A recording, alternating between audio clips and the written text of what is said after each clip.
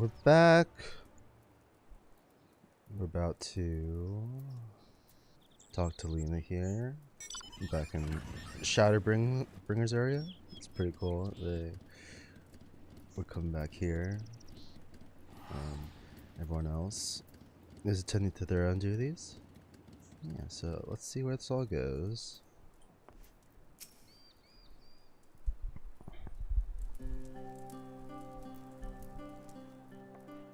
Matea, you were returned.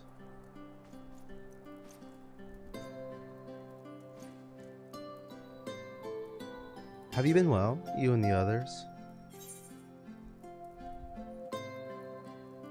As well as we can be. There's a lot of shit going on, so. Full glad am I to hear that. I trust my lord is enjoying himself.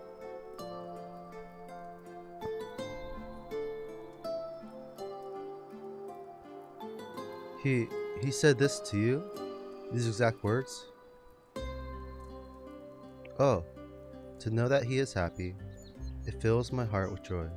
Thank you, Matea, for taking care of him. When the next you see him, please tell him not to overexert himself. Few our request though it is.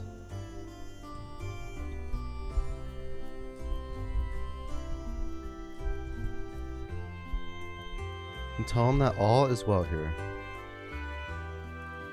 The peace you gifted us continues, and we work hard to build new lives for ourselves. And then, in the course of this, we occasionally bicker. We've never been more optimistic for the tomorrow. If I had to mention one dilemma, it would be the question of our governance. Even as we speak, debate rages on over how we should run the city in the exarch's absence. Most are in mind that the settlement council should continue to oversee the general running of the Christianium. Our representatives are elected to determine policy and handle diplomacy. Thus far, nothing is set in stone, but however we choose to proceed, we will not replace our lord. No one could.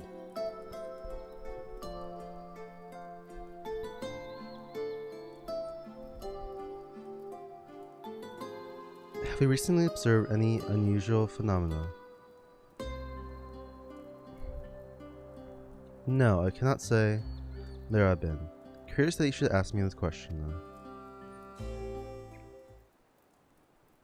Some days ago, Reen came and asked the very same. She's rather unsettled, in stark contrast to how cheerful she has been of late. She and other Christians youths just hosted the festival, you see. It proved so popular that there are already plans for another celebration, one much bigger than the first. Between her preparations for the festival and the restoration of the empty, she struck me as happy and full of life. So when I saw her in a state of such worry, I couldn't help but feel worried in turn, especially since she wouldn't tell me what troubled her. I dare say she'd be more willing to confide in you. May I ask you to broach the subject with her?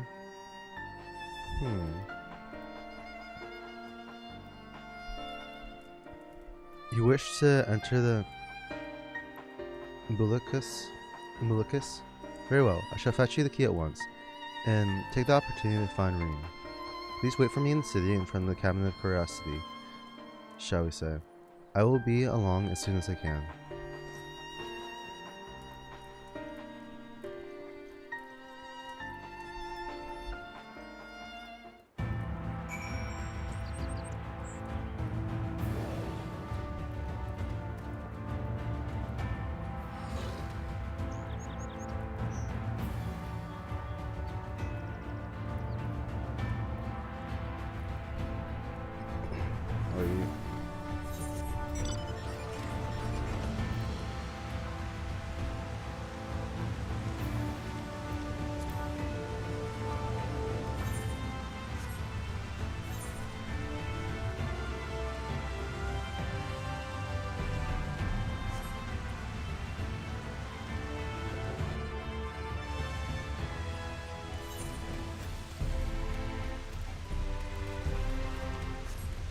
just run there.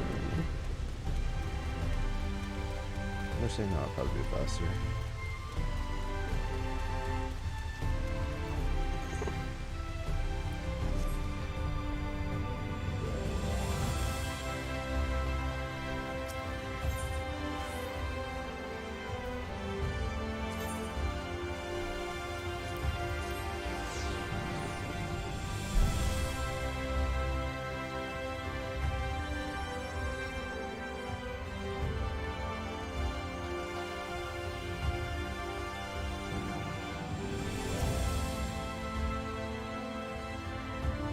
Okay, looks like there's gonna be a big cutscene here.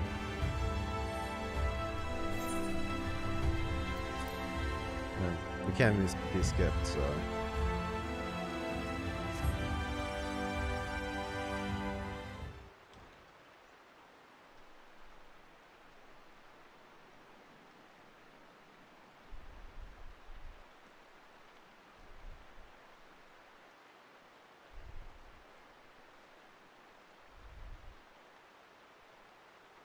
Do my old eyes deceive? Is that truly Matea?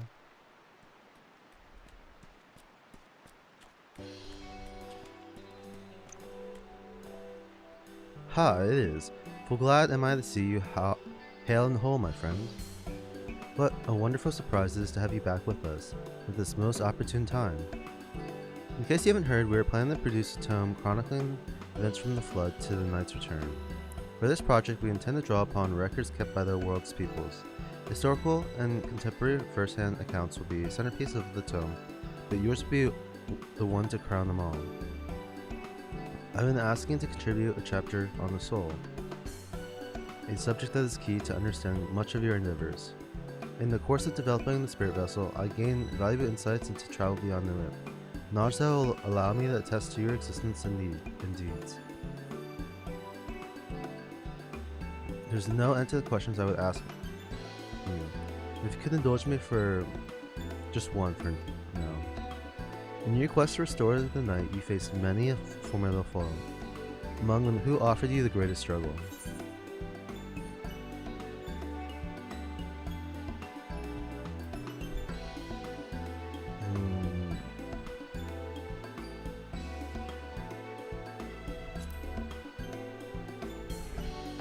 Hades.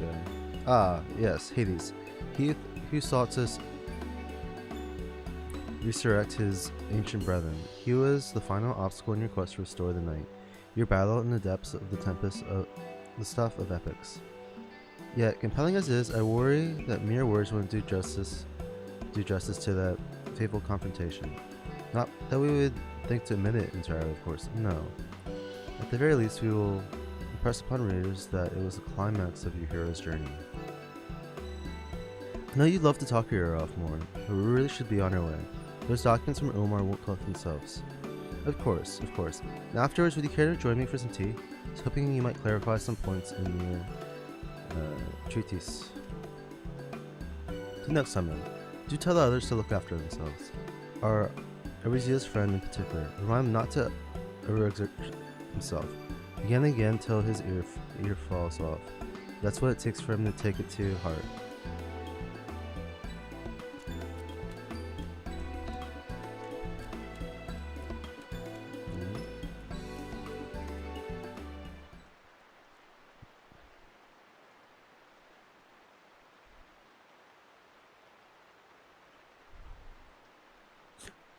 Is that the Warrior of Darkness?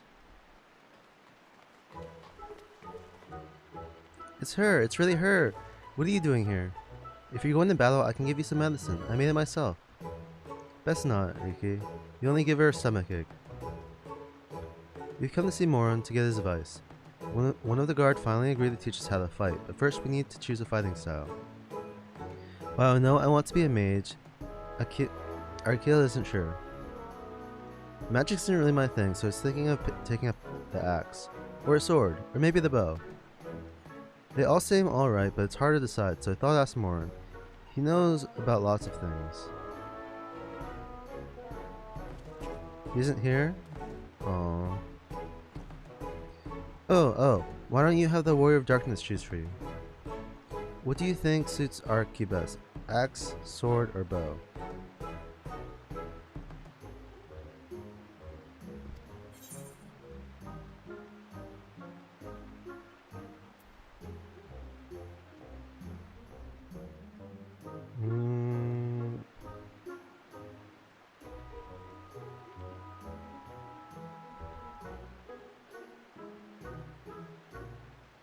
Do axe. The axe. If you took up the axe, you could be just like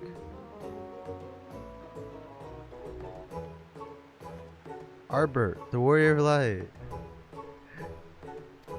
Yeah. I love that tale. Let's borrow the book today. It's really popular though. I hope it's still here. Thanks for helping me decide, Warrior of Darkness. I'll start with that style. Maybe try something else later on. And when I get really strong, I hope to have a bout with you. For sure.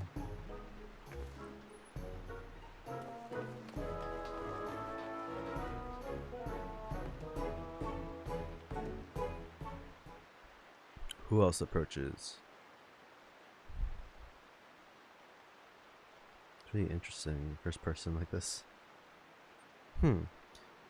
Such fun she's been having, basking in the adoration of musty old bookworms and wide-eyed young ones. But she has a spare thought for me? Of course not. I think I might know who it is.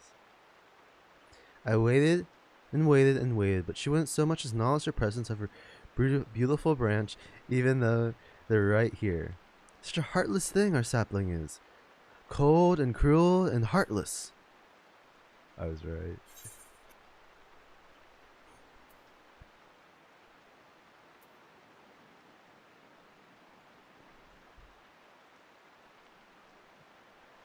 I have no end of important tasks to attend to. Unlike some, I know that my priorities, what my priority should be. And since when did my sapling become a twisted old tree that says such unkind things? But disappointing as I am, I'll look at this once. I know you have a lot on your mind right now. So, my adorable sapling, the world is on the verge of destruction, is it? Shina. What? How do I know this? Join as we are, spying on you as simple as sliding down the back of a rainbow. Would that I could aid you in your quest, but there's a fate we folk is bound to that of the start. Whether it goes, so too do we follow. Such is our way. The most I could do for you is spare you the pain, by gifting you the sweetest of eternal dreams, putting me to death. But if escape's not to your liking, then you must struggle with your fellow mortals. But here are the ones you were waiting for. I wonder what manner of conclusion awaits at tale's end. And then she's gone.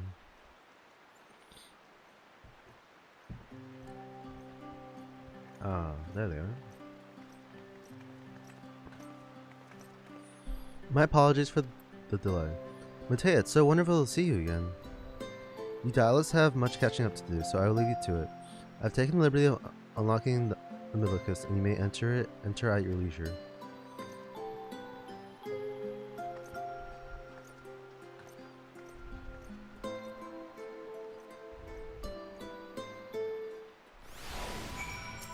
Let's see what Renee has to say. I'm relieved to hear that everyone is well. I've had this feeling, like a pit in my stomach, and I was afraid that something might have happened. Maybe I'm overlooking things, but it's just that I'm the Oracle Light, but I've never spoken with Hyland. Never once heard her call. Even so, I've always had this feeling deep inside me, a connection to something immense. These past few days, though, that connection has wavered, as if that immense something was distant, then close, then distant again. And then the other night, I was jolted awake by the feeling it had been completely severed. Wanting some fresh air, I went to open the window, and to my horror, the sky was ablaze, like during the star shower.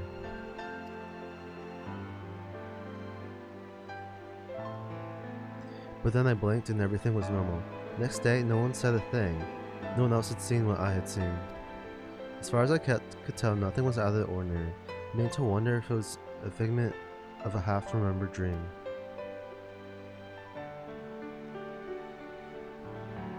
Mateo, what are you not telling me? I have to know. Please. Doesn't matter how terrible it is.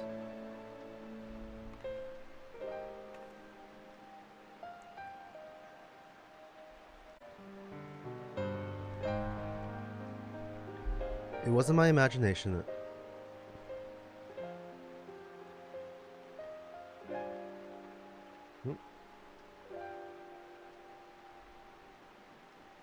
It wasn't my imagination then. The doom we witnessed in Armorot has come again.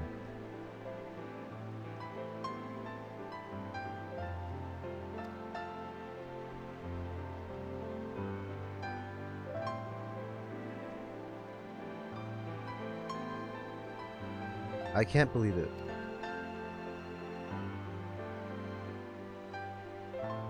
Like I told you before, all is well here in the first.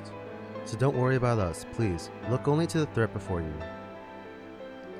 We're fine right now, and even if we weren't, we've learned how to survive. Should the final days reach us here as well, you may be assured we won't go quietly. No, we'll hold on until you can find a way to save all our worlds.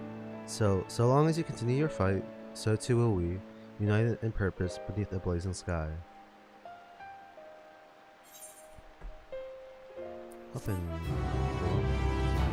This should be better than what I have. I've been using the relic weapon this whole time. Also, what happened to my stream?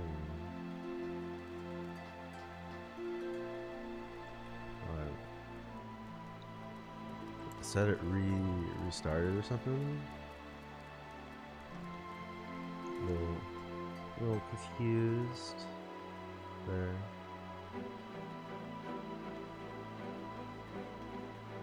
No, this seems fine though. I don't know why the timer thing is set on it, but okay.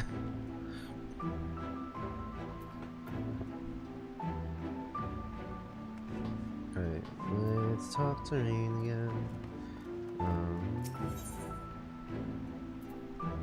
So let me close that.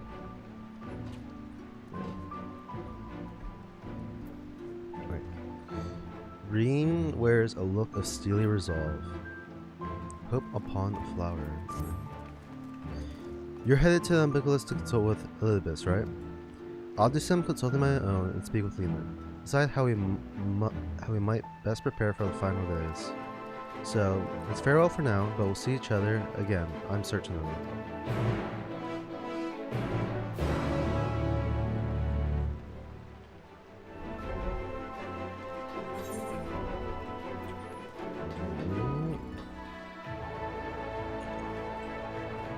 To the docile gates. Where's this? Yeah, there we go.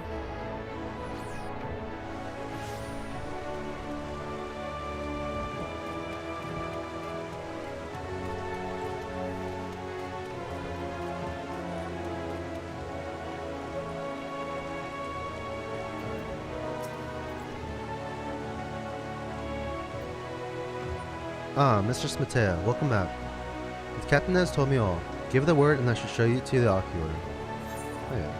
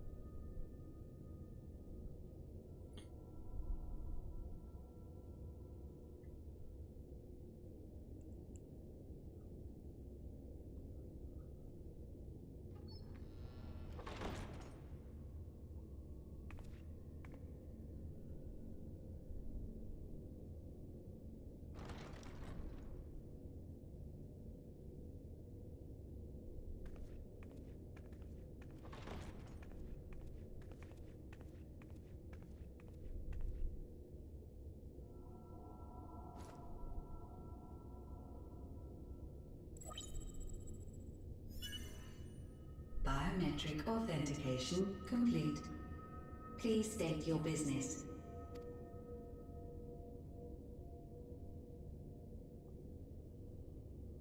Acknowledged. Reinitializing Circus Tower systems.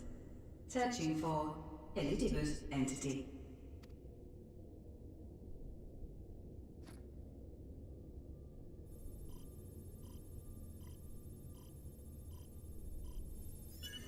Target located in subterranean core power accumulator.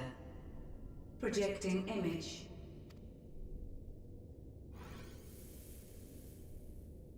My home. My friends. No more than a dream.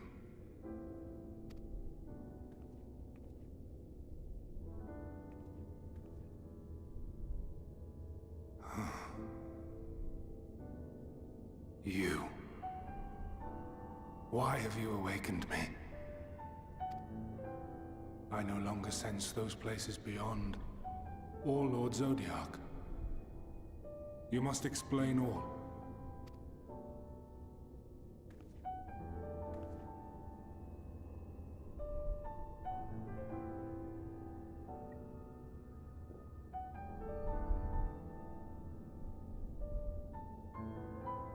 So, he is fallen, and my brethren's souls returned to the star.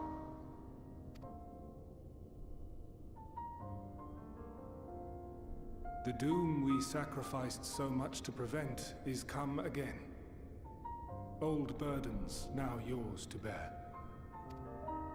But if this is Fandaniel's design, then I, as Elidibus, have a duty to fulfill. Your unsolicited act has restored to me some few memories of the convocation. Such knowledge as I have, I will share.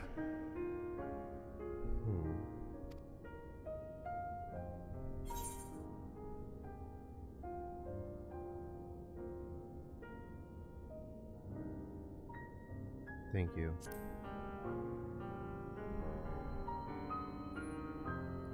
I do this not for you. I merely perform my duty, as I have ever done. Where to begin? Ah, the end. Your understanding of what caused the final days is consistent with our own. The decay first took root where the currents were weakest. Yes, a conclusion drawn by him, Fandaniel. Not the him of here and now, but as I knew him, long, long ago. Having shed light upon the phenomenon, he dedicated himself to devising a countermeasure. Were it not for his knowledge of the Celestial, we would never have made the connection, and thence forestalled the final days. And though he inherited that noble soul, how different this last incarnation, so consumed by self-loathing and hate.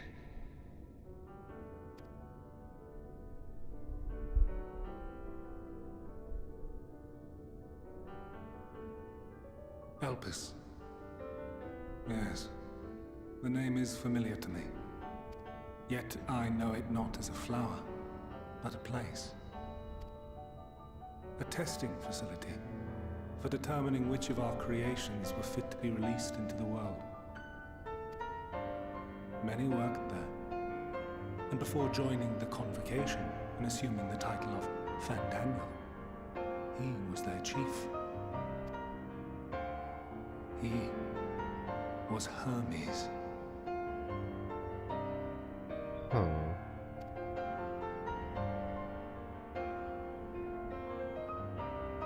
That is all I know. The crystals tell little of the lives the 14 led prior to their induction. Elpis itself would tell even less. Nary a ruin has survived.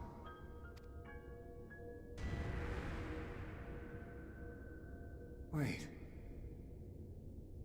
I saw you there. In Elpis. No. I did not. But I did. I did. A lingering trace of impossibility. And a truth that fills my heart.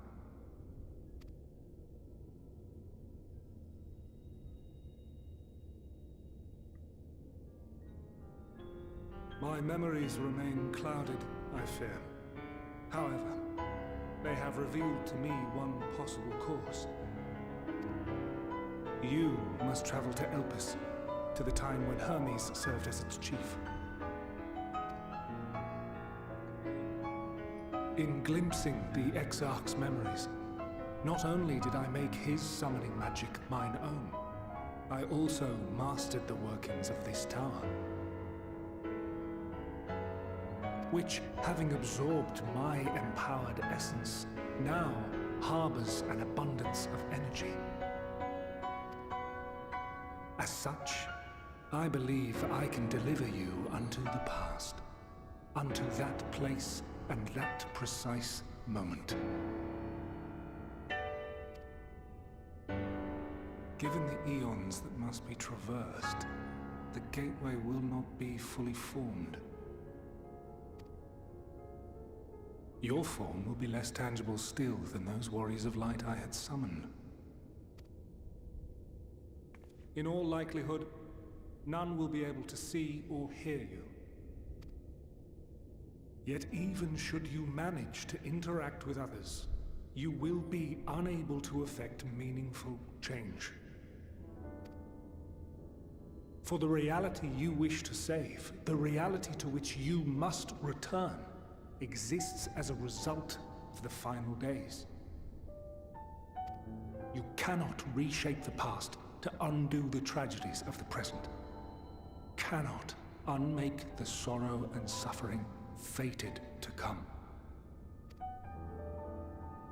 In full knowledge of this, will you still entrust your life to your foe and make the journey?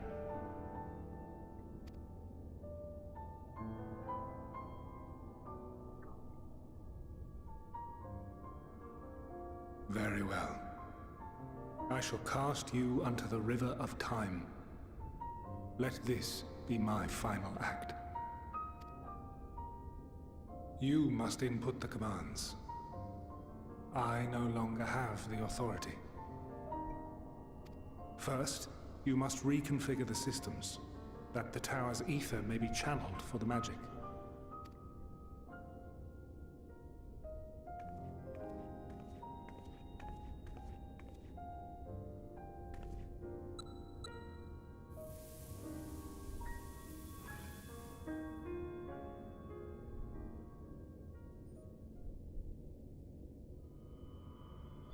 The preparations are complete.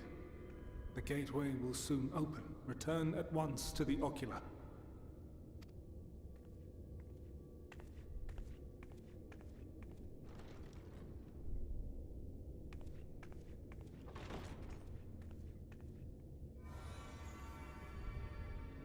All appears to be in order.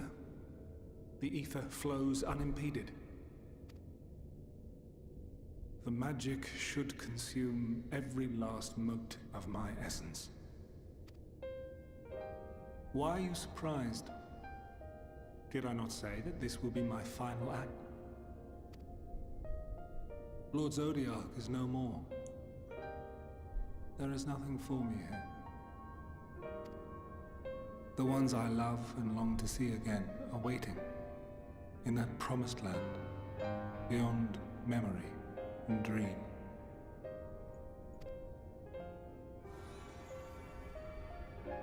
Now go, warrior of light. Go, and do not look back.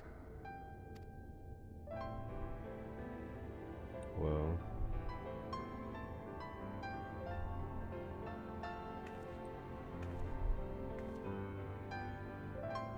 Well, Heidelin, I take my leave of you. Yours is the mantle of the last of us. May you have the joy of it, the burden and the solitude. It falls to you now.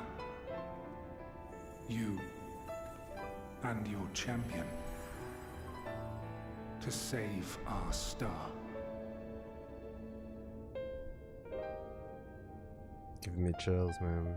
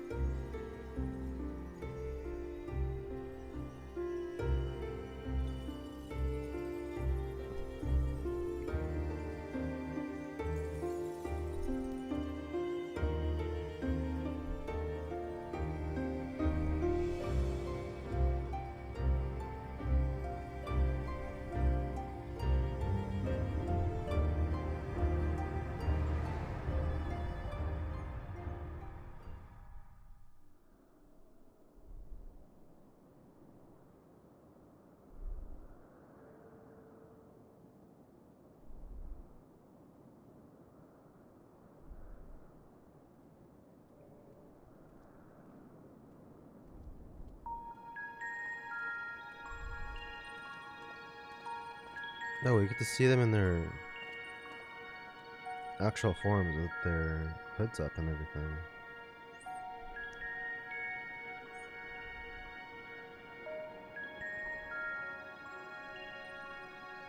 It's so small compared to them, though.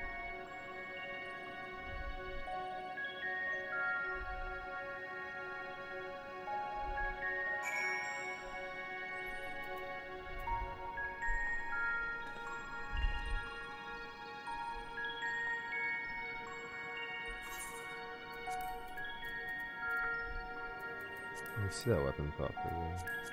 Oh, I guess I can't open anything.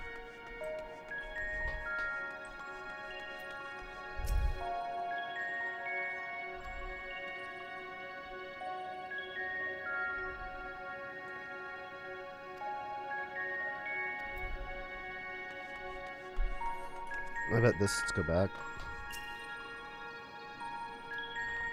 Or I can tune with it.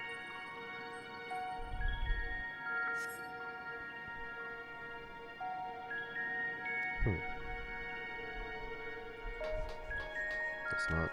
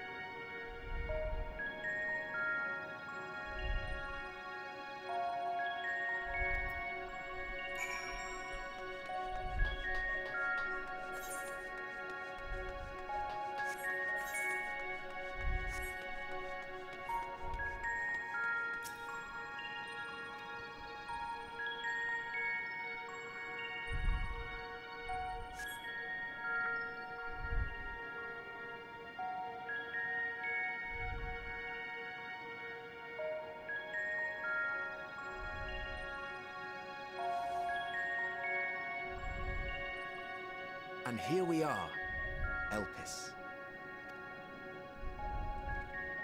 Well, well, how rare to receive you in person. To what do we owe the honor? Oh, just a few odd tasks. We'll be here a while. You're welcome to stay as long as you see fit, of course.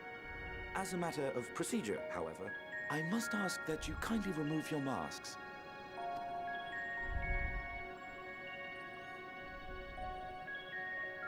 Come now. Is this truly necessary? Surely you can tell who we are. Who you are, perhaps, but I am far less infamous. Regardless, if we do not follow protocol, 'tis our hosts who would be held accountable. So, please, do favor us with your handsome face.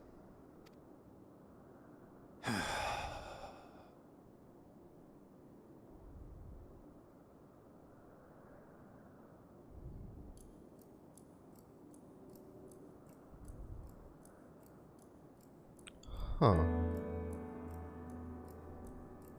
Looks so much different.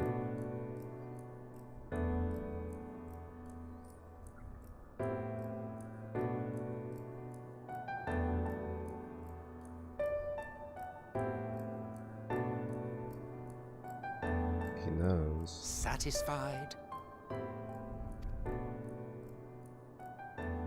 I thank you for your cooperation. You are free to go about your business.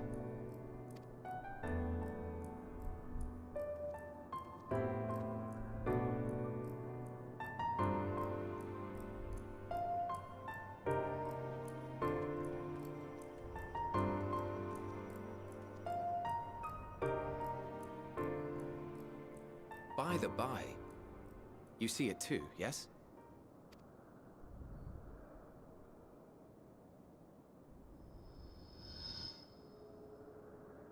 I haven't the foggiest what you're talking about.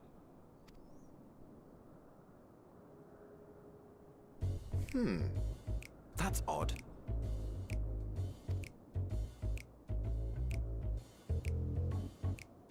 It's right here. A bit thin in the ether, but there's no mistaking it. The color of its soul is almost identical to Azem's. Do you suppose she created it? Rather unusual for a familiar to have a soul, though.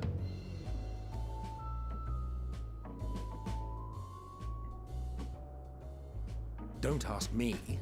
All I know is that it's trouble. Doubly so if it's her spitting image. So let's leave it be. Come now.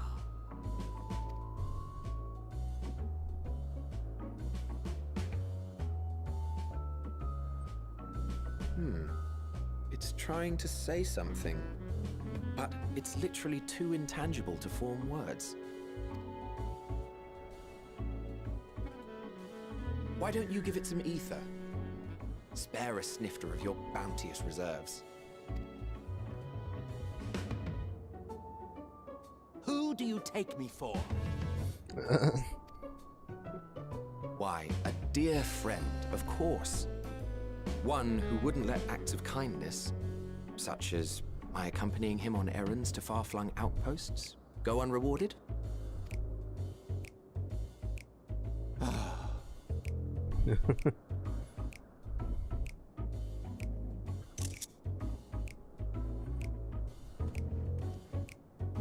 I suggest you close your eyes, or this may be unpleasant.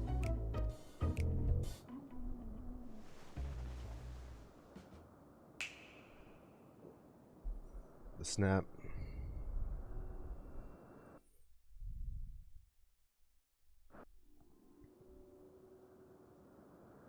You may open your eyes.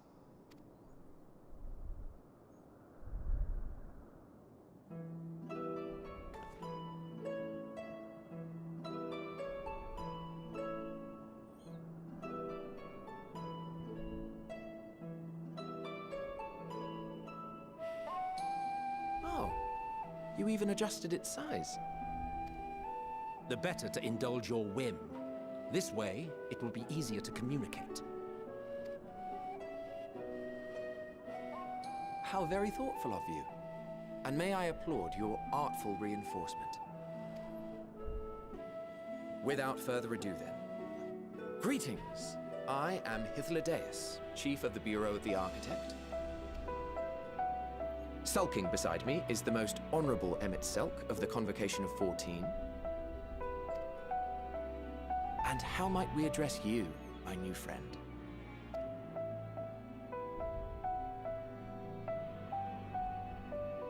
A fine name, and I'm pleased to see you understand our words. So, tell us, whence have you come? The thinness of your essence suggests you weren't created here.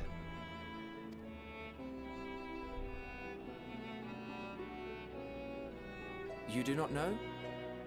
Or cannot say? Allow me to ask a different question then. What brings you here?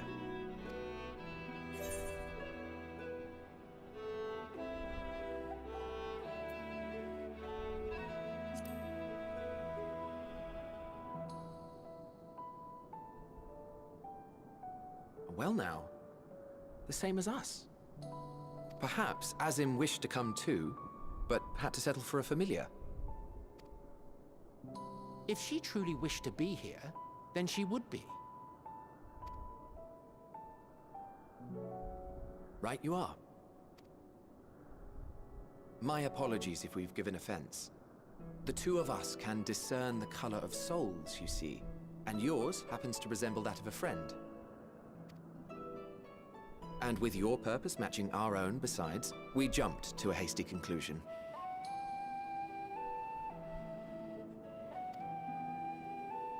We are here to speak with Hermes, the chief overseer of this facility, which we also intend to tour in order to gain greater insight into the man's work. We, I say, though this is Emmett Selk's charge. I am here only to serve as his guide. And I should be happy to serve as yours as well, by way of an apology for the misunderstanding. Wait, are you suggesting that we bring it along on official business? This thing we know next to nothing about?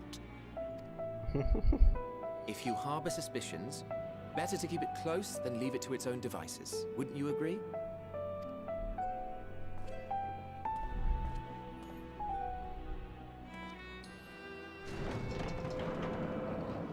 Besides, having a mysterious life form in tow is the norm rather than the exception here.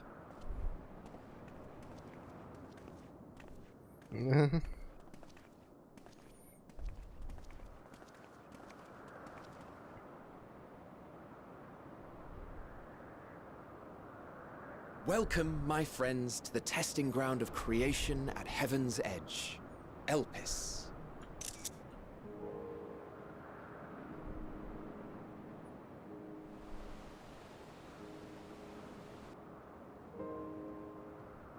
New zone? I wasn't thinking that. Oh wow, Argos. This presence.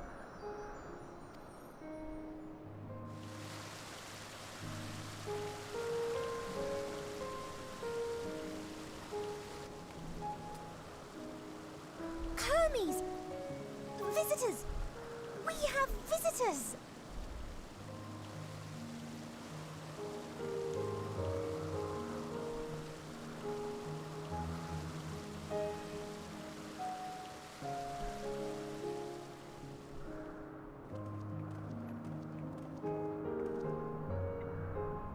What secrets are you hiding, I wonder?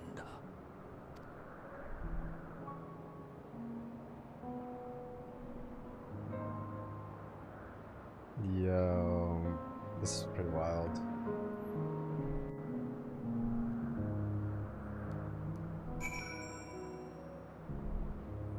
And it's cool to see, yeah, Selk, he's got a different, it's a bit different than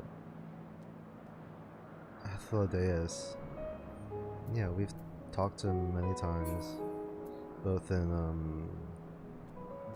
the Tempest before, and then also when we were in the Moon. Finally get to see his face.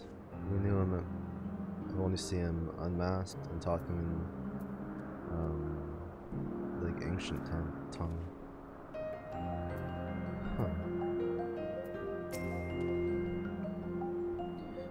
This is hardly my first time here. The scenery never fails to take my breath away. Why is it feels as if you could reach out and touch the heavens. Now then, to begin our guided tour, perhaps you already know these things, but for the sake of thoroughness, I shall start with the basics. Using concepts to give shape to ether, creation magics allows us to bring forth anything we desire, be it inanimate objects or living beings. Anyone may conceive of concepts, but they must all undergo evaluation at the Bureau of the Architect. Part of that process, living beings and certain arcane entities may be sent here to help us for in-depth observation and study. A fascinating facility, isn't it? I dare say you enjoy touring it with us.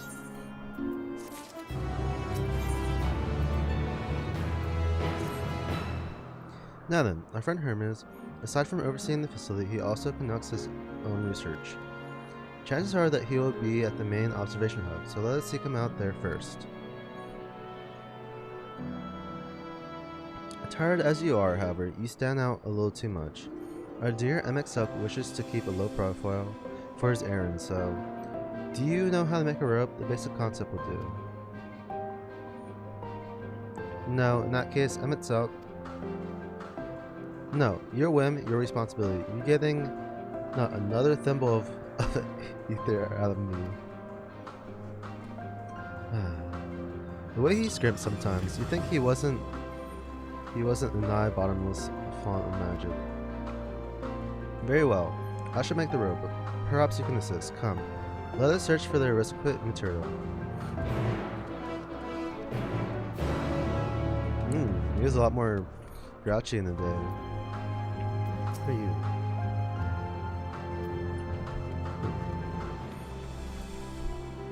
Grab my mount here. This is pretty cool.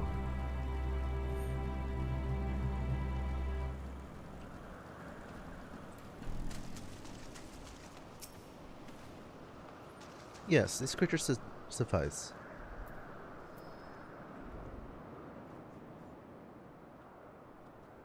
An etheric robe. I want you to use it to capture, shall we say, two Palodai. There are 3 species here, I believe. Any 2 different kinds should serve. And I should mention that the strength of the robe is tied, no pun intended, to the strength of its user. As your ether is still thin compared to ours, you need to weaken the Palodai first. Good luck.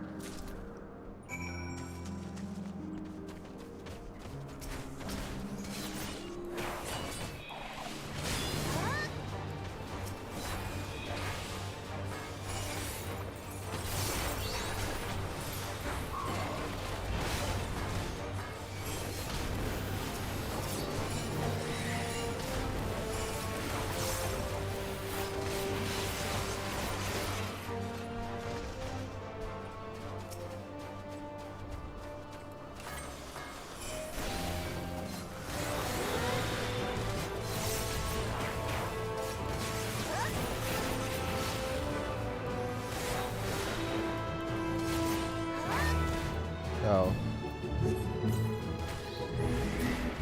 I just realized, yeah. I kind of killed that other one for the other guy. Probably wasn't supposed to do that. Feel bad.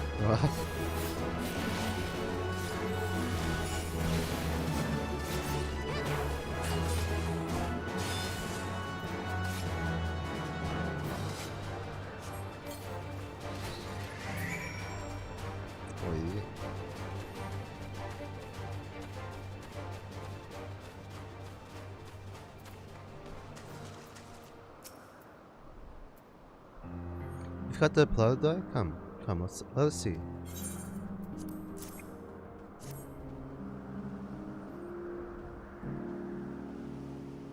Yes, these fine fellows will do nicely. And now for a spot of reversion.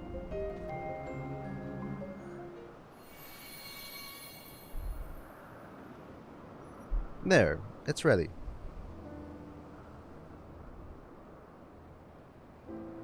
It's nothing fancy, but then we're trying not to stand out. Try it on for size.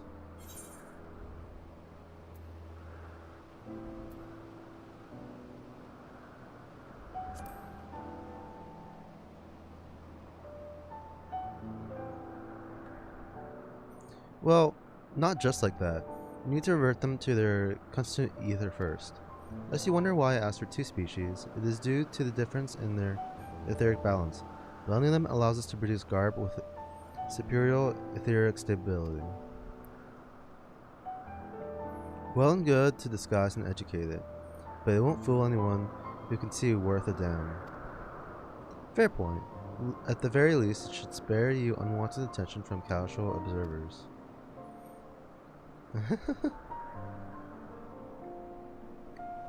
MXL speaks true.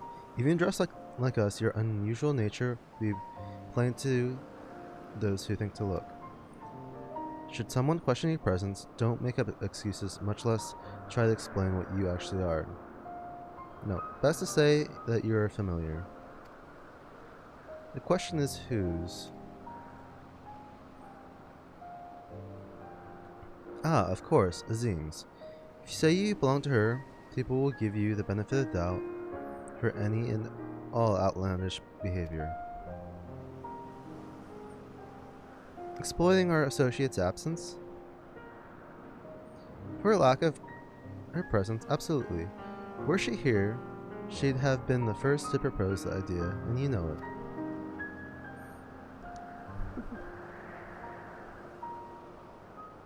With that, your story is settled. Let us continue with our errand. Time to glamour this on.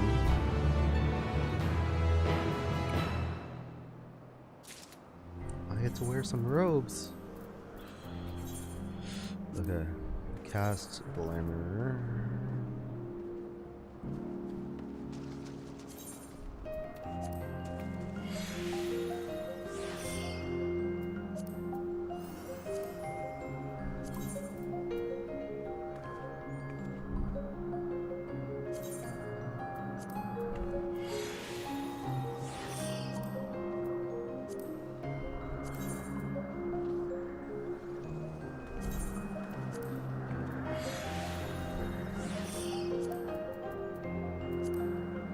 The gloves too. No, that's fine. It's probably just a. Wait, are they dyeable too? Oh wow, they are. That's nice.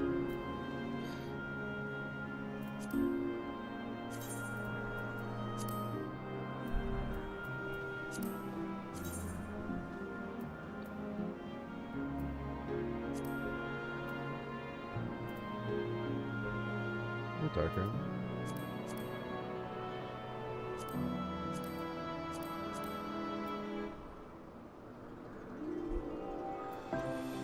Yeah, I'll definitely use this for some kind of glam. For sure.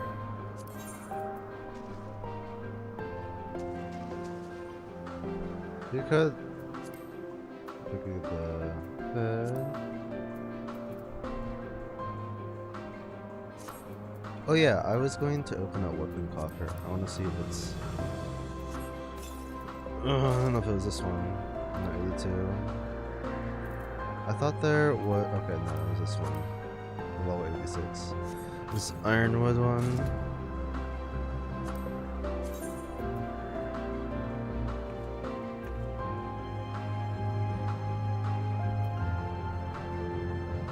Alright, yeah, we'll just equip these then. It's about the same.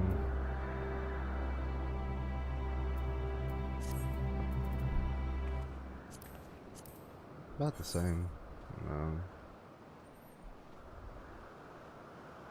No. Oh, wait. It is cutting through my cloth.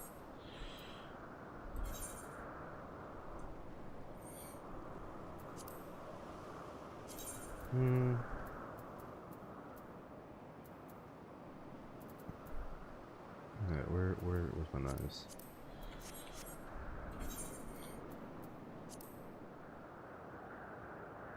You know what? I might just remove this liner.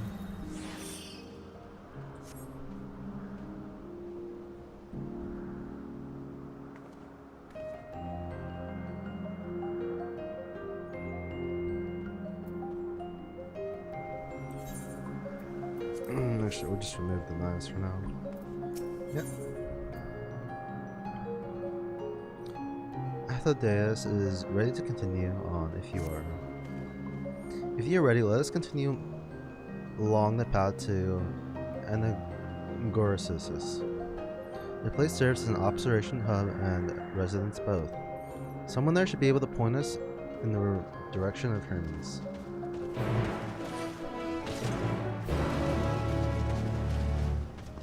Wait. I'm gonna change my mount again. Wait.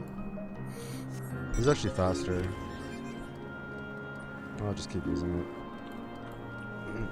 I just forget this mount gives you extra speed. This is cool that this is like a whole ass zone though. It's huge too.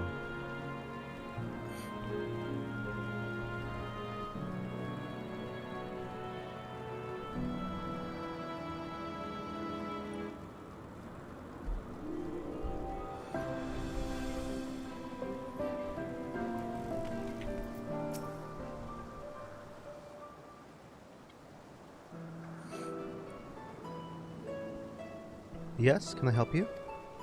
You wish to speak with Chief Hermes. Do you know where we might find him?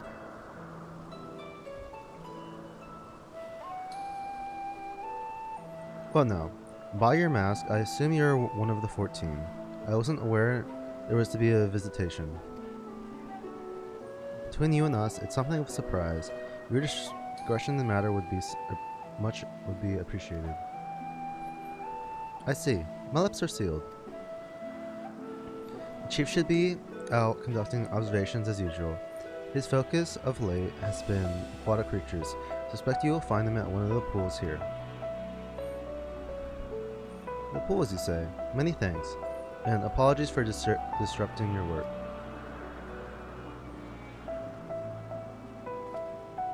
I say, Athlodeus, well, I've never met Hermes. You know him well, do you not? That being the case, can you simply find him by his ether? Aye, that I could.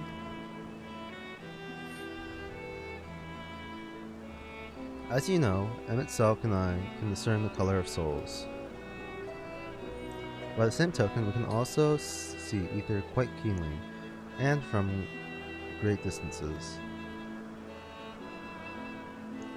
With his skill, I could readily locate Hermes, but I felt that it would be a waste of opportunity. We're here to perform an assessment after all. By searching the ordinary way, we stand to gain insight into Elpis and the man in charge of it. This is as much for your own enjoyment like it is not, but point taken. If you're going to accompany us, make yourself useful and help us look for Hermes. According to his profile, he has short, dark hair. So you know, it's because we're in Elpis, we don't have our cowls up. A special exemption due to the need to be aware of dangerous creatures. Elsewhere, we do not exhibit our individuality. It's unseemly. This is all common sense, but I would not assume you possess any. Heh. It's a rare treat indeed to be able to search for someone by their appearance, and I thank you for humoring me. Come, let's find our man. Okay, so they normally have it up.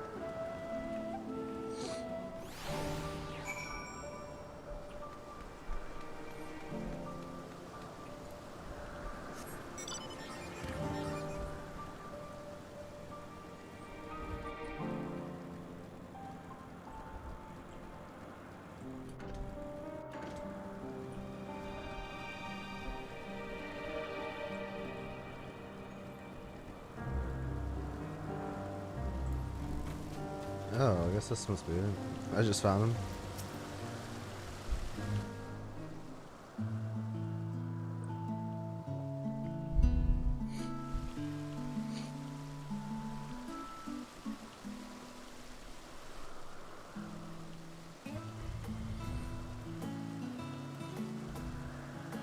Huh. You are... Oh, What are you? different. You're different too. You and me. We're alike. Friends. I want to be...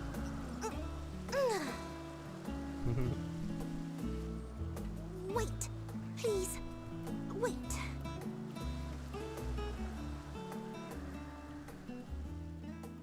Greetings and salutations. Can you hear me? What? Do not be alarmed. I mean you no harm. I wish only to hear your words, share your feelings, and know your thoughts. May we please be friends?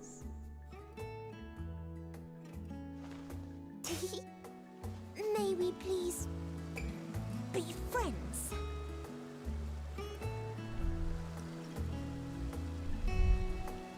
Ah, I see you found him.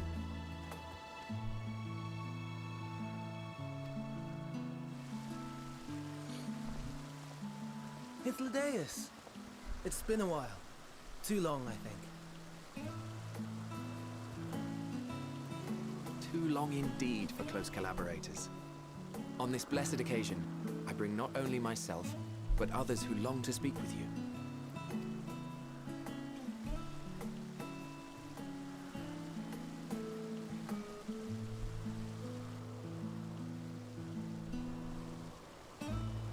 You of the convocation? Emmett Selk at your service. Do I have the honor of addressing Hermes, Chief Overseer of Elpis? You do. You have traveled far for it.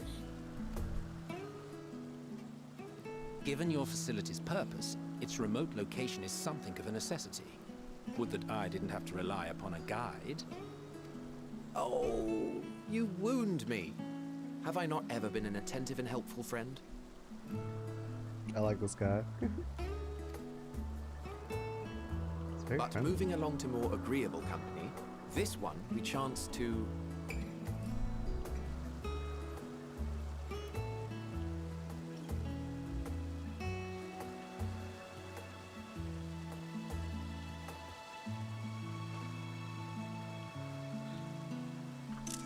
Well, you certainly have her attention. Is she one of yours, Hermes?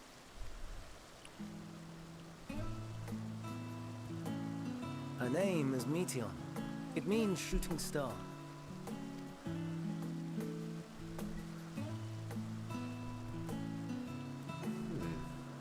If I may make an observation, her ether is terribly thin. I fear she might dissipate at any moment. Nor do I believe you've made a submission to the Bureau. I would remember such a concept if you had. I haven't, as you say. I judged it too early. She's a pet project of mine, still undergoing preliminary testing. But rest assured that I will attend in person ere long. Very well. Being an authority on flying life forms, I appreciate that you are exacting in your work. I shall look forward to your submission. If we have finished with the perfunctory chit-chat, I would discuss official matters. By my coming, I trust you already anticipate the subject. I have an inkling, yes. Please wait to the main building yonder. I shall join you as soon as I've returned these creatures to their homes. What's wrong, Hermes? The Nemostoma is missing.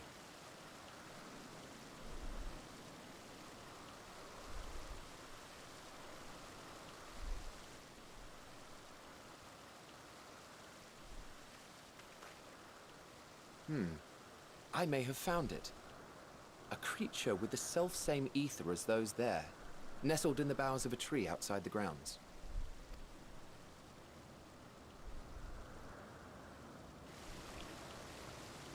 You're saying they can climb with their sorry excuses for limbs?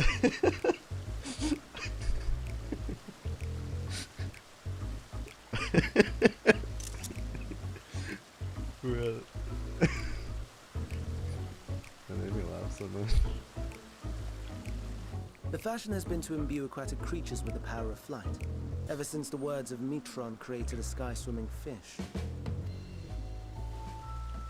The Amistomas too can fly, if only slightly, and they could conceivably climb a tree. Whether they can come down safely, however... Excuse me.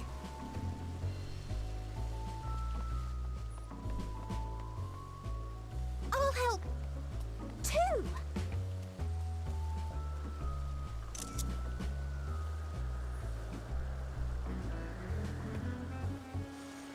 And what are we supposed to do with this lot?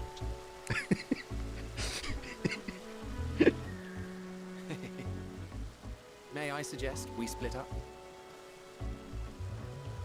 If you would be so good as to assist Hermes, Emmett Selk and I shall keep an eye on these adorable creations in the meantime.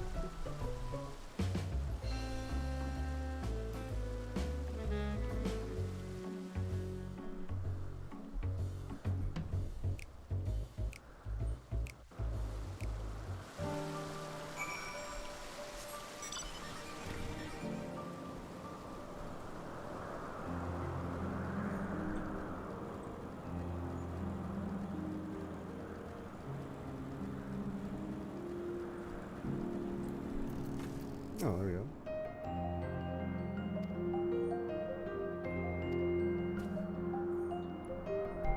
Amastomia. Hermes saw it up high in the tree. He climbed up to get it, but it jumped on him and he slipped.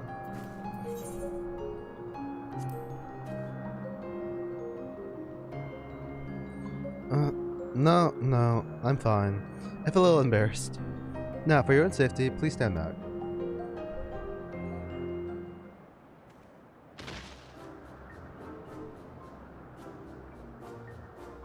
Ugh.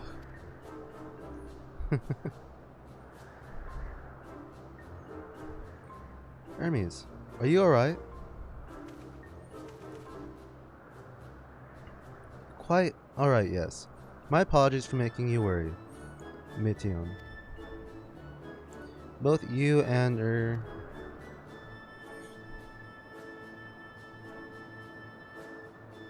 Tea Brigade you are called. Intriguing name, somehow reminiscent of a new creation. Thank you for coming after me.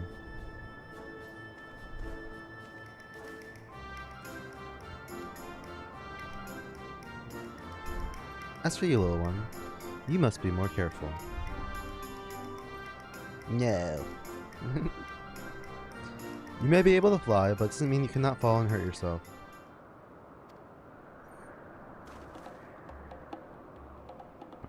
Oh no, I had forgotten all about its fellows.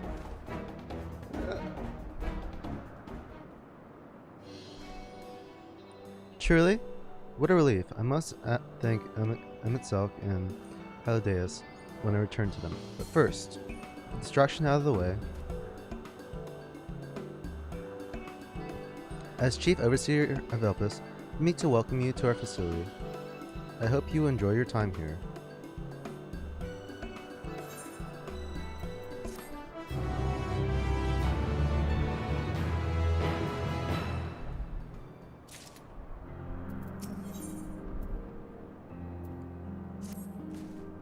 Well, we mustn't keep the others waiting. Let's return to Anaglorious.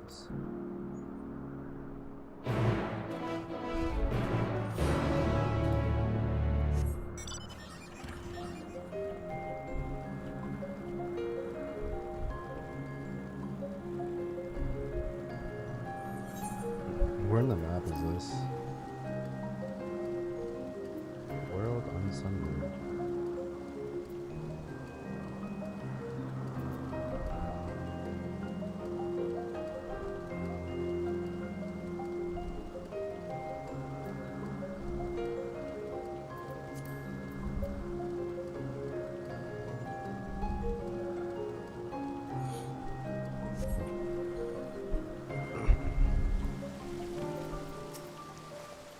My apologies for the trouble. Owing to your kind assistance, all the Amastonias are safe and well. I will presently send them back to their space. If you'd go on ahead to the main building. Upon entering, you will see a table and chairs. Meeting area. You may speak there. Very well. Take care not to let the creature slip away again.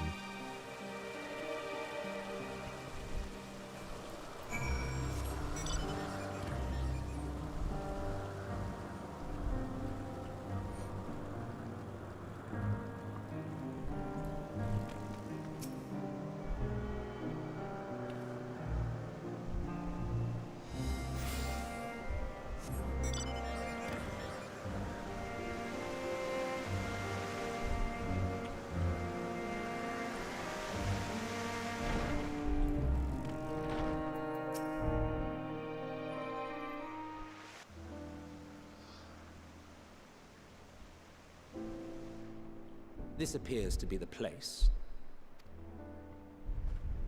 And here is where we part ways. We will be discussing highly sensitive affairs. Only a select few may be privy to such knowledge, and that does not include someone who cannot or will not divulge their origins.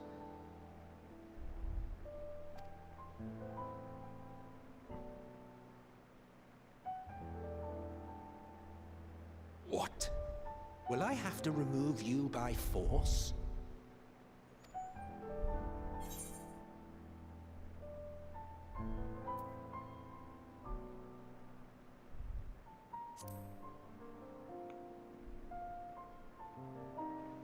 Yes, I'm sure your business with Hermes is quite pressing.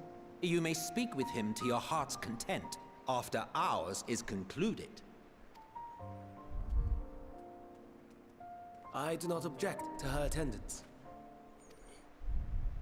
Hermes, this is highly irregular. Perhaps, but I believe she can be trusted. Meteion would not have taken to her so quickly otherwise. Moreover, the presence of a third party may help me to maintain composure.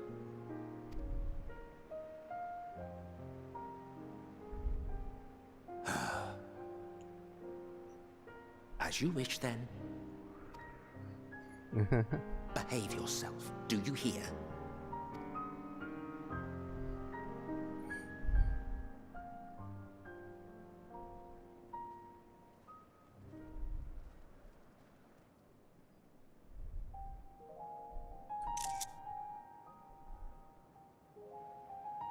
So, it's finally happened, then. Aye. Van Daniels declared his intention to step down, and named you as his preferred successor.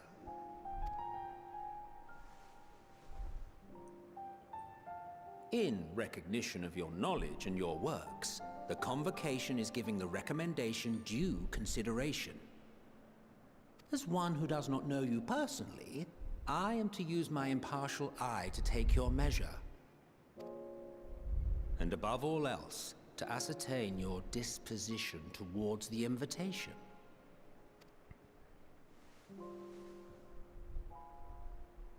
I understand that you and Van Daniel are close. He himself was once chief overseer of Elpis after all.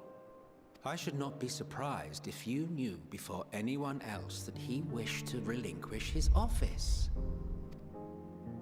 I did. He told me that when he fulfilled his purpose, he wished to pass the torch to me. A torch you seem none too pleased to accept. Are you so averse to serving on the Convocation? No, it's not that. For a humble researcher like myself to even be considered is an honor beyond words. No. What troubles me, what I struggle to come to terms with, is the very fact that Van Daniel is stepping down. Does this not mean that he will return to the Star?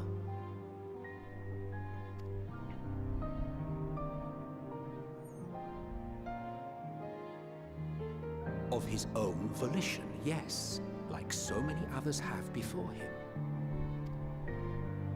Return to the Star? Does that mean die? Well now, that's not a word I hear often. Is that what you say here in Elpis? Mankind is the life of Atheris. Each of us, a drop of blood flowing through its veins, bearing sustenance. In our finite time upon it, 'tis our duty to make it a better place, that all who call it home, now and in future, may abide in happiness. To that end, we have dedicated ourselves to the pursuit of enlightened creation. And by our efforts did we transform this once untamed wilderness into the peaceful paradise you enjoy today. To return to the star whence we came is a privilege afforded to we who have so loved and nurtured it. A choice embraced by those who have lived their lives to the fullest, in service to our world. And when they depart upon this journey, it is beautiful, always. The 14 are no exception. 'Tis believed no occasion is more felicitous than the fulfillment of one's duty. Our office becomes our lives, and to retire is to return, or so the majority of us hold. Some few have elected to eschew custom.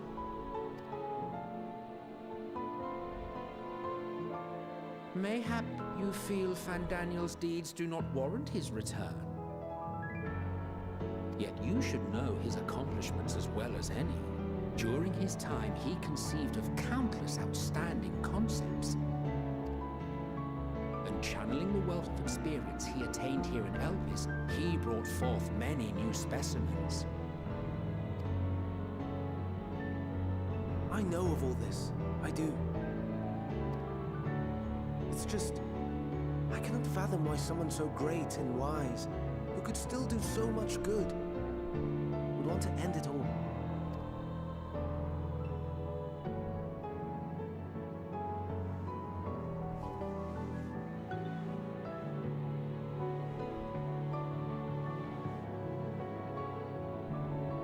Oh no, I've made her upset. Forgive me. I know I requested your presence. Might I trouble you to take Meteon outside? A change of scenery would do her good.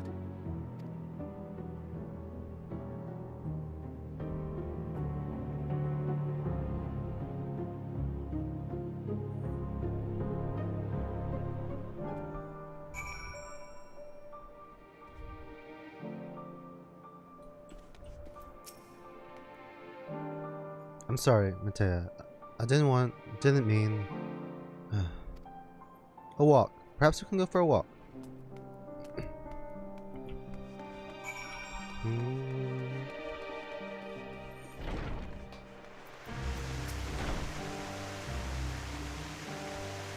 Hermes gets sad when he thinks about death. When others are sad, I'm sad too. That's how I am. How he made me. But don't worry, I'm fine now. So, why did you come here? You want to learn about Elpis and Hermes? Oh. Teach you. I can teach you. We could take turns. I'll tell you something, then you tell me something.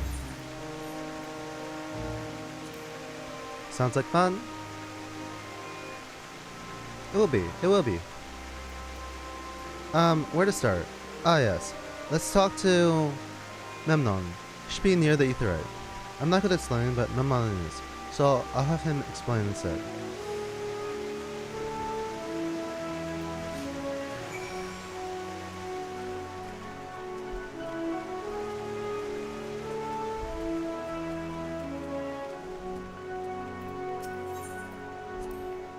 Ah, the Aetheryte. Anyone can use it to teleport anywhere. Well, maybe not anywhere. Not to the ground or other isles. For that, you need teleporters. Oh, and permission.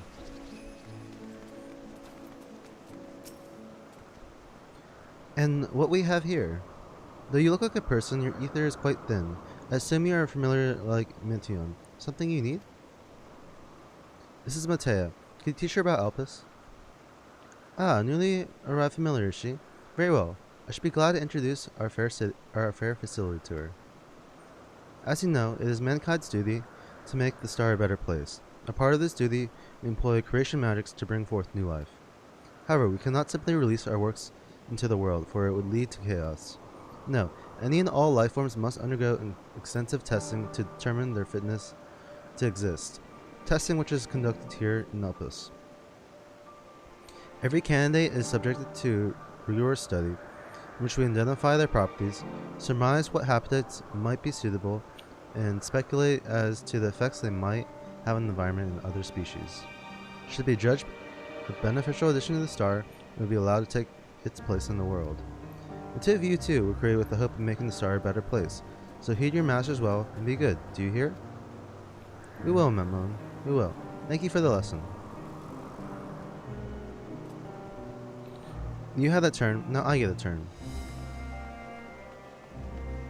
Where did you come from?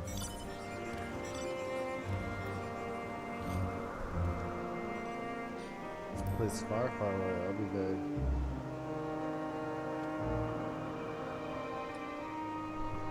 And I probably don't know it. I don't know much about other places. But this place is important to you. I can feel it. Oh, my power, I haven't told you about it. A creation. Let's find a creation. One not being watched, and I'll explain my power.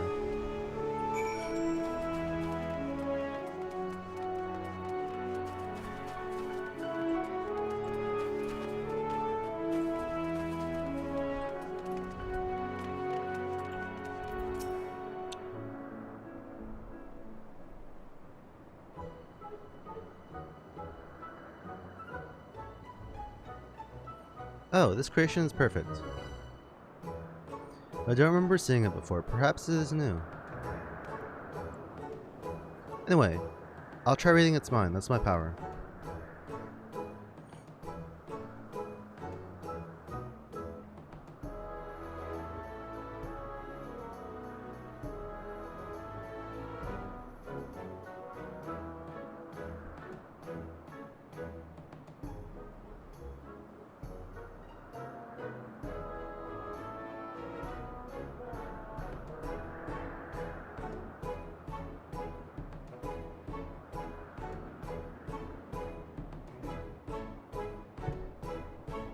I can't read it, or maybe there's nothing to read.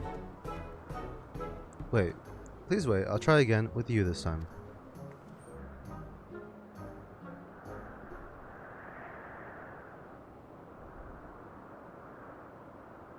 Greetings, can you hear me?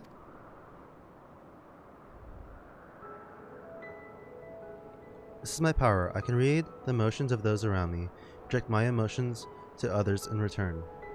I'm not actually speaking to you in your mind, rather you are converting my emotions into words and intention, process performed subconsciously by intelligent life forms. This ability is vital to my mission, for it allows me to interact with intelligent beings, even should they communicate via unknown languages or other nonverbal means. As a consequence, I am clumsy at speaking.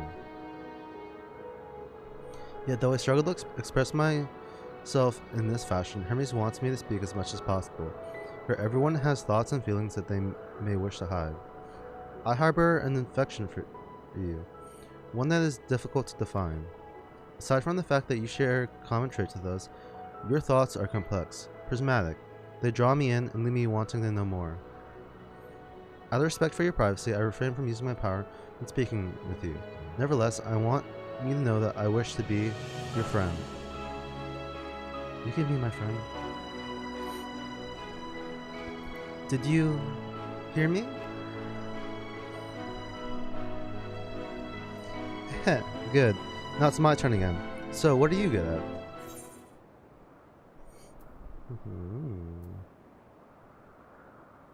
I mean, I guess fighting. That's what I do most, is battle in this game.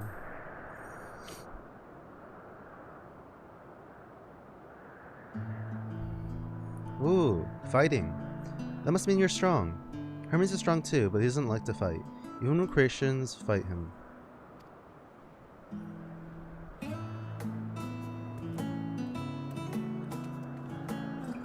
Oh. I think we might be bothering you.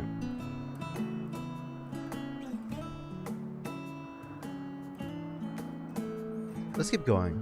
We'll go and see Euthane next. She's usually in a small building. One on the western row.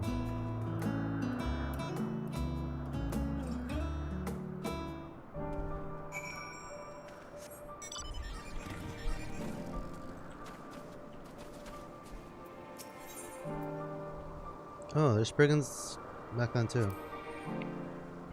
Spriggans? What are Spriggans? Oh no. We call them Urei. If there's many. If there's many. If it's just one, we say Ureus. Though they're cute, they can be naughty. Sometimes they run off with concept crystals. Hermes has to run after them.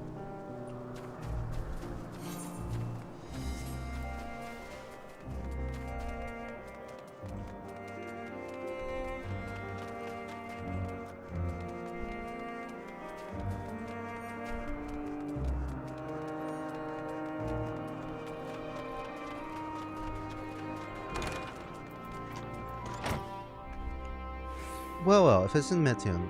See, you brought a friend today. Greetings, you thing. An apple. Could you make me an apple? A kind Hermes-like, covered in syrup. I want to share it with Matea. Oh, a candied apple? Hermes is certainly partial to them, but you know you can't eat Metion. You weren't made to do so. But, I like it too.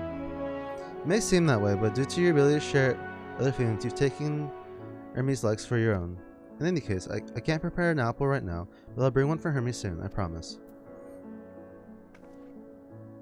I'm sorry, Matea. I wanted to show you my favorite thing. Then I could ask about yours, but I failed.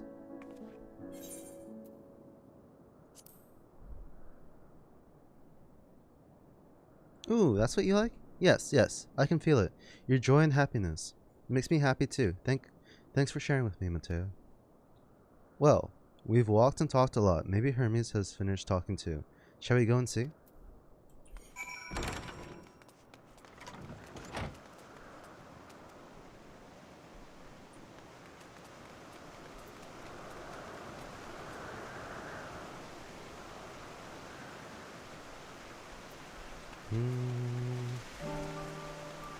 Let's go back up to Hermes.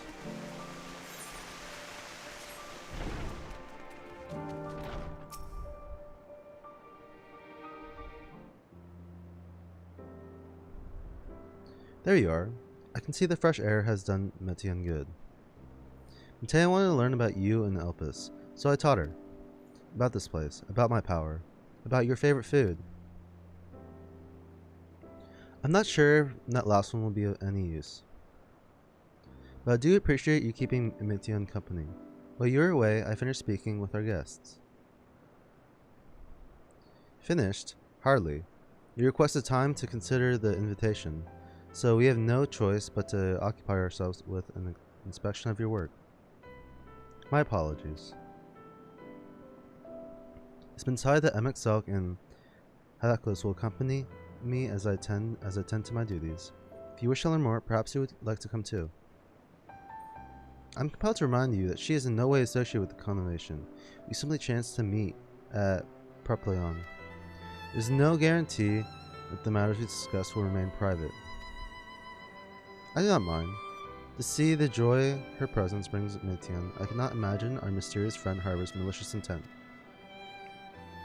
Matea is kind, really, truly. She taught me so much as I taught her.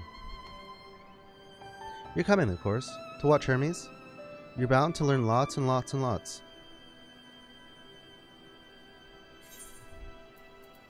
Chest gear.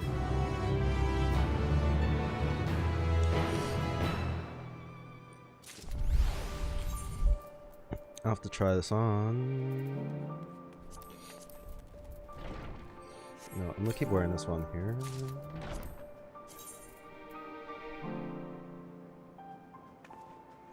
Oh, it's like the PvP gear, kind of.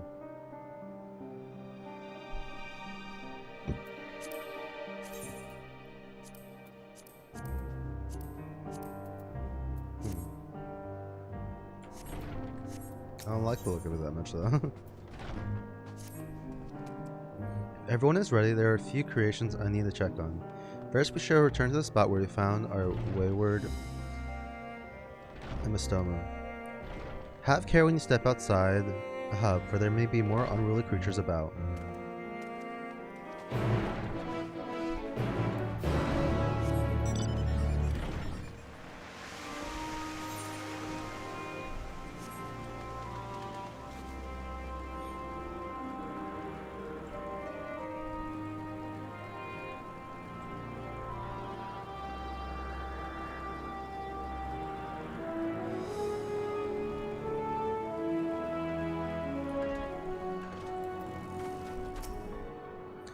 Here is a new species of Pataluda we recently set loose. It's been doing very well. managing to maintain a stable existence thus far. If it can see its observation period to the end without issue, we shall release it onto the world. Tell me, do you know the difference between living beings and arcane entities? It is the presence of a soul. The soul isn't something you can choose to have at will. No, it manifests only in beings whose forms adhere to the laws of creation, that can endure on their own. Beings that do not fulfill this requirement, such as those spontaneously born of magic or natural phenomena, do not have souls. No matter how much it might resemble flora or fauna, if it lacks soul, it is considered an arcane entity. You see, it is not for mankind to decide what is living. That domain lies beyond our manipulation, and it is Herbis to assume otherwise. But come, let us head to the nearby beacon. I have received a report that arcane entities have gathered there.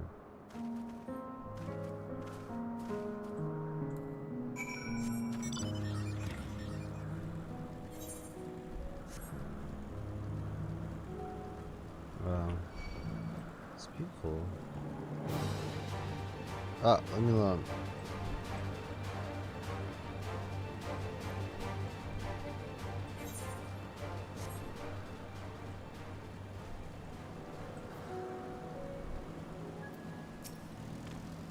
Ah yes, lightning human, just as the report said. Although we call the structure a beacon due to its form, it is in fact a magical device. Manipulating the balance of the elements, it keeps the isle airborne and maintains the climate thereupon. In the course of its operation, it often sees an internal shift towards a given element. Right now that element is lightning, which allows the human here to replenish their ether. It appears Meteon is busy. Do you care to assist me in her stead and feed the Yuma?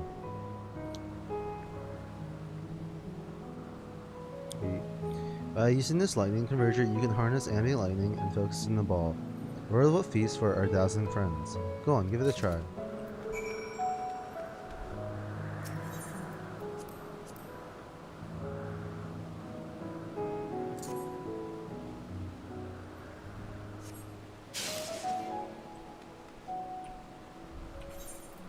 Oh, I gotta use it like right here.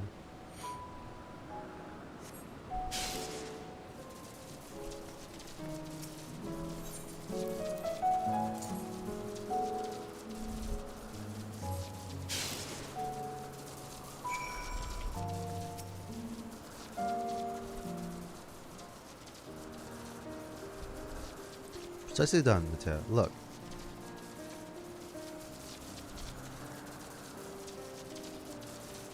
See how they gather to feed? How they express themselves through their actions despite their lack of words? Speech is not the sole defining characteristic of a thinking, feeling creature, nor is silence an indication that they do not possess these qualities. Be it a soulless arcane entity like the Bima, or an inferior life form such as the Petalula, all seek to perpetuate their existence, to survive.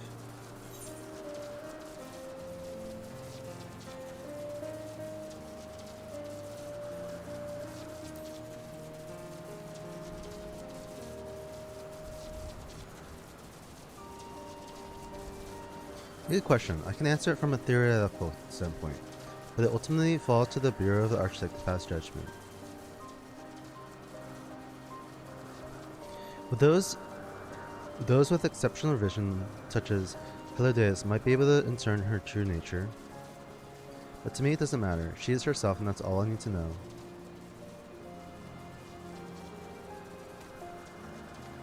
Oh, you finished already? I'm sorry, I was in the way. Not to worry, my dear. They miss nothing of note, and we still have plenty of work for them to observe. Next, we will head to the Morning Dew. I need to speak with some observers there.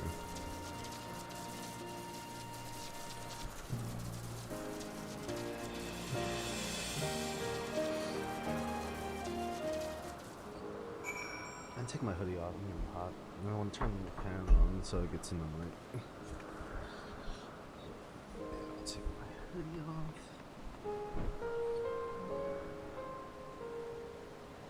There we go.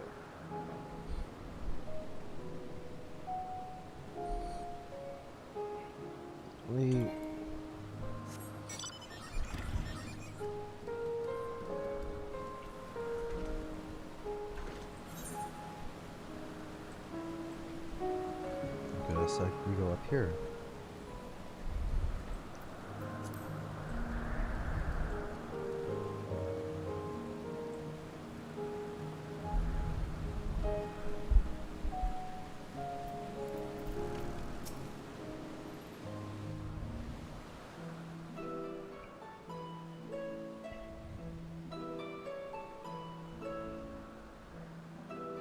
Galileo. Amazing, is it not? The Ampelos, one of our newest subjects.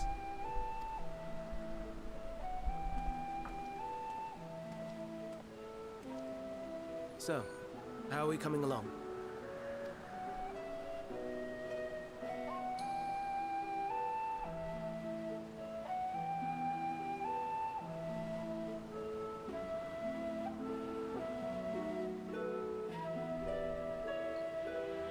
Ah, the flower.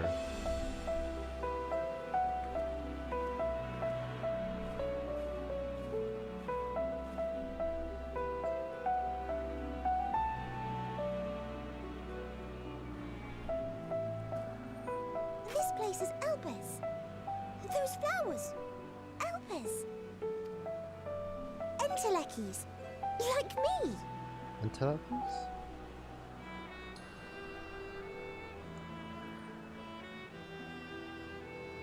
They are a product of Elpis, and so named for their birthplace.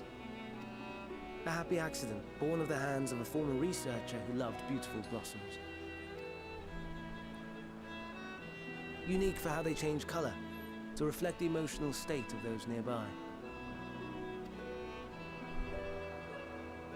Though be it here or elsewhere, they are seldom seen in any hue save purest white. Reflect the emotional state, you say? By what means do they achieve this? In creation, there exists an energy wholly apart from ether, one driven by emotions. In like manner to how we manipulate ether, this flower is subject to the influence of said energy.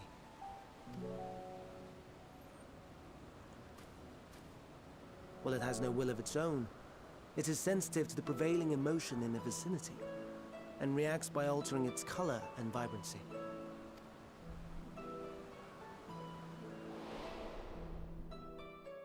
Akasha? It is one of the unseen energies defined by Harnish alchemical theory.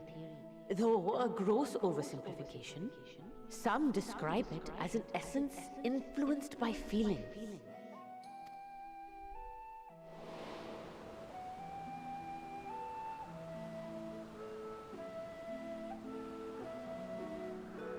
Akasha.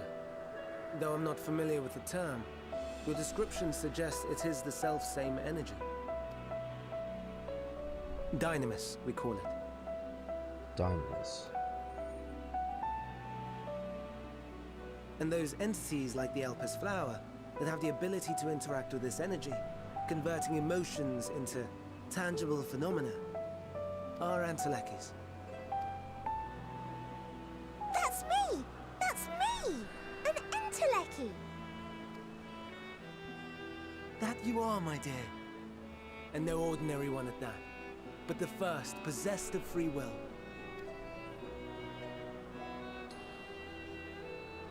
Wait. A form of energy other than ether? Dynamis? I've never heard of such a thing. Hardly surprising. Dynamis cannot be seen, much less felt. And though its existence has long been theorized, we had no proof until the flower's serendipitous creation. What's more, Dynamis is far weaker than ether. Under normal circumstances, its effects are drowned out by the latter. On account of which, beings comprised of and reliant upon the ether, like you and I, are unable to make practical use of Dynamis. 'Tis a truly esoteric thing, known to but a select few scholars. Intriguing. Then, given the limitations you described, why create Meteon?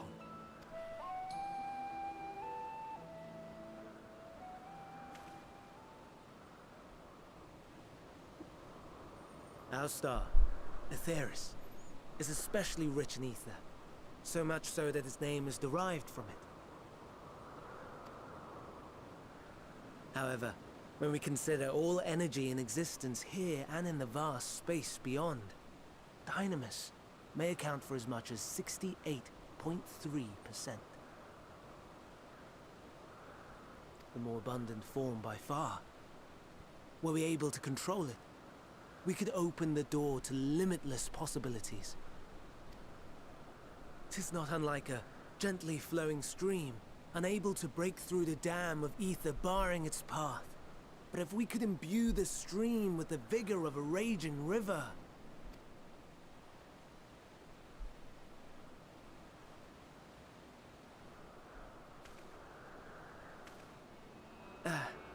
Not that I have such grand ambitions. Nay. I merely wish to create a being that could traverse the great expanse.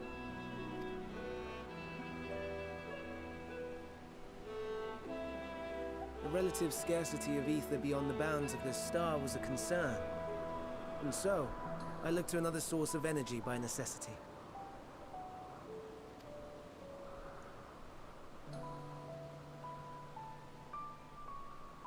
That being Dynamis.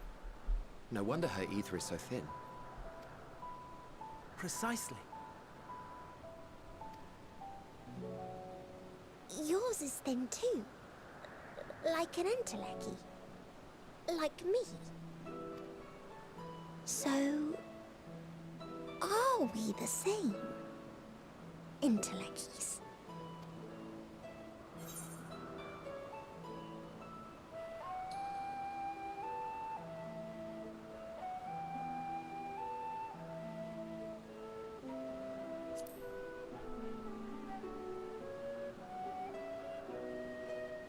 That sounds more akin to the desperate flailings of a wild beast when facing imminent death.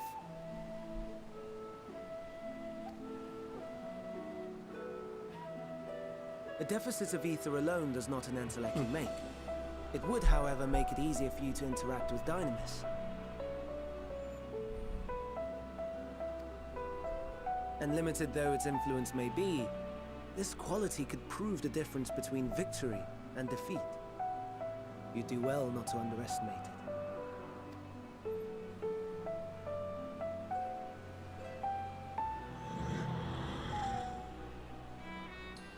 Oh dear. I'd forgotten about the poor fella. You must excuse me a moment while I go and verify a few more things.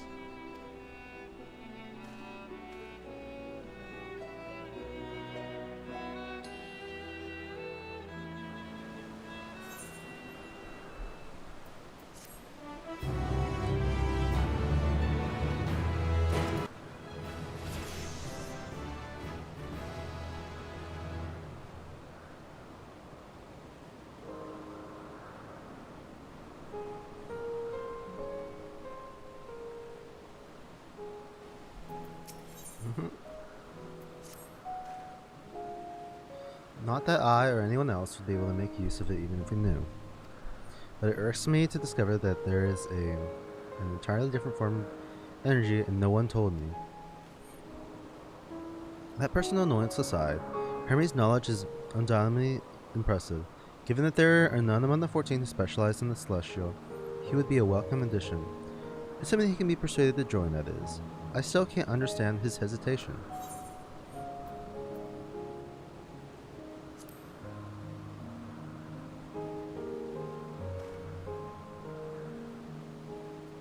Oh, you wish to know why Emmett Sock was chosen for the convocation. I should be glad to share the tale. Ahem, it began when... Not another word.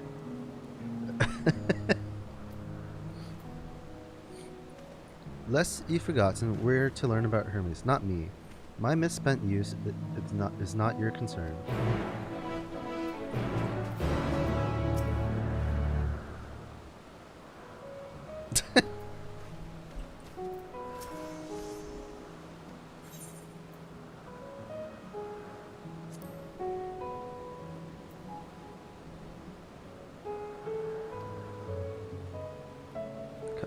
Combination 14 is a governing body that determines myriad policies. Our goal is to ensure that all is right in creation, that the star may know a brighter future. As the name suggests, the Council is comprised of 14 offices, each of which is headed by an individual chosen for their surpassing abilities. Depending on the office, one is required to either be an authority in a certain field or possess skills that would facilitate the performance of their stipulated duties. The former category includes Metron, specialist in aquatic life, Logriff, specialist in terrestrial life and husbandry, Hummert, specialized in fungal and plant life, Moralith, specialized in medicine and healing, and Labahara, specialist in creation magics, has brought forth phantom beings of the highest complexity.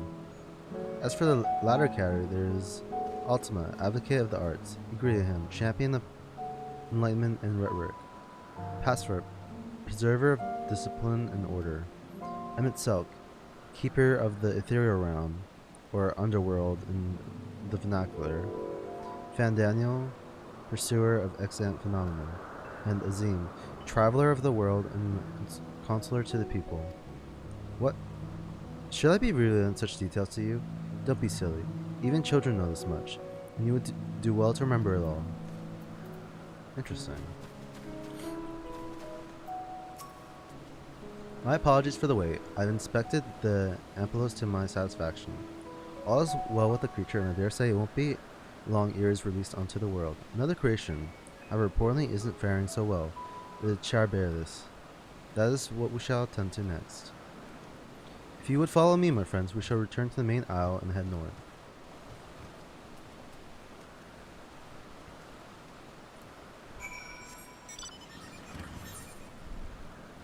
Sweet.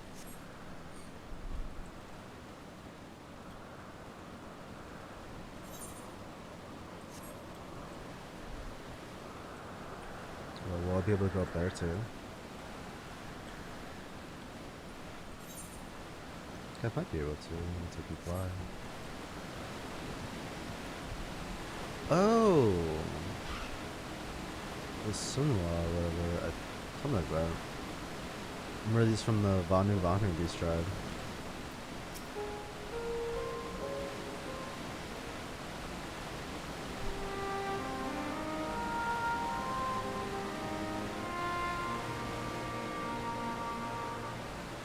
I understand there's a problem with one of them. Share this.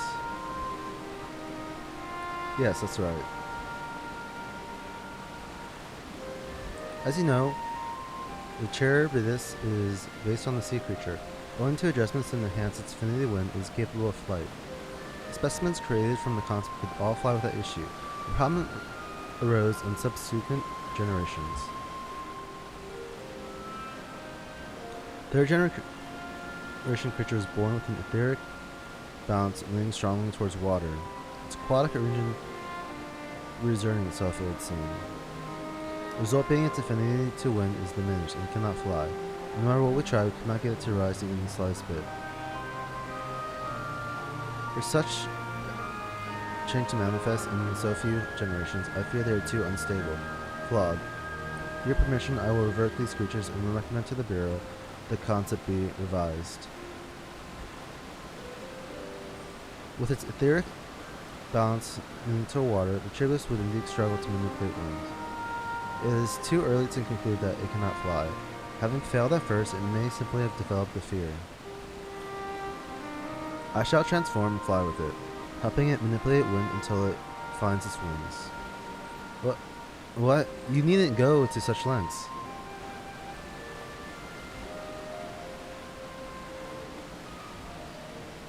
You don't know? But of course not. Transformation is an art which one manipulates a vast quantity of ether to construct another body around oneself. In practice, this allows one to assume any conceivable form and thereby transcend the limits of one's flesh. Yet convenient though it may be, transforming in the presence of others is considered vainglorious in the extreme, as uncouth and unseemly as running about roguish. Shameful. Am I to understand you make a habit of this? Nothing of the sort. It's just when transformed, I can wield the wind and fly. It may seem excessive, but what is our shame next to the lives of these creatures? They deserve a chance, and we owe it to them to do all in our power. Be that as it may.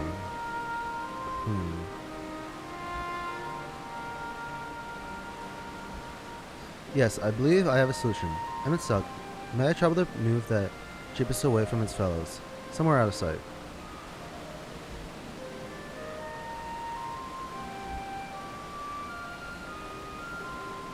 You know what, I'd like the rest of you to help me prepare here. What mischief are you scheming now? No mischief, I assure you. I would but spare you the need to report to your colleagues that Hermes committed insurrection. So, have a little faith and run along.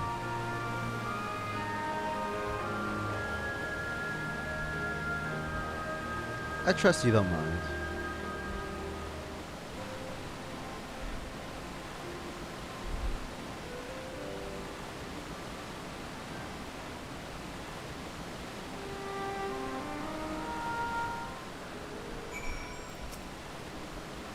Itself is out of sight?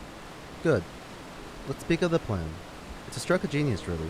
We have Emselk train the Cheerbillis.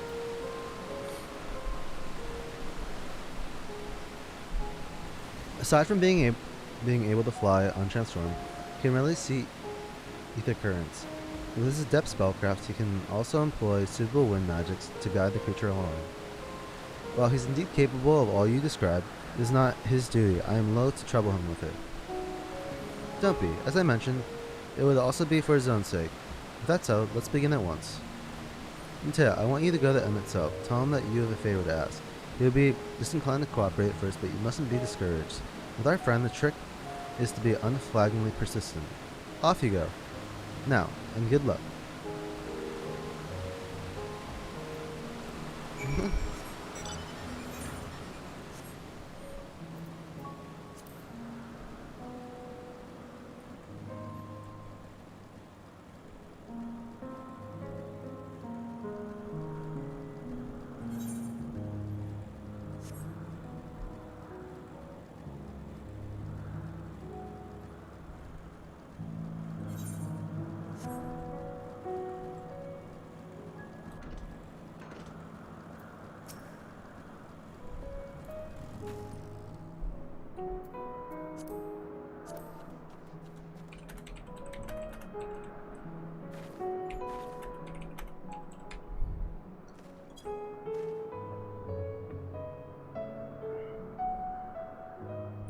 Oh no you don't. I'm not lifting a finger.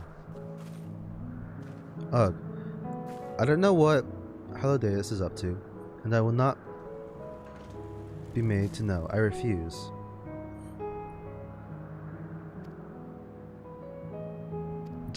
Is really gonna make me? Please?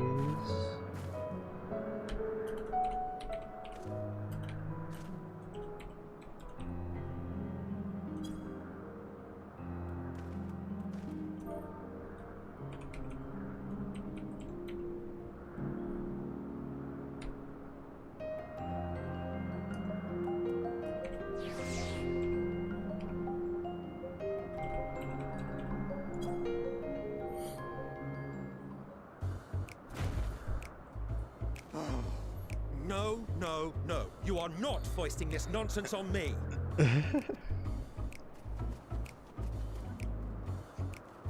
I'm given to understand you have the power to help the Charybdis, and should be quite willing to do so. Oh god. And so I appeal to your better nature, most benevolent Emerson. Please teach her to fly. Or else Hermes will transform. Right now.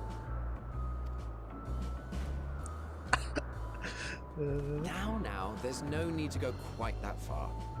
Altruism is its own reward, as I'm sure he would agree. Oh, would he now?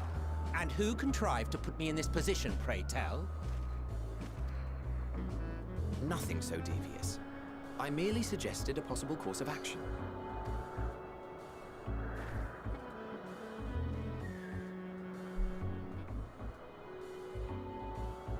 Please, Emmett Sulk. Please.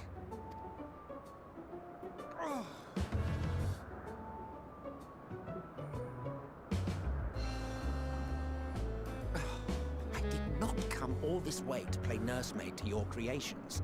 I'd thank you to remember this favor and let it be the last.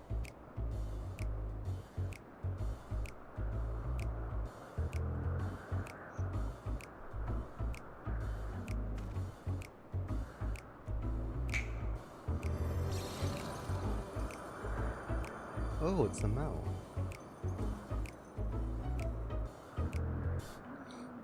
I will aid it once it has taken to the air. It falls to you to shepherd it skyward.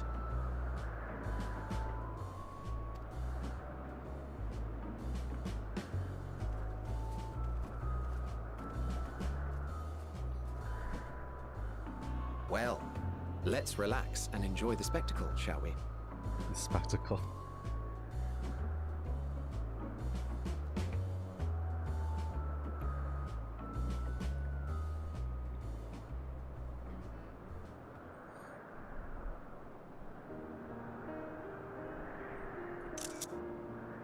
You were wondering why Emmett Selk joined the convocation. Truth be told, he wasn't the first choice for the office. I was, on the strength of my ability to see ether. But I declined the offer. For though my vision is exceptional, I am pedestrian in all other aspects. Worse even. Quite abysmal when it comes to manipulating ether, for example. Couldn't transform even if I had a mind to do so. What good is the ability to perceive a problem if one cannot act to address it? Emmett Selk has no such shortcomings. He excels in vision and manipulation both, the latter to an extraordinary degree. If there is a mage more powerful, I do not know of them.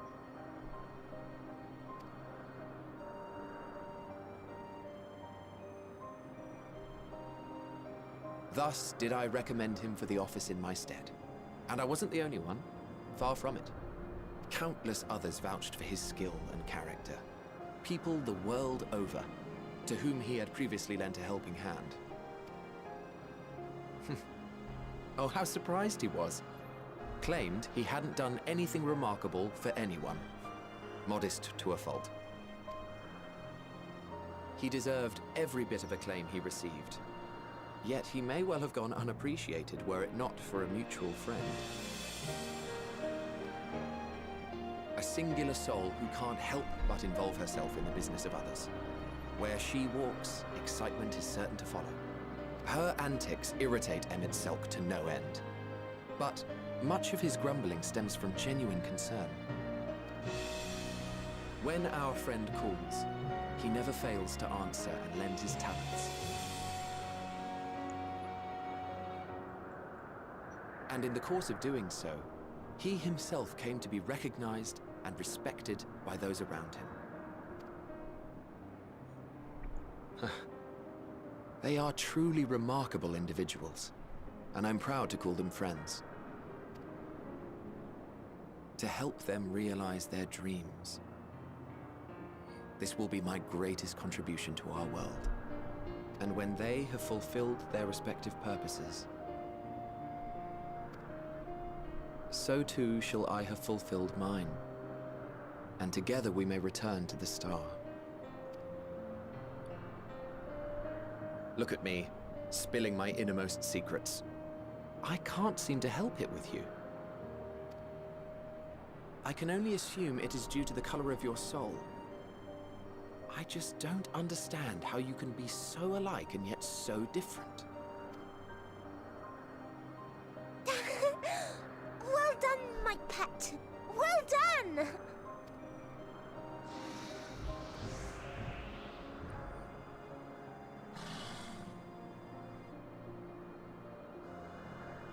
Ah, yes. I dare say the Charybdis will be fine hereon. Why don't you go and signal to Emmett Selk? Let him know that his arduous task is at an end.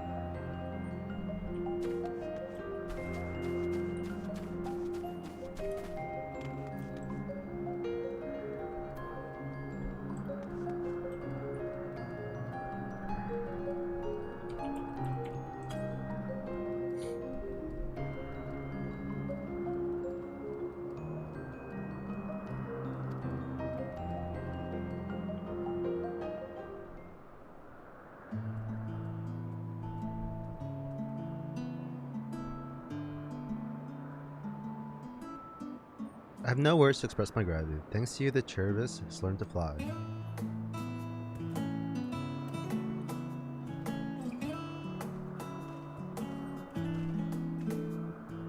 Matea. And Matea and I could relax and have a pleasant chat. I'm sure you did. The creature needed some small assistance at first, but soon it was flying more or less on its own. I doubt you would need to repeat the lesson. That was truly impressive.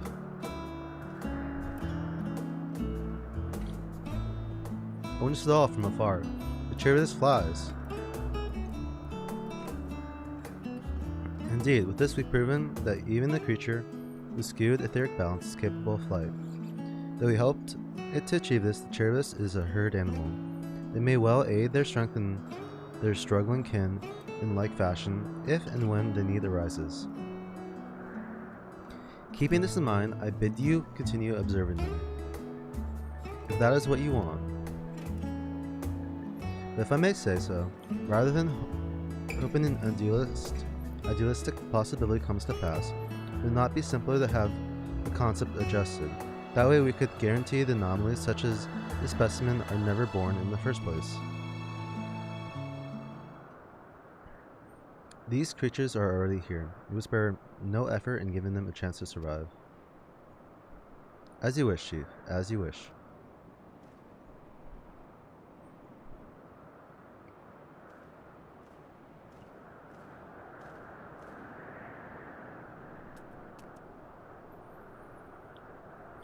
Hermes.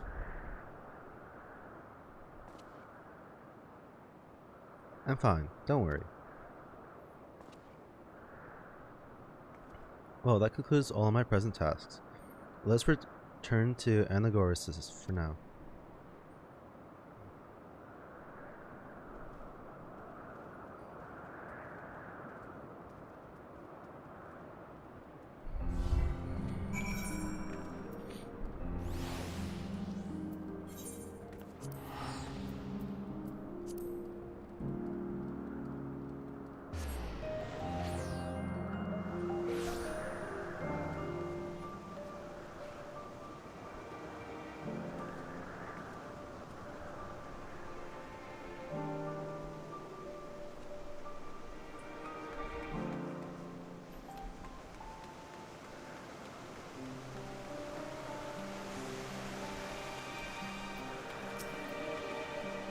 What? Want to apologize for forcing me to help, do you? Save your breath. You didn't force me to do anything. I merely choose the most expeditious way to have done with an impedient due to our business.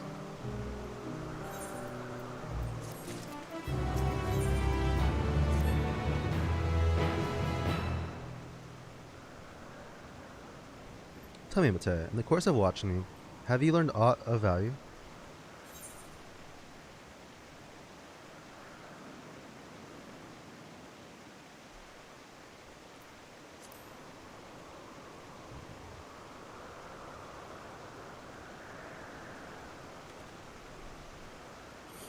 Dynamis, you say. Curious that such an obscure phenomenon should be of interest to you.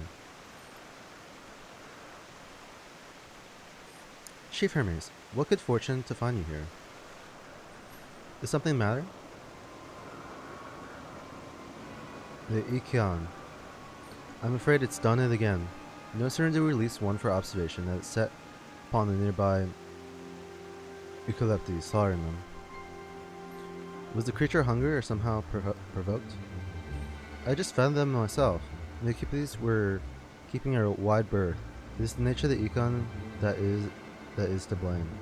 Their innate viciousness. Temperament aside, it is an astounding creation, perfect in form and function.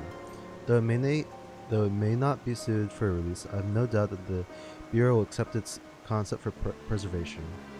In any case, there's no point in postponing the inevitable. Duros will revert them all once the paper is in order. Where's the scene of the incident?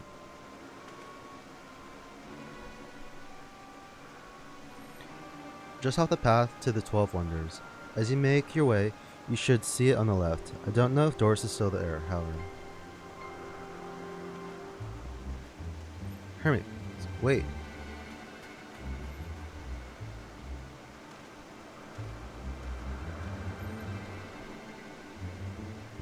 If this is part of his work, then I would observe. We follow.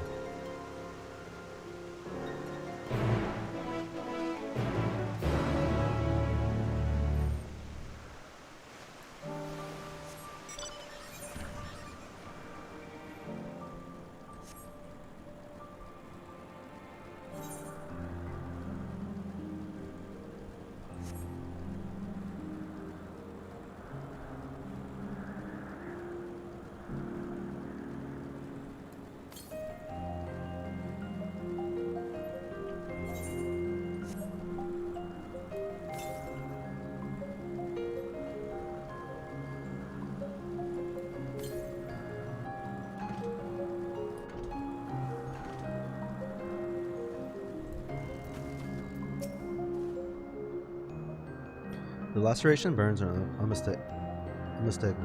The Lycon was indeed responsible. The creature's nowhere to be seen. Doris must have taken them away. The man makes his base at the 12 Wonders. I should go and seek him out there. Emmett Salk and I will search the area for good measure, just to make sure the Icon did not escape. My thanks. Let us meet at 12 Wonders when you have finished. I will go on ahead. Please follow with Mateo.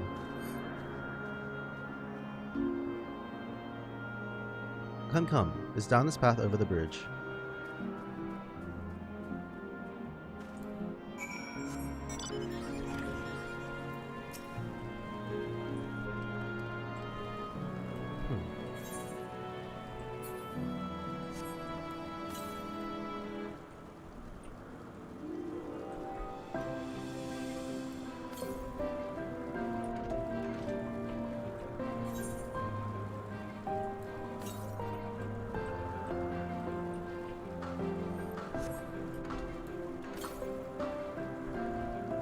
Grab this ether current over up here.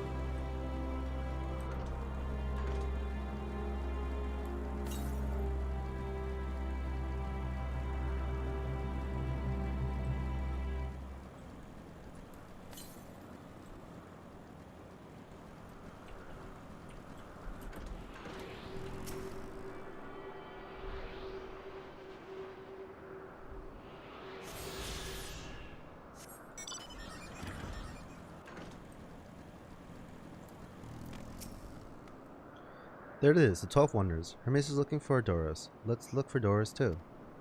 He's a man with long, blonde hair, I think. I'll know when I see him.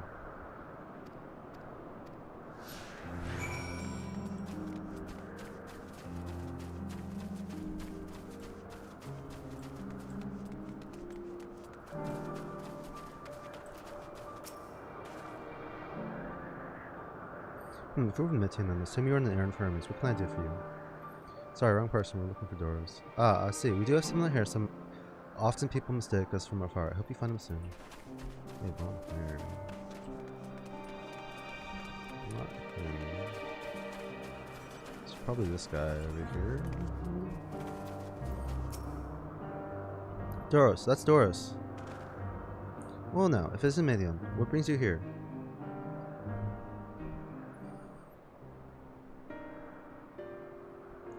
Ah, I thought I heard familiar voices. I didn't realize you two had decided to help me search for Doros. Thank you.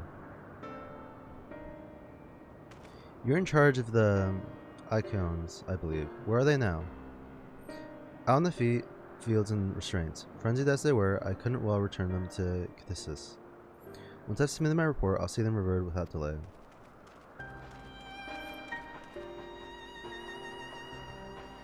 It's as he says, the beasts are indeed quite ferocious. You're one of the 14. What brings you here? Nothing you need to concern yourself with. As you were. We've heard the news. Then Icon slaughtered ESKITTITTTT. As the observer in charge, you're of the opinion that they are not fit to be released? I am. Their abnormal aggression and exceptional strength makes for a highly problematic combination. It matters not where they are released. Lycans would threaten other species and upset the natural order. Could it be that specimens observed are an outlier? Highly unlikely. We created a good many of them. All exhibit the same tendencies. Even when we use Kairos to begin with a fresh slate, their behavior was unchanged. Kairos.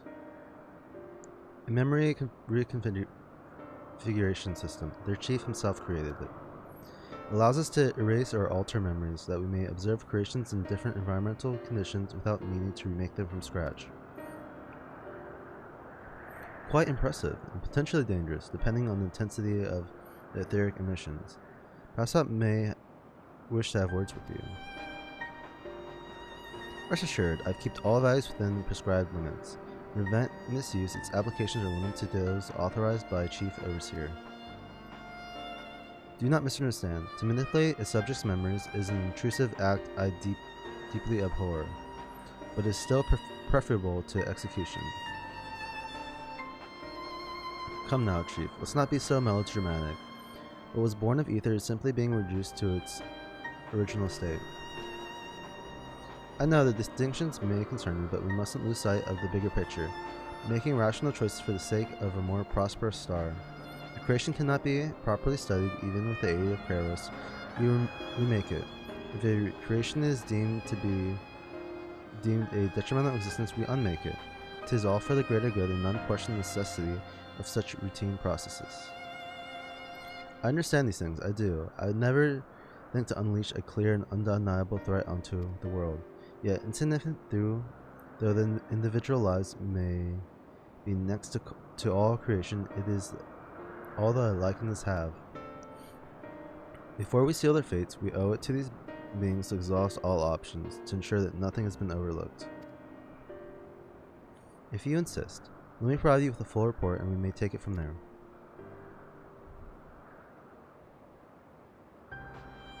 Would it be possible for us to attend the discussion that Emmett Silk may better carry out his duties? By all means. Pray show them to the meeting room.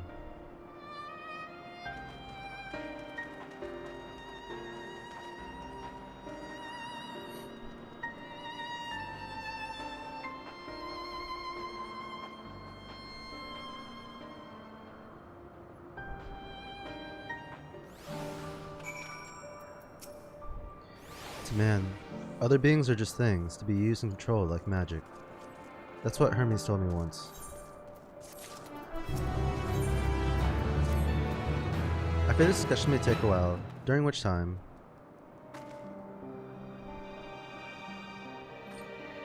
Mitsume, are you feeling unwell? It's not me, Hermes, it's you. I won't go to the meeting, I'll stay with Mateo. Loath though I am disposed, may I leave Mitian in your care again. I got you, fam. I'm in your death, if you'll excuse me.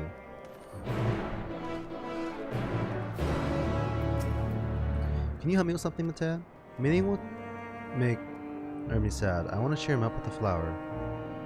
Hermes likes flowers the most, of all creations in Elpis. Most creations are expected to be interesting, or beautiful, or strong, better in some way. But flowers are different. They're designed to suit our emotions, what we feel and want to convey. Hermes likes that. I can't make flowers, so I'll search for one, and I want you to search with me. Let's start here at the 12 Wonders.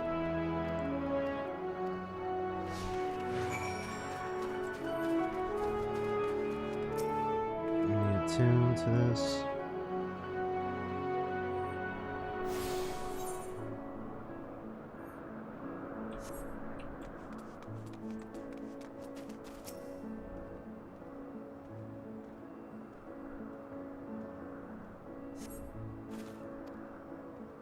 Ooh, so big and bright. I love them.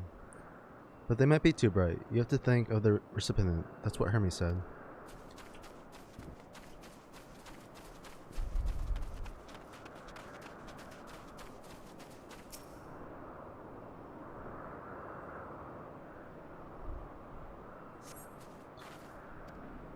No flowers. If there were apples, we could have covered them in syrup. Let's head outside next. Don't worry. We won't wander far.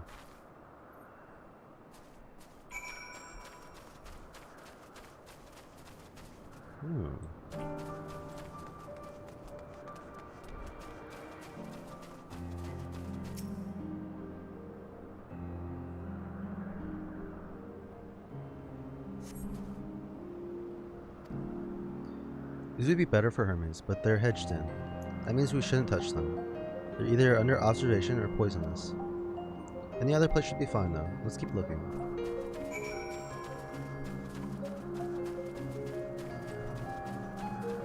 No, it's a good trap.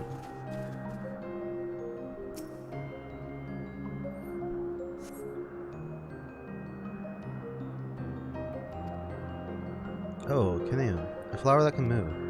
When Hermes wasn't looking, it shot seeds at him. Not a good gift, maybe. But you're good, Matea, at spotting flowers. We'll find something soon.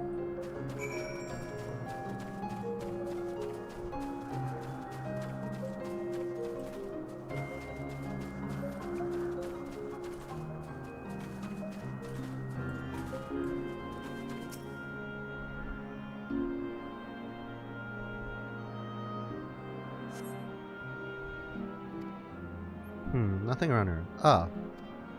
Over there, Matea. Something big. Huge. Marble.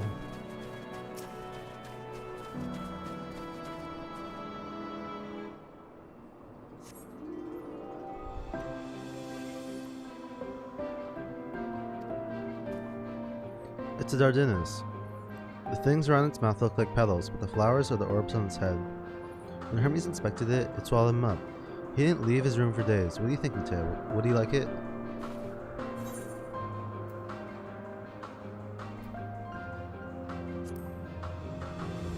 Nah. So not this one either. Finding a good flower is harder than I thought. I'm sorry, Matea. But could we search a little more? Maybe as far as the fields over there. I'll pick something after that, I promise.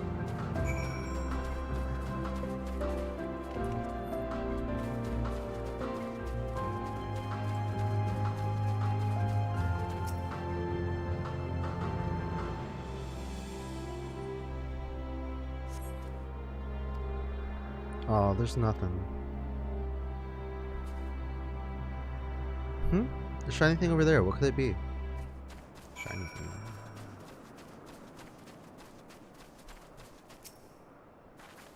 Oh.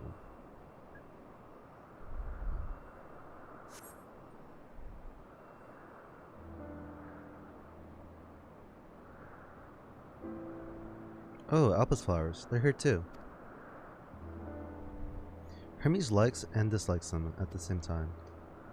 Like me, they're entelecchies. Like me, they feel his pain and turn dark. That's only for Hermes though. For others, they're always white and bright.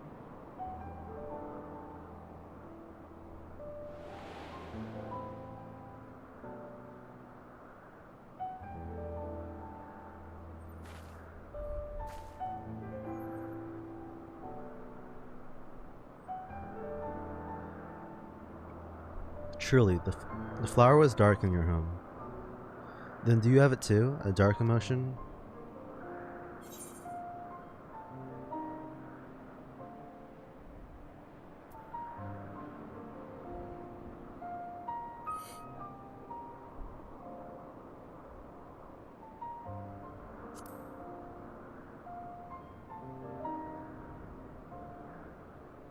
I see. Hermes has been known the same. The feeling that part of you is gone, again and again, but no one notices. Please, Matea, will you lend it to me, your pain and sorrow? I want you to make the flower dark in front of Hermes. He has been in a dark place since before he created me. You need to know that he isn't there alone, that others are sad too. Wait, so I gotta be sad? Truly, you'll do it. Yeah. Thank you, Matea. Thank you. It means more to me than I can say. I can't wait to see how Hermes reacts. Let's go back and fetch him.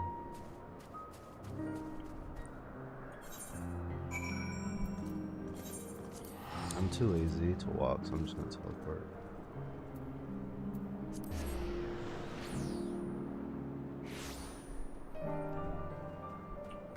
Let's also accept this side quest.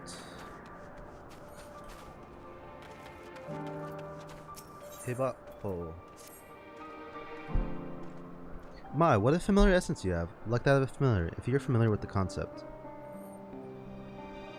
Oh, just my little joke. Matea was it? I am though. Mio, Mio. Yes, we're getting to that. Matea, say hello to our familiar friend here. She's an Alarios. Alaroi are one of our newest creations. Highly attuned to abnormalities in the environment. At first sign of danger, they'll sound the alarium, which I mean, meow loudly. Though we do our best to observe all of our creations, Elpis is simply too large to maintain constant vigil over each and every temporal species. A more efficient means of detecting conflict between creatures was in order. Thus have I taken this Aloros under my wing to further develop her capabilities in this area, and she does enjoy our little walks. Today we are testing her ability to complete sites of conflict. Would you like to observe? We tell her that her task has begun. She'll do the utmost to locate destructive creatures. Please do subdue any unruly subjects once you found them. We can't have beasts running amok. Oh, the Gallican. Okay. That's what this sound. Hey, let's go.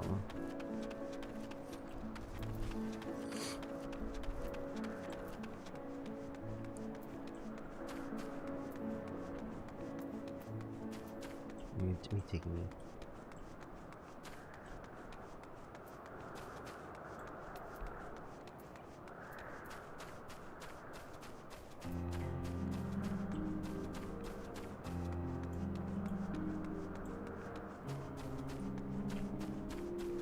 Oh, we're gonna fight this.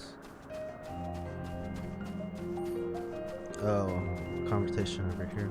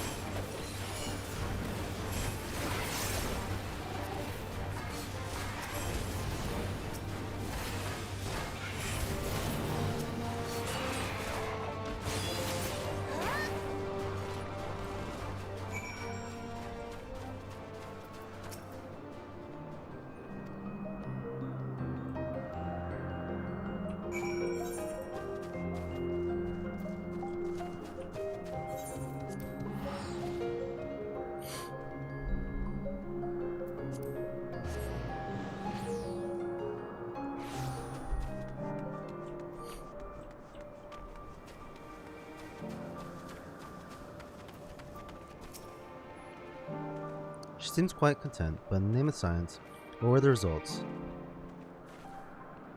As expected, well done, little one. Innocent creatures to both of you. It's a shame we cannot give you a pair of tiny wings and a bell too. It's in a protocol, I'm afraid.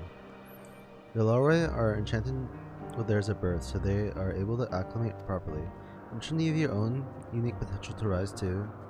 However, in fact, why not join us for another phase of testing? Do I want to?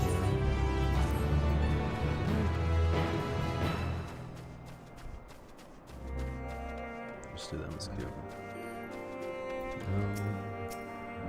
It seems they're still talking. Let's wait until they've finished.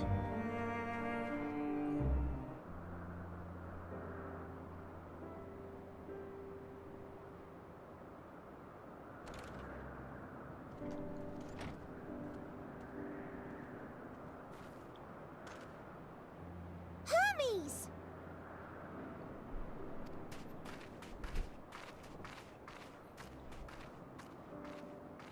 Oh, you were waiting for me. You've finished talking? Yes, we've come to a decision.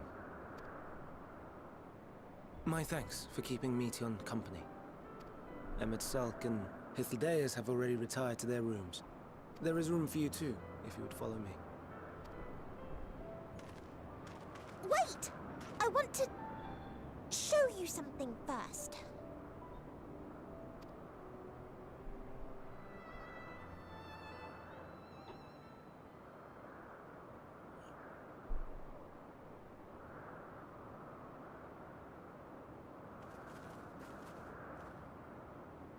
Elpis flowers?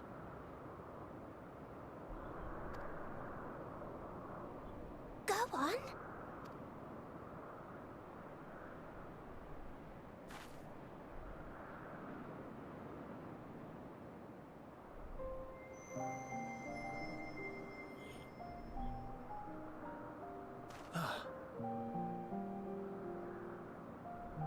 You're not the only one, Hermes. Others feel sad too. You're not alone.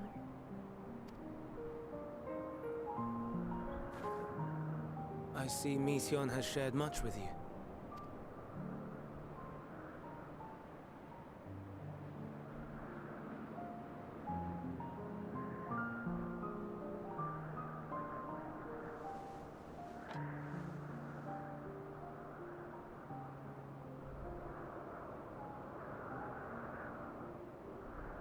May we talk a moment? Oh, those eyes. Wow. Is it Looker?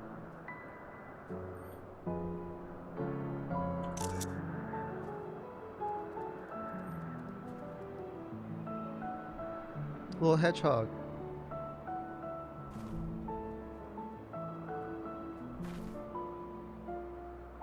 I do not think it wrong that we live for the star, that we strive to make it a better place.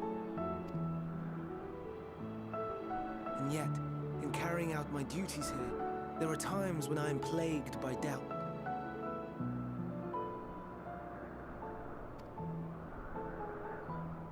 Do you recall what Hythlodaeus said when we first spoke of my nomination? Death is the privilege of those who have fulfilled their purpose, a choice they embrace of their own free will. And when they depart, it is always beautiful. Perhaps it is, but only for man.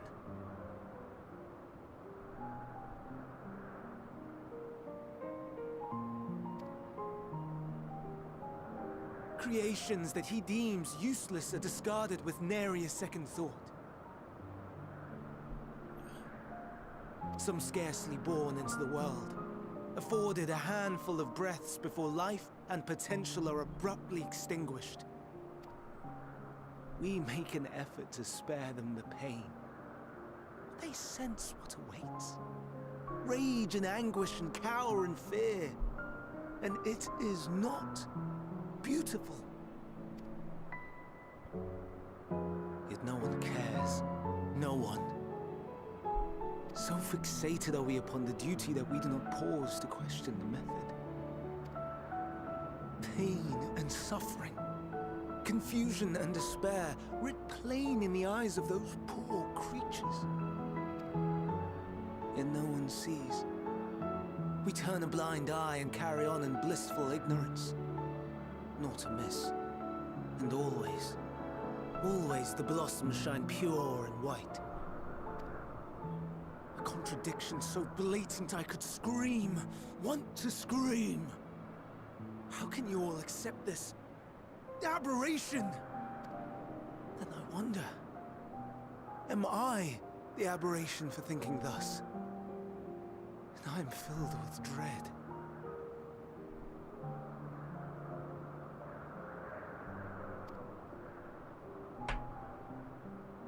But now I know I'm not alone. Not the only one for whom the flowers weep. I won't ask what you thought as you kneeled beside the Alpes, or if you only did it at Meteon's insistence. Nevertheless, I thank you. To know that you too have experienced suffering is a comfort.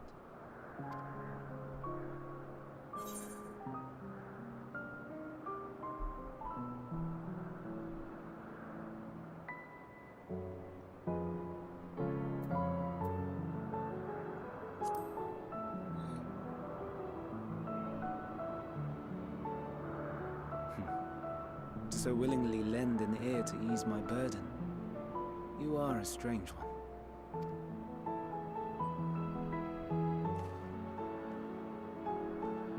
The stars in the heavens. Know you what they are?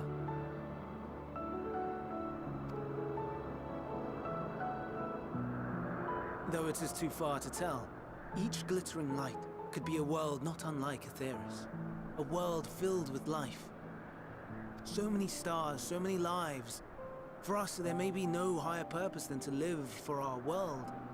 But what of the other living beings out there? What is it that gives their lives meaning?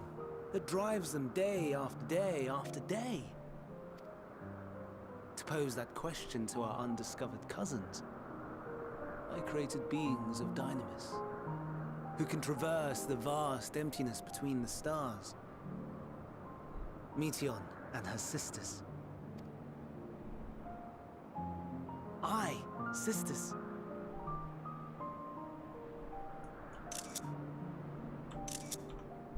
She has a great many of them, and they have already departed on their journey, traveling to one star and then the next in search of life. As one might expect, exploration on such a grand scale is rife with difficulties, and thus far I've naught to show for it. But I have faith that we will make some manner of discovery ere long. And when we do, I should be glad to share our findings with you, in gratitude for your kindness. It's getting rather late. We had best find our beds. It would not do for both of us to be sleep-deprived on the morrow. Come, Meteon. Let us head back. All right.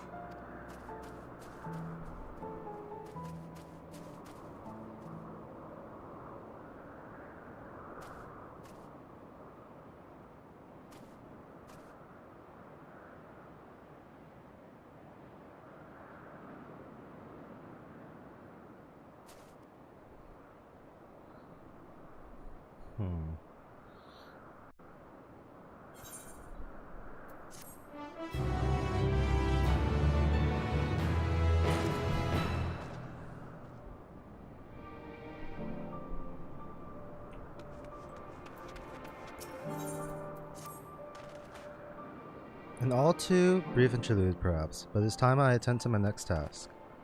As Emixoth and Helos are aware, we reached a verdict regarding the fate of the Vicuners. 7 were created for observation, and all 7 must be unmade. Doros has followed the correct protocols, and as chief overseer, I can find no fault in his judgment. Ikunes would disrupt the natural order, ravaging and consuming other species until themselves starve and perish. They cannot be released into the wild, and they cannot be allowed to remain here on Elpis. I intend to petition the Bureau of the Architect to have the concept preserved as a restricted purpose Hatter's life form. Hydroclus has pledged to support me in this endeavor, yet whatever the Bureau decides, existing Ikunes have served their purpose. Duros has already isolated the creatures and is preparing to carry out the necessary measures. I will join him forthwith. It is my duty to witness the conclusion to this study. If you are resolved, then we have but to accompany you. Of course. Let's be off then. We return to the main idol.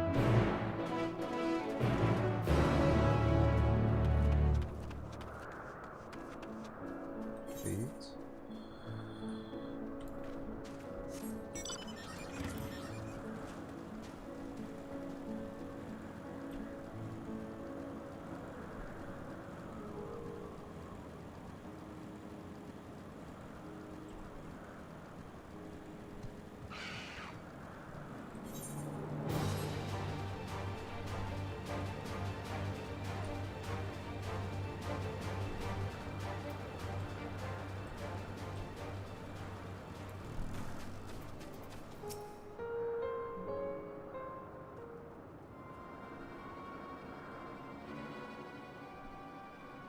Duros, are you hurt? What happened here? They caught me off guard. I then, bound with ethereal shackles, became frenzied, even more so than usual, and broke free. I was able to stop 4. The other 3 escaped.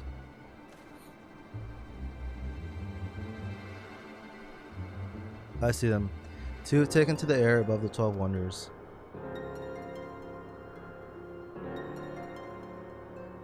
The last is up ahead, lurking in the fields. Yumite, handle that one. The pair in the sky. You can leave to me. If this is how it must end, then so be it. I will render assistance to Emet-Selch, unneeded though it is.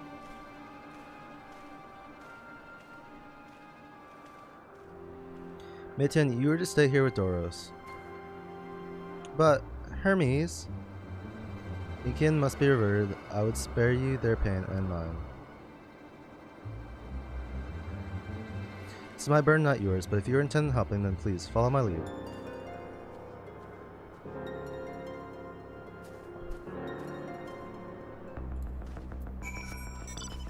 Music change.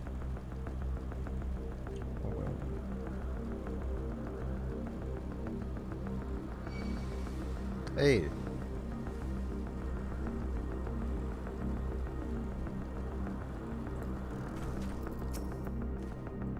I appreciate your help and alignment that is necessary.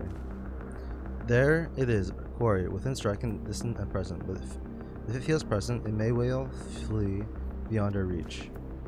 Here's my plan. You approach it slowly in full view and draw the Lakian's attention. Now I warn you, its abilities are as fiery as its temperament. Once it spots you, it will unleash orbs of flame. But fear not, by any measure, you are more than equal to the task. Withstand the onslaught for a few brief moments, and I'll give you time to catch it unawares. Ready? Then let's begin.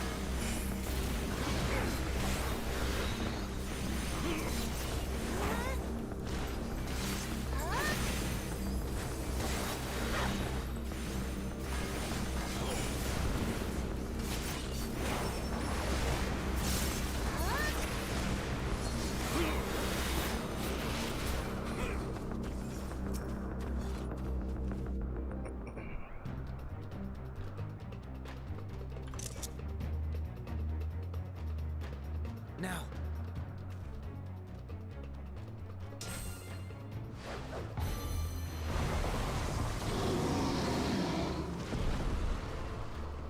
Oh, wow.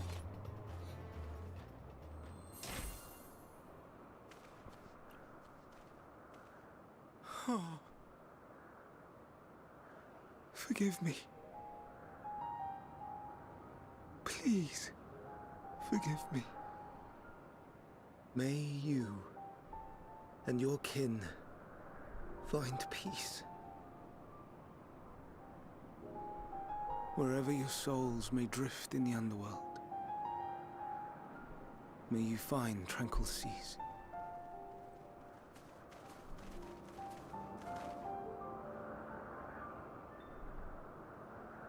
Be not forgotten, in concept endure, to reclaim form and one day live again. Serve not the star, or any purpose save your own. Live again, if that be your desire.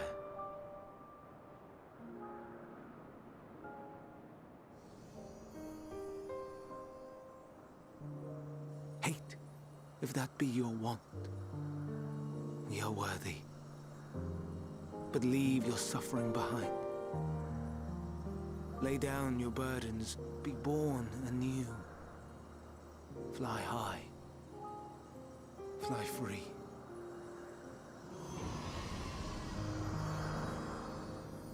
Such a compassionate man.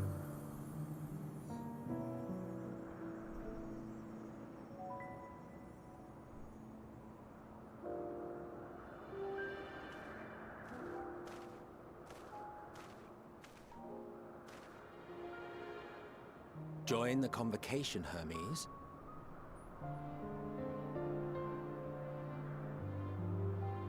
You do not belong here. Leave to replace another. To be replaced. It changes nothing.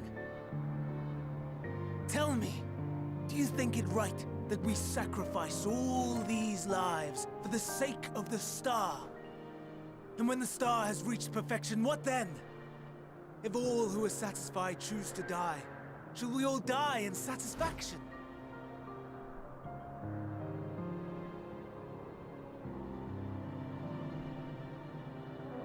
I do not know.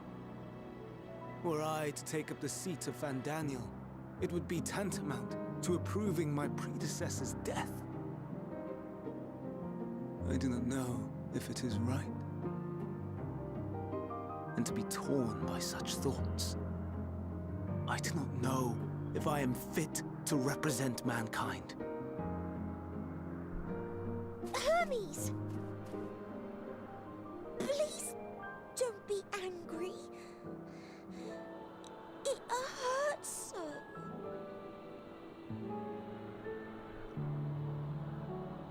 Forgive me. If you would still consider me in spite of everything, I beg some time to gather my thoughts. Meanwhile, Hythlodaeus, I fear I must trouble you to attend to the others. 'Tis no trouble at all. Take as long as you require.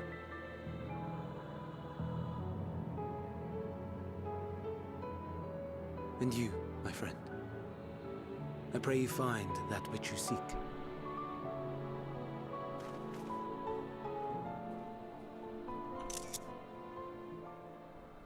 I expect we have some few matters to discuss. Shall we return to the 12 Wonders for a time? Aye.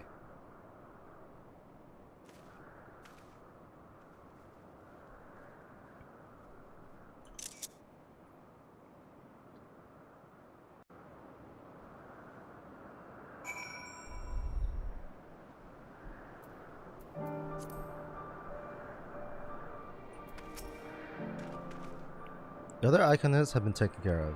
Incident is resolved and the life in Elpis continues as normal, or ends, excuse me, as the case may be. Rationally speaking, I understand Hermes' argument. No matter how well deserved the rest, there is a pang of sadness when a colleague leaves us. Yet never has a departure caused me such grief as Hermes appears to feel. What must it be like to experience such torment?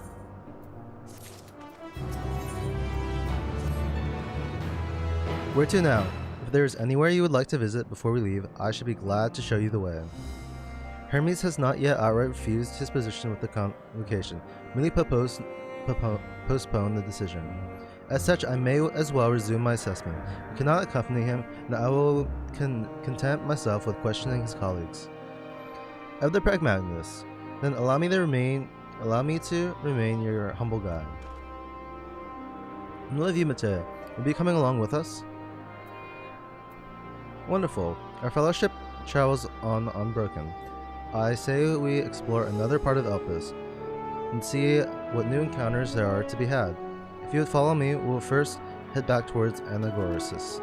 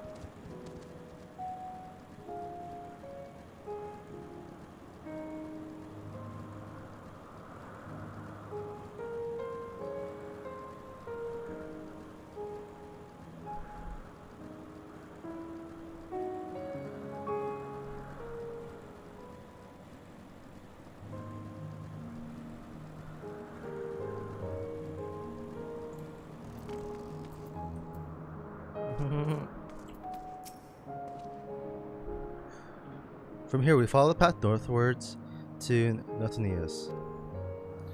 There we will find one of the teleporters which facilitate travel between the island of Elpis.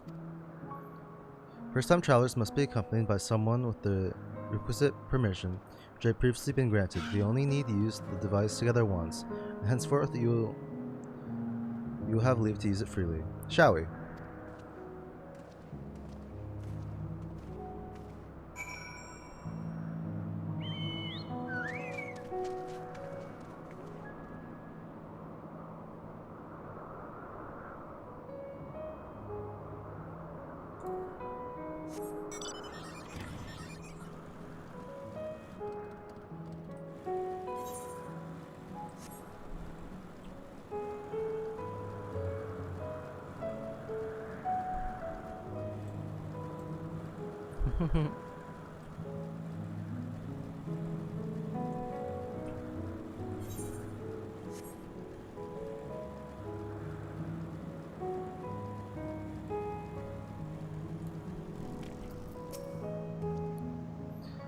Here we are, Notanias. This teleporter will take us to Kalimos Zephyros, the western island. That's it right here, looming large over us. Step this way and we can soon admire the new view from above.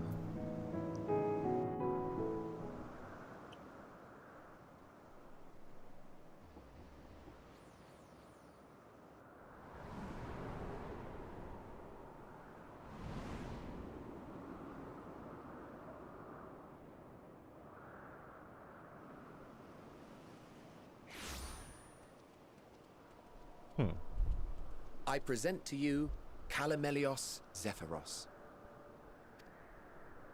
Here you will find a number of testing facilities, as well as the observation hub of Poiton Oikos. Right then. Let's begin by...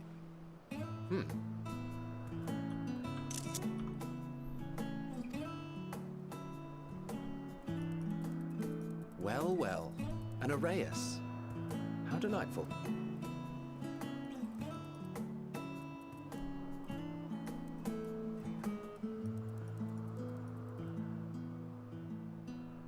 And what, pray tell, is that? That's the big boy. Ah, that's a new species of shark. We approved the concept but a few days ago. Sharks are among the most popular sea creatures. Rare is the day when someone does not submit a new concept. At first, they were largely orthodox. Consideration given to such things as size and environmental impact.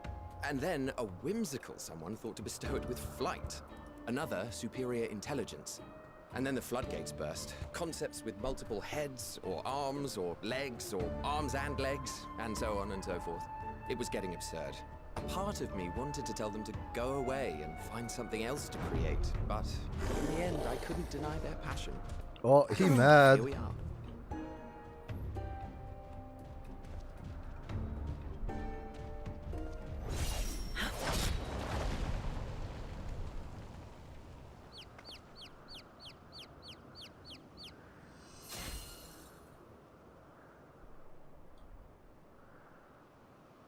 That was Wait too a close. second.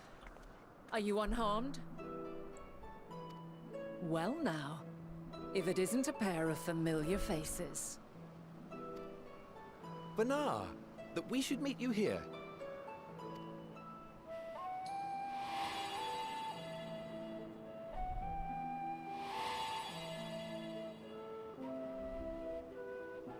As I mentioned earlier, the better part of the convocation holds that when we retire is when we return to the star.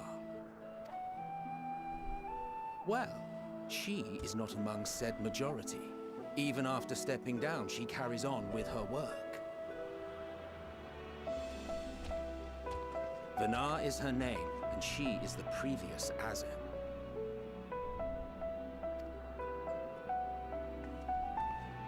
It has been a while, Hythlodaeus. You look well. Less so, Emmet Selk.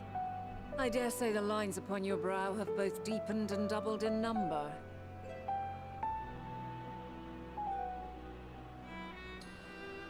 A shame for one so young. You must make an effort to frown less often. Huh.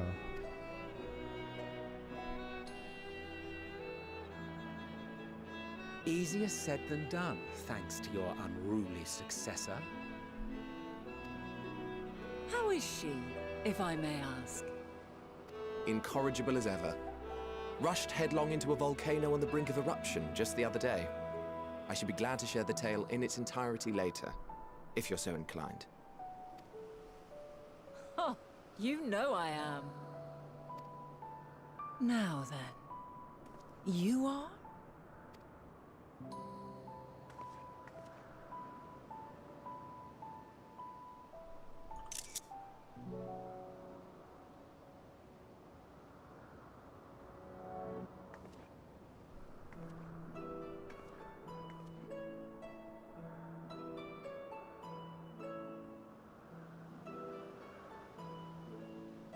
I say, have you perchance come from the future?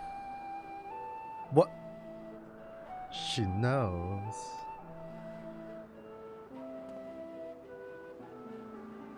I do not believe we have ever met, yet I sense my magic upon you. Therefore, if I wove the enchantment, I could only have done so at a later point in time. What manner of magic is this, if I may ask? A traveler's ward, of course. It prevents the corruption of one's ether.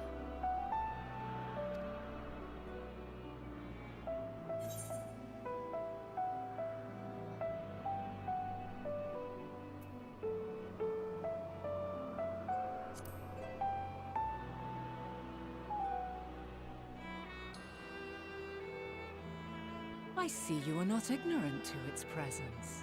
And while there are many protective spells, the one you bear is unmistakably mine.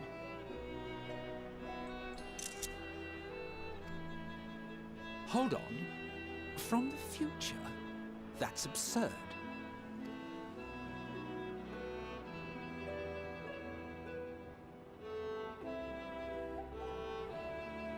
What is it? Are you unable to speak of the matter?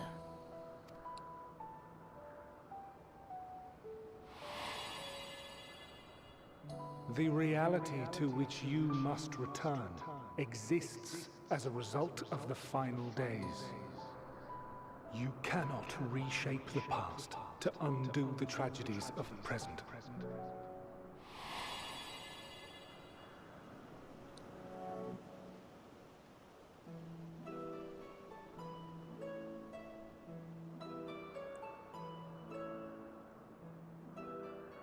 So, your actions here will not change your history, but they may yet affect the course of ours.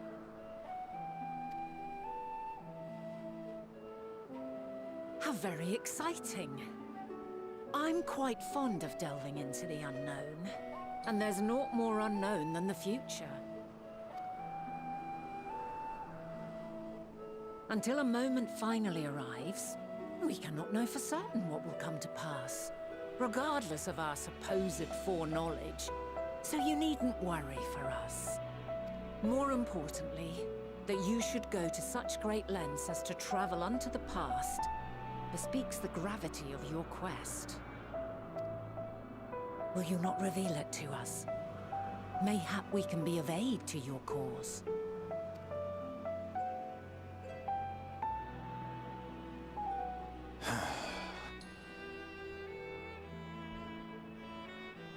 If this is true, then you've been keeping quite the secret to yourself. As a representative of the Convocation, I will hear it all. Your identity, purpose, everything.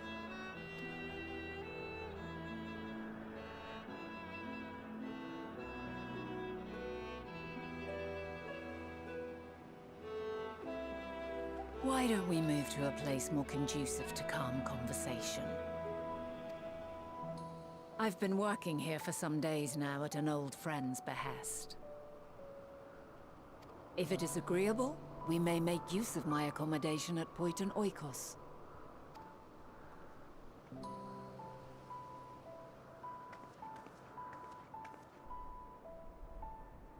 We were meant to meet.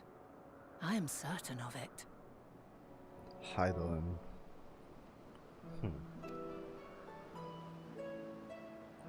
Else I wouldn't have marked you so clearly, and sent you unto myself in the past. It's precisely the sort of mischief I would get up to, and quite inspired, if I do say so myself.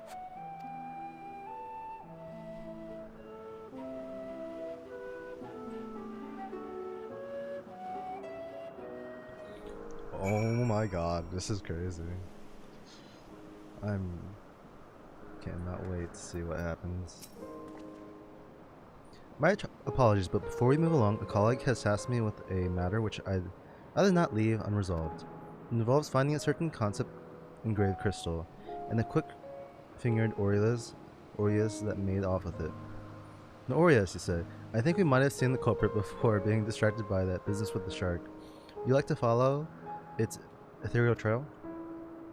That would, of course, lead us only to the Aureus. There's no guarantee that it hasn't dropped or stashed away the crystal you seek. Please, even that much would be enormously helpful.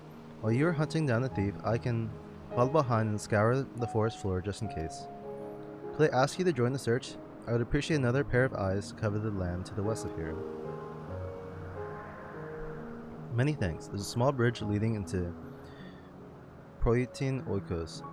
Let us meet up there once we've exhausted our efforts.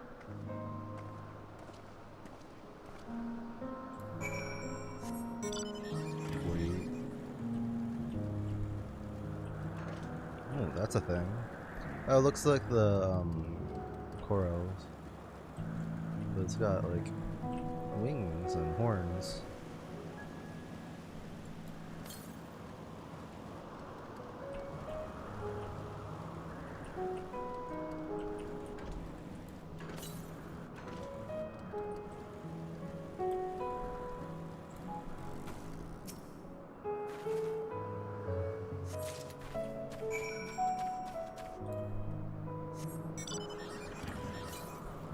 Okay, there it is.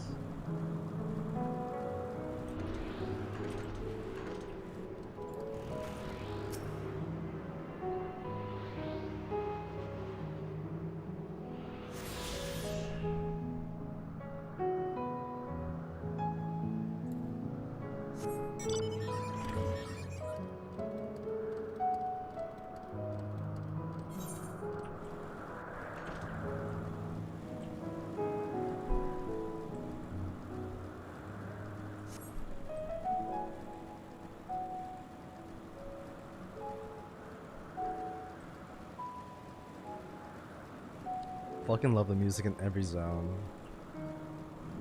It really is a top. It really brought it a notch above Shadowbringers and every other expansion above it. Alas, Searcher returns. I'm afraid the Orless no longer had the crystal, nor was able to find it as I followed in its wake. I don't suppose you fared any better. Here it is. The crystal. Well done. Wonderful. Now I can focus on your tale without that missing concept nagging at my mind. Have you always had a knack for finding things?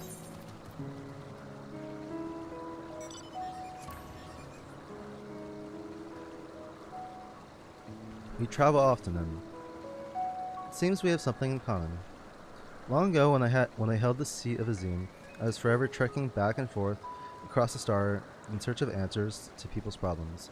Naturally, the need for such journeys has lessened considerably since I entrusted the position to my whimsical successor. Yet I am still eager to come running should an old acquaintance or new interest require my personal attention. That is what brings me to Elpis, in fact. Many times has my presence been requested, my opinions sought concerning the habitat of this or that creation. Agreeing to help locate that missing crystal was a minor distraction, which now promises to become a major revelation. How strange and wonderful it is the way one thing leads to another. Wouldn't you agree?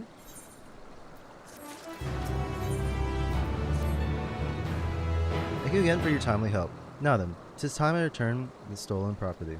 If you would go on ahead to my accommodation, I will join you as soon as I have attended to that task. Follow a path straight ahead to the building, top the slope. I have the entire place to myself, so we can speak without fear of being disturbed or overheard.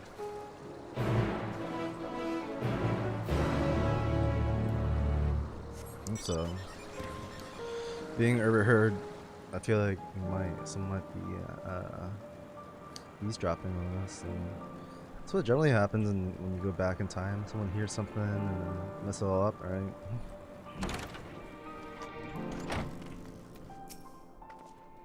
Welcome to my temporary abode. Please make yourself at home while I put on some tea.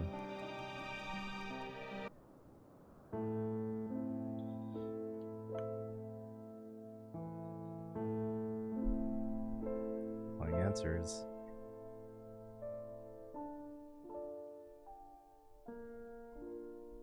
A wonderful aroma. I feel more relaxed already. Would that I had sweetmeats to offer, but I travel light out of habit. There's plenty of hot water though, so please have as much tea as you like. Now then, will you tell us your tale?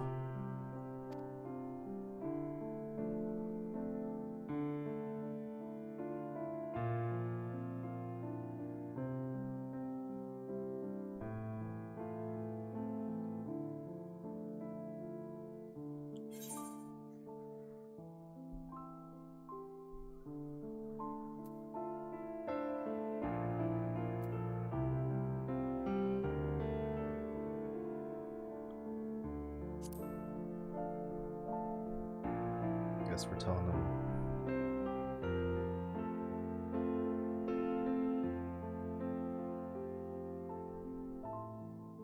Why don't you start from the beginning?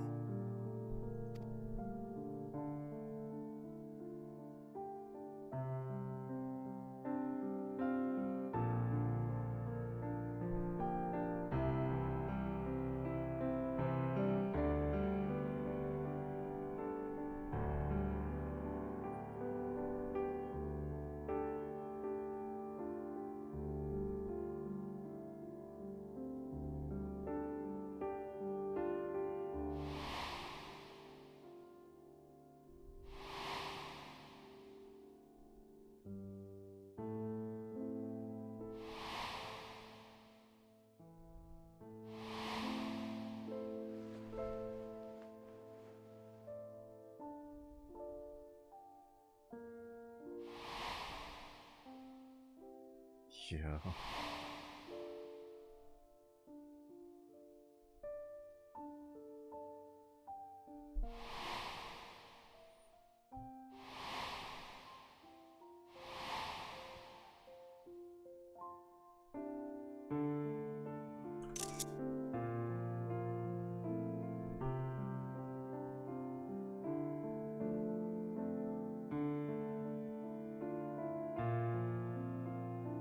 Preposterous.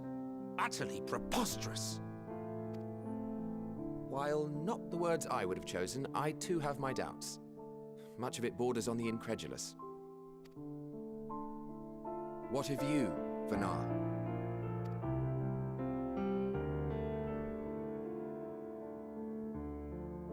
Not knowing the precise details of the first final days, it is difficult to determine the veracity of the tale. Supposing it is all true, I must ask myself why I would do what I did.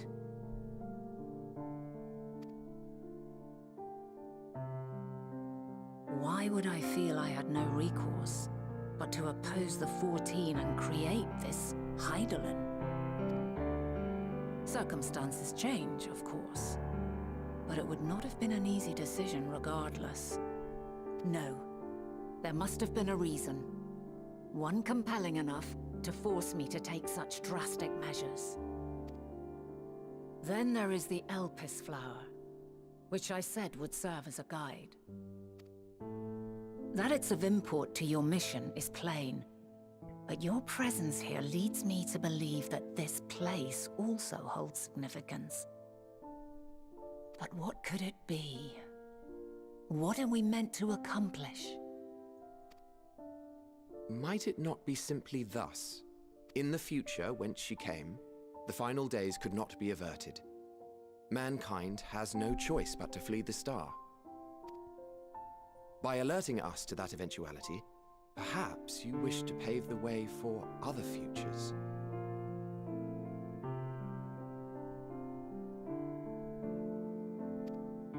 Theoretically speaking, it is a possibility. Yet if that were my primary objective, I see no reason to guide our friend to Elpis specifically. The capital and Amarot, or even my own home would be more logical destinations.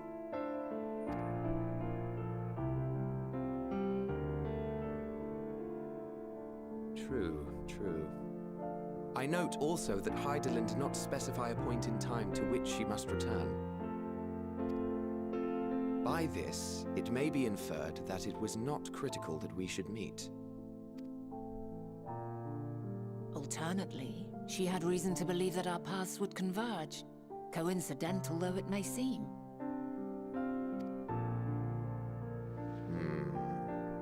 This is quite a puzzle, and we do not have all the pieces. Hardly any, but we do have one immutable fact. If the final days are indeed as described, they will bring death to all that I hold dear. Yet despite being afforded long years of preparation, the only provisions I could make were for flight. Nay, my first and foremost endeavor would be to find a way to forestall the coming doom. Given that even the 14 failed, mayhap you deemed it impossible. Nothing is impossible. This I have always believed.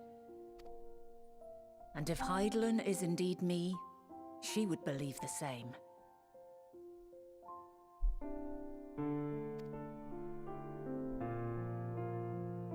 Listen to yourself. Are you seriously entertaining the notion that you are a messianic figure in some far-fetched tale?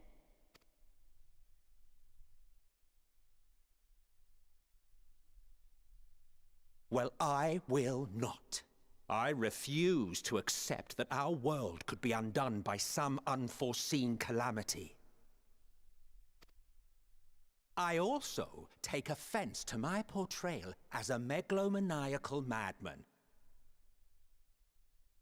To sacrifice oneself for the star is a noble act, and I would hold those who gave themselves to this zodiac in the highest esteem.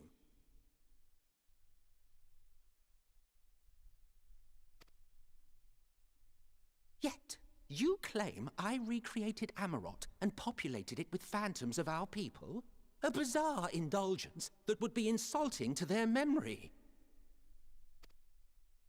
Worse still, I even invited you there. Literally invited my own downfall. Why would I do something so idiotic and inexplicable?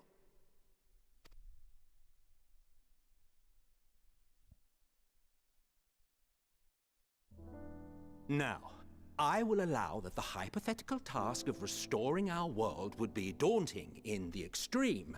The thought of having to bear such a burden for 1,000 lives horrifies me. But I would never forsake my duty. I would never forsake my brethren. Whoa.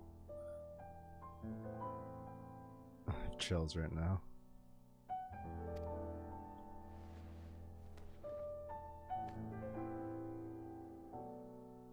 You do not know me.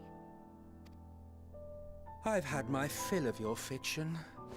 I will return to my duty, and you will not bother me again.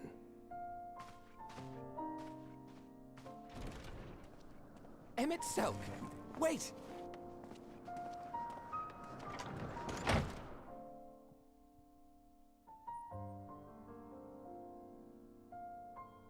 You've seen much of Elpis already.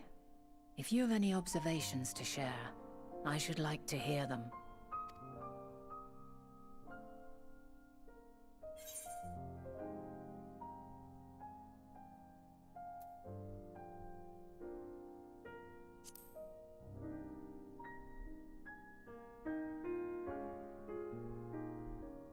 Hermes and his creation Meteon, you say? If Dynamis is the self-same energy as Akasha, as it likely seems, then those two may well be at the center of the calamity to come. This warrants further investigation. With that settled, it is time for action. The missing pieces of the puzzle are here, I'm certain of it. And when you find them, the picture my future self has painted will be complete, and you will have your answer. Now, suffice it to say, I will aid you in your quest.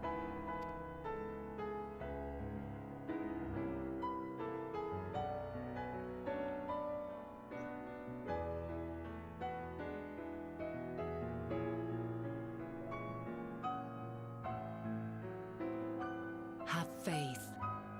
If Emmett Selk is the man Azum described to me, we've not seen the last of him.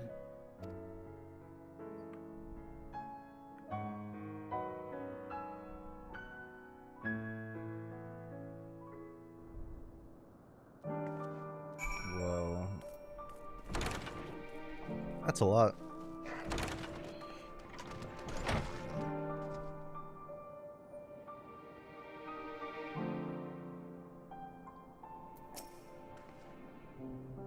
Shall we begin our investigations then? I am acquainted with Hermes, of course, but only as a visitor received by the chief overseer of Elpis. The man himself, I only know that which is common knowledge. Thus, I suggest we fall back on the tried and true method of conversing with the locals, observers who can surely tell us more of Hermes and Meteon. Now I have a good idea of where we might begin.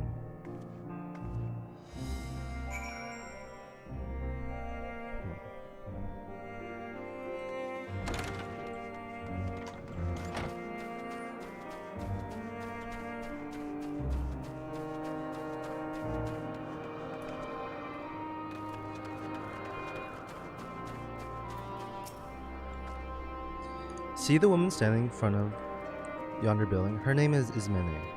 She is the one who made arrangements for my stay in Elpis, and from what I can recall, she's held her position here for quite some time, so that she can provide us some insights. Go and ask your questions. I will help with drawing out answers if need be, but I leave the choice of topic to you. Questions for me? Well, I suppose I have no other pressing duties at the moment. Okay.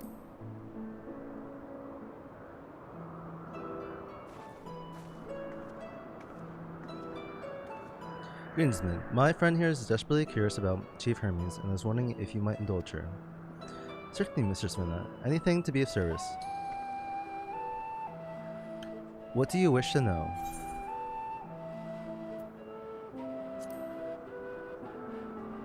Well, I can only answer from my own experience, but I describe him as a quiet man, reserved, you might say, and occasionally somewhat poor with his choice of words. His resentant nature, however, does not prevent him from carrying out his duties as chief overseer. The man is a walking archive when it comes to life forms, and discusses any species in incredible detail, is the leading authority on concepts with the power of flight. I hope that answers your question. Was there anything else?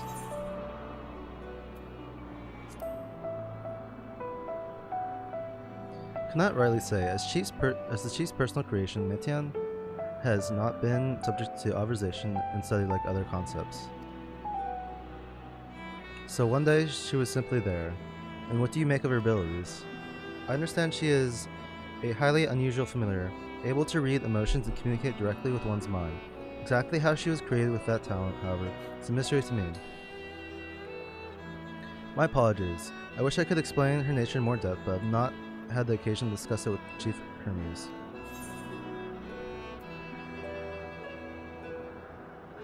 Do you trust him? I beg your pardon, I've known Chief Hermes for many years, but I cannot say we're close. He's never withheld information to determine our news, if that is what you mean. Forgive us. We seem to have veered off course here. Is there perhaps someone else who could tell us more about Metian? That'd be Timianos. He has similar expertise with flying concepts, and is more than eager to discuss the subject. You find him conducting his observations on the banks of the stream, somewhere to the east. Oh, and unless you take particular joy in rambling discourse, I suggest you keep your questions concise. We shall keep that in mind. Thank you for your patience and your insight. Think nothing of it. Is there aught you need during your stay? Please do not hesitate to ask. Come, Matea. I think we've taken enough of Ismene's time.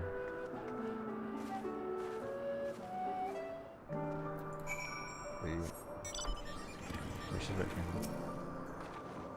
Our investigation is off to a fine start. Wouldn't you agree? From here, I propose we split up. I shall continue making inquiries with the rest of the observers. We could track down the colleague Ismail mentioned. While I did feel compelled to interject once or twice during that previous conversation, you're more than capable of drawing forth answers you seek. All I ask is you watch your footing around the stream. You can meet back here once you finish speaking with this Timeaos. These names, man.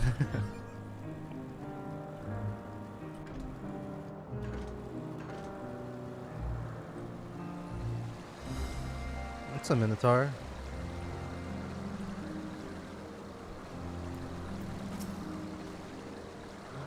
Yes, I am Timeaos, but please keep your voice down. You startle the birds.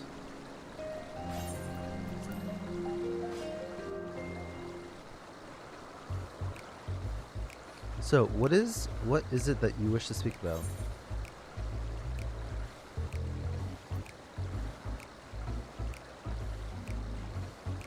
Is it true you're an expert in flying creations? Fellow enthusiast, are you? Well, settle in and we can discuss the finer points of this fascinating craft.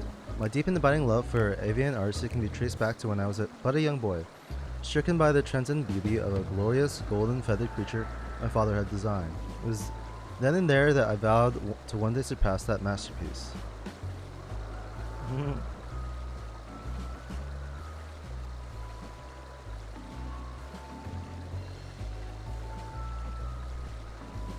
And thus did I secure an observer's role here in Elpis, and at least realize my childhood mission. Here the dreams I once dreamed are an everyday reality, in which I find fulfillment through research and creation of new flying life forms. In brief recounting of events, as was doubtless to your disappointment, is there any specific part you would like me to expound upon? You're ready for my opinion on Chief Hermes creations? Then why didn't you say so?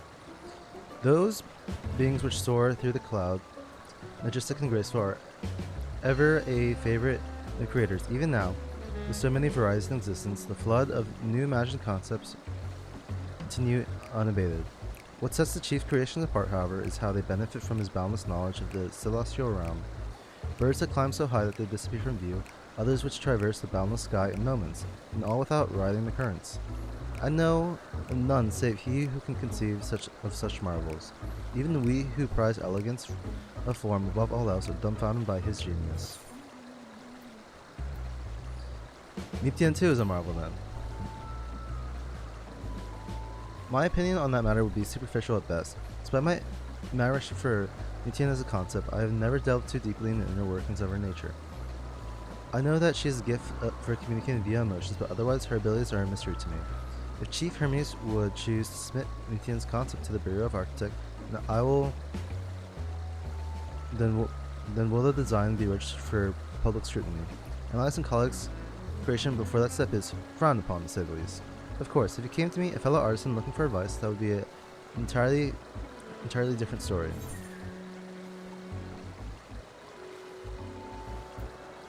Do you know of dynamics in the Dynamics and keys. Those terms do sound vaguely familiar. Was there not a flower made here in Elpis which excluded the properties of one or the other? Must have been centuries since I last heard anyone speak of such things. Has there been a resurgence in interest? And why bring up the subject? I'm flattered you saw my insight, but I cannot afford to neglect my duties for the sake of idle chatter. Now I really must return to my observation. Surely you have your own tasks to tend to. Okay.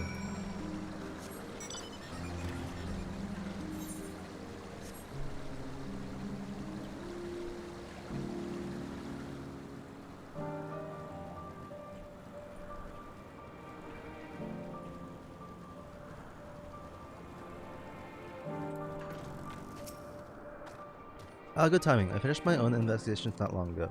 So have you any new findings to share? I see. Even an expert in the field has little understanding of Metan's calculus, let alone awareness of dynamics. My questions result in much the same answers. Hermes' colleagues view Metan as his personal project and could provide no details beyond those which he just told me. Which leads me to believe the only person with any significant knowledge of dynamics is Hermes himself. Yes, we've made some progress here, but more information is needed if we are to reach any definitive conclusions. At present, the strongest link we have to the final days is the power of dynamics, and the entelecties which control it. Yet, most scholars are only vaguely aware of these terms, let alone study them in any depth, except for Hermes, it seems. Thus, I'm inclined to stay our current course and learn all we can about the Chief Overseer and his familiar. And on that subject, was there aught else to note you can tell me about Metan, aside from her unorthodox method of communication?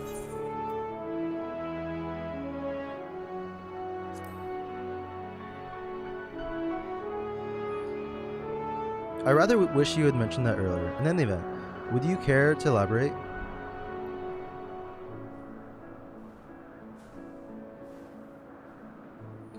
So these siblings of hers now traveled the great expanse in search of deeper meaning. Thank you. Though the mystery at hand remains unresolved, I feel you've touched upon a vital clue, one we should keep in mind as we continue. Next, I propose we take ourselves to Perpetual Crystal Line, not far from here. Just follow the path west.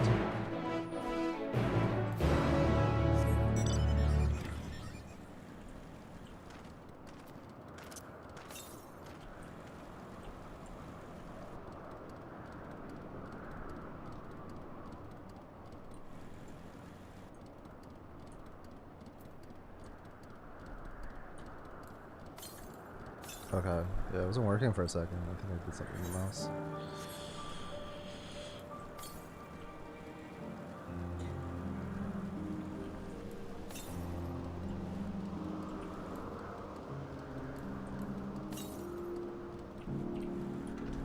Okay, well, it's on my path where I'm going, so.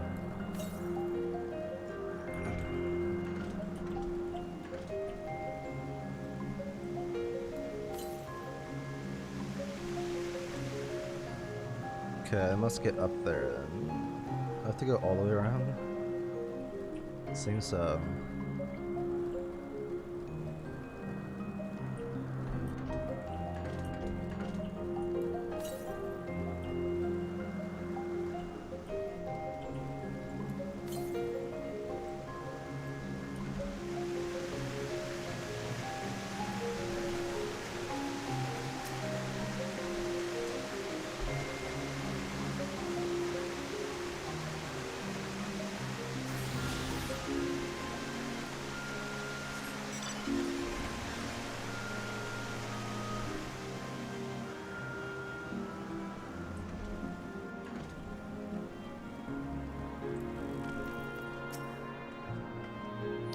This tower and the one further along are both part of the Pretend Crystalline, a facility where they archive all of Elpis' observational testing and records.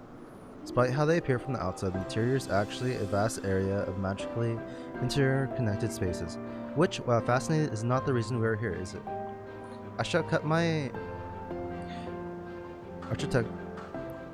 architectural lesson short and see what those two archivists have to share. If you could find someone to speak with over at the other tower, I should join you there anon.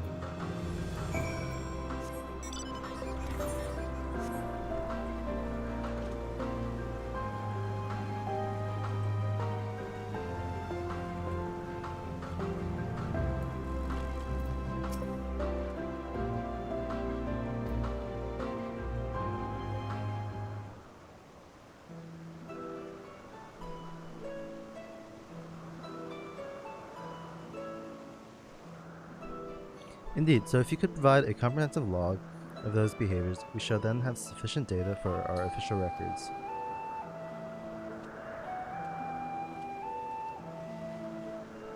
Now, what was it that you wished to speak with me about?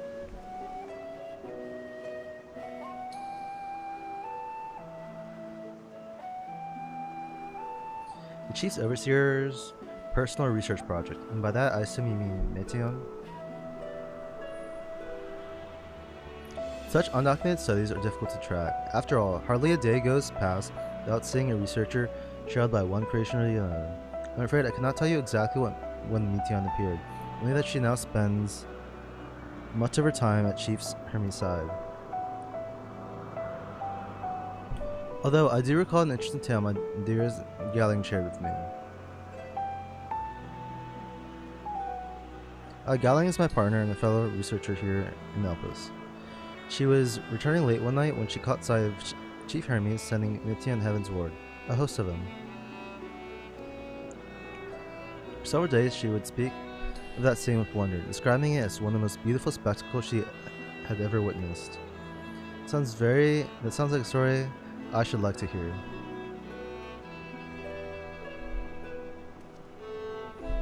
Mistress Venat, I thought you had already returned to the surface. Permit me to thank you again for your invaluable contribution to our constant placement proposal. Pray do not mention it. As you say, my original plan was to leave after that task, but I've since been engrossed with Chief Hermes' research. Do you favor me with retelling of this sight, which so delighted your Galleon? Of course. Or you could hear it from her lips directly if you prefer. At present she should be observing a subject in the basis de la Salle. She does enjoy her time there, watching sea creatures hunt and play, gazing upon the salty waters of the world's oceans, recreated in such sublime detail. Imagine you must find similar joy in indulging your boundless curiosity, Mistress Venat. Even though such pursuits much continue and regretfully delay your return to the star.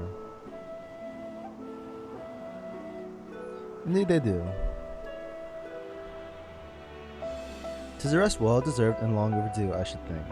How greatly have we prospered for the wisdom you accumulated during your travels as Azim. And what would Elpis be without your earlier academic work? The theories you developed served as the basis of many techniques still in use today. Man is a creature of contemplation, but none embody that nature with as much enduring passion as you. I dare say there is not a soul alive more worthy of a return. I shall rejoice in the day you depart on your final journey. I will be honored.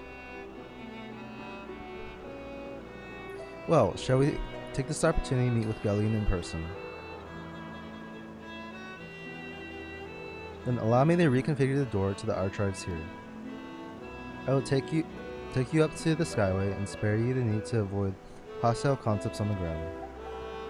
That'd be most helpful, thank you.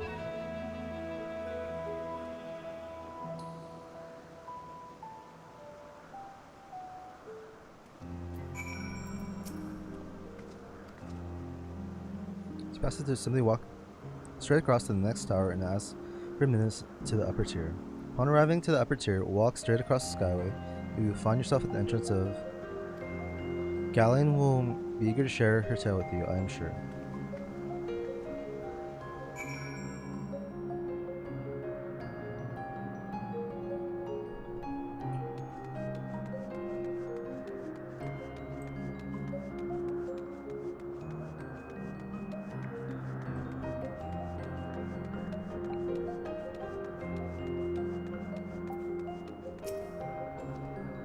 Mrs. Vanna, just passing through? Then allow me to prepare the path. If you need further assistance, there's always an observer or two out on the upper skyway.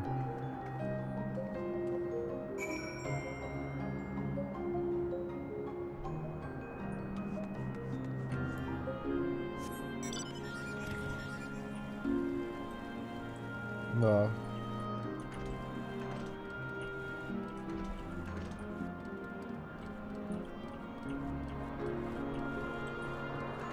Okay, wow, so you'd be able to fly up here then from down there.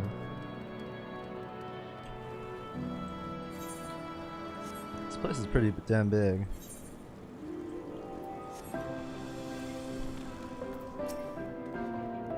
Mrs. Vanna? I was not told to expect. We should have prepared an official welcome.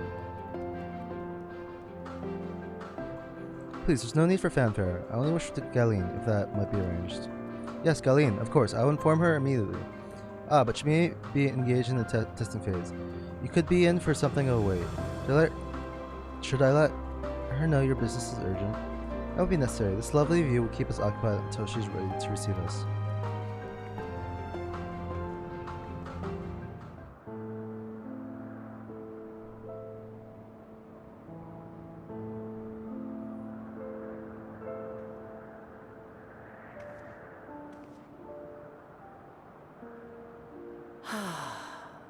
A delightful breeze and a breathtaking view.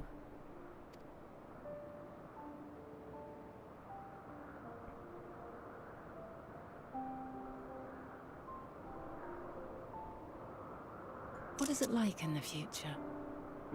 Is the world still a beautiful place?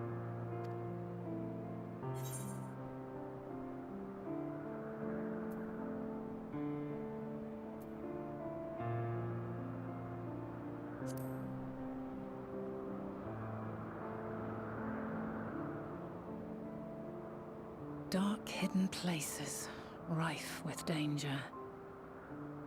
Those have an altogether different, but no less powerful sort of appeal. While we wait, will you not tell me about your adventures? Well, not the portentous events which led you here, but the simple delights all your own. By learning about the future world, I may gain insight into future me's plans. But more than that, I have an interest simply as a fellow traveler. Short of going somewhere oneself, there's naught more stirring than hearing another's account.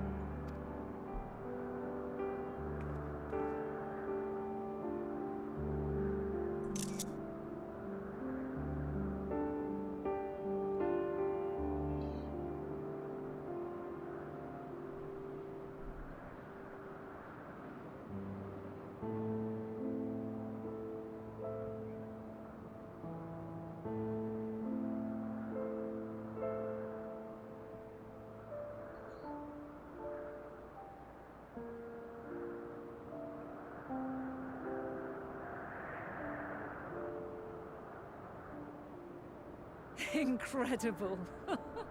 Would that I could have been there to see it.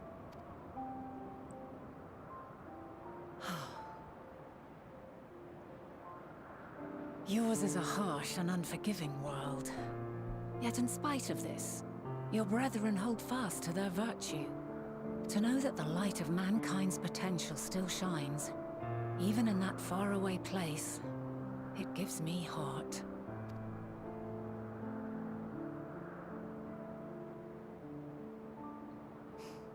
Thank you for regaling me with your tales. I will treasure every word. As you know, I was once a scholar. And among other things, I sought to understand the workings of the world. What exactly is ether? How formed the laws of nature? Whence sprung mankind? Riddles and mysteries beyond counting. Over the years, I have managed to find answers to some few of them. Yet rather than attain a sense of mastery, the more I understood, the more I came to hold the world and its miracles in awe. We too are miracles, each and every one of us, born of the warm breath of life that traverses the heavens, swirling through eternity. When I fully grasped the improbability of our existence, nothing felt impossible anymore. If it could be imagined, it could be done.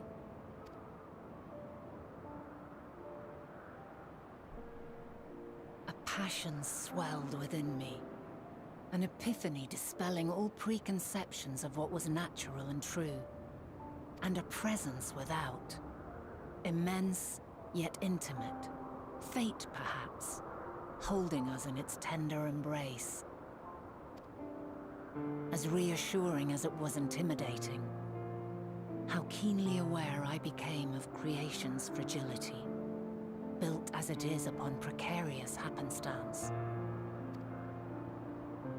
I was overcome with an irrepressible urge to know the world more intimately, to hear its voice, feel its breath.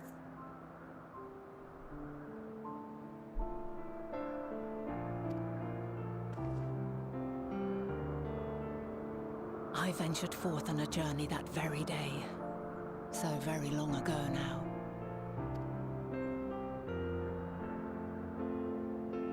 Freed from presumption and prejudice, I saw the world through a newborn's eyes.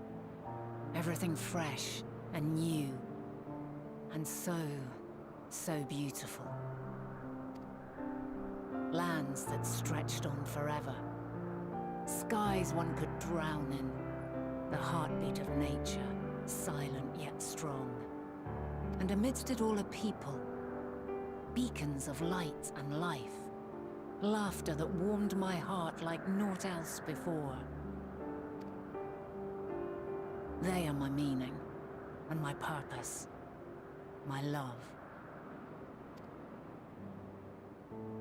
And so long as they need help, I cannot return to the star. Perhaps my future self is still waiting for it. The moment she can let go and walk unto the end. Safe in the knowledge that man will find his own way.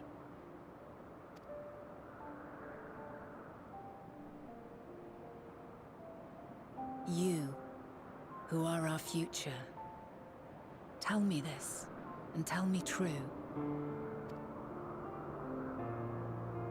Has your journey been good? Has it been worthwhile?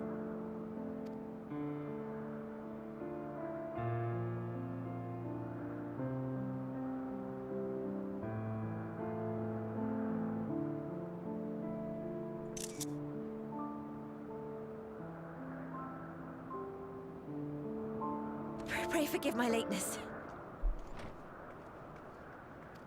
My observation subject was rather irritable, and it took a while to settle it down. No need to apologize. Your work takes precedence. Besides, we had a pleasant conversation in the meantime.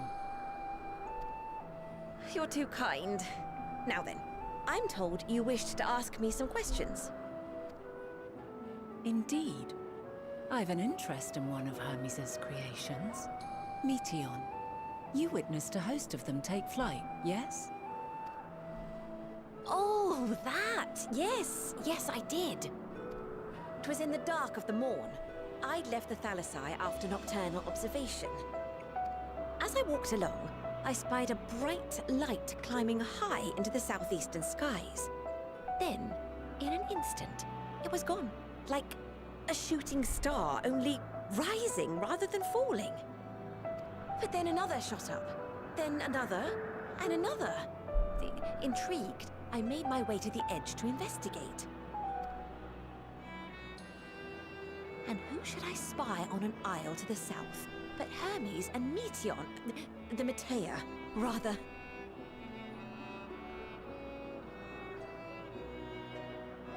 Say my name. There were lots of them, and I realized they must be the shooting stars that I'd seen. A dazzling spectacle indeed. Have you spoken with Hermes about this? Oh, yes. The sight left such an impression on me that I approached him about his mystery project the very next day. Alas, he said that he couldn't reveal anything just yet, that he needed to conduct further tests. It shouldn't be long now, though. He often returns to that isle, and I have a feeling he's nearing a breakthrough.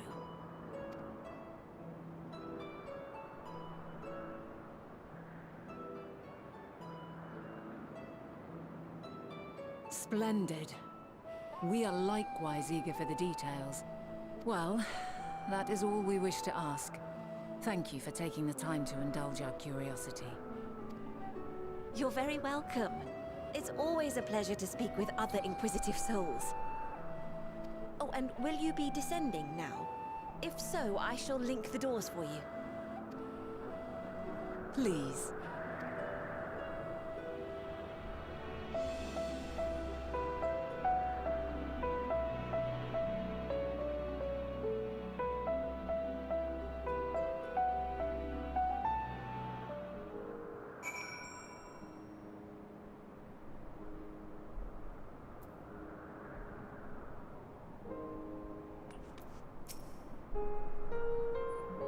So another piece of the puzzle falls into place. From what we've learned so far, I think we can safely conclude that Hermes has been revealing the details of his research to others, which suggests that either someone will appropriate his discoveries and make use of them, or that Hermes himself will have a hand in cause in the final days. So we have no reason yet to suspect the former. We should consider the latter more likely a possibility. Proceeding under that assumption, our next step should be to divine why, or even if, he might desire such a terrible fate for our star.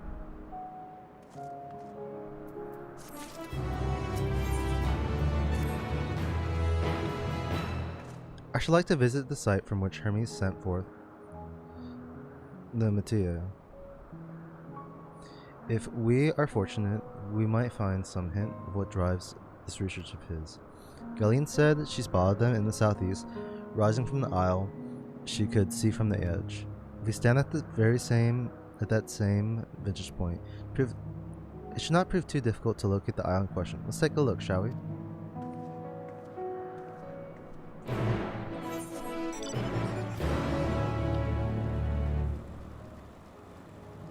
Oh, I haven't attuned over here yet. I should do that.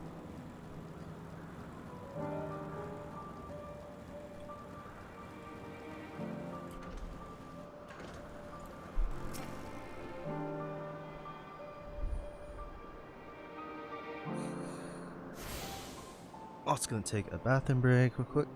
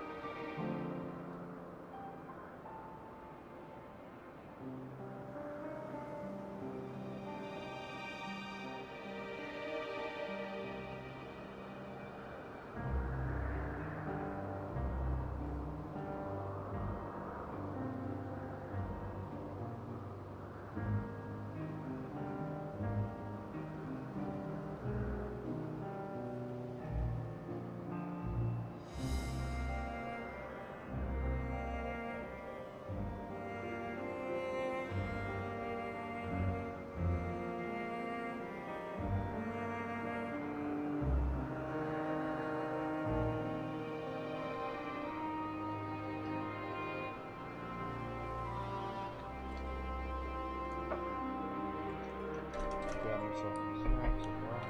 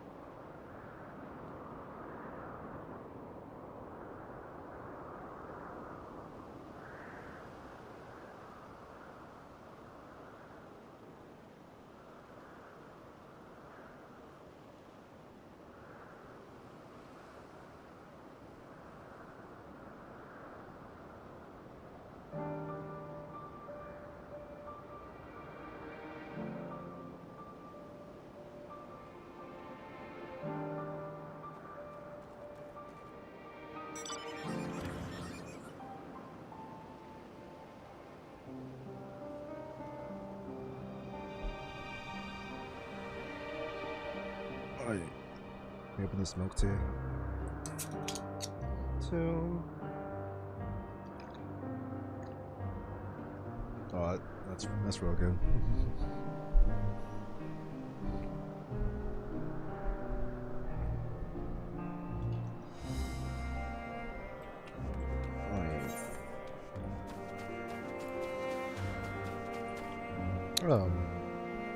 Go all the way to the end.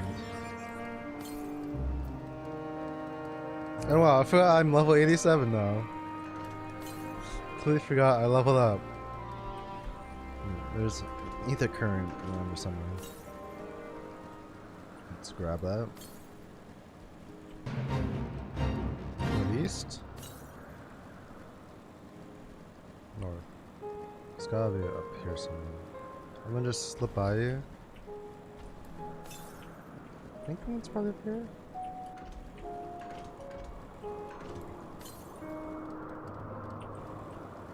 Okay, I can't get up. I was like, how do I get up here? There we go.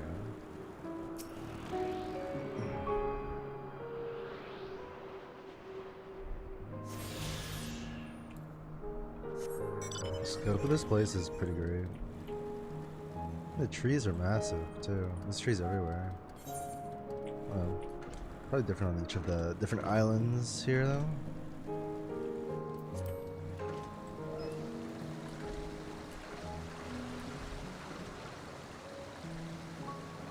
Wait, you can get that as a mount? I need that.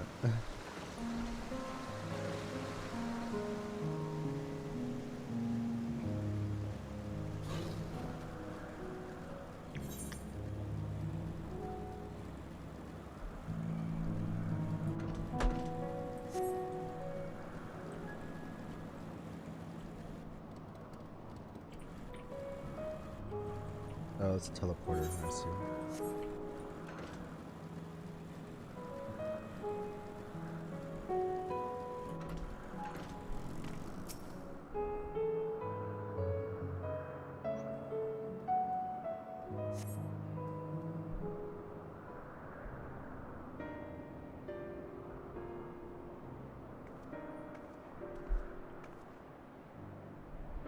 Now, if I were conducting some mystery research, where would I go? Ah, what about that one? Have you means to fly? 'Tis quite a distance away. Nah. Inconvenient, but hardly an insurmountable problem. To me, Argos. Speak of the devil. I was just talking about that.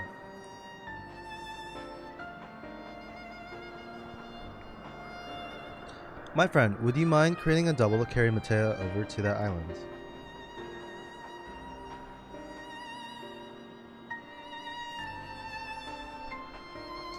stubborn creature. There is no place on this great star we have not traveled, and so he remains obstinate in the presence of strangers. Argos has rather exacting standards, I'm afraid.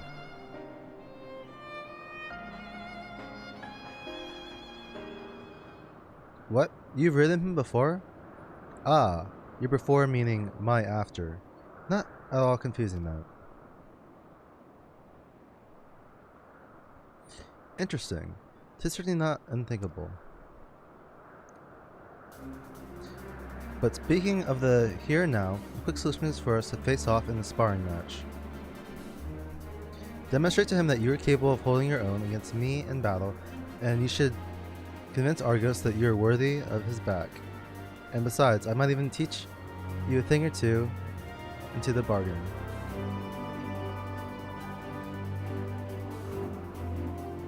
You seem doubtful, but useful lesson on. It would certainly be a moment to remember, a memory of the distant past to cherish. What say you, traveler out of time? Choose your battlefield. Let's get it.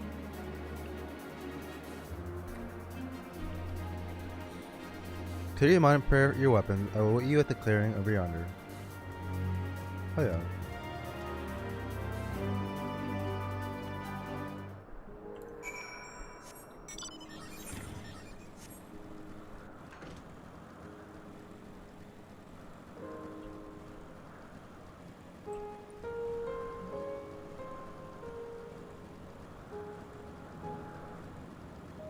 You don't see me. Oh, he sees me. Can you jump down here, though?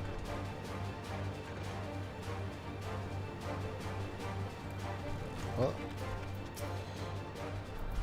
Shall we begin? Be warned, I'll not go easy on you. I won't either.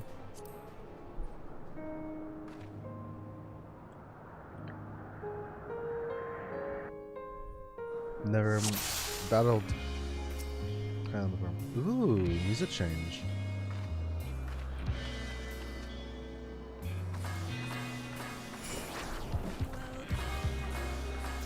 Yeah. Let neither side hold back.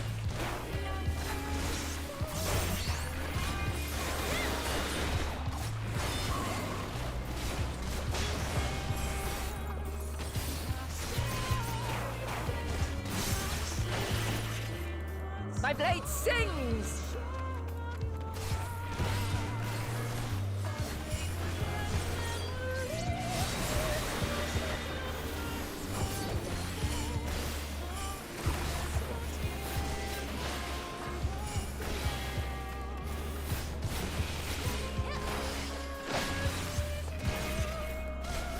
I need to raise the music up.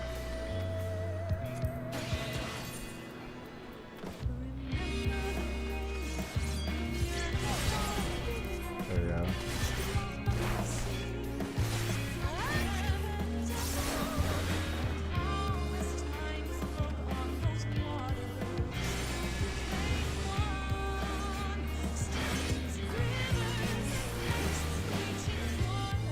My blade sings! Ooh, I read it right.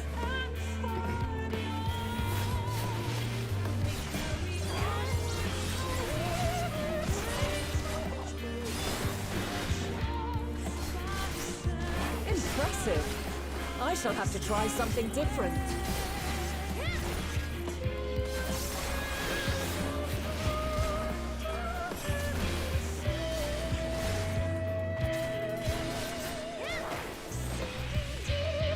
No quarter.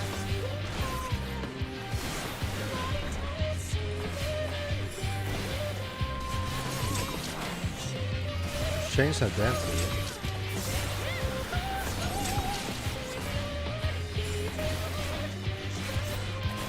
Have a taste.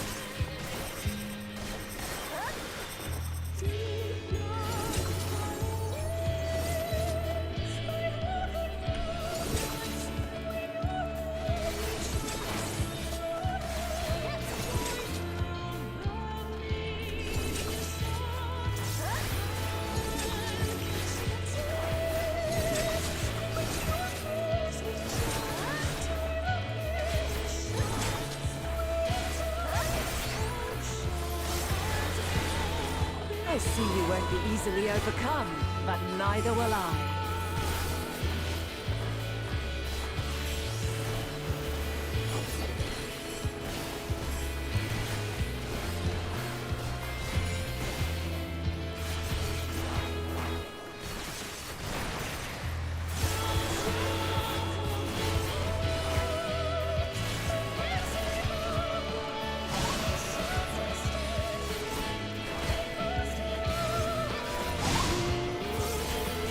Prepare yourself.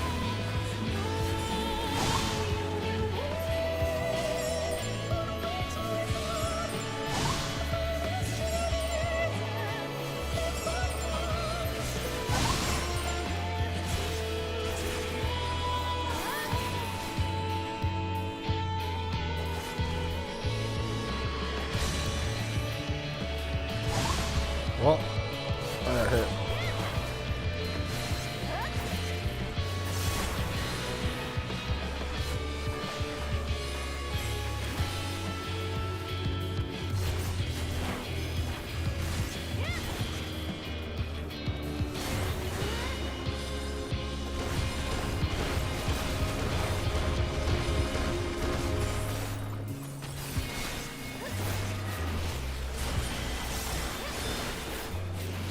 Very well.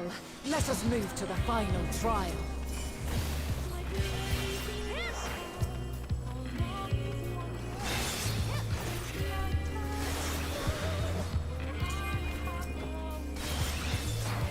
Consider saying?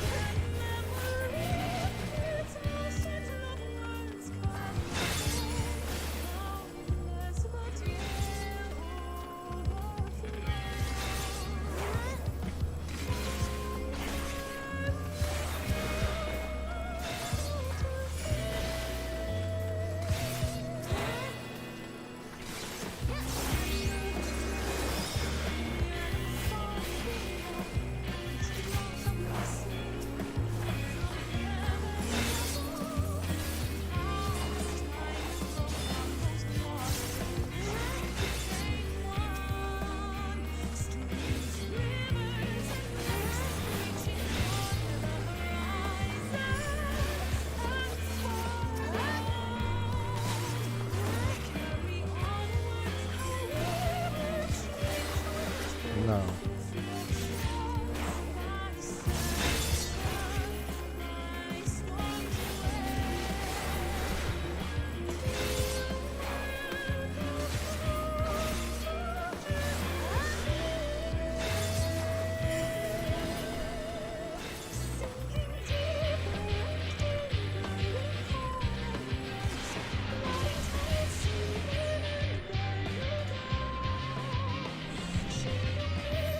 Break your chains, shed your burdens, and show me your strength of will!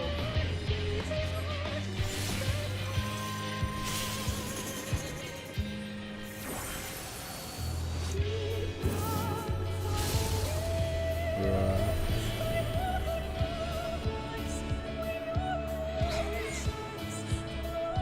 You still stand. People of your time are more resilient than I had dared hope. I have seen enough.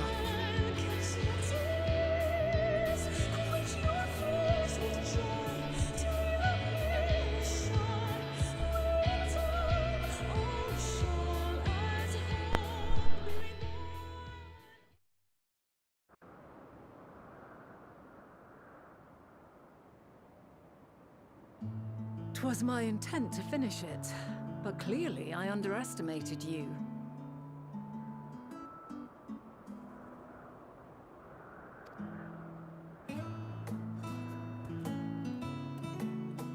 One would think I never learn. I made the same mistake with Azam when we first sparred. Despite being less than half my age, her strength was astounding. As is yours.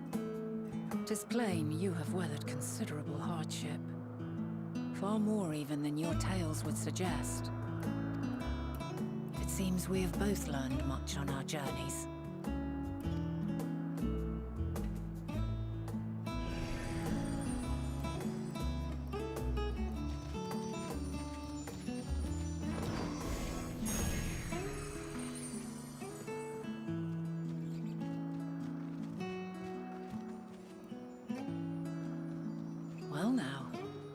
dare say he is warmed to you. A boon to be sure. He never forgets his favorites, and is ever eager to come to their aid.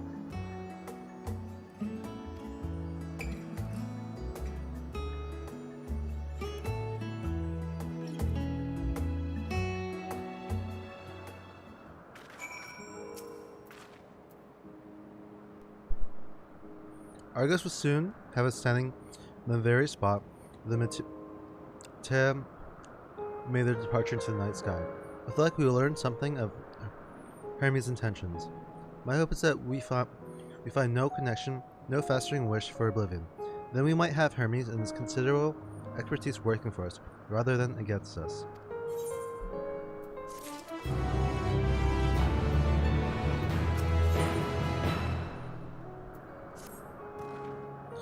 Let's move over to the edge before mounting, shall we? That will allow Argus to catch the currents rising up from below and give us a smoother ride over to the Isle. Come in.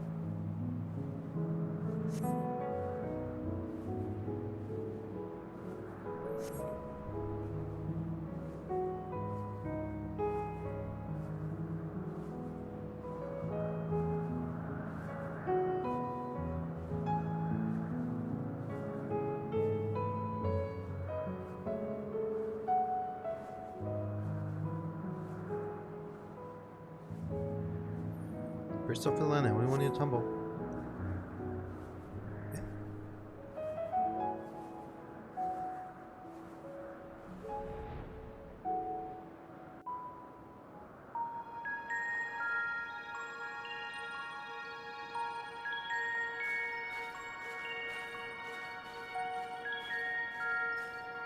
Quite a small place, lacking even the most basic equipment.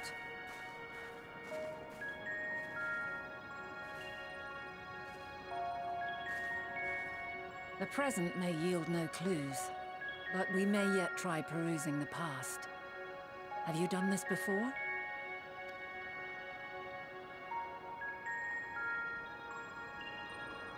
So you cannot control the power freely.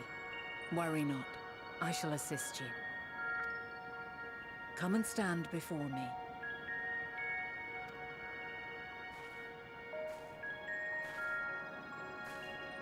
There are two ways to see the past.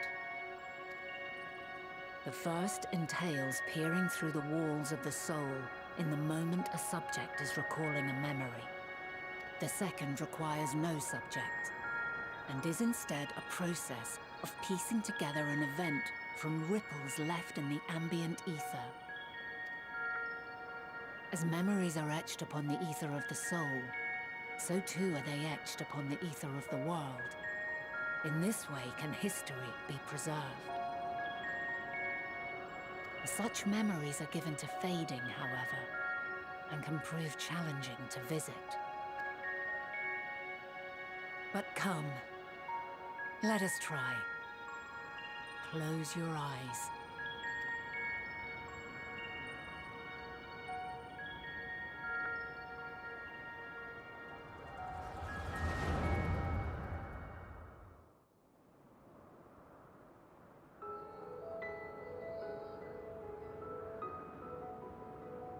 All All units fully functional and proceeding on course towards their respective stars.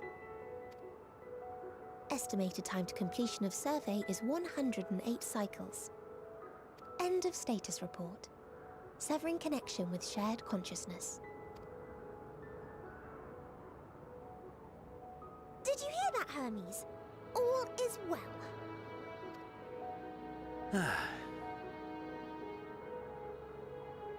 Yes. Good tidings at long last. Every step of the way, I've been reminded how little we understand creation.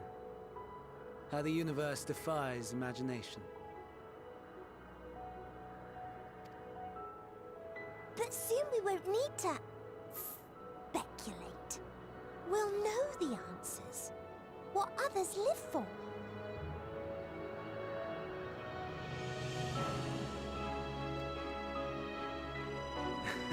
Indeed. And we'll owe it all to you and your sisters. I wonder what answers we will get. Whatever intelligent beings that exist out there are bound to be vastly different from us. Diverse in form and culture, possessed of unique ways of thinking. Their conception of life and its purpose will be no exception. Completely and utterly unlike ours. Utterly unlike... how? I have no idea.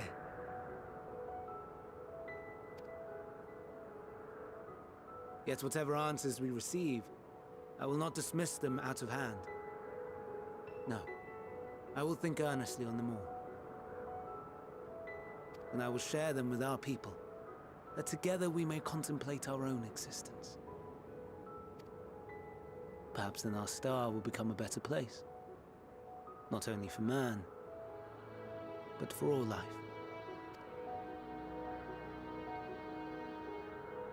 Meteon, though I gave you wings to soar the heavens, I did not teach you how to walk the earth. So loath was I to bind another living being. In the course of your long journey, you will learn from those you meet. Learn to walk and run and so much more. And when you return, older and wiser, we will have a celebration to mark your homecoming and coming of age both. Will there be apples? Covered in syrup? And how are you supposed to eat them? Rather than food, perhaps... a flower.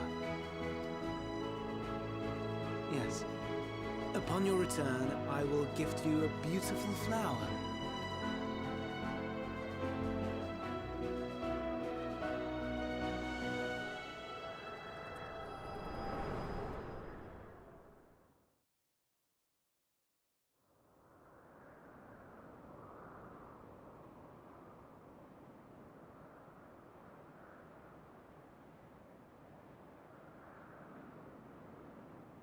So, what is your opinion?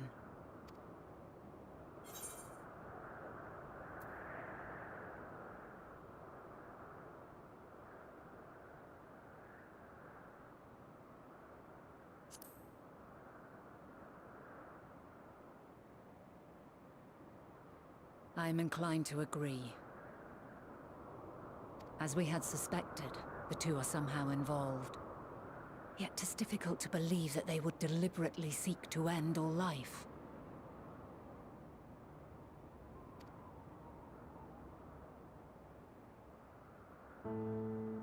In light of this, I propose that we reveal your tale to Hermes himself. If he does not wish for the final days, as we believe, he may well join us in pursuing a solution.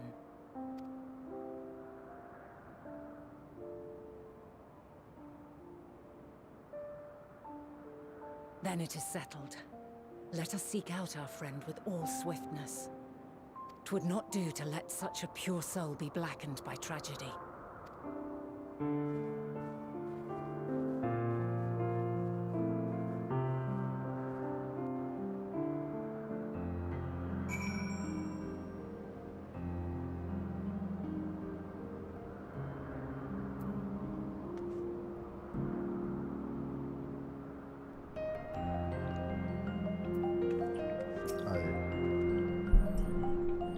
There are any other places where Hermes might be in Opus. What we could do, worse than a look in ESKITTITTTTT Hyperborea, the largest facility. It stands in ESKITTITTTTT Borealis, the Northern Island. I wonder, Mateo. For an institution which claims to studiously research every species destined for release into the world, do not question how they find room for them all on so few islands. Nature lies within ESKITTITTTT itself. I touched upon the practice before back at the archives, where a vast area is stitched together by the multiple conceptual spaces. The same holds true for the interior of this facility and its magically constructed environs. 'Tis there within those spiraling habitats that the chief overseer and most of Elpa's observers conduct the bulk of their work. Come, the simplest route is via the teleporter north of Protein Oikos.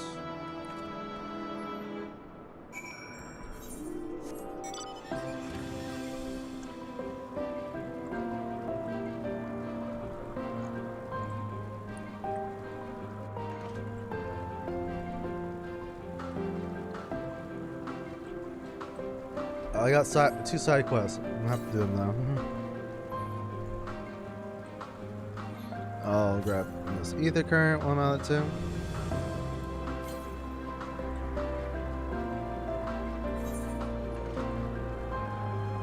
Okay, so there's another aisle up that way. Doesn't look like there is a teleporter. Oh, it's behind me. Or I mean, not teleport, I'm ether right.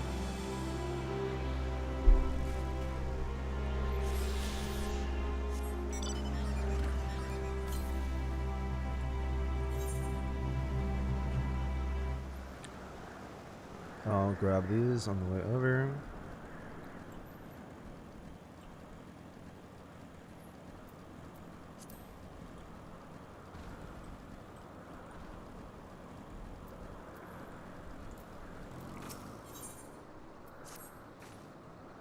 You're a visitor too, aren't you?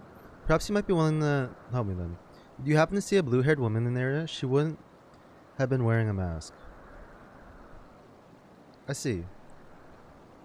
She and I are students of Academia and there.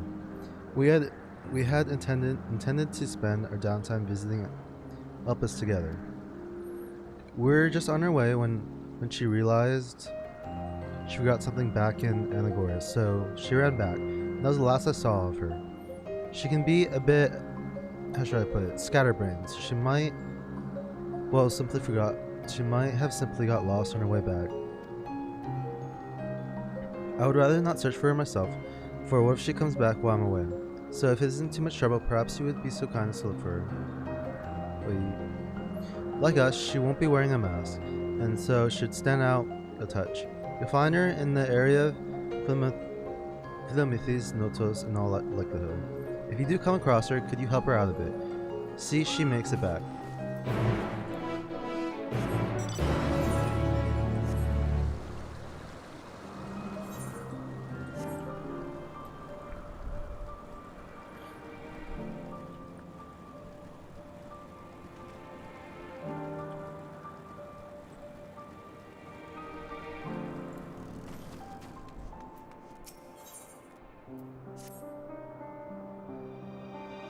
Well, this is a pickle.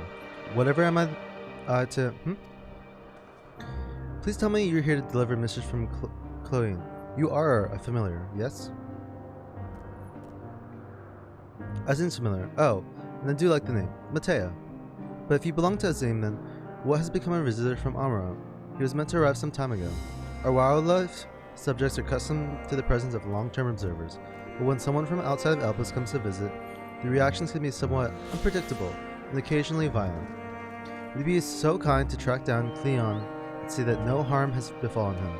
Visitors don't wear masks, so he should be easy to spot. And if you do happen to find him in the process of being mauled, you have my permission to terminate the offending subject. Safety first. Okay.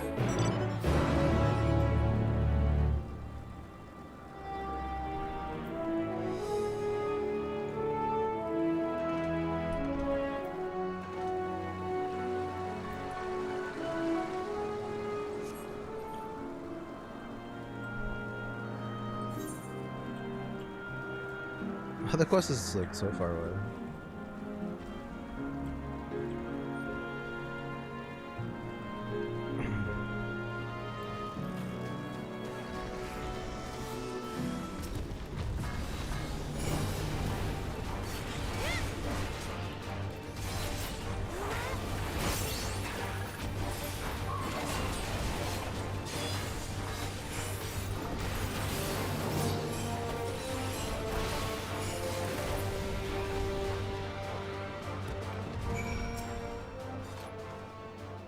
Thank you for taking this ship. I wasn't sure about the etiquette of destroying a creature under observation.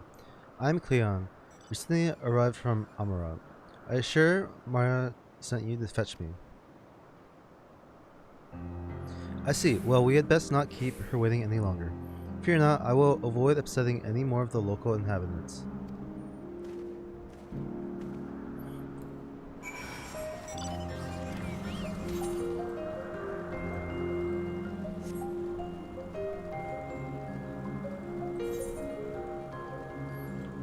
I'll complete that later. I'll just go to the quest room.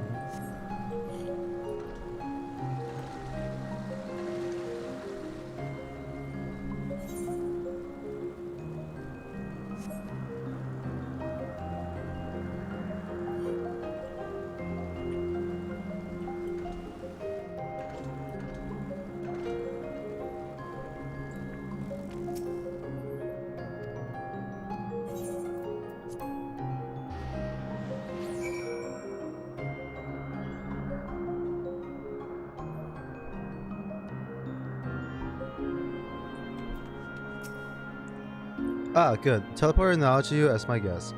You should now have the authority to use it as you wish. As for the way to Kittis Hapiroria, you follow his path and turn left at the crossroads.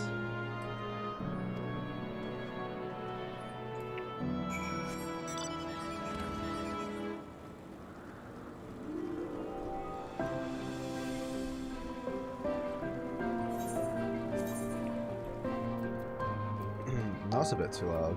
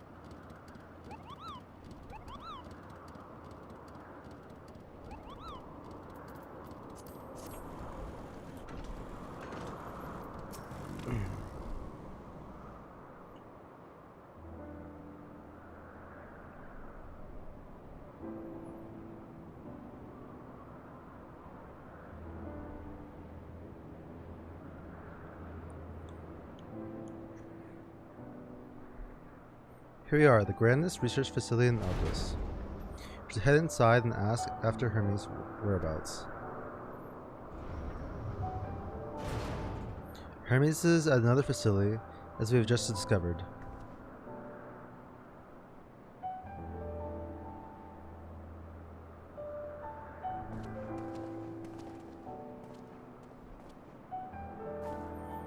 Furthermore, we've confirmed that his studies into dynamics, as well as his creation of Minam, were entirely private pursuits. No one else he spoke with appeared to possess the chief's depth of knowledge on the subject, neither did we hear any tales of stolen research.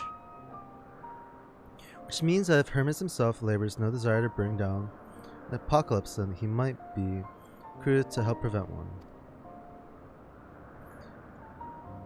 Or so saith the illustrious Emet-Selch.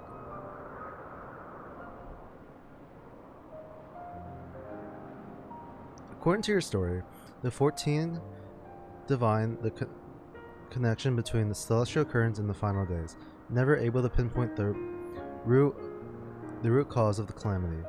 With our people's greatest minds, not to mention Hythodaeus' sharp eyes, committed to the pursuit of a solution, such an outcome seems inconceivable. The only possible explanation is if the nature of the catalyst was so inexplicable that even we failed to perceive it. And what better fits a description than the invisible, intangible dynamis? Which in turn leads us to our next question.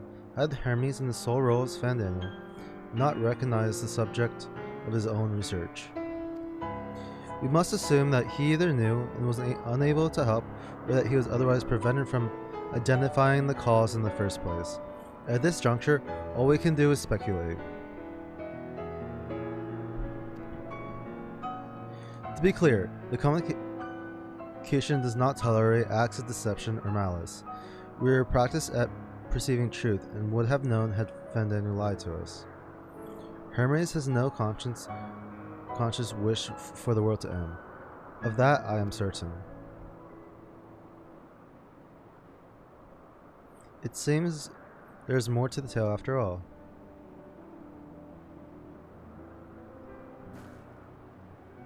We conducted an investigation of our own, you see.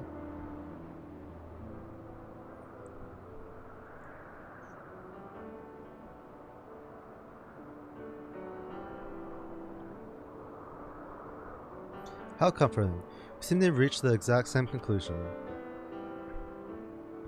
I see no reason to delay further. 'Tis time we brought Hermes into the fold, as it were.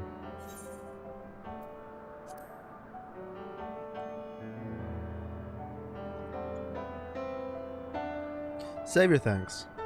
I did not say I believed your ridiculous story, but as Emet-Selch, I have a duty to examine any potential threat to our existence, no matter how ludicrous or personally offensive I may find it.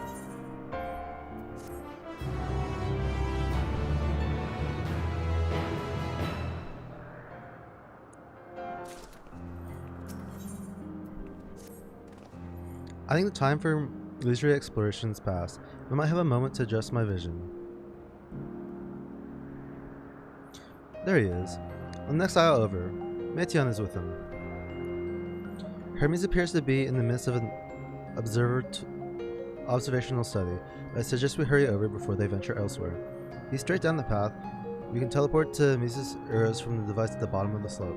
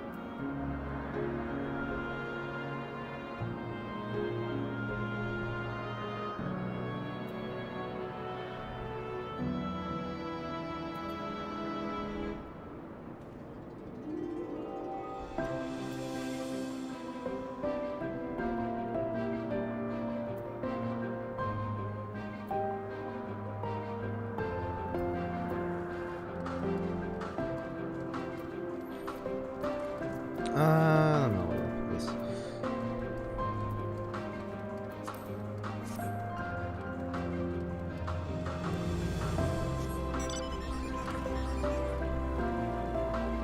sound in this game is always so weird. I always having to adjust it.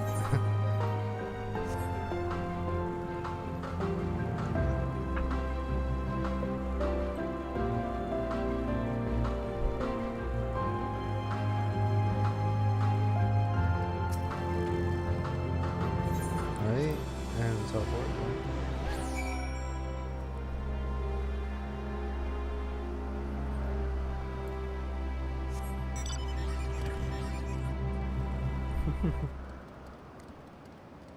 This person's like, I just got here and what the actual F? And this person said, ain't seen nothing yet. Yup. Very close by, within the Hungarian Gardens. That would be the circular enclosure you see just up ahead. Well then, Mattea, make yourself useful and bring Hermes out here to us. If I were to go, he would assume I was only there to press him on the Fandania matter. Of all of us present, you stand the best chance of convincing him to decide his work for the moment. But the creations in there are not exactly...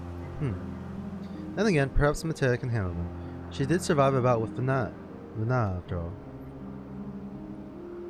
Off you go to find Hermes, but do be prepared to come to blows with the garden's denizens.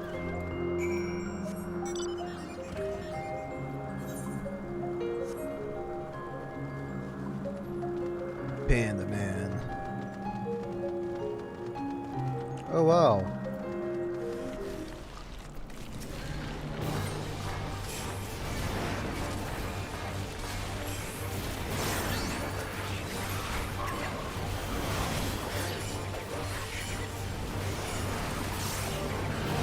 Way up here.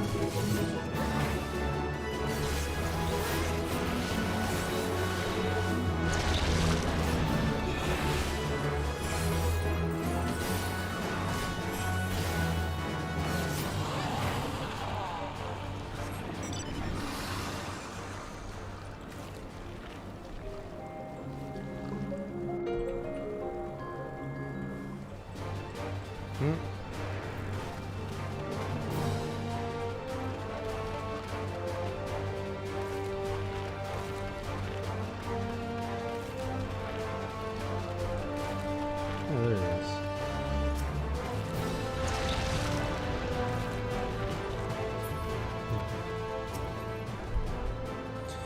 What are you doing here?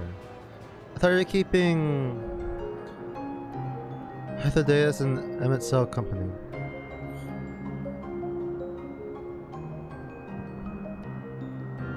An important matter, and unrelated to my decision on Fandania, you say. Then yes, I will come, since my work here is finished. It will not be long, I promise, but you should really wait outside the garden with the others. This is no place for idle exploration.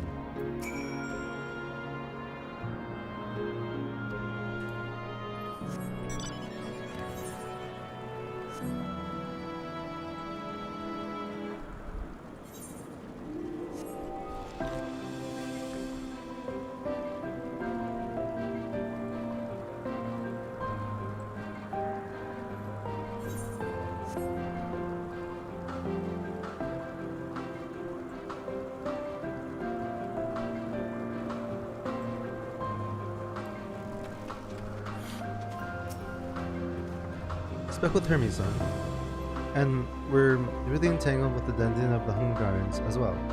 I see, or shall I say smell. I cannot speak for certain communication knows, but I for one am impressed with your fortitude.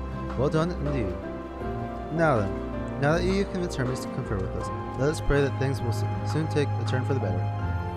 As fascinating as it would be to meet the MXL who would recreate Amara in the depths of the ocean, I think it best for all concerned if such tragic events never came to pass. Be it In our future or your past, assuming yours isn't truly written in stone. Naive hope that is.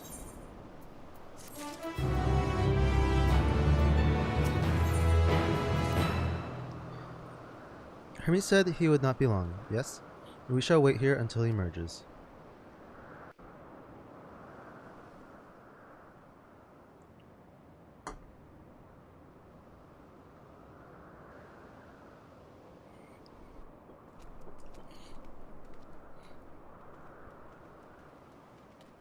My apologies for keeping you waiting. I understand there is a matter you wish to discuss. Aye. A matter of the utmost gravity. If one can suspend disbelief. Go on then. Tell him what you told us. Who you are and why you came.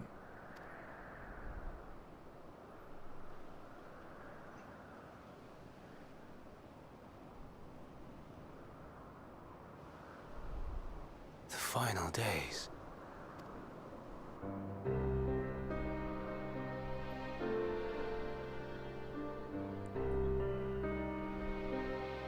The phenomena observed during these star-encompassing calamities is likely the product of a dynamis reaction, and none is more versed in the applications of this energy than you, Hermes. I must stress that we do not believe you would desire such destruction. We come not to lodge accusations, but to beg your wisdom. And so, distressing though the exercise may be, I ask that you share with us your opinion on the matter. On the assumption that our visitor's tale is true. Even you, Vana.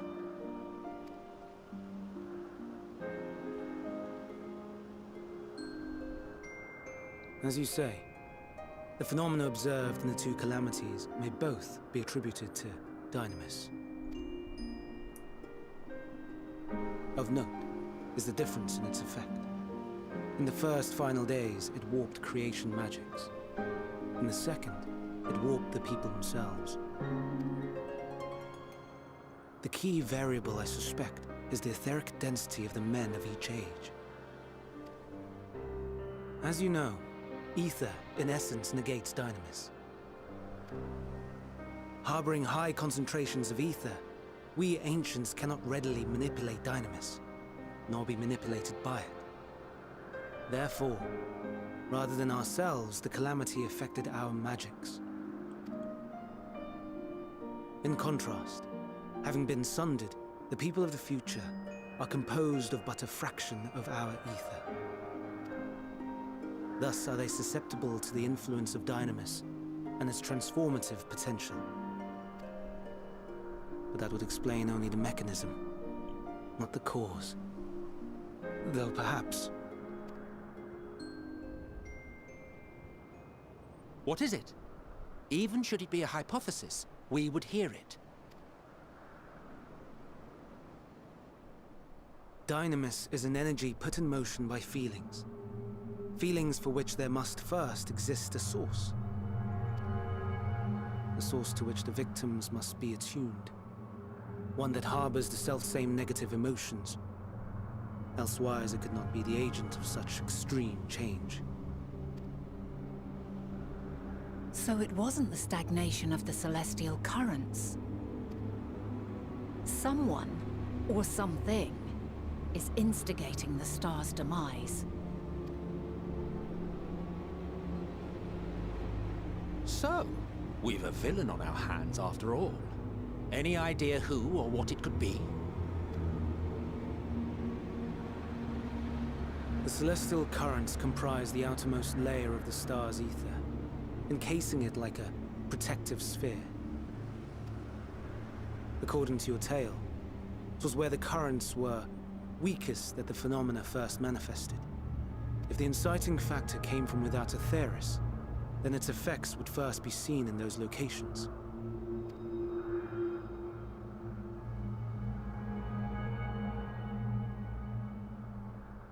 Greetings. Can you hear me?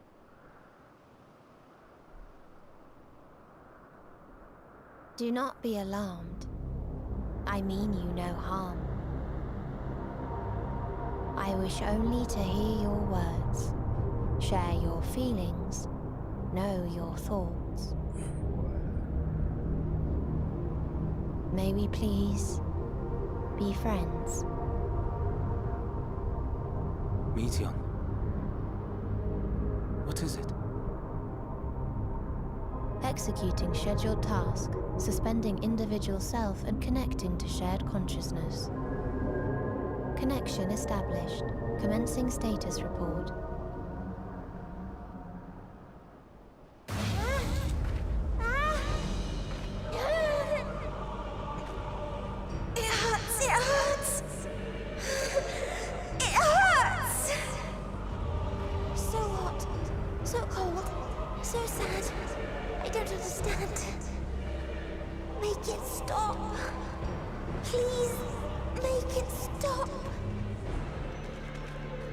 Steady, Meteon. Steady. So scared. So lonely. The pain. It's too much. Why? Why do we... They hurt. Hate.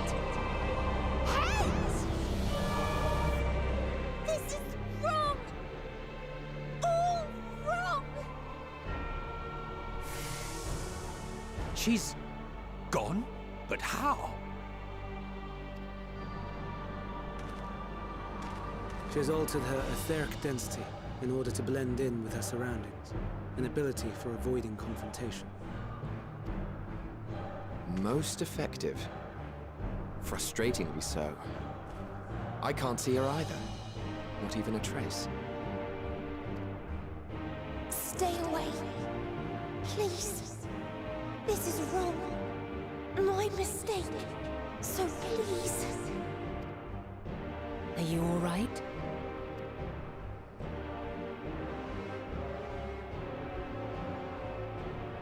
In your mind? No. We only heard her speak the instant before she vanished. Of course. When communicating without words, Meteon also employs dynamis.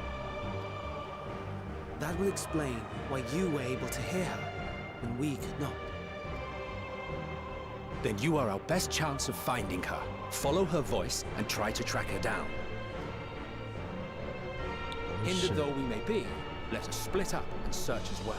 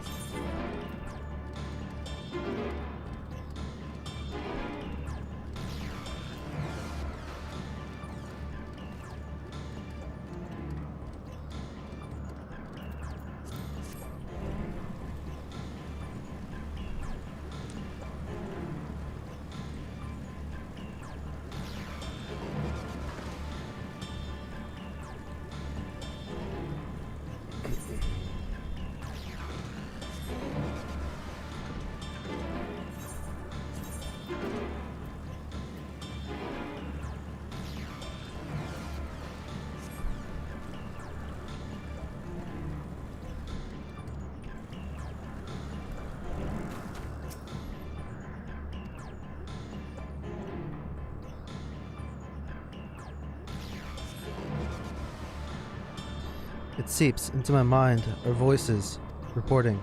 No, no! Hermes mustn't hear him. I have to run, to hide.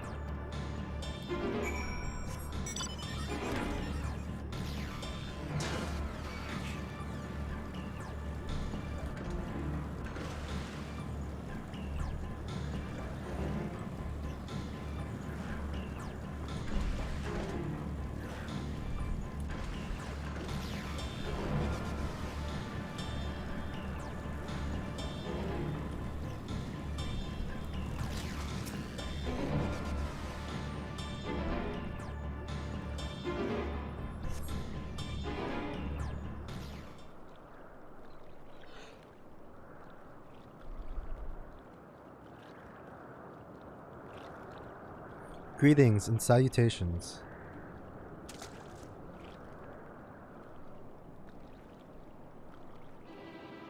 Commencing report. Oh no. We can't tell him that. You must run far away.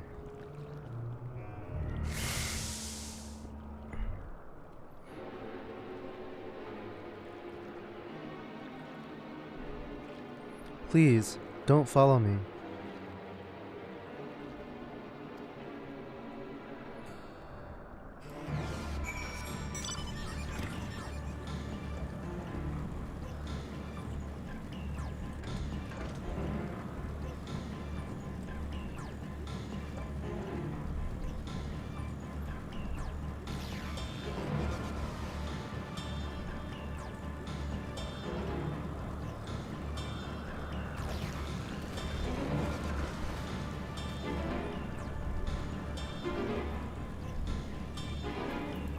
Let me test the sound effects on this.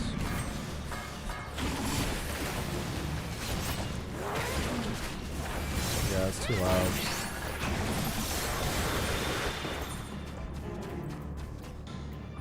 FFXIV.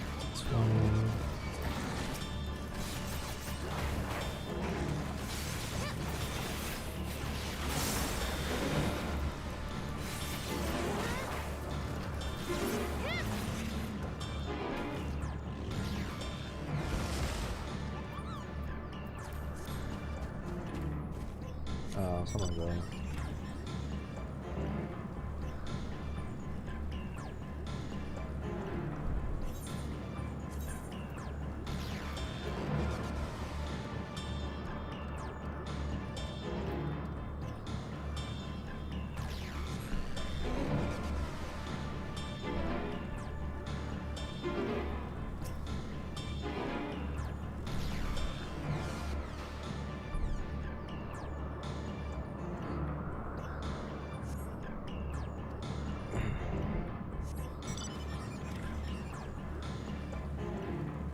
Okay, by the tree here.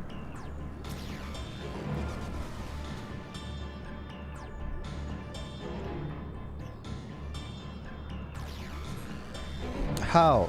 Well, how did it come to this? Is this the reason we traveled to the stars? We sought out other life forms? Is this it? Is this the answer? No, it cannot be. Cannot be.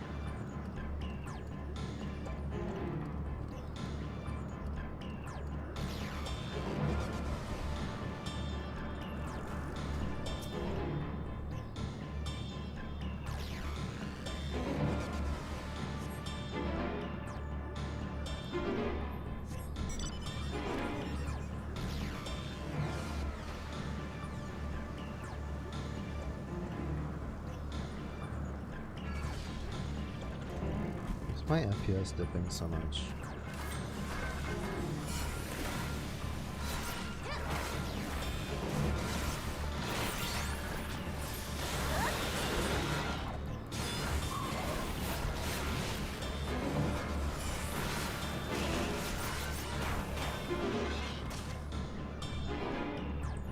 Is river channel on? It's on, but...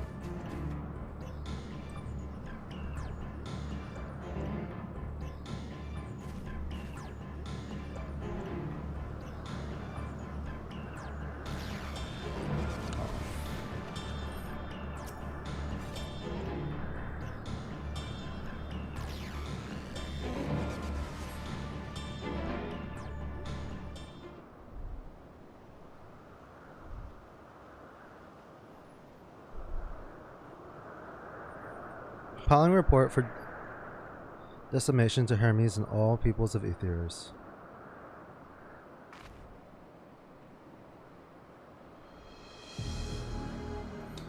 Processing expedition data. Preparing profiles on intelligent civilizations. Formulating answers to the question. Finalizing report. No, Mateo, you mustn't listen.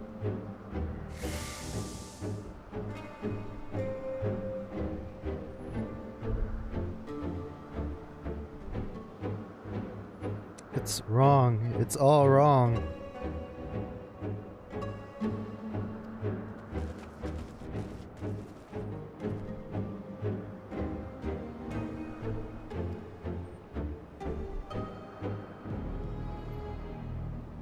Panic and confused, which will make it all the more difficult to predict her movements. Hermes, what do you make of this situation? Amitia are linked to a single mind, shared consciousness which connects them across any distance. Expect something has happened which disrupted its usual harmony. How might we access the shared consciousness of theirs? Much as you would approach any sentient being directly. In Amitia's case, that means speaking to any incarnation within physical reach. So unless we can track the Meteon we just lost, no means to communicate with them. No way of knowing what befell our sisters. No way to provide directions or guidance.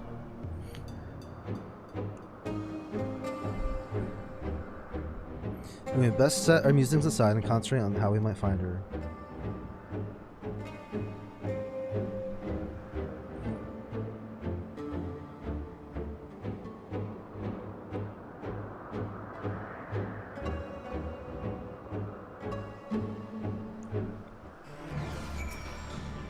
Oh, my dear Meteon, what did you witness out there that frightened you so? Why do you seek to keep it from us? How terrible could it possibly be?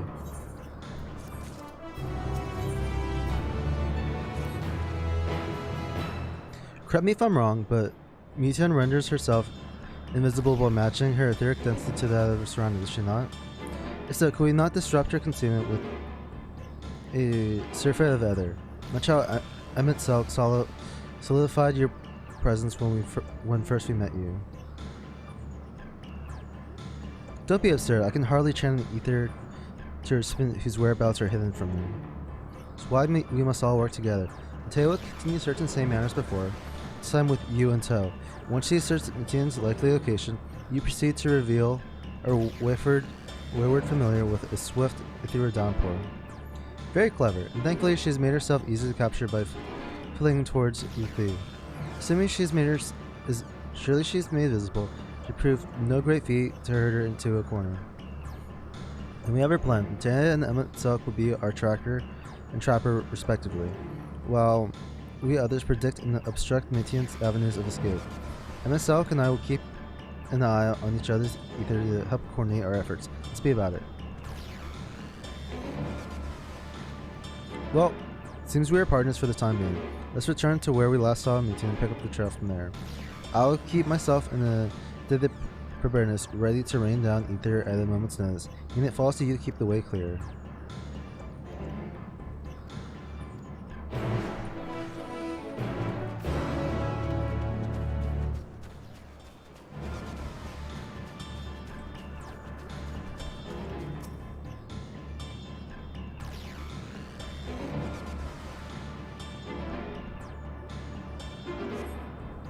Why can't I fly? Are my functions being restricted? Hide, yes, I'll just have to hide then. No one can find me. She went into the lake as if this wasn't tiresome enough. At least that open expanse should make her easier to find. We won't lose her this time.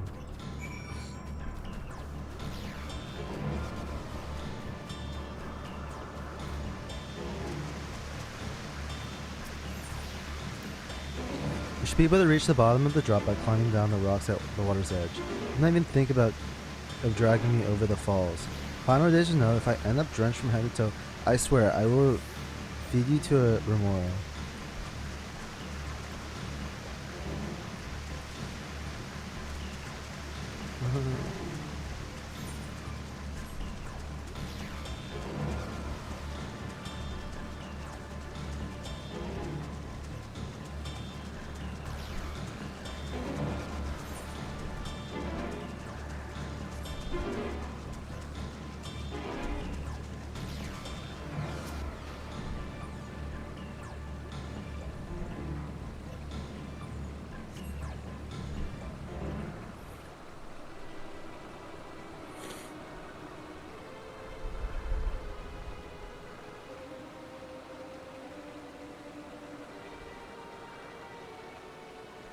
Not here. I'm not here. Please.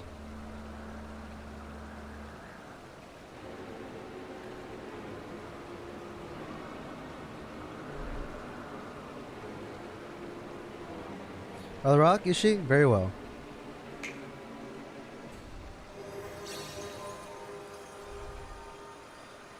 What? Why can't I hide?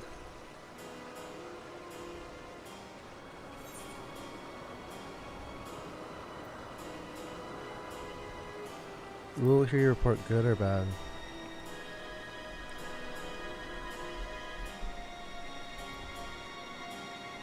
Matea, what are you saying? Everything is so faint. I'm sorry, I'm not strong enough. Stay away, I'm begging you. Don't make me say it. It will break him, his poor fragile heart.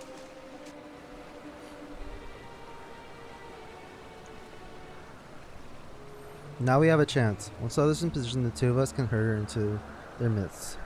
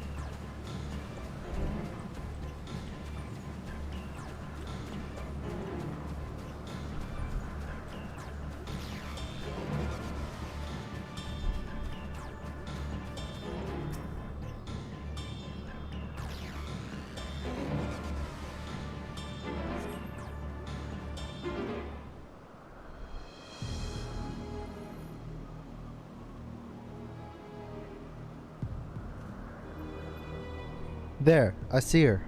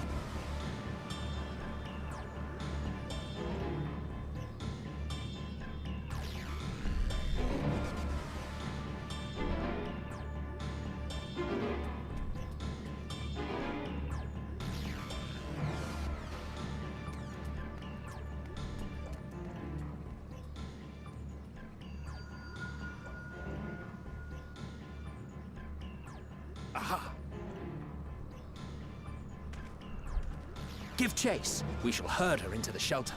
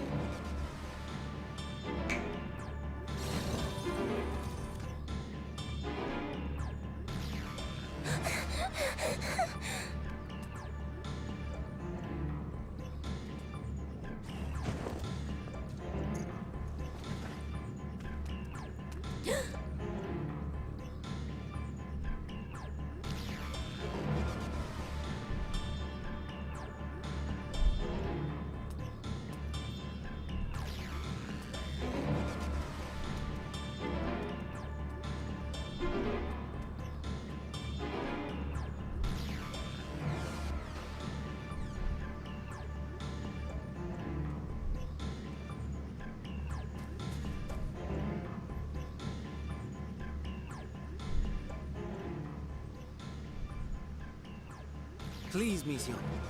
We must speak.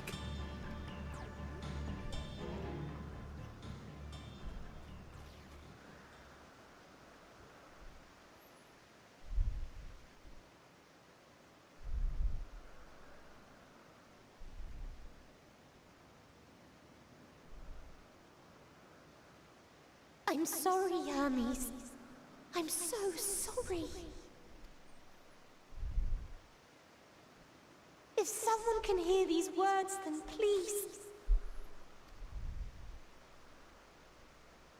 please protect them. Protect them all.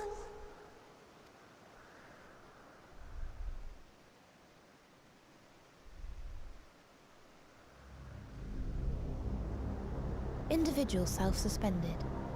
Connection with shared consciousness stable. Our survey is complete. We shall now report our findings.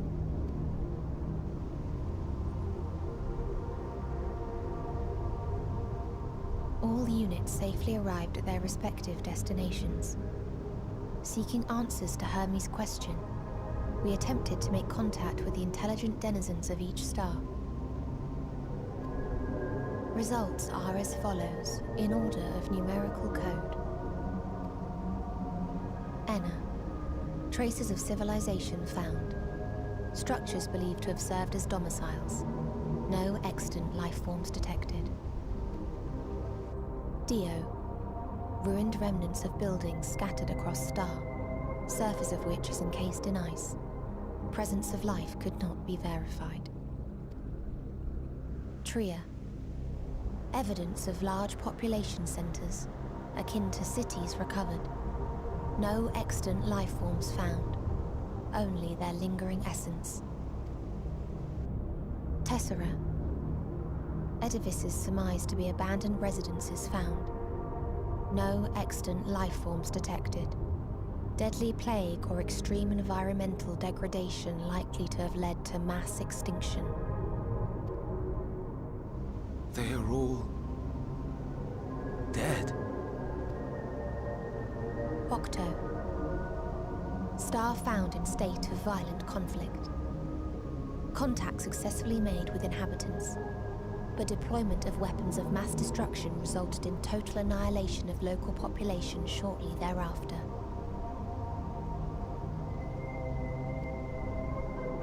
Inea. Star is a barren desert. No identifiable flora found. Bones of living beings resembling men discovered beneath sands, but determination regarding their intelligence inconclusive.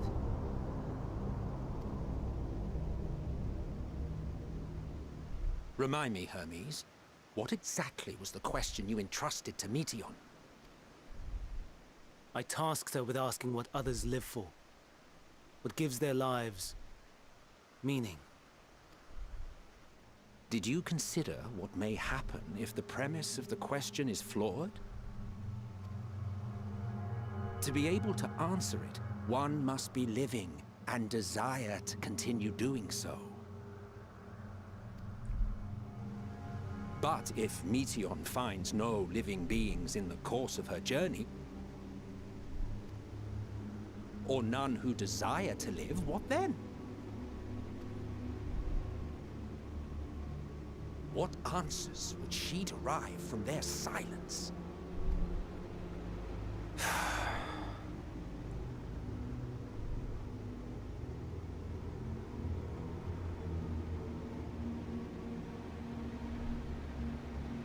Meteon, enough. Suspend your mission and return hither at once. Decapente. Local civilization once flourished under auspices of higher power. Said power later laid waste to civilization in fit of rage. Upon revealing this to me, entity elected to self-terminate in lieu of providing answer to question. No other intelligent life forms found. Turning a deaf ear, are we? We are taking Meteon back to Amarot. As I understand, we will need her if we are to bring back all of her sisters. Yes.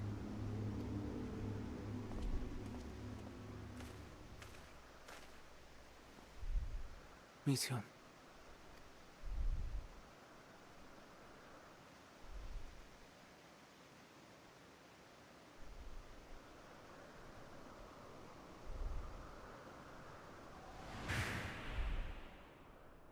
It isn't right, is it? It isn't right to turn away from the answer. Even if the answer is pain.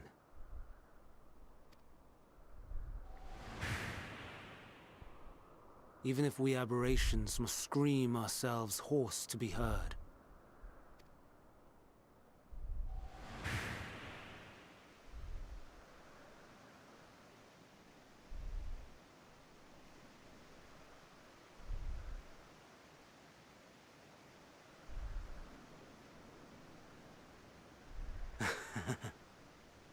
Aye. Whatever answers we find, I will not dismiss them out of hand. These words I said to you, and I will hold myself to them.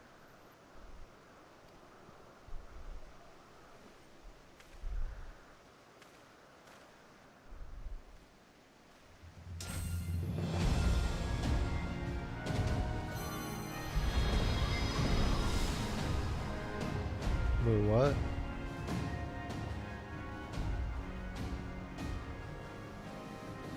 What is the meaning of this? You cannot take Meteon, not until she has finished her report. All else must wait.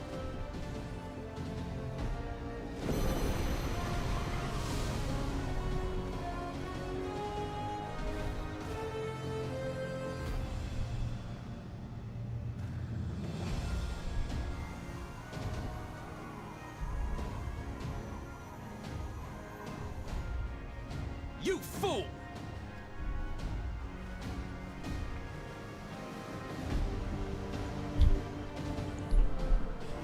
Oh boy, oh boy.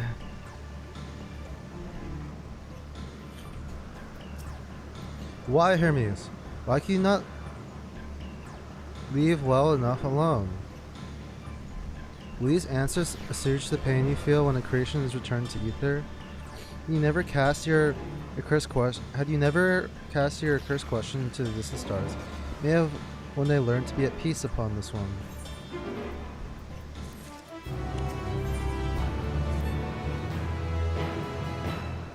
Hermes is headed to Kittissus. Considering the expansive dimensions of the place, you may have a difficult time locating his ether. I can say that he has entered from the rooftop and likely arrived at the uppermost point in the facility. So, do we pursue him? Of course we pursue him, no matter what Hermes may be thinking. Meteon is a potential threat that needs to be brought under our control.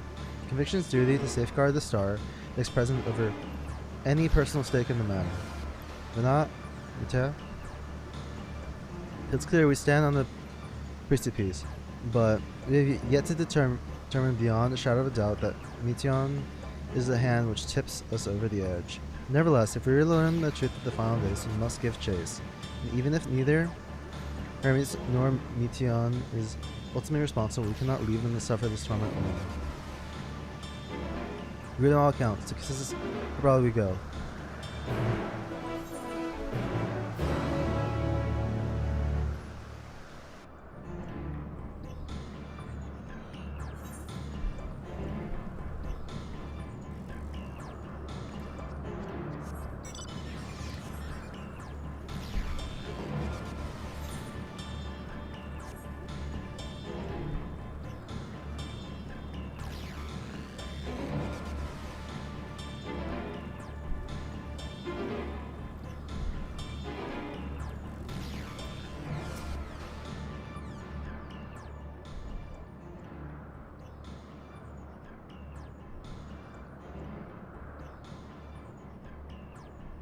What have we here?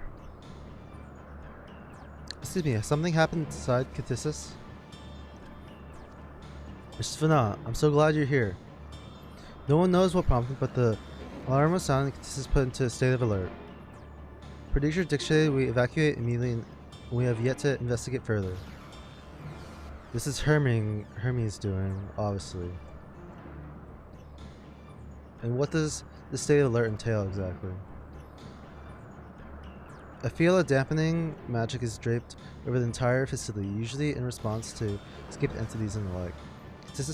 Scholars and observers are unaffected, but everything and everyone else is weakened to a fraction of their usual capacities.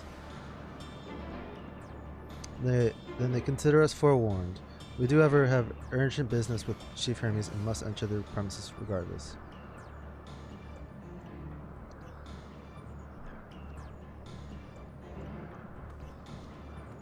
That said, if Hermes is willing to enact such measures, I wonder what other obstacles he has seen fit to drop in our path.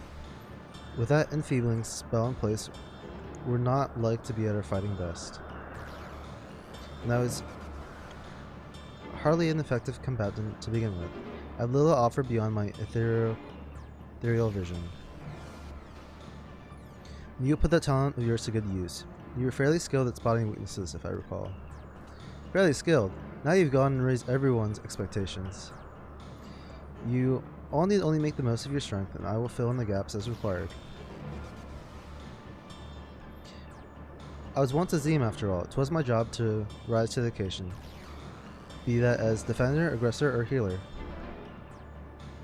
I feel better about my lack of prowesses already. And you, Emmett Selk, can you impress us with your arcane majesty? You rule out potent spells as easily as breathing, but can also channel that power in a protective manner if you so choose, yes? Well, yes. Should the situation call for it? Excellent. That should cover us on all fronts.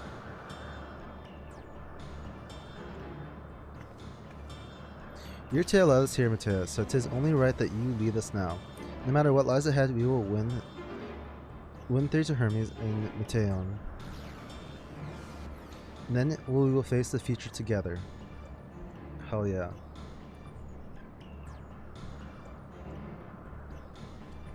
Off we go.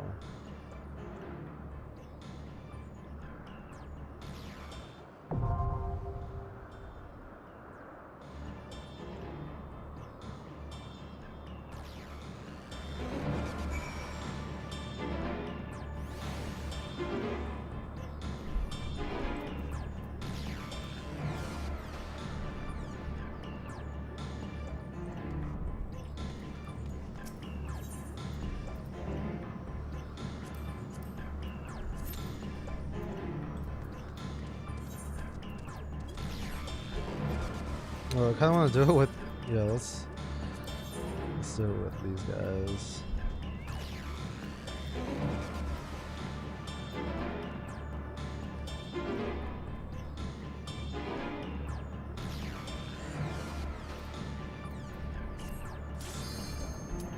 New dungeon, let's go.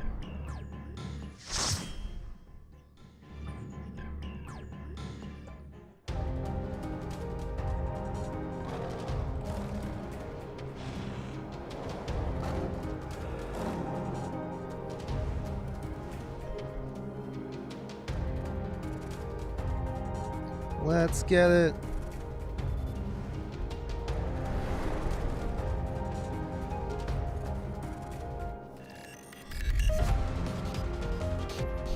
Oh wow. I like the music a lot so far.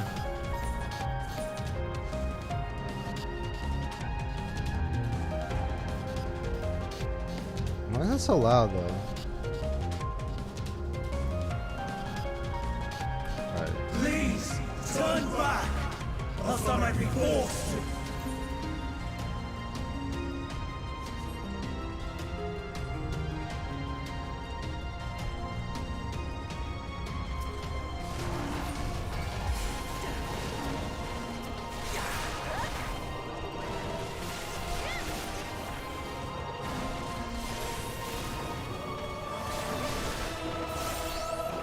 Have a taste.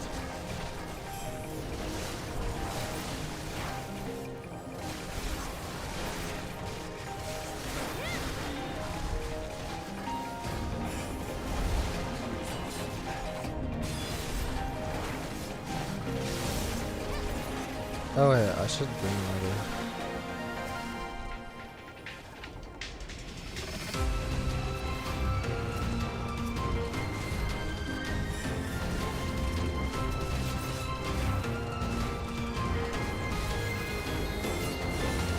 Oh! Let's do that.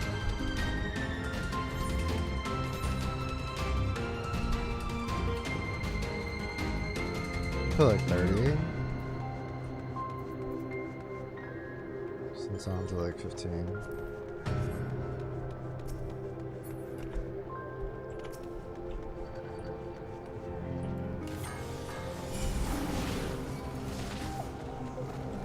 This way.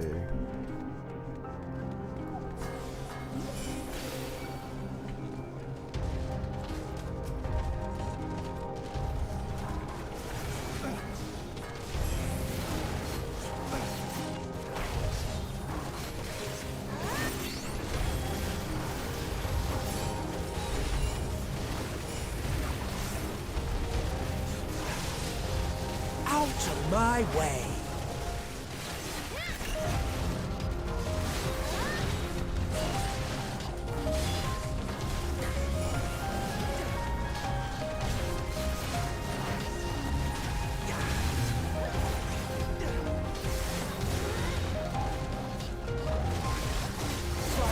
Have a taste.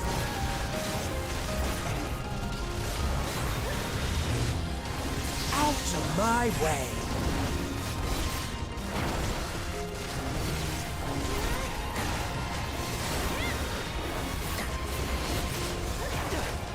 Oh, okay, I see. It affects individual sound effects. I see. Sorry, I almost fun with this. Put it down to 25.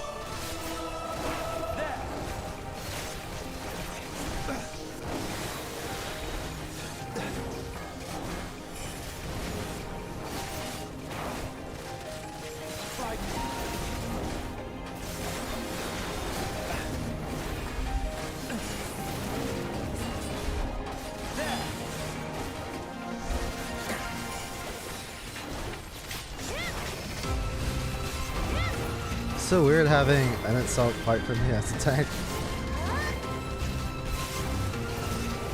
It's great though. I won't say no to it.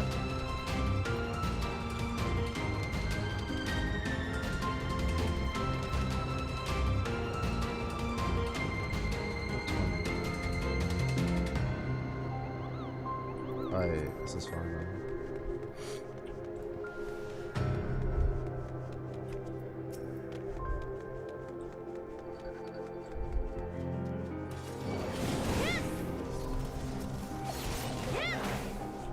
Over this way.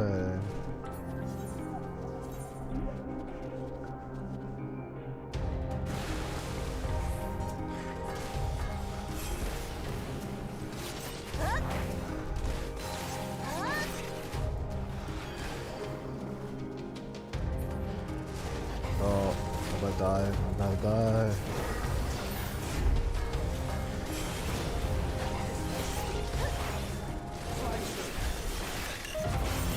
I'm not entirely useless.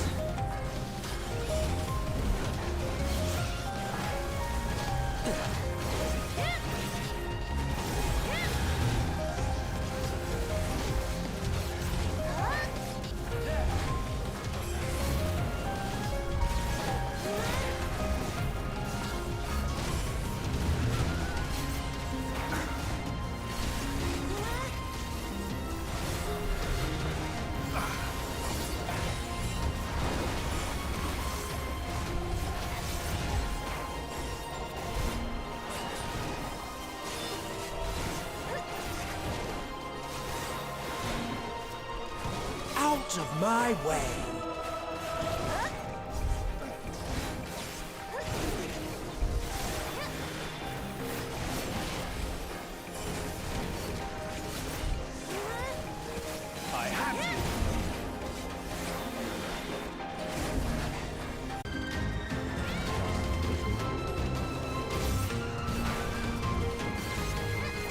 What did I miss that?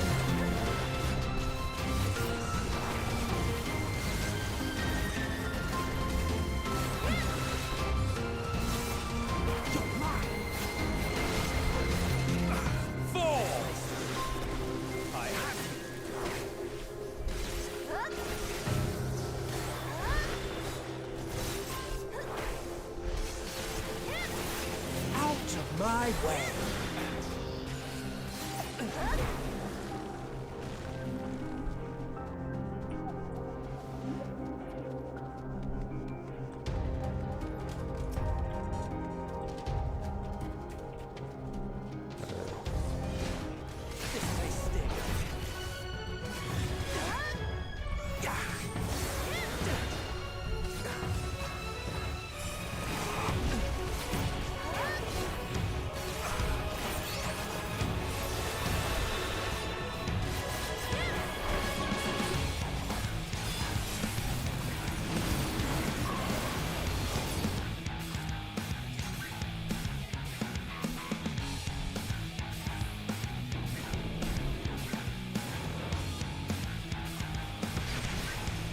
Oh, he's a teleport. That's cool.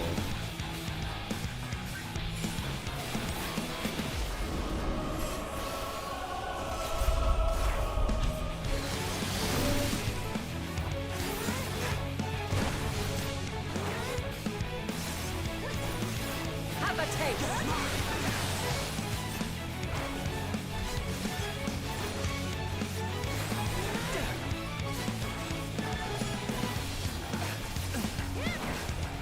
I'm not entirely useless.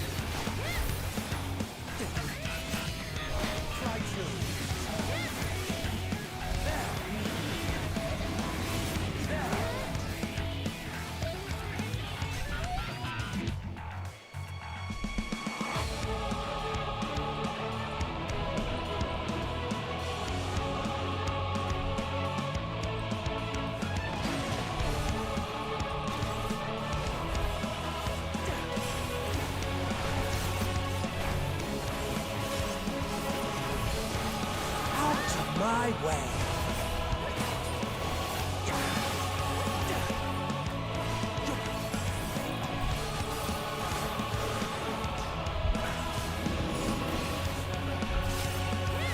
I see you, ugly.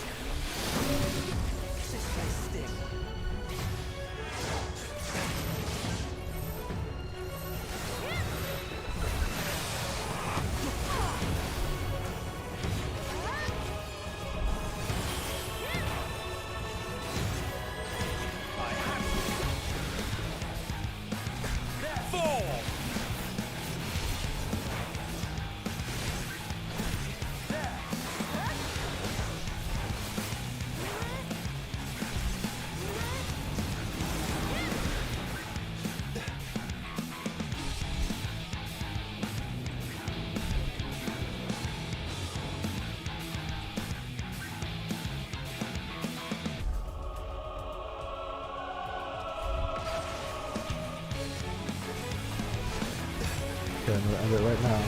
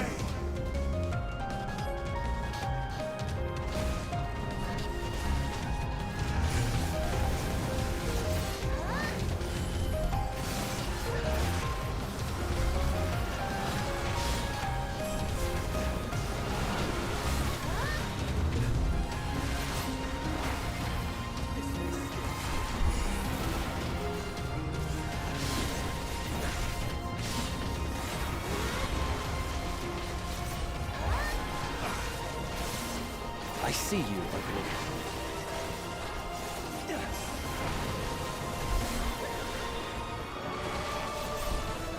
Out of my way!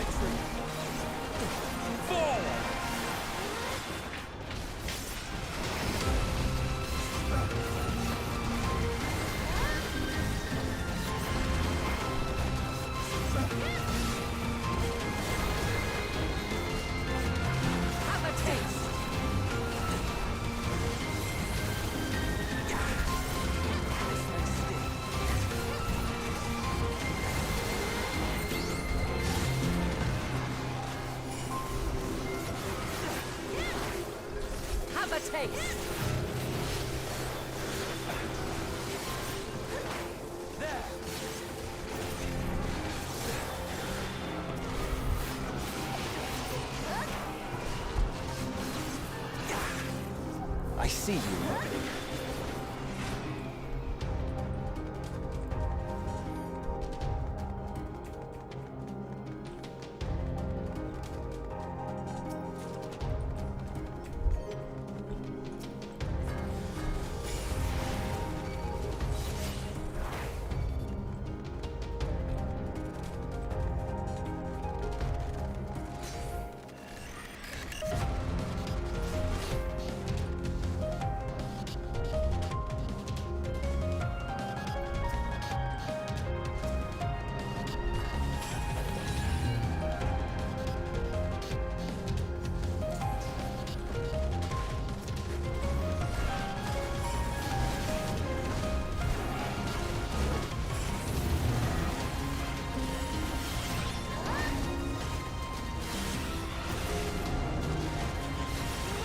Do not underestimate me.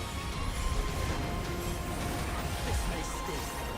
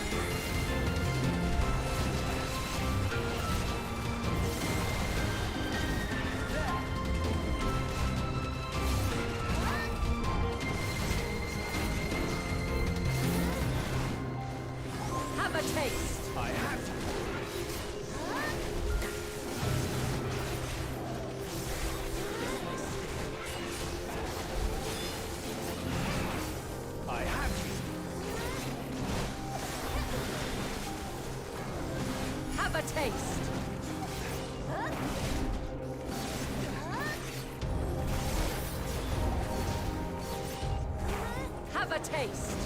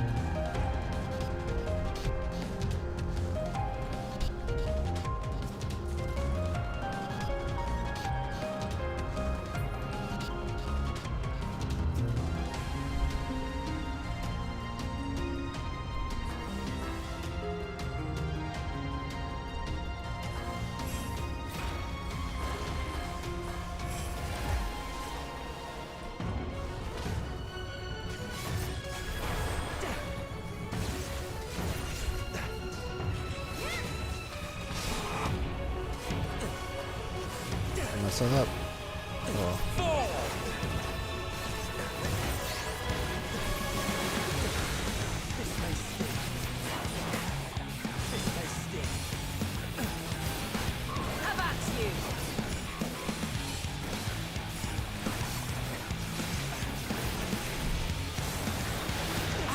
My way.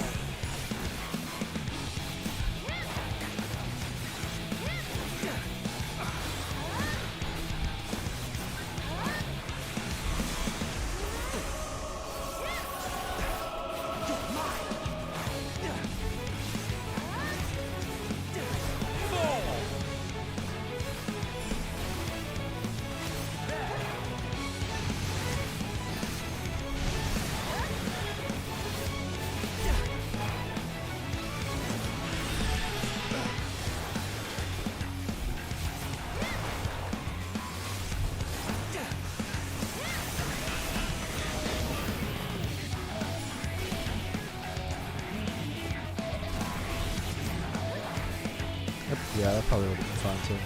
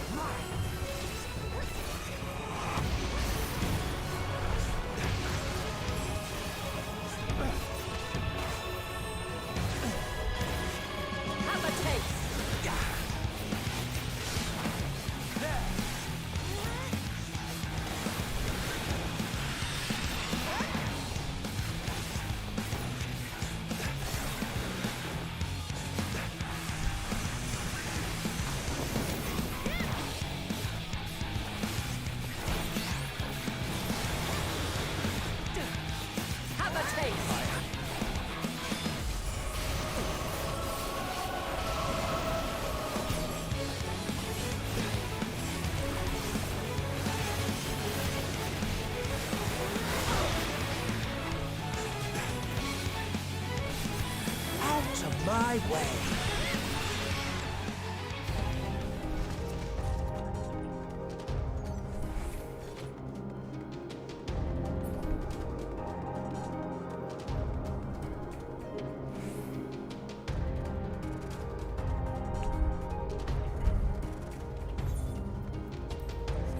I cannot let you take Meteor. Not yet.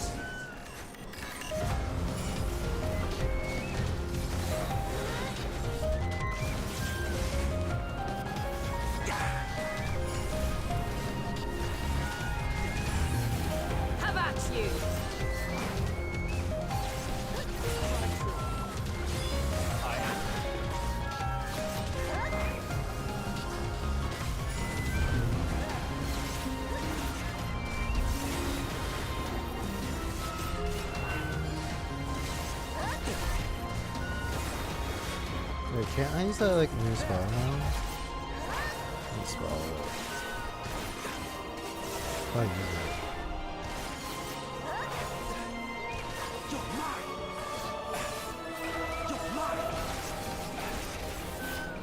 I kind of want to test that out.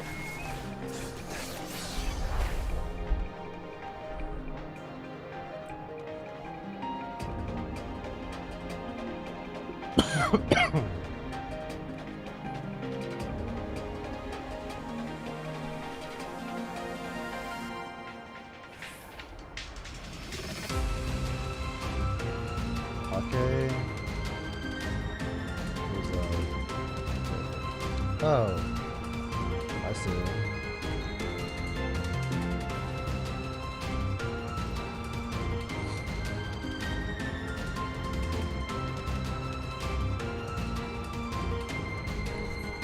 I'm gonna test it real quick.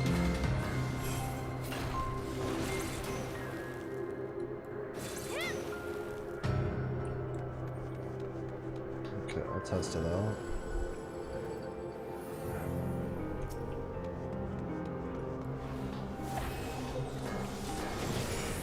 This may stick.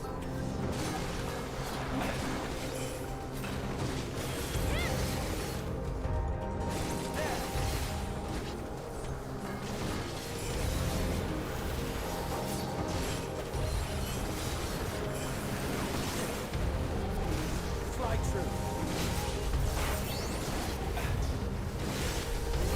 There. Out of my way.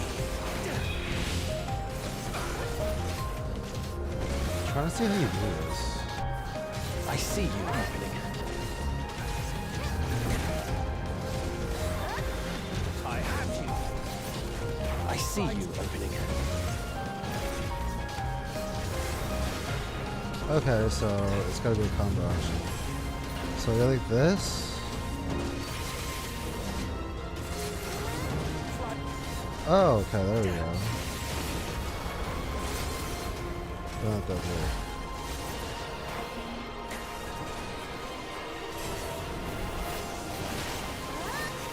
I see you opening. Okay, I kinda see how it works.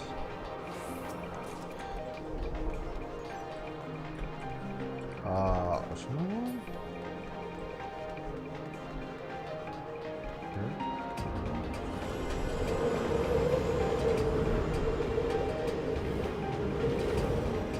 Whoa.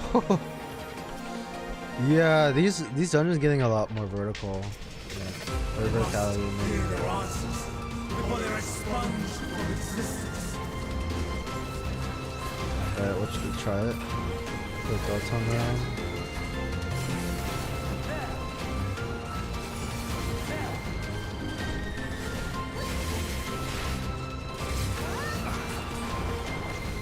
Okay, so this is what we do for early combo.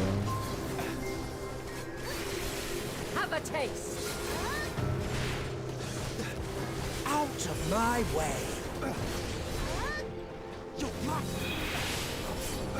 Have a taste.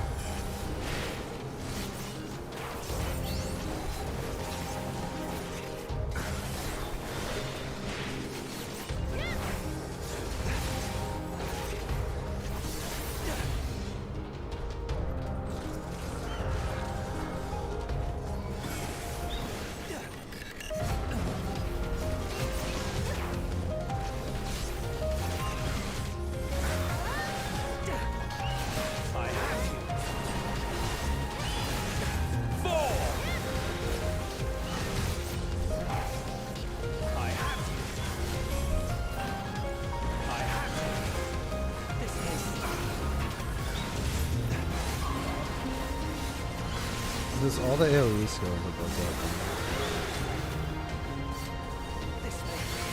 Have a taste.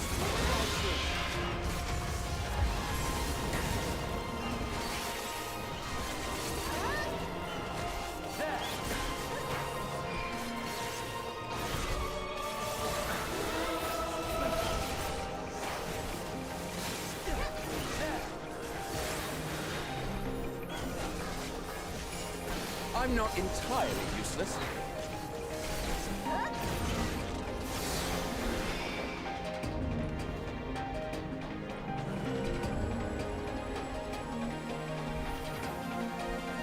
Not some here.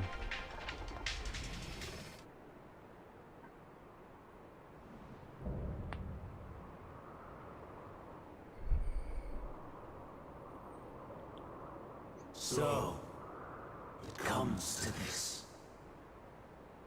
I have no wish to fight, but this time, I cannot yield. Though the world may think me a mad, desperate fool, I will hold fast to my conviction.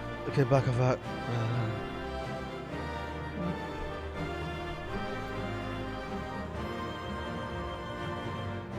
Okay, so increased 100 when I use my suit.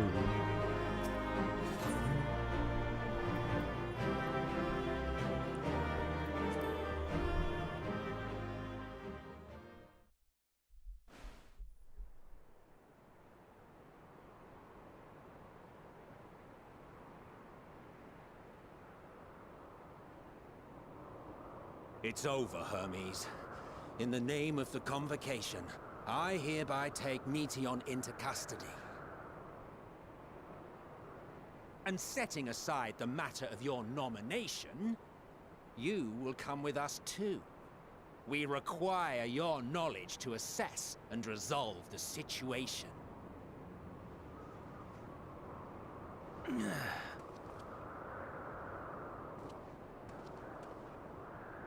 Meteon, I am so sorry. With that, I could have listened to your report in full.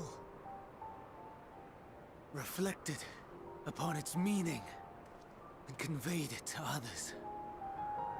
That they might reconsider their chosen course. But I have failed. And that wish will never be realized. However, ere our fates become the province of others, I bid you tell me just one thing. Was there happiness in those distant stars? Was there a reason for living?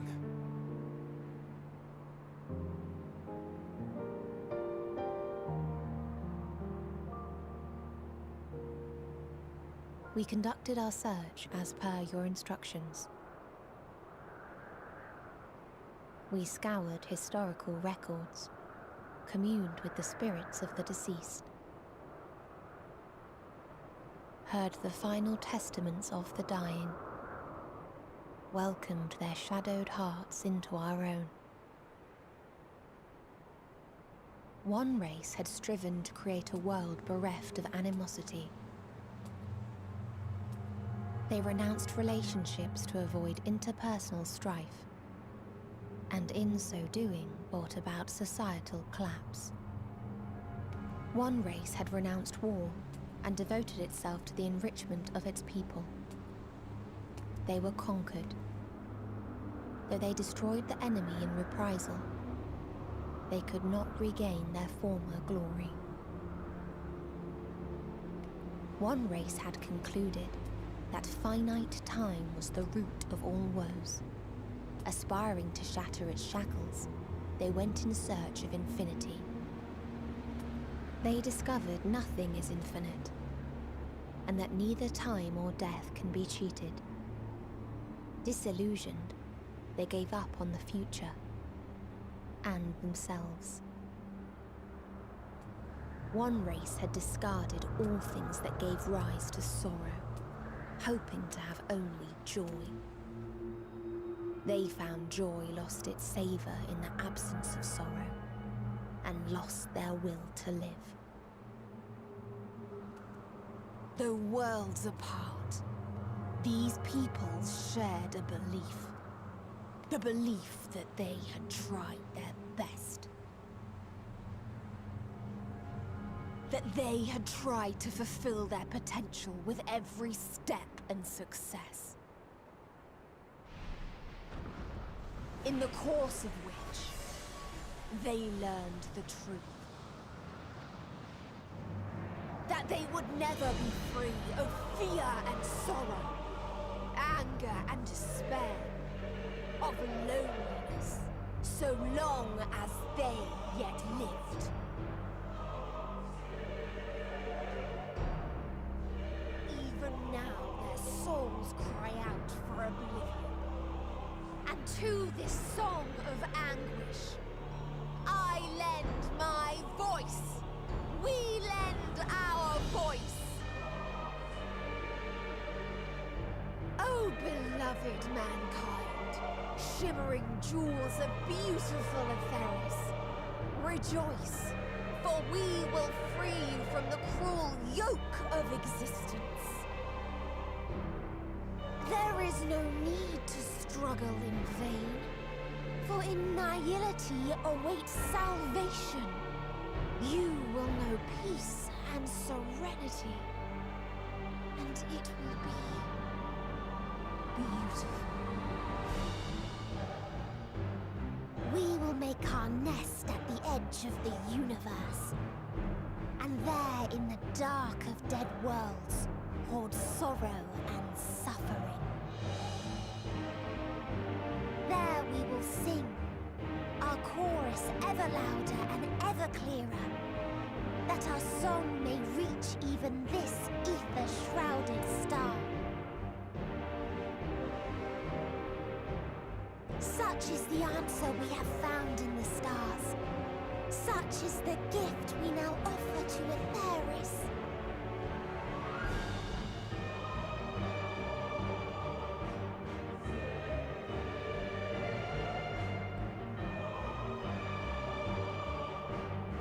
Who are you to decide our fate? To decree we live or die?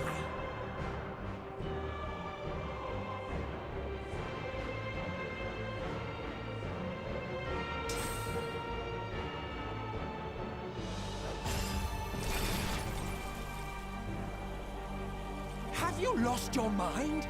You heard what she said. She means to destroy us all, yet you'd still take her side? In the name of the star, we have discarded those creations that we deemed flawed.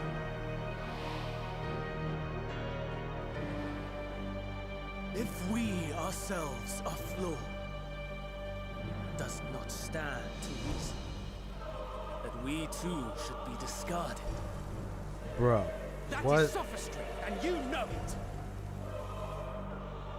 Perhaps it is. Perhaps I am wrong. Who is to say that you are right?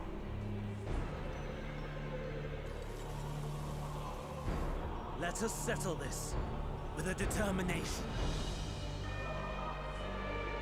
In my authority as Chief Overseer of Elpis, I will make a judgment on man's fitness to exist.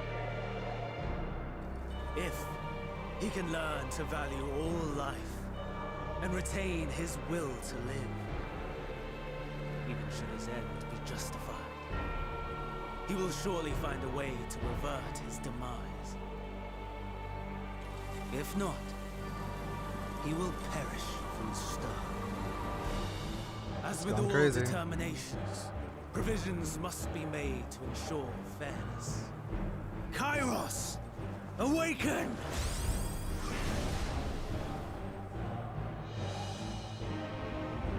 Memory reconfiguration system Kairos activated. Awaiting instruction. Command, universal memory alteration. Target area, Catesis Hyperborea. Starting point. Arrival of Emmett Selk, of the convocation at Propylion. Endpoint. The present. Erase the memories of all events. Replace with a vague recollection of the following. I was here, preparing to demonstrate the functionality of Kairos to Emmett Selk and Hitherdays. Meteon's shared consciousness became unstable. She and her sisters could not sustain their existence, and all dissipated and burst. The resultant shockwave accidentally triggered Kairos, which erased several days of memories from all present. Execute. Command acknowledged. Initializing. 3 processes remaining to execution. Bravo. I dare say one would be hard-pressed to make it fairer. Everything that you told us, everything that has happened, the fact we've even met, it will all be gone.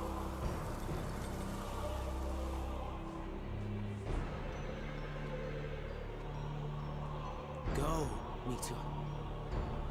To the edge of the universe, where none can reach you. Hermes, won't you come with me? If you were to shed your flesh, I should be able to carry you.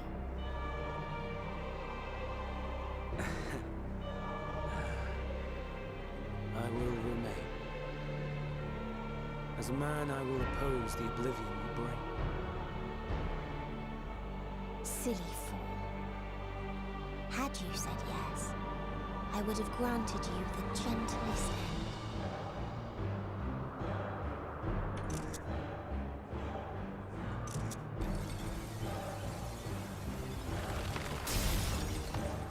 This ends here!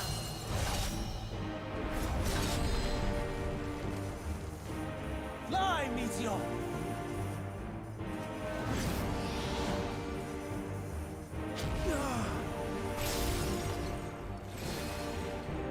That is far enough, Hermes! Argos, to me!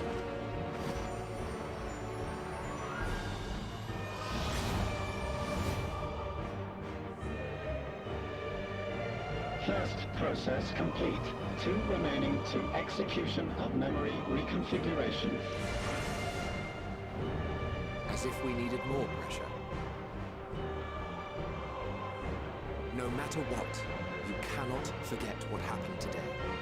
For it is the key to saving your future. Your world.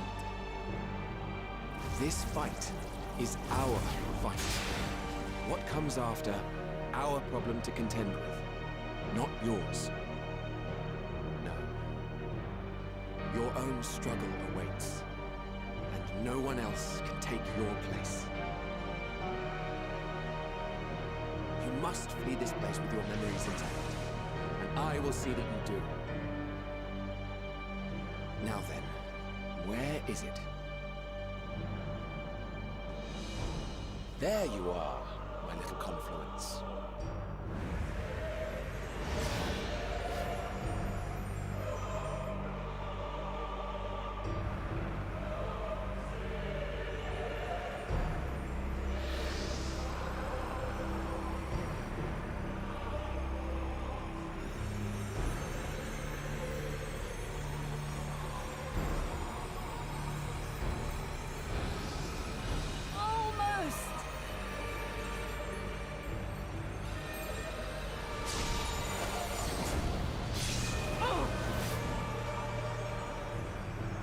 Very well, then. You may elude us this day, but not forever.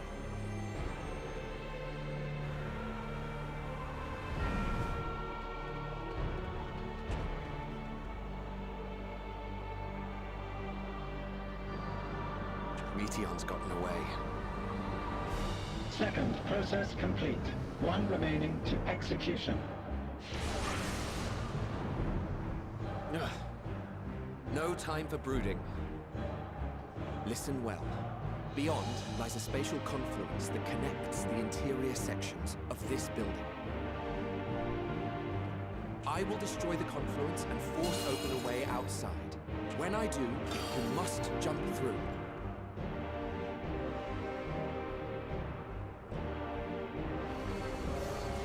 I cannot tell you how sorry I am. But neither can I let you escape!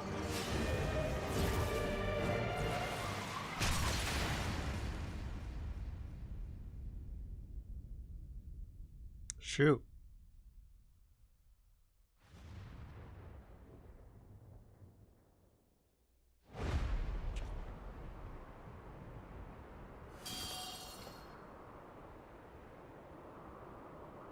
Too brave by half.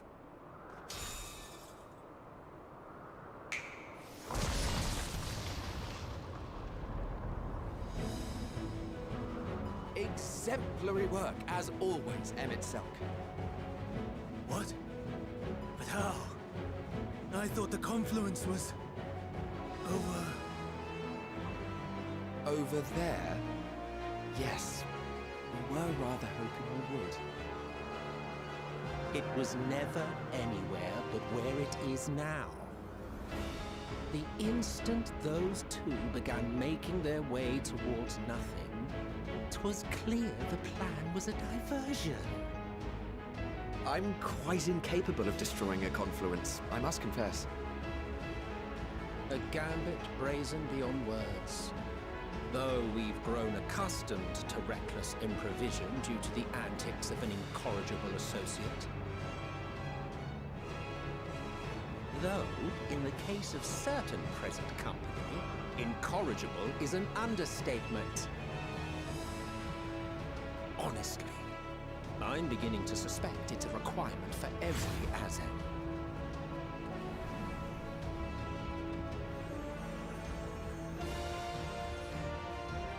There's no time! Quickly! Even now, I do not believe your tale. I would not suffer us to walk such a wretched path. Still, if it must be said, do not squander it, the legacy I leave you.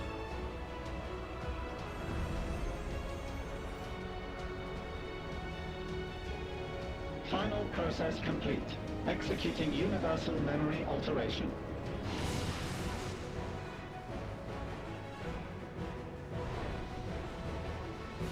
Go, Argos!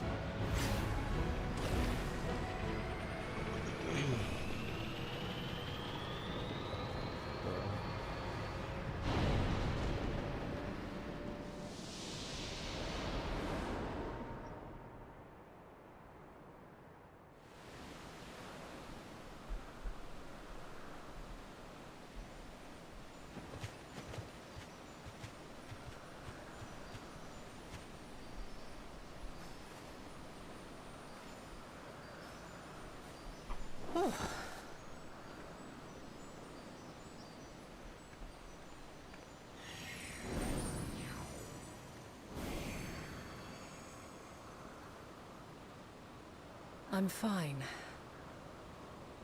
Just a little tired.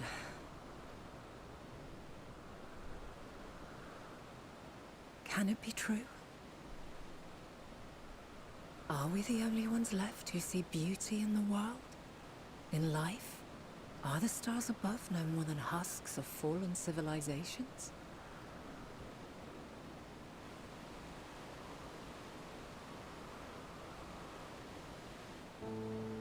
And yet, I feel her.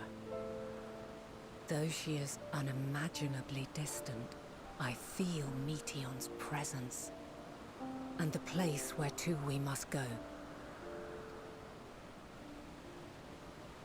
Ere she made good her escape, I placed an enchantment upon her, one which allows us to follow her trail. She has already left the outermost bounds of Aetheris, and continues on her way. Given the vastness of the universe, it will still be no easy feat to track her down. But thanks to Emmett Selk and his Ladeus, all is not lost. We remember. Remember us. So long as we remember, our fates remain ours to shape.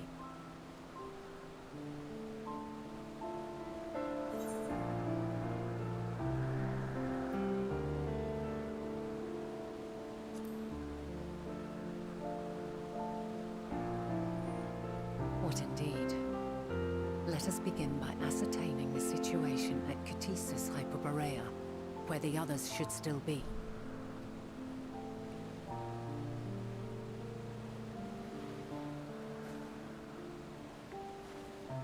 Given the likely state of their memories, however, 'Twould be imprudent for us to approach them directly. In which case...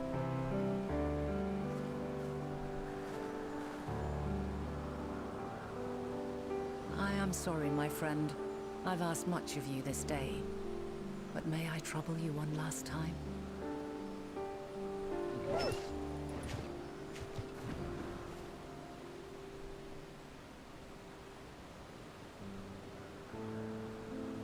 Argos will investigate in our stead. We will share in his consciousness and see and hear as if we were with him. Now, close your eyes and open your mind.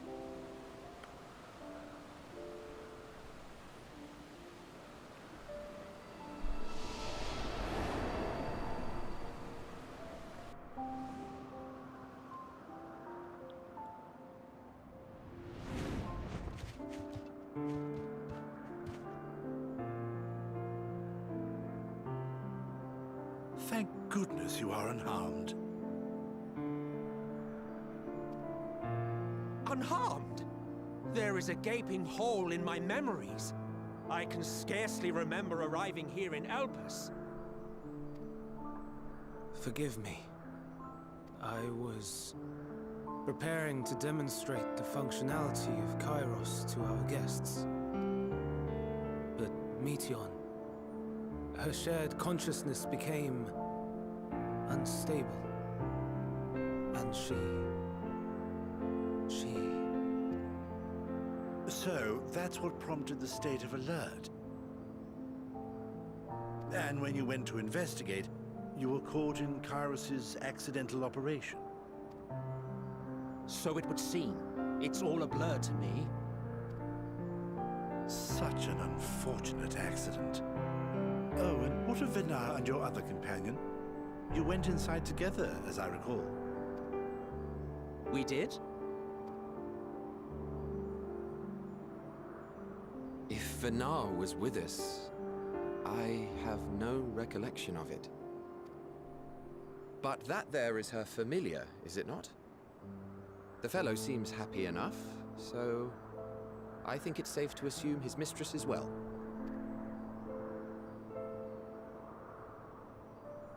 I haven't the slightest notion who this other companion might be, however. Ah, well, that individual struck me as a bit different, for want of a better word. Perhaps it wasn't actually a person, but some manner of creation.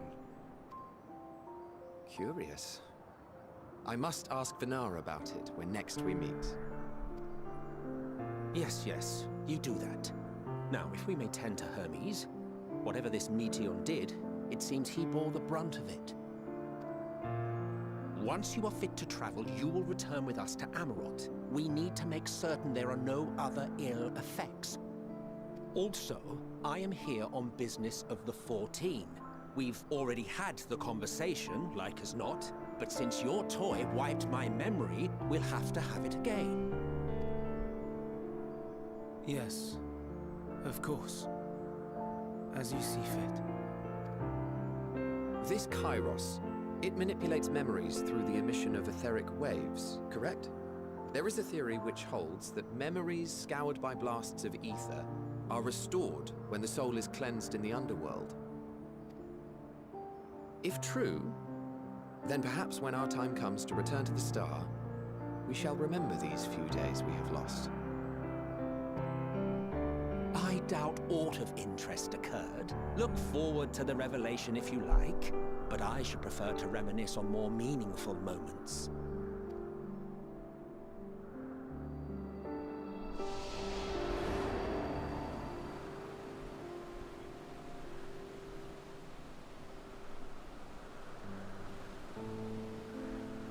Let us rest. If only for a while. After all, you and I... Oh, we still have a long, long way to go.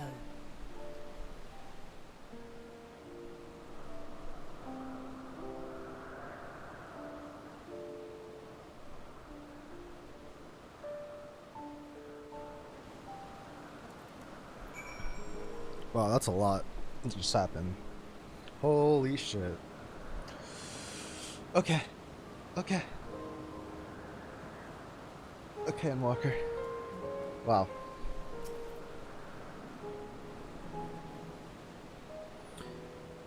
Are you feeling at all recovered? I understand that your exertions were more than purely physical, but resting one's body, if only for a moment, is never without merit.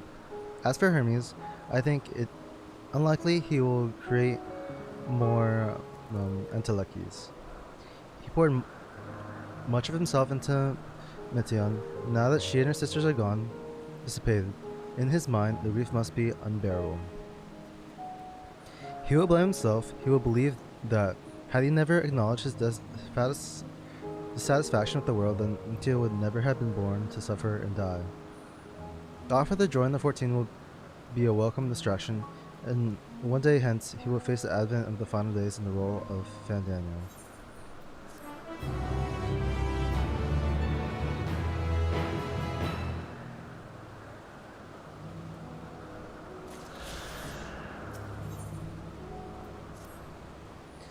Taya, listen to me.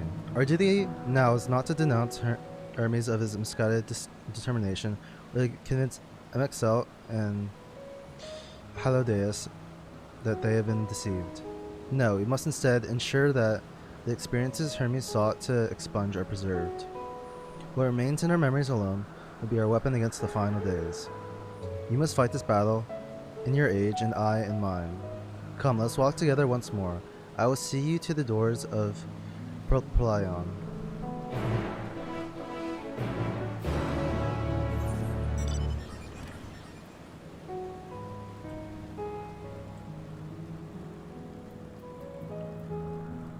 Alright, let's finish up the side quest here real quick before we move on. Shit, this is wild. I guess I'm going back to my time. If we're going back to the gates.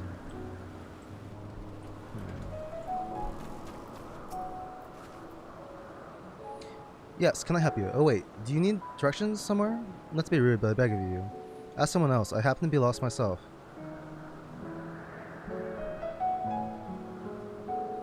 Was that a woman asked you to come and find me? That'd be my friend, no doubt. How embarrassing. I had hoped to keep this hopelessly directional side of myself under wraps. I feel terrible leaving her like that, but I'd clean forgotten the task from my professors. I rushed back to collect the item I was asked for, which I found, thankfully, but got rather turned around when attempting to return. But don't you worry about me. I'll be just fine on my own. Now, if I'm right, then following the road east will lead me to a teleporter. I think. I mean, I know.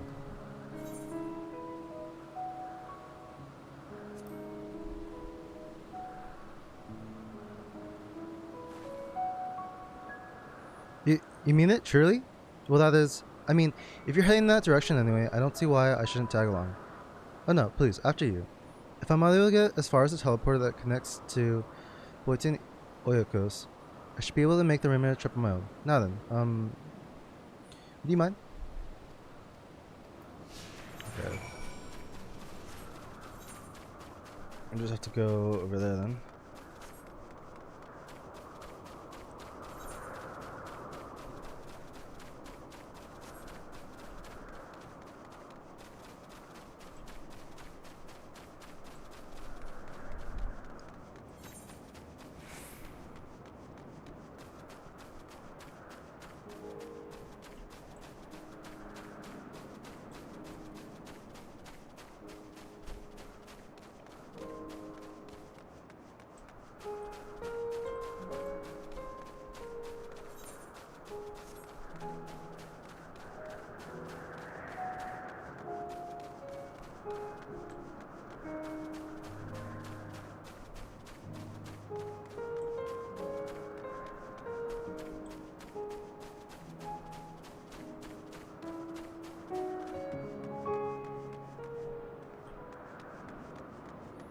Even my feet got through it, but not through this person's. Okay.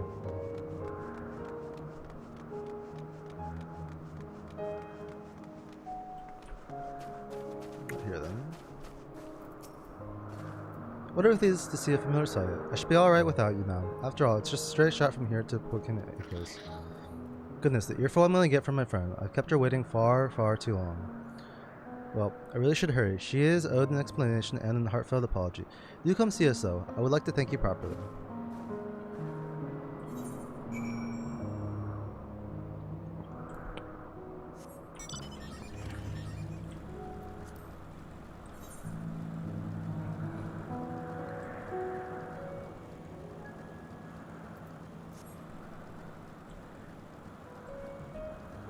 Now to pick up this blue quest.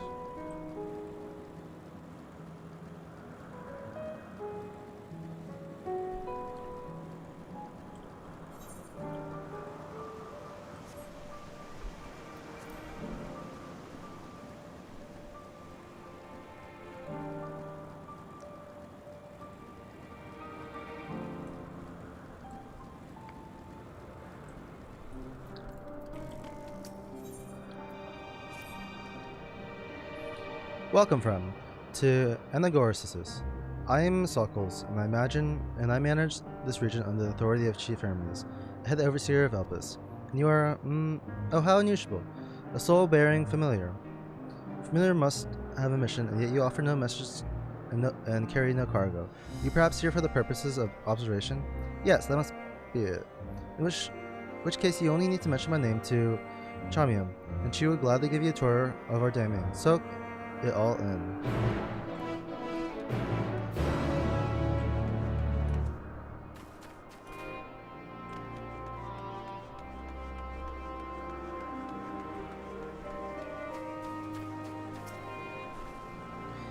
Yes? Yes, what can I do for you? Today is it? And Overseer Sockles wishes me to ask to God. Oh.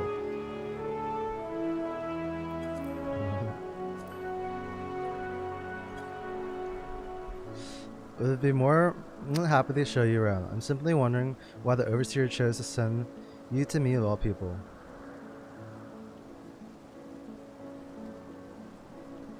I haven't been here long myself, should be told, until quite recently. I was wholly engaged in a prolonged research project at ESKITTITTTTT Endwalker. Surely there are other more experienced individuals who could provide a more comprehensive This grumbling is hardly constructive now, is it?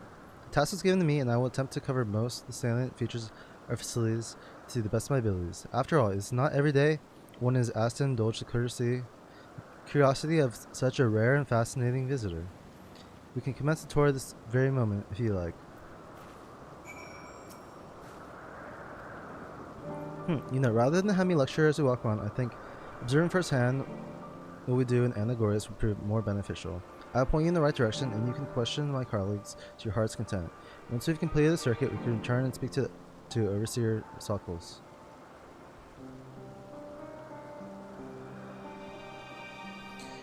Command is now accompanying me. Yep. Wait, they had dungeon 5 already now? Or wait, how many did I do? I think I did 5, right?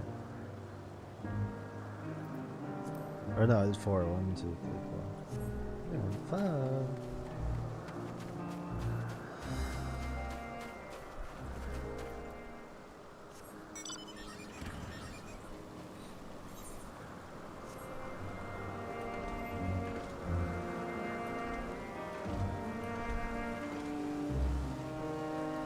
Oh, I forgot. I can't be on the mount.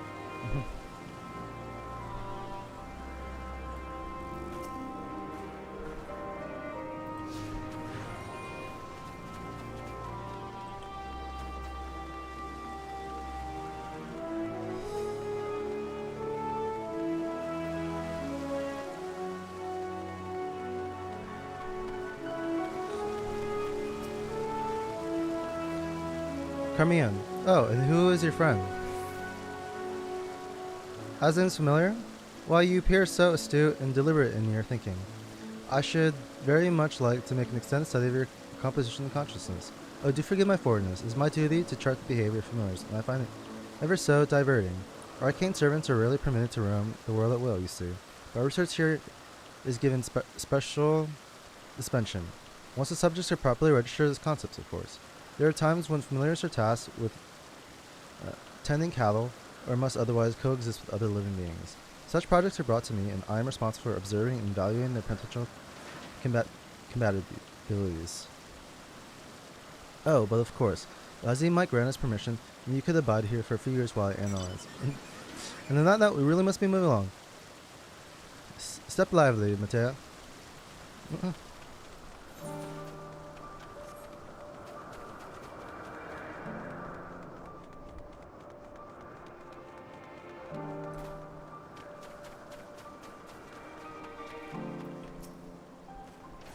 What do we have here? Familiar of some kind, judging by your etherical structure. Yes, I'm accompanying Matea here on a grand tour around Anagorasis at the moment, at the behest of the Overseer. The tour, feel free to wander as you please, of course, but advise keeping your distance from larger creatures. The fauna I have under observation occupy the top tier of the food chain, and do not take kindly to intruders in their territory, especially the specimens found on the other islands, be exceedingly hostile. While I'm sure you're quite capable of defending yourself, no one appreciates a surprise tusk through the abdomen, eh? Thank you for the warning. We'll proceed with due caution.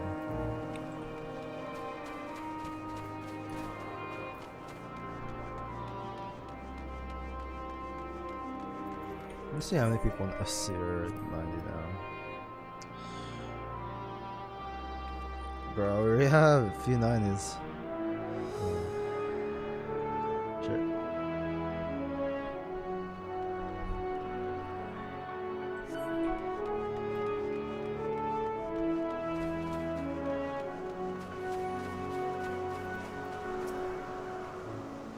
Hello, Carmion.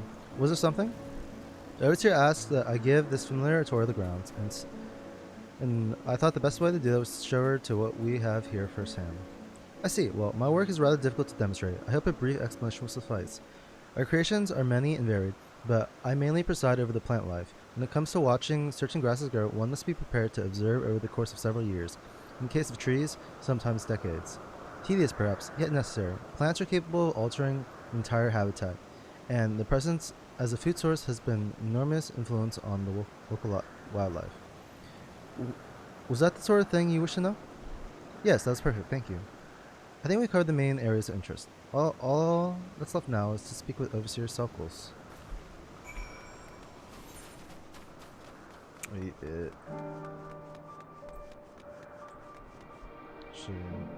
It's on the way, so I'm gonna go turn the quests over here in.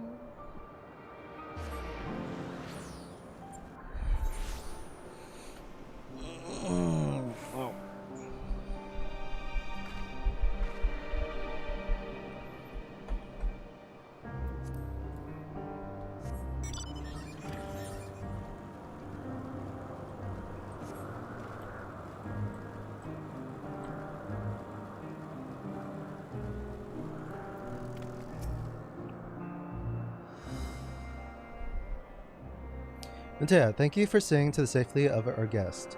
Indeed, my hesitancy to act would have ended poorly had your messenger not been there to shield me. And I'm certainly glad she was. Now, shall we proceed to the business of the day? I believe you had some concerns regarding your personal creations. Yes, embarrassing as it is to admit, I was worried that the concept I registered with the Bureau of the Arctic may not be fit for release into the wild. Oh, you needn't feel embarrassed. You wouldn't be the first visitor we've had who has expressed difficulty in finding their children, save the nest. You can look in on them right now if you'd like. I'd like that very much. I do have one request. When you swooped in to rescue me from that beast, I was treated to an impressive display of battle prowess. An entity with your strength and instinct would be the perfect candidate for evaluating the worth of my modest creations. I must insist that you join us. The fascination. Yes, I quite agree with your assessment. And we shall go together whenever you're ready, Matea.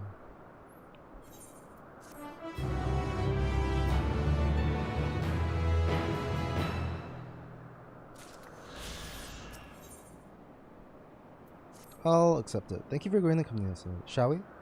Certainly. Now, what was the name of your creation again? The Batartroy. A delightful roly-poly pudding of a thing. Yes, the one over Rumination's rabble. My brother Alkaios is in charge of tending it. Right this way, if you please.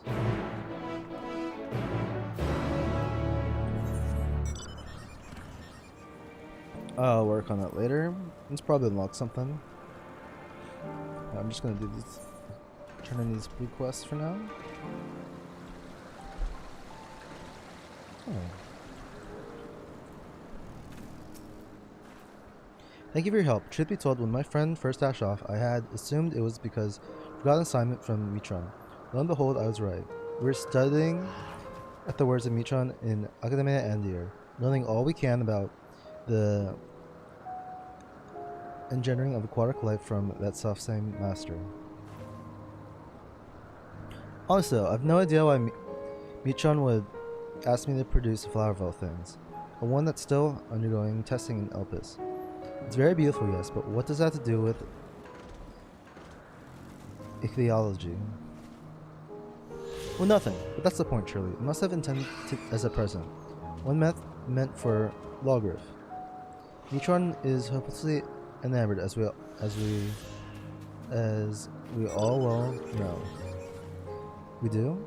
Certainly news to me. Though now that you mention it, I suppose I have seen sparks between them. I wonder why I never noticed before. That tells we need to hurry back and make an in-depth observation of their romantic entanglements. I can't believe I wasted all this valuable research time lost among the trees. And I would have wasted even more if not for you, good lady. Now that my friend and I are together again, we can get back to the academia and deliver the flower to Mitron before it wilts. Ah, but before we rush off, a reward. You certainly deserve it. Thank you.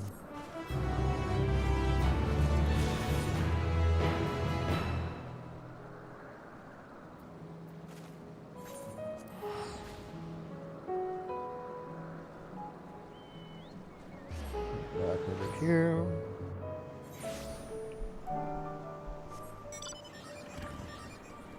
Wait, why is it red?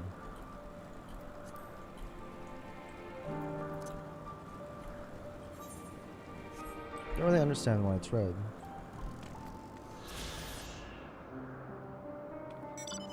Oh. Oh yeah, I gotta complete it. With Carmen with me. Where are you? Come this way, Carmen.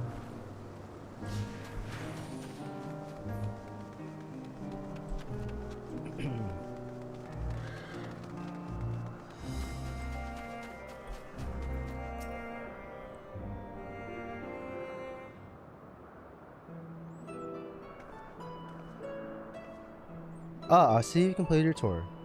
Almost. You spoke with those in charge of various facets of Anagorsis, but I thought it would be fitting to end this visit where it began, with you, Overseer Sockles. I see, and what is your impression of the work we do here?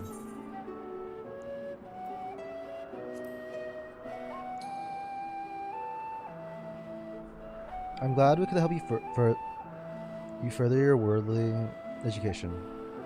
And I'm glad to see you enjoyed the experience. At last, I hope you did. You are truly a masterpiece of creation. Only a soul-bearing familiar could demonstrate such robust cognitive and qualitative facilities. Were you perhaps designed to inspire others? I feel something special has been woven into your aura. Oh. You have an intriguing presence, to say the least. Please stay a while and share more of your thoughts with us. Yes, I second this invitation. In all the long years I've resided here, never have I encountered such a unique entity. One of Azim's, no less. But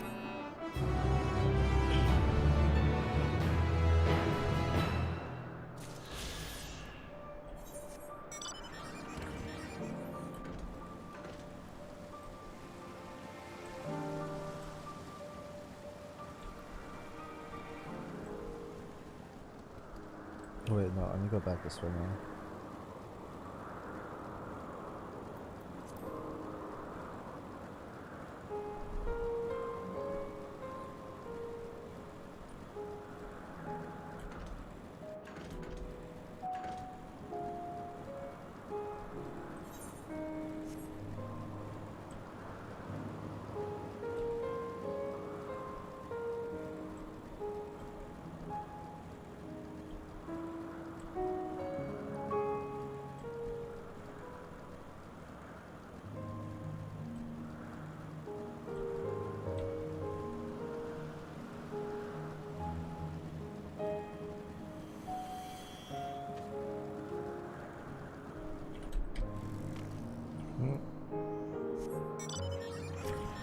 Look at that outfit this person has on.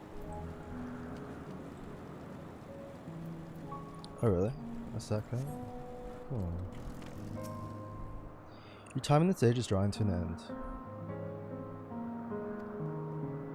Okay, a lot's gonna happen. I'm gonna take a shit real quick because I need to go to the bathroom. I'll be right back. I'll be like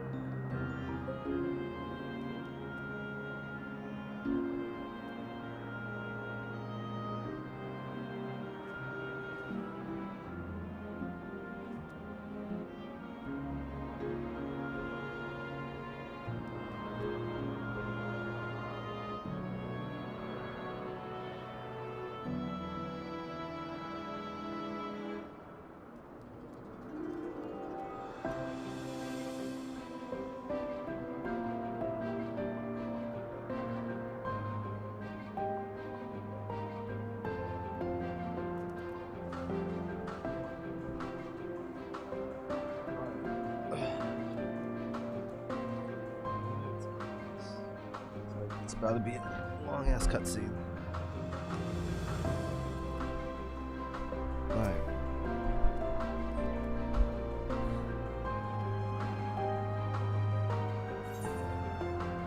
Alright.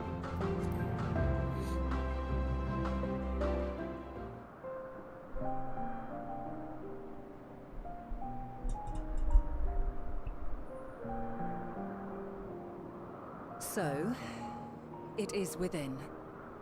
The portal that brought you hither, and will take you home.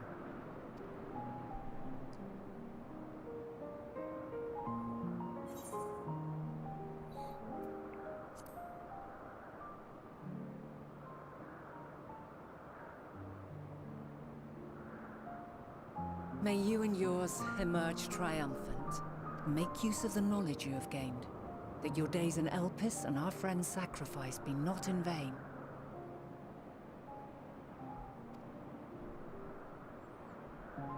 With Meteon free to pursue her designs, 'tis only a matter of time until the final days are upon us.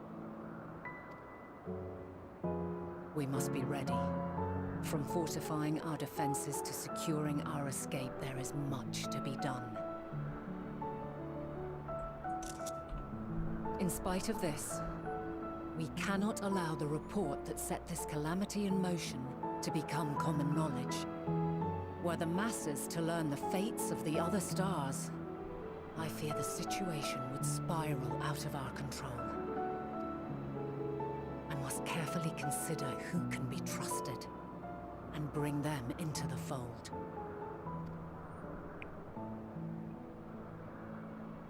Ordinarily, I wouldn't hesitate to call upon the 14.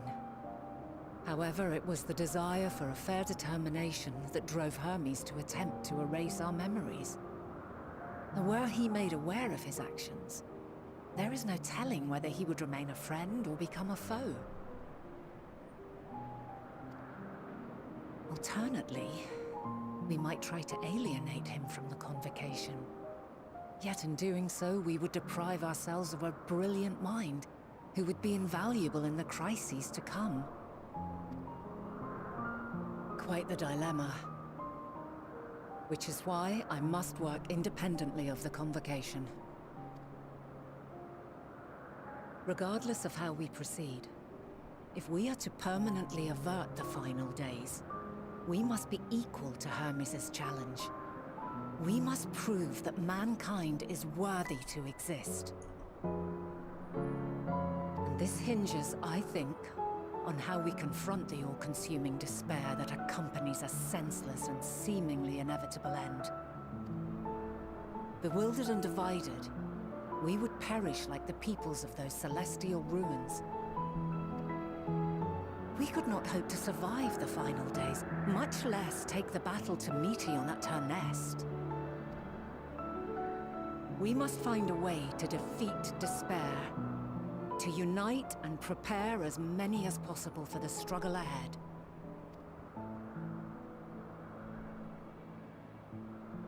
Heavy will weigh the burden of guiding this legion of souls. Yet I have faith in mankind's potential. As long as he believes in himself, there is naught he cannot achieve. So I will not give up on him, on us. You may find your world to be very different, or perhaps the erasure of our friend's memories has sown the seeds of a conjunction between us. We cannot know until the moment is at hand. So shall I strive to do my best, taking naught for granted as I walk my path.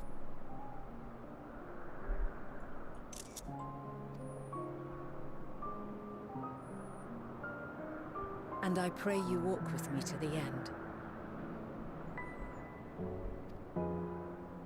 As you move forward, so too will I. as will all, resolved to fight for the morrow. And when mankind has found the strength to stand against despair, we shall silence the song of oblivion. She who sings it will learn our journey is far from over. This I promise.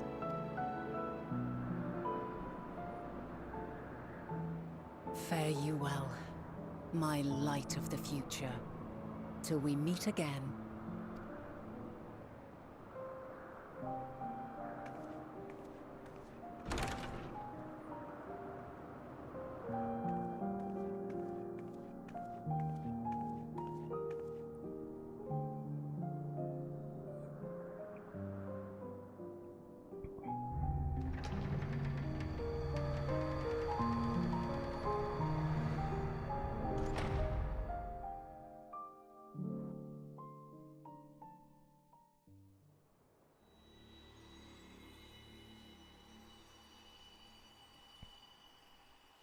Back to our world.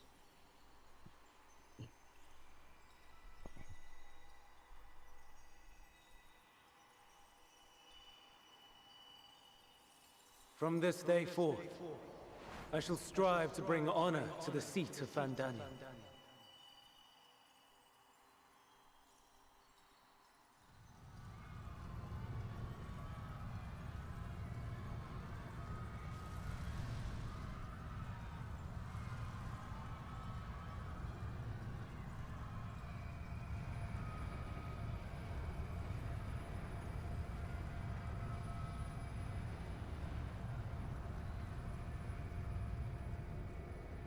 What is this?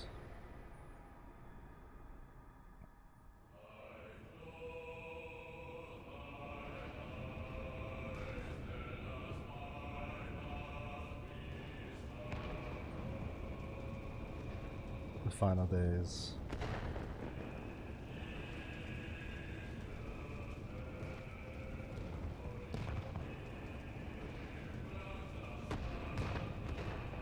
Even now, I remember standing there, locked in a moment where the sky is aflame.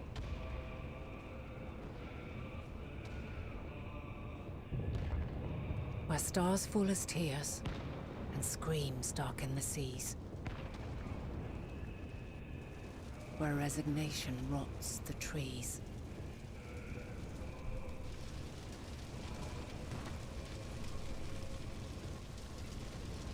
Where terror twists magics into abominations. Such is the lament of they who have gone before. The song of they who tried and failed to create a better world. The song of the end.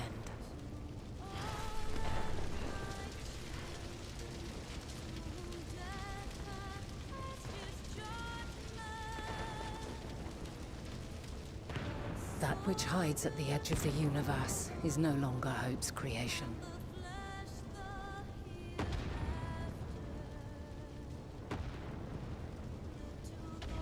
It is hopelessness incarnate.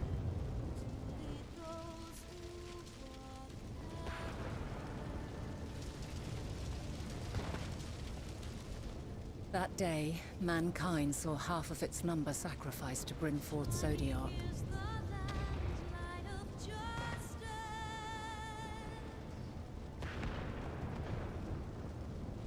And covering the star in a shroud of ether, we forestalled the final days.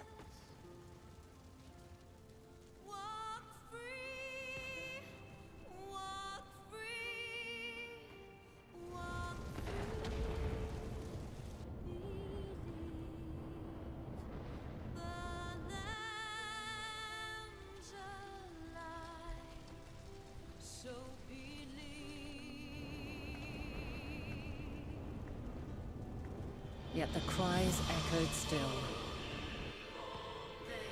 We wept for innocence lost, wailed for death inevitable.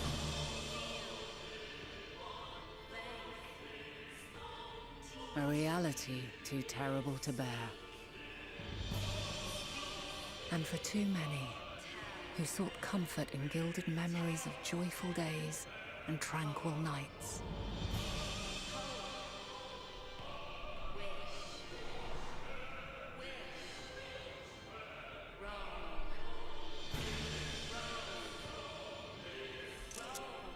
This is all wrong. Why must we suffer so? It needn't be like this. No. There must be a way to restore things to the way they were. To reclaim the perfect paradise we once had. No, my friends. Suffering exists, and we cannot pretend otherwise. No civilization, however great, could eliminate it.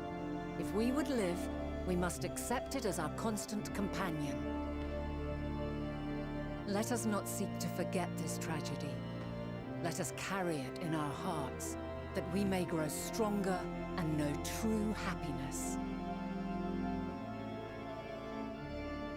We can't accept it. We won't accept it. It will be ours again. A world free of sorrow. No, it will not. For there has ever been sorrow. Mankind was but spared its biting sting for a time. So please, open your eyes. To try and reclaim those lives we lost by sacrificing yet more isn't wisdom. It is weakness. No paradise is without its shadows. If we cannot accept this truth and learn from our pain, then our plight shall be repeated.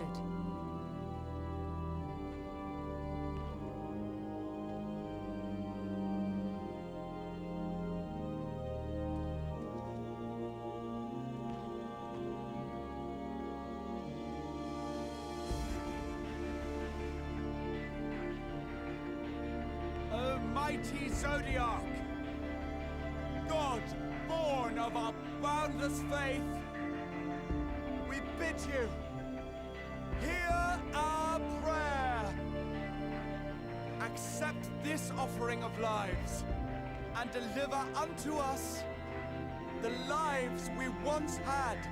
Deliver unto us the days of old, the days when the star was a font of love, and we knew naught but bliss.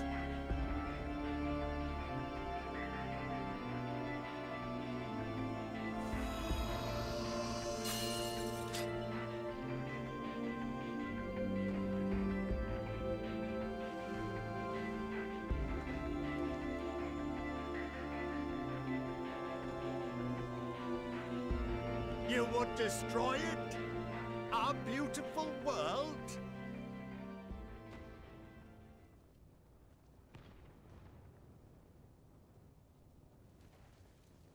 Lands that stretched on forever.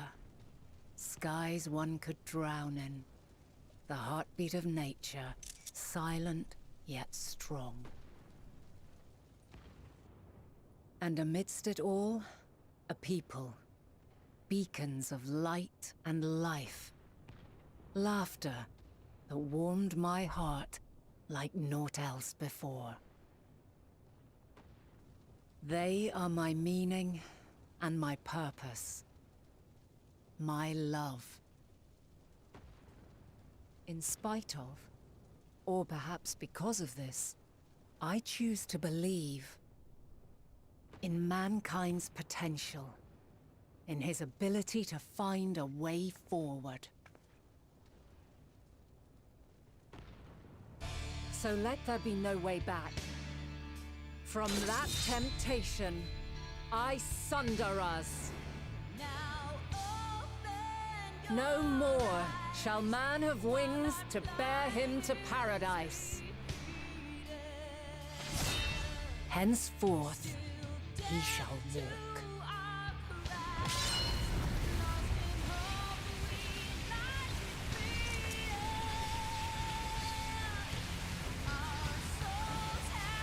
Yo.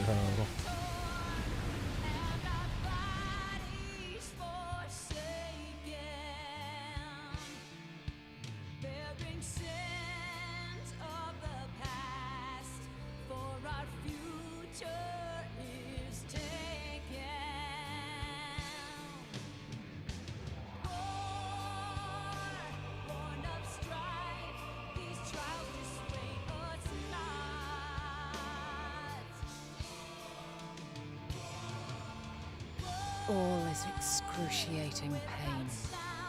I breathe fire and torment.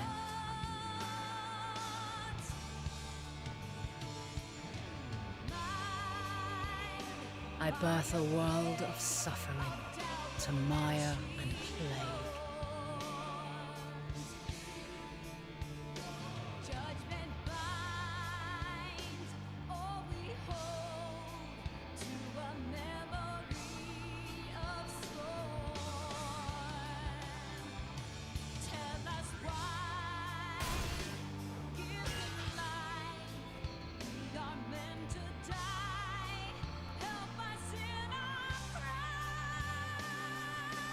In one fleeting moment, lives come and go, ever moving towards the unknown. And in that fleeting moment, they cry for the answer to the question. Why, given life, are they meant to suffer, to die?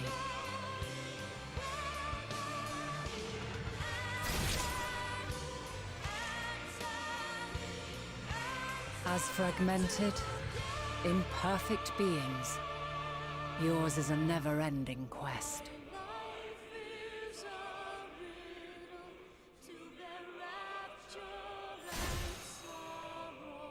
A quest to find your purpose, knowing your end is assured.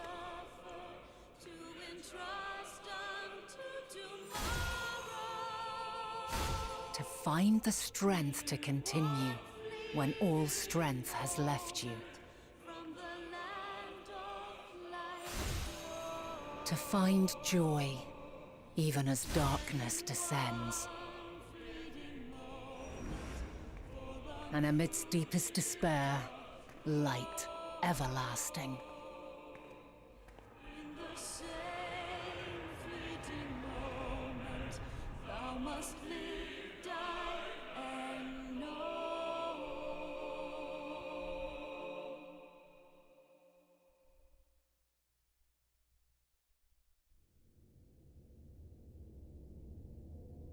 Yo.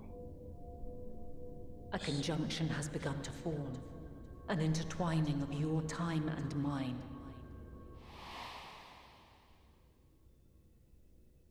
When you truly understand what is at stake, and your journey has prepared you to surmount the insurmountable,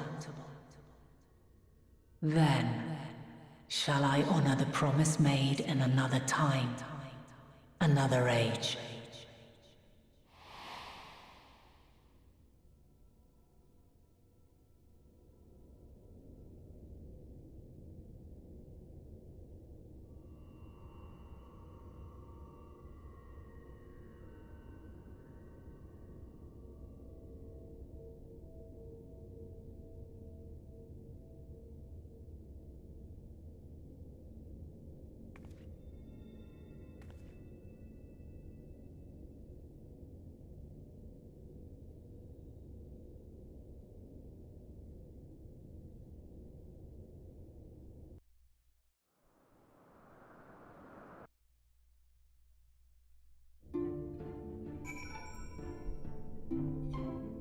That was crazy.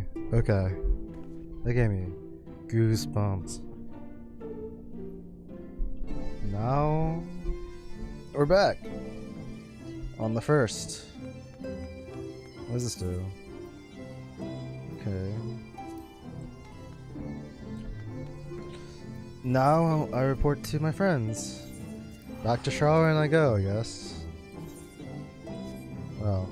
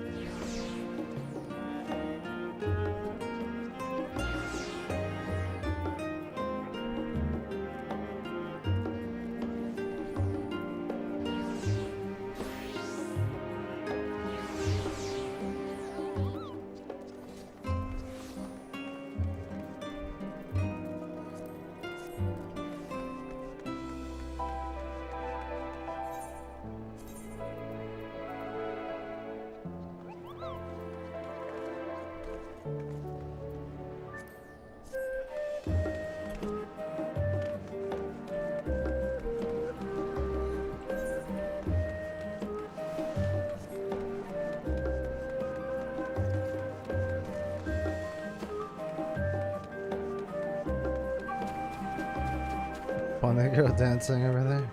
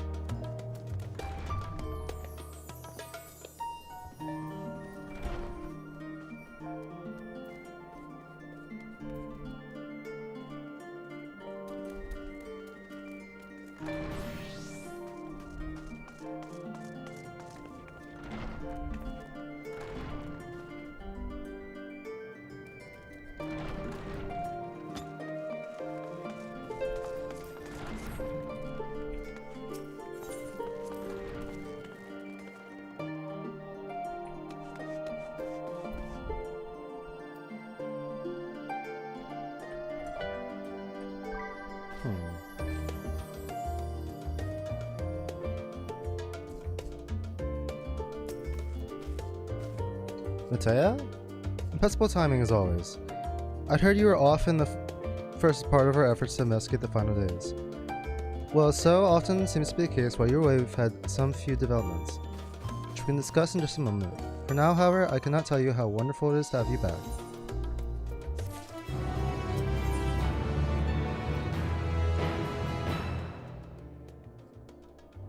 Though you and Krile both have news to share, hers perhaps the more urgent.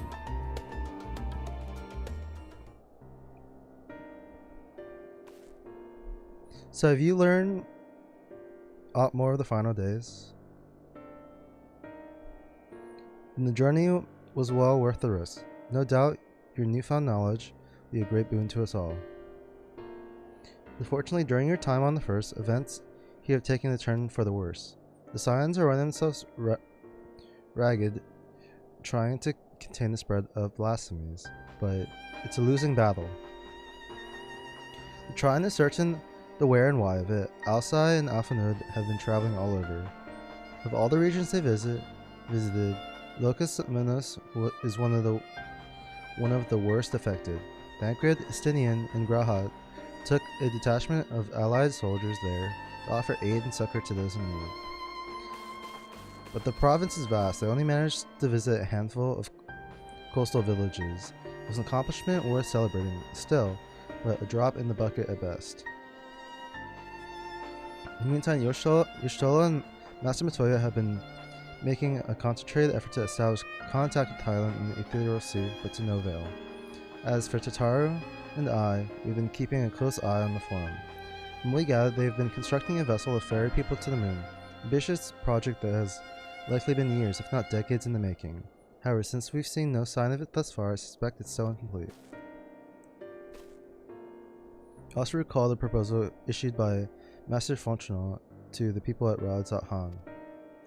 Knowing their decision, Vitra declared his support for the plan and urged those who wished to evacuate to accept the forum's invitation. So far so good, but that's where things get a little strange. Apparently the forum caught wind of the lunar teleporter in the Tower of Babel and decided to use it to deliver people to the moon instead of their mysterious ship. Therefore, to secure safe passage to the Hanish refugees to the tower, Alphanid, Alcai, Estinian, and Grau have traveled to Garland not long ago. Trouble is, the capital was hardly the safest place to begin with, and now. The final days have come to Garlemald. Shortly after our friends arrived, they were sent to rendezvous with Master Fortunato. Then panic broke out, and our communications were severed.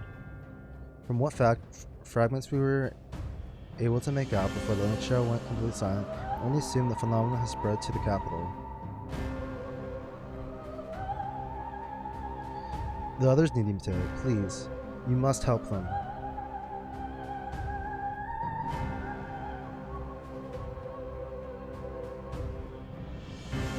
Having you there would make all the difference, I'm sure of it. Camp Broken Glass was their first port of call, so you best start there.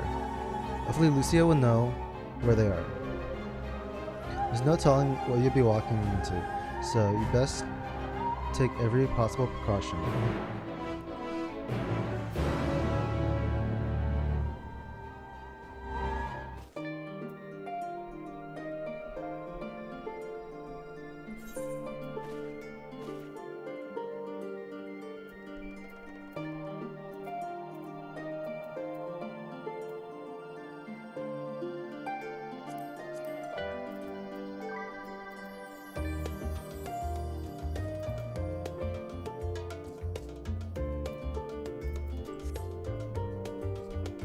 Maybe I'll change my attire up. Let's see.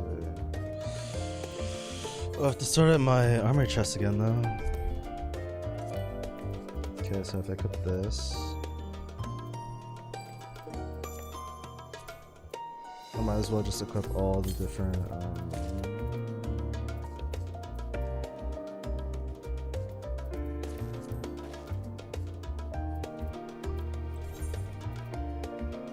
no, it's the 84 one. 82, no, with the level 86. Oh, the level 86 stuff.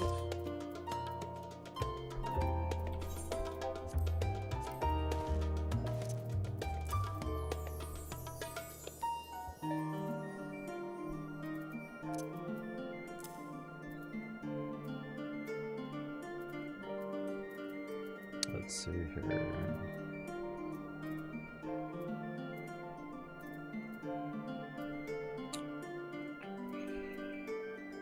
Where did I put it? That.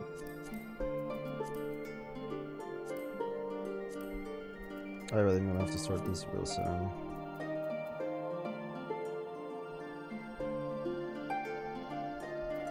Let's see.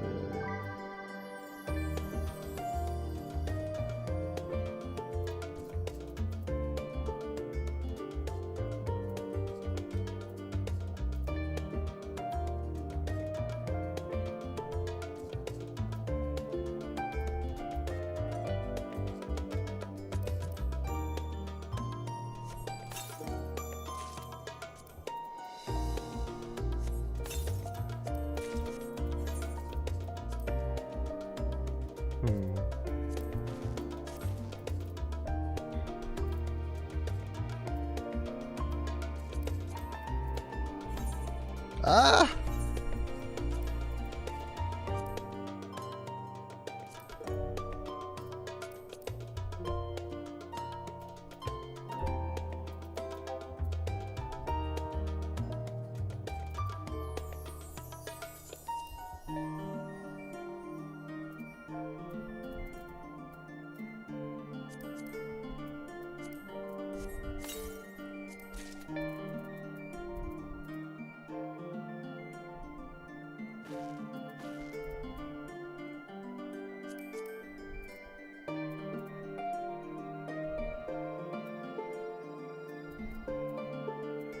Okay, where are these pants at?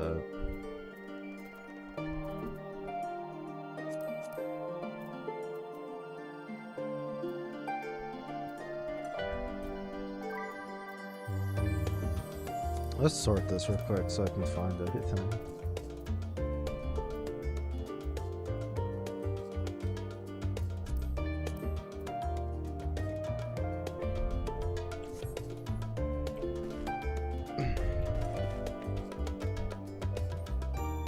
I guess I might as well just wear this for now.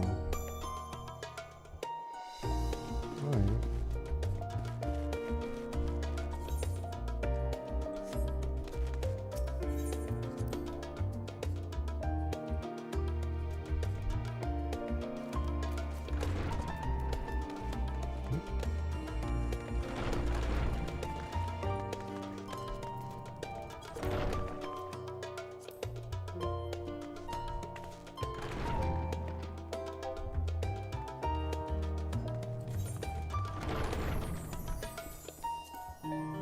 Let's just dive.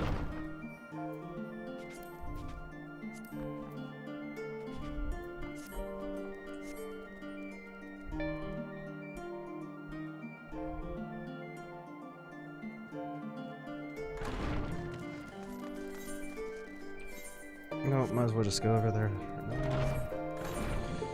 Alright, let's see how bad it is over here.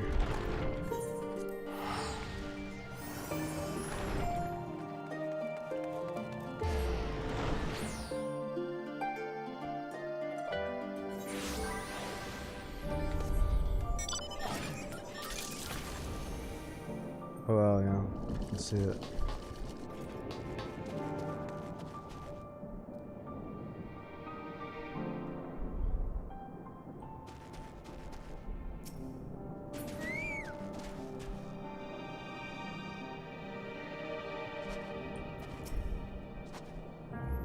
Batea, not a moment too soon. The skies over Gollum are in a blaze, but it's events on the ground that concern me. As you have heard, your fellow Scions arrived ahead of you. We cut the customary greeting short after we received word from our troops on the Magna Glacies that the Forum's airship had landed. It was then that the heavens began to burn. I dispatched your friends at once to ensure the refugees come to no harm. I would have you join them immediately. Additional support is en route, but we'll discuss them later. I trust you're ready to depart. Okay.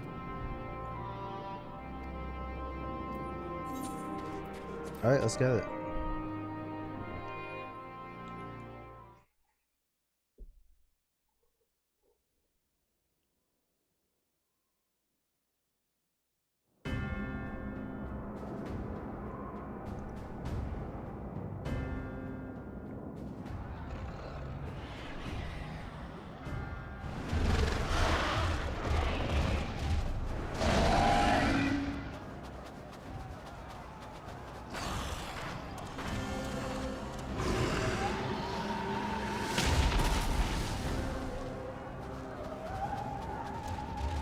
No.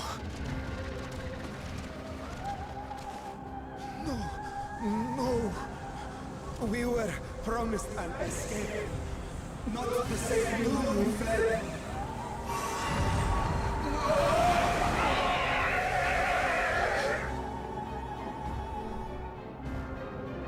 I shall not meet my final days here in this blasted waste. Calm yourselves. Your panic is our greatest enemy.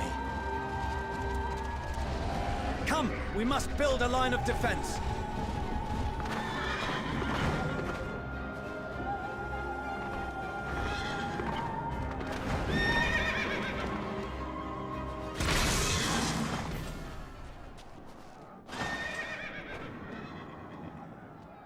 How?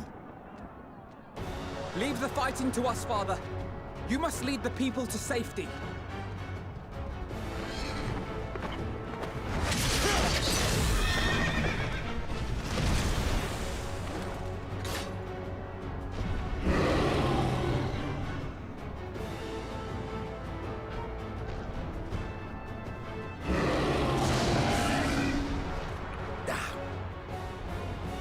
I can handle this pair.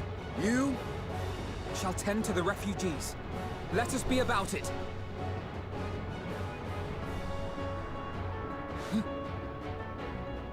As you wish, my little lord. Let's see how the fight is in. Playing us off and on. Let's get it.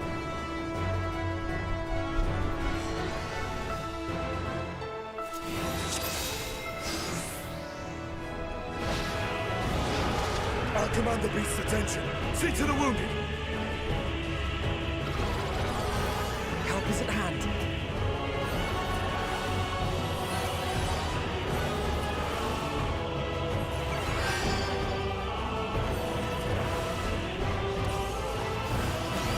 I've never played Sage before, so no idea what I'm doing really. Okay, so it looks like this is my healing. And then this is my actions. Leave it to me.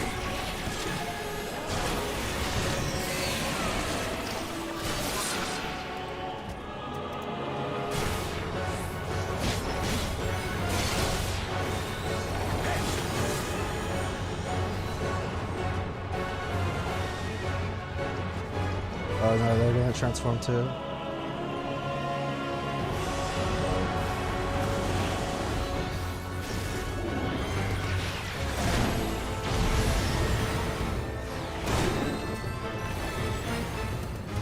Those who can stand, come with me.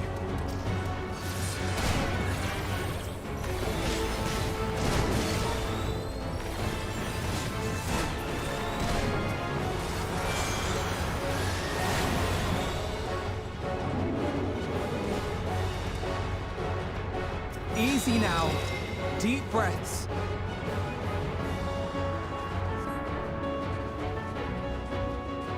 You're safe now.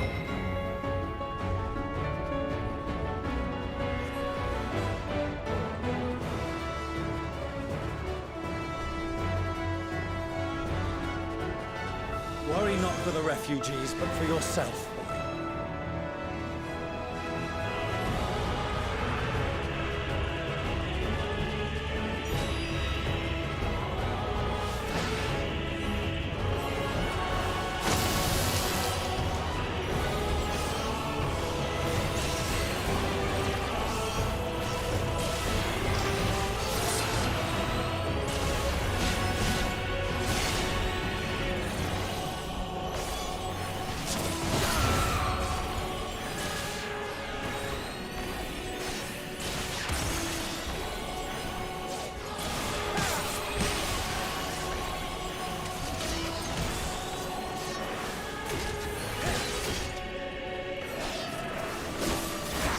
Oh, I'm just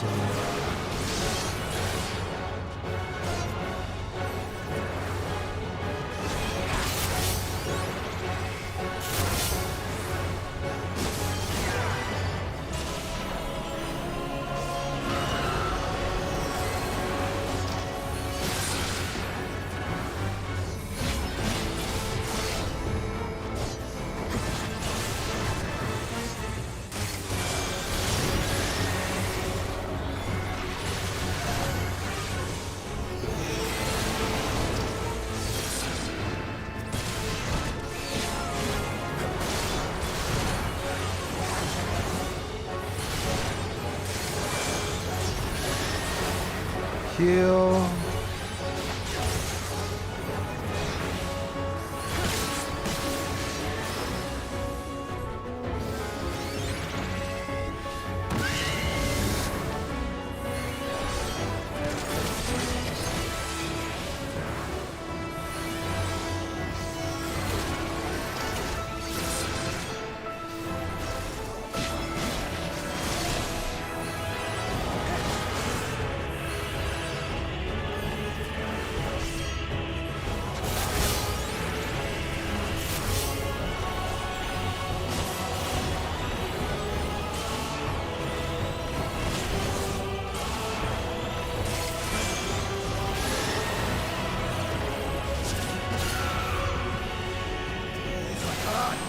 But not hard enough!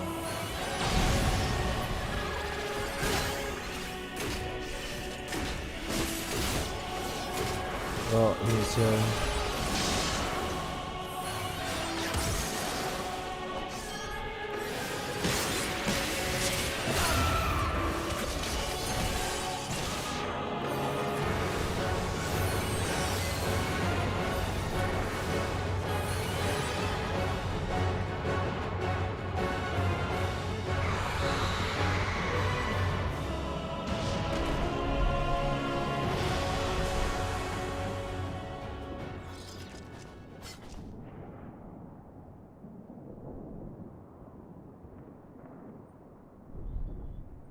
Help! Someone, please! What? Oh, wow.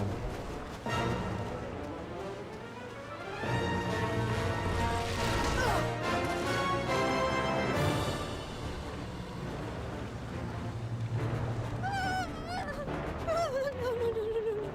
Don't. I don't want to die. Forward! Let not a single fiend escape! Fuck yeah. Wait, that's... Euless and the army. So, you've recovered then? In time enough to be of aid, for once.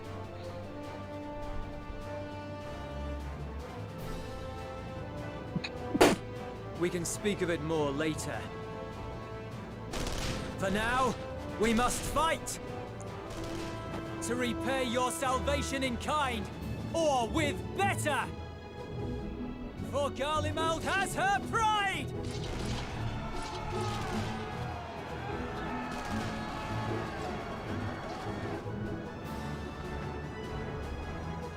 Of that I've no doubt.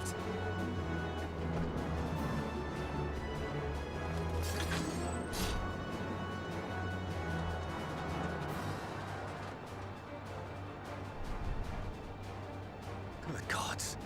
Of all possible saviors, the Imperial Army. Oh!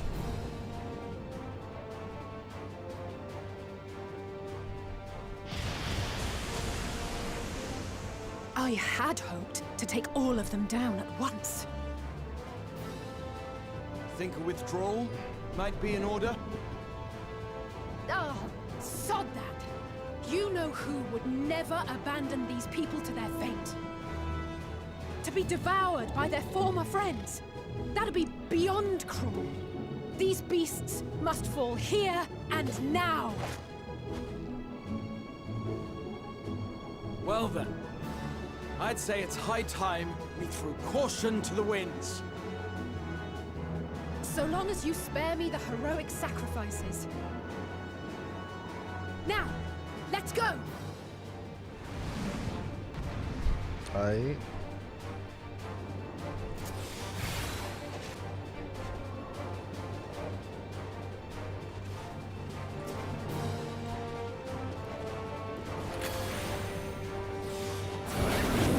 do not remember how to play this, but...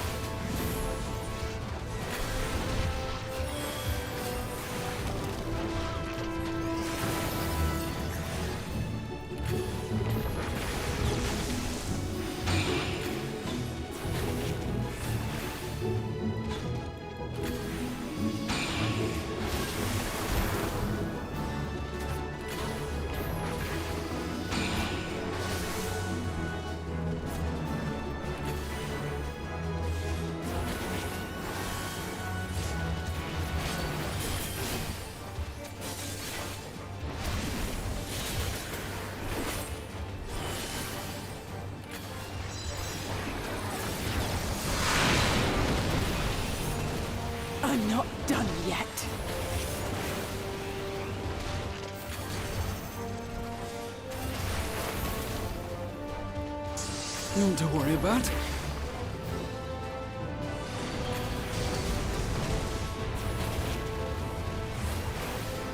The air crackles with energy. Find cover!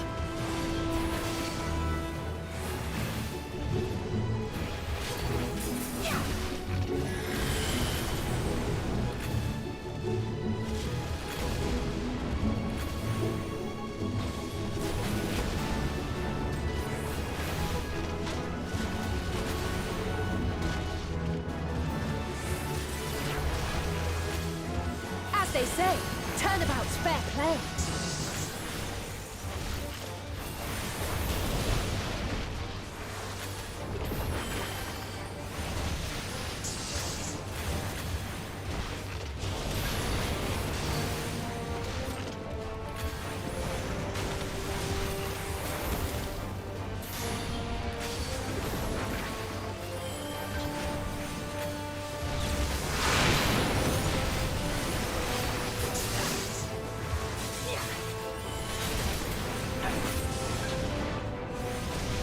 There we go.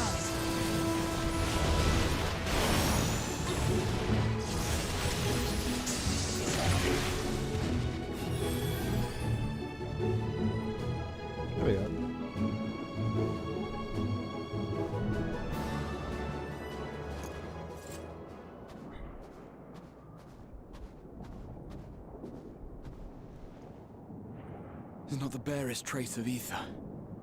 Maybe there really is no way to bring them back.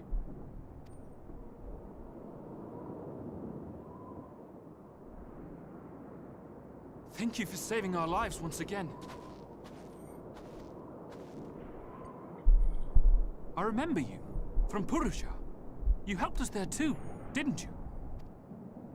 Ah, you're from Palaka's stand. I'm glad you're still in one piece.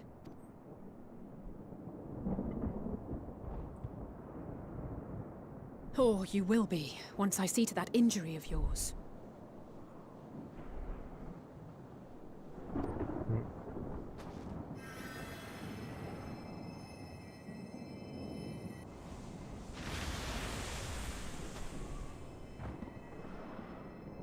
Look out!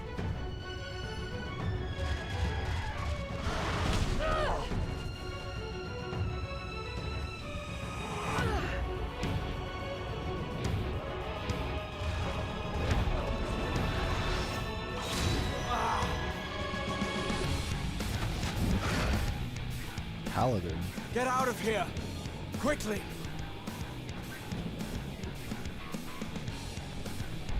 I won't lose them. Not a one. This will be a brighter future.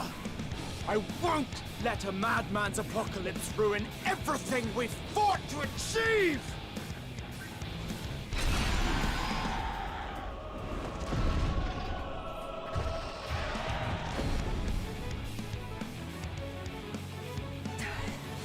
Get it together, Alizé. You're embarrassing yourself. And in front of Father, no less. You might never measure up to our champion.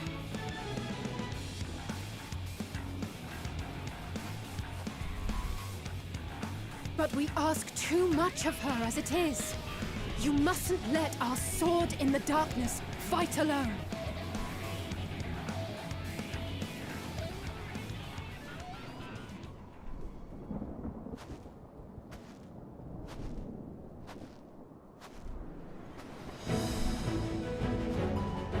I have arrived. Oh.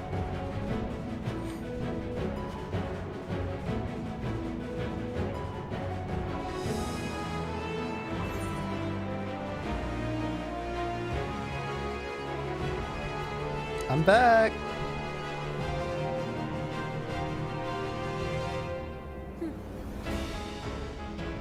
I can look after myself, you know. That's a line from the trailer.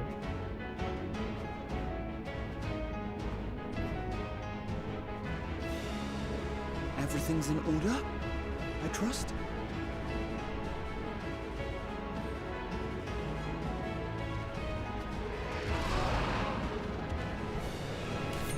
I've had enough of this rabble!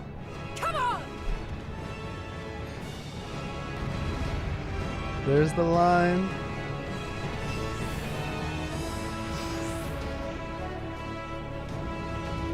Oh, a trio for the ages. Okay, let's do my prep.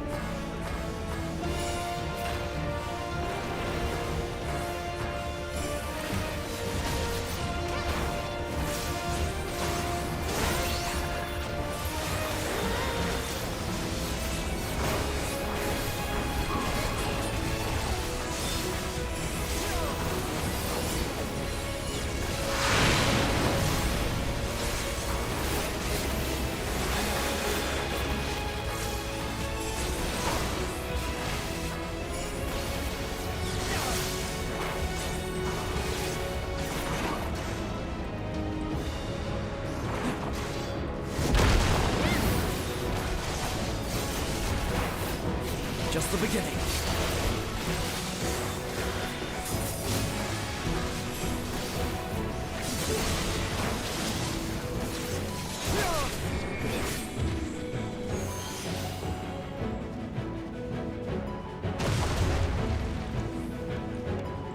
I had a feeling I'd find you here.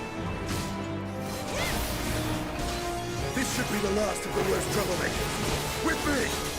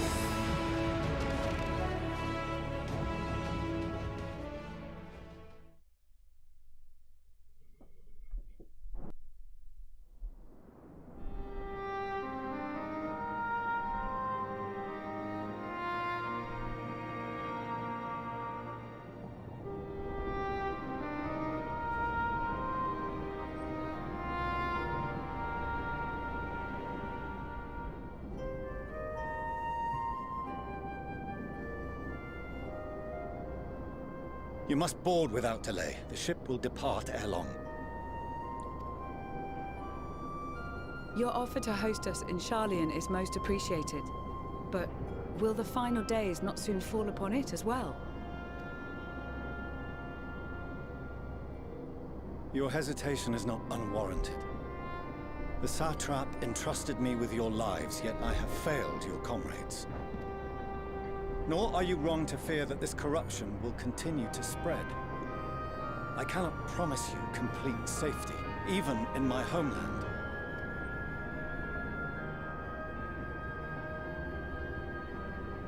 What I can promise is that I will do all in my power to protect you.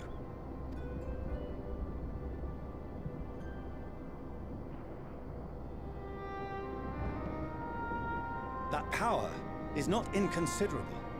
Even now, my countrymen are preparing the vessel that will deliver us to a sanctuary on the moon. Join us on our journey there, and beyond, to new horizons. Come to Old Sharlayan. Please.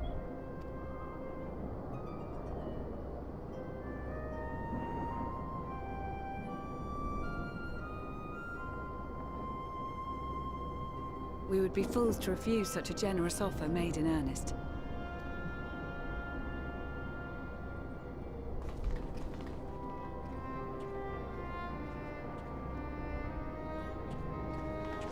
It seems they've a new destination.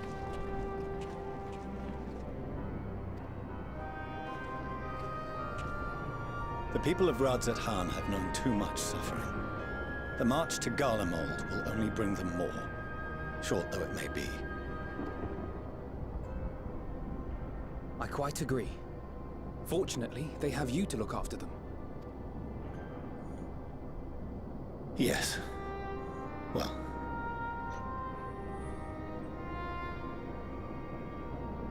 Behind you! Just there!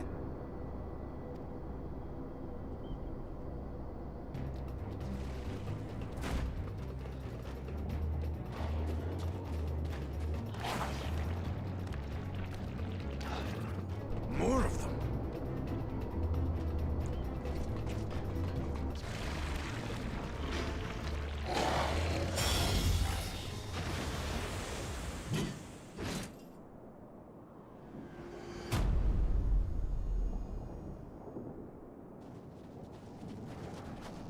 Xenos!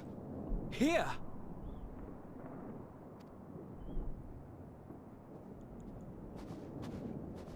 You'll be all right. Hurry to the airship.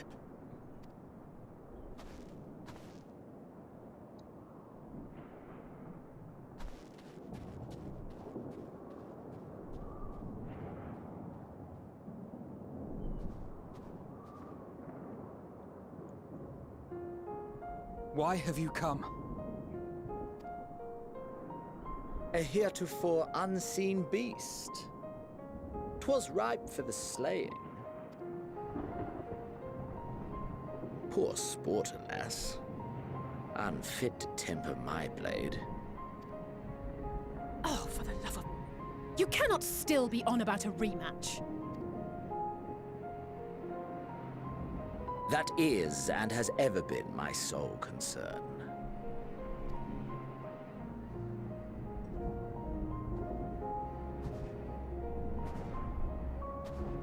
You, on the other hand, are fixated on a different quarry. Your passion pales before mine. Yet neither hate nor despair seems sufficient to recapture your misdirected bloodlust.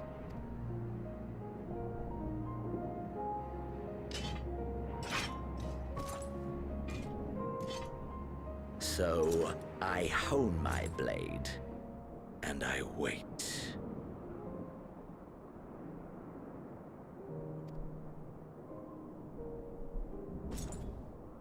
That's it. That's all you care about.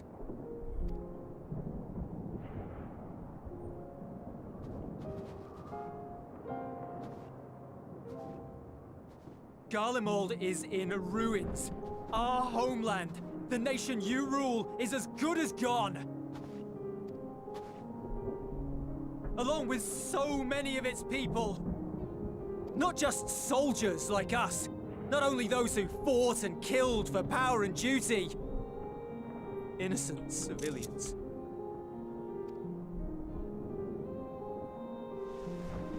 murdered by their own flesh and blood, lost and confused as they breathed their last. While we who survived with our lives and minds intact were left to freeze to death. The Eorzeans tell me all this was your doing! You slaughtered your countrymen! You did! For what? For nothing, in the end. So much wasted effort.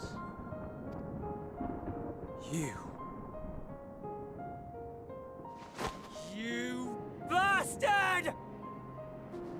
For your own sake, Eulus, you must control your anger. It will serve no one should it consume you and see you transformed.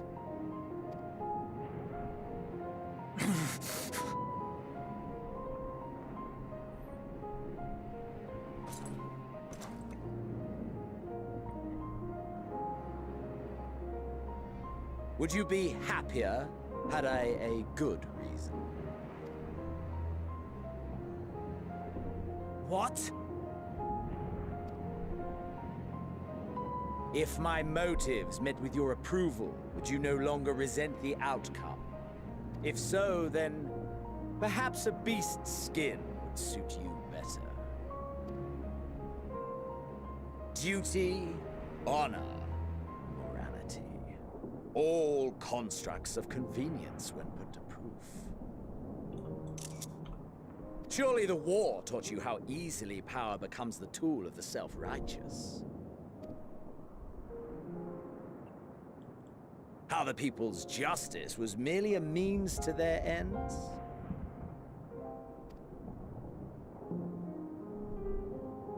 Yet you would ask me why.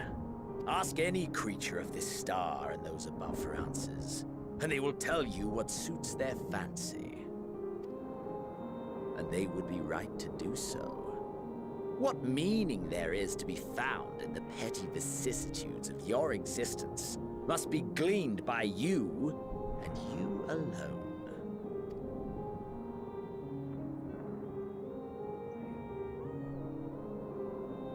Should you seek it in battle in the fruitless pursuit of my demise, then come. Assume your rightful place as a notch on my blade.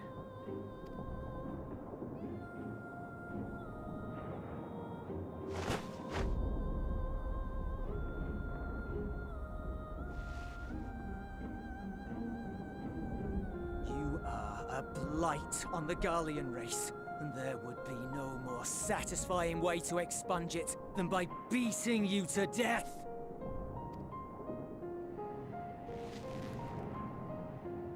But I will not be party to another tragedy. I refuse to lose anyone else because of you. So go. Go!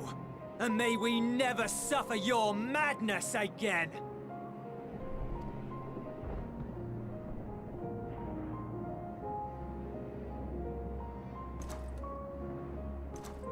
Xenos!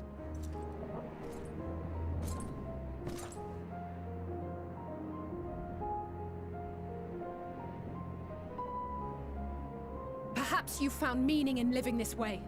I cannot deny you found strength. Yet if you only pursue your hedonistic pleasures and pay no heed to the plight of others, then no one will give you the time of day. You will never get what you want. Not even the battle you pine for so dearly. You'll be alone for an eternity, and you'll deserve every agonizing second of it.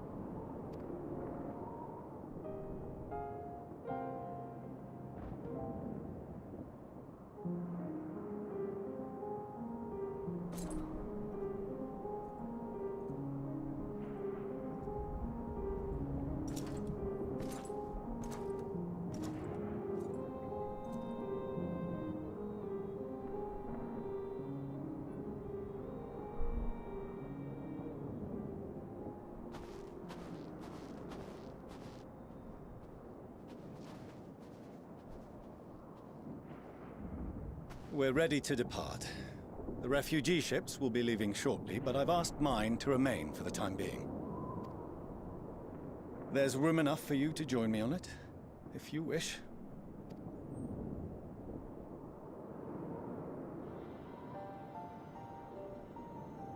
Do contain your surprise. I needn't agree with the Scion's methods or intentions to acknowledge that their deeds are deserving of gratitude. We appreciate the offer. But might I ask why you are delaying your departure?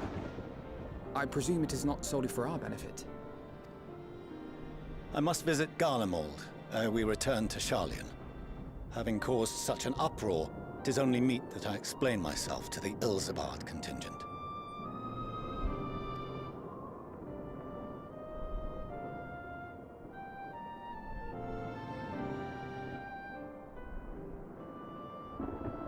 Allow us to accompany you then. We should be glad to facilitate, given our familiarity with all concerned. If you would like to join as well, Eulus, we can speak of recent events on the way.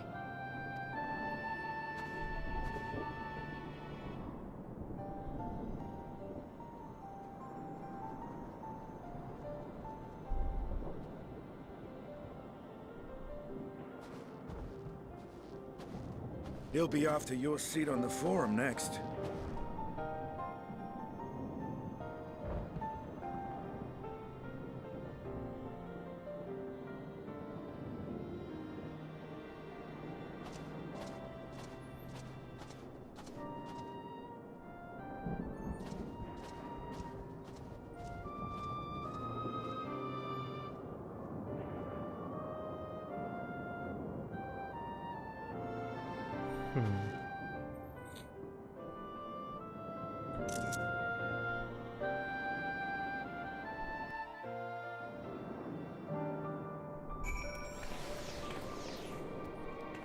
Interesting. I'll be right back to Sea Goblin.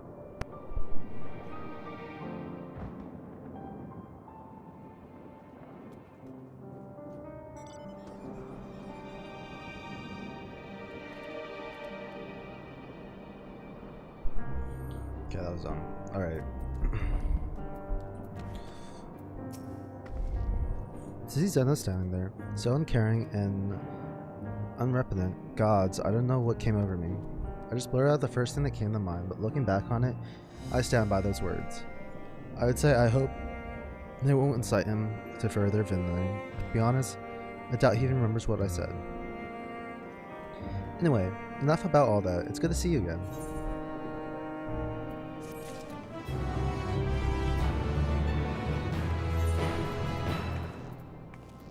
Is this weapon better than what I have now?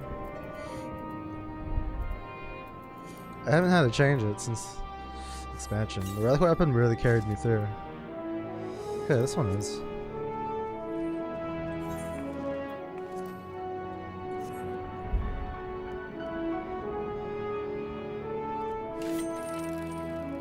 Interesting. Chainsaws.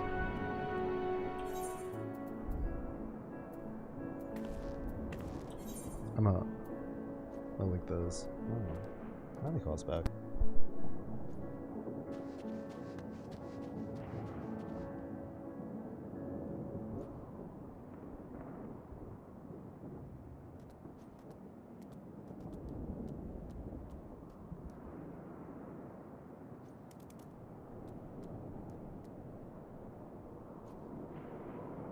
Okay. Yeah, let me link these.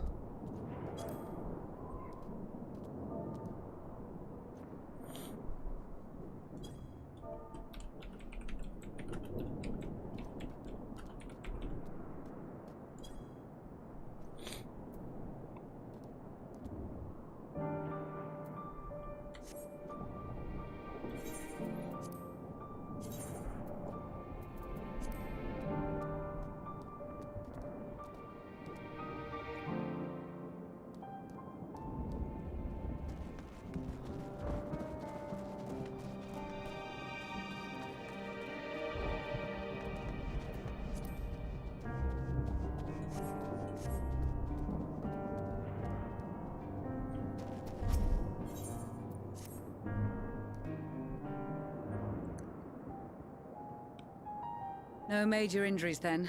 Good.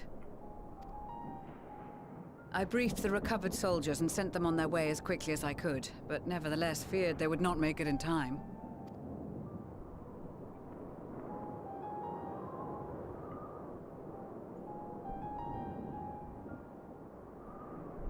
The additional support was invaluable.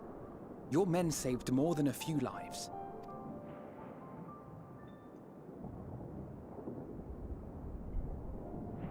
Though not all, I regret to say.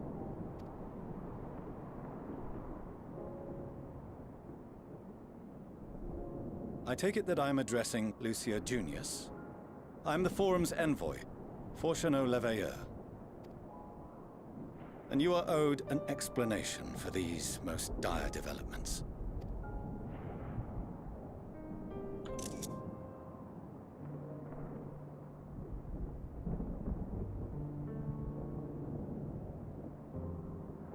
Another trial wrought by the final days. I was beginning to suspect as much.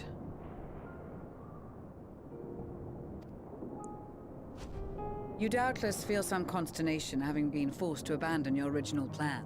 But trust me when I say you were right to send the refugees elsewhere. Beasts have been sighted within the capital. Perhaps it was a stroke of grim fortune that the population was decimated beforehand, as they've yet to appear in any great number, but in time. In any case, Maxima leads the remainder of the contingent in an effort to cull the creatures and evacuate the populace as we speak. Once the airships have taken to the skies, I pray your men can be persuaded to join him. You'll permit us to retain our weapons? I wouldn't have sent you after the Scions were I expecting you to stab them in the back. And I, for one, would not consider past transgressions more relevant than future contributions. Regardless of the circumstances that saw us at odds before, we need men of courage now, more than ever.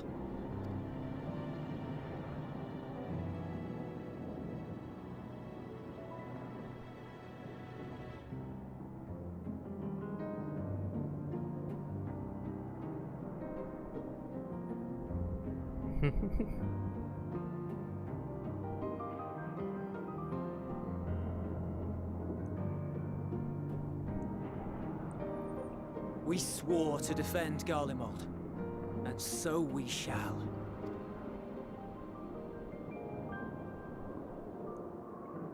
It seems you have everything under control. You will excuse me then, for mine own duties await. A moment, Master Fortuneau. You did desire to express your appreciation for services rendered, did you not?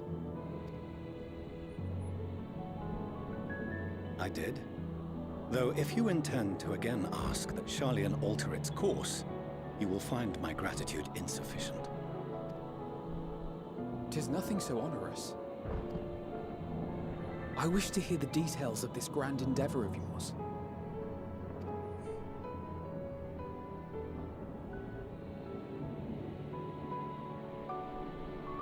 Do you swear to listen and to learn, and not to embark upon some scheme to impede us? I swear.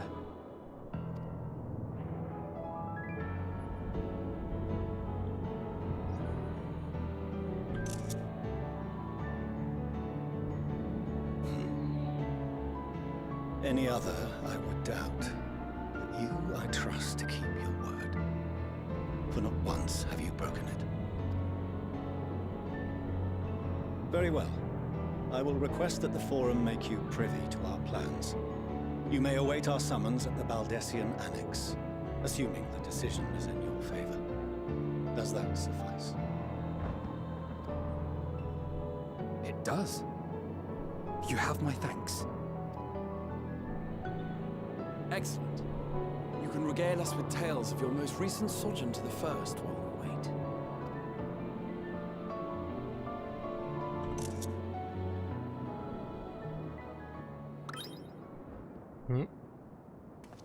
Did you hear something just now?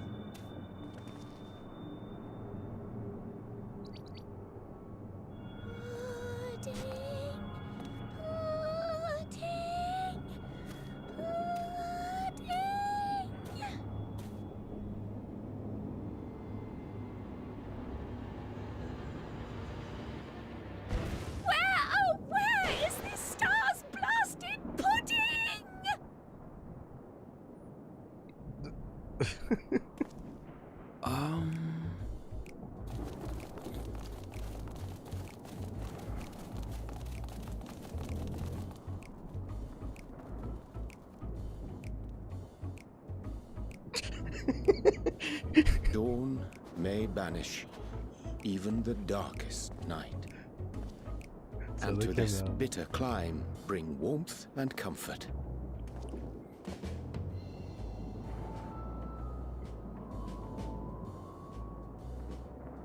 "'Tis heartening to see such an assembly upon my return. I thought often of you whilst I looked down upon our star's brilliance from the moon above. Yes, but what are you doing here? And dressed like that? Aren't you cold? I mean, you have short shorts on. Verily, I fear for my health should I proceed to expound upon our purpose ere I procure more suitable garments. Then allow me to summarize. We're here because none of you lot are up there. Nor has anyone deigned to send word about any changes in the plans. It's rude, is what it is. At least that's what I thought at first, but then folks got to wondering if you weren't in a spot of bother, so we decided to take matters into our own hands. Come down here and help, if our help be needed. So she says, but it's also something of a convenient excuse to visit Aetherius. Urianger made it sound absolutely marvelous. More so before the impending doom, but still. I love mapping way the way he talks. And it's not like there will ever be a better time. What with the aforementioned doom? Marvelous, they say, yet not an ounce of pudding to be found. I must suffer Urianger's inferior works no more. Hey! Maybe consider the plight of present company before you go blathering on about pudding and doom? Ahem. As I was saying, should you require any assistance with whatever, we are at your disposal. We were born from Hydaelyn's love for the lives of this star, so naturally we would much prefer to see them continue. Twiddling our thumbs up on the moon is hardly conducive to that, though, is it? Aye, not when you've all got such precious thoughts and feelings and hopes for the future deserving of more active preservation. Speaking to Urianger made us realize that while we've carried out our duties to the letter, we've failed to fulfill them in spirit. From there, it was just a hop, skip, and a jump towards resolving to do better. So please, show us how. Help us help you.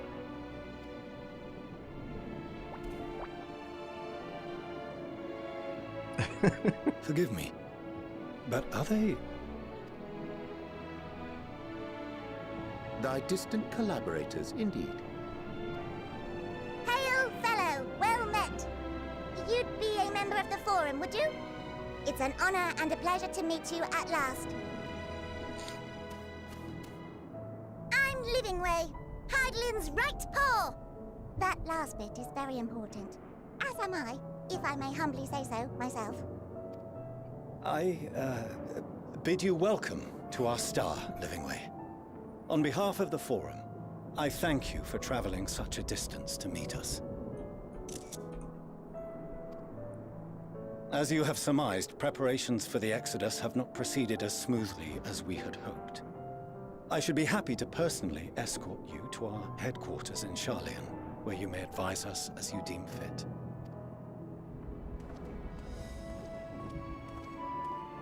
'Twas with reluctance that I set aside the great work of readying the moon for habitation. Be assured that I did so only after the Loperids made plain their earnest desire to come hither, and I myself felt a growing certainty that their contributions here would prove invaluable. 'Tis trite, perhaps, but I followed my heart.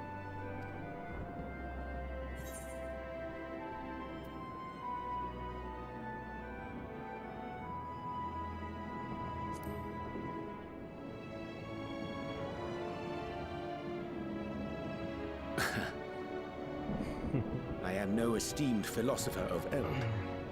Nevertheless, 'tis my hope that what little knowledge I shared shall serve them well, and perchance help save us all. Wilt thou attend us at the Forum and lend thine own wisdom?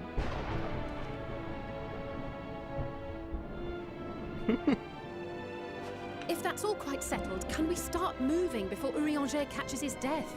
Even I'm freezing out here. Oh, I dare say you'll warm up quickly once you report the airship. Sat shoulder to shoulder with our fur-covered friends.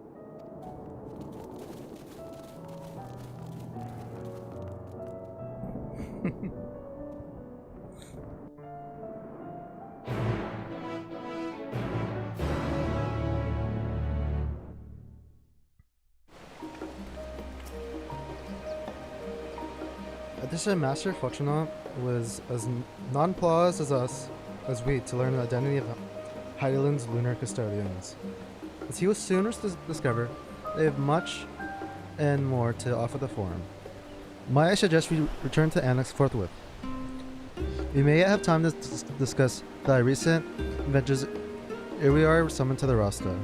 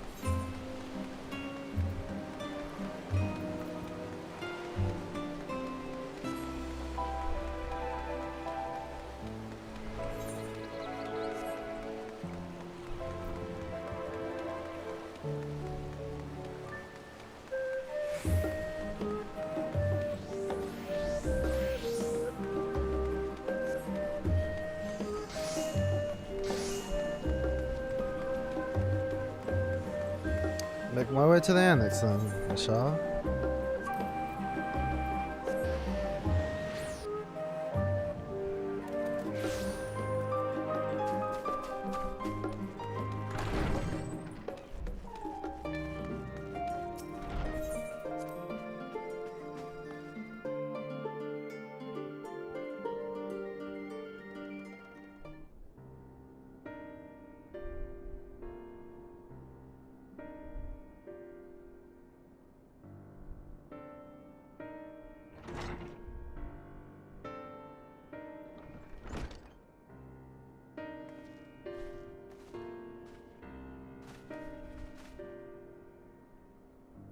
Nothing complaining, Ranger, but I wasn't expecting to see you quite so soon.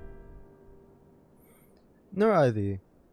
In extolling the virtues of Aetherius, it did inadvertently awaken in the Loppers a desire to avert our beloved star's demise. Clearly tells us you have obtained new knowledge that may aid us in our ongoing efforts. I have news to share regarding our study of the Ethereal Sea, but your findings are certain to be of greater interest, and so I'd rather hear them first. To what relations did Hydaelyn Elpis Flower lead?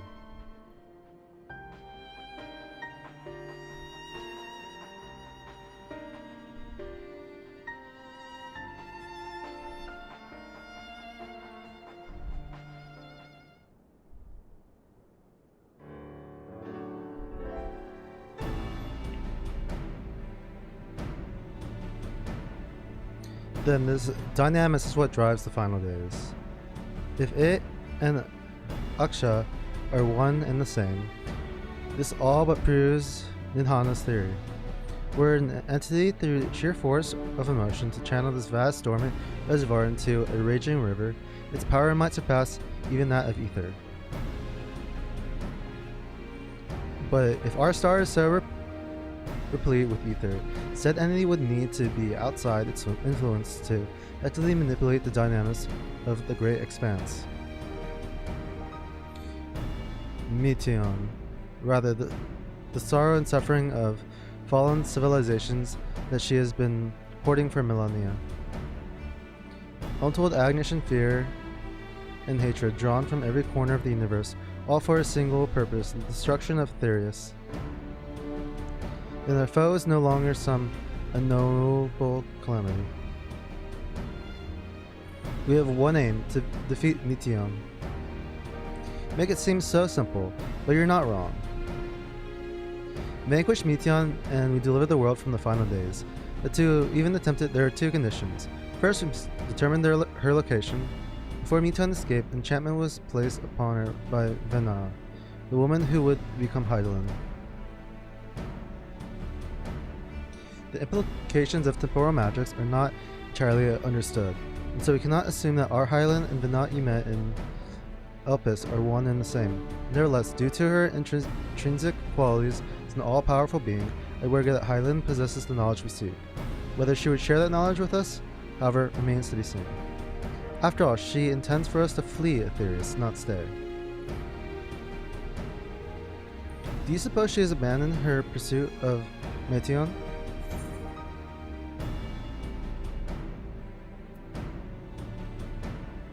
No, would never give up.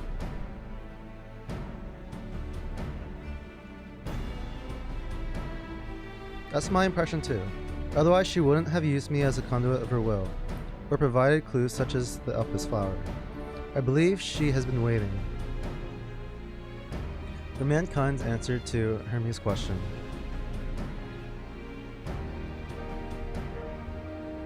So, what's the second condition? Must find a means to reach Meteion. Naturally, our chosen method would depend entirely on whoever she has made her nest.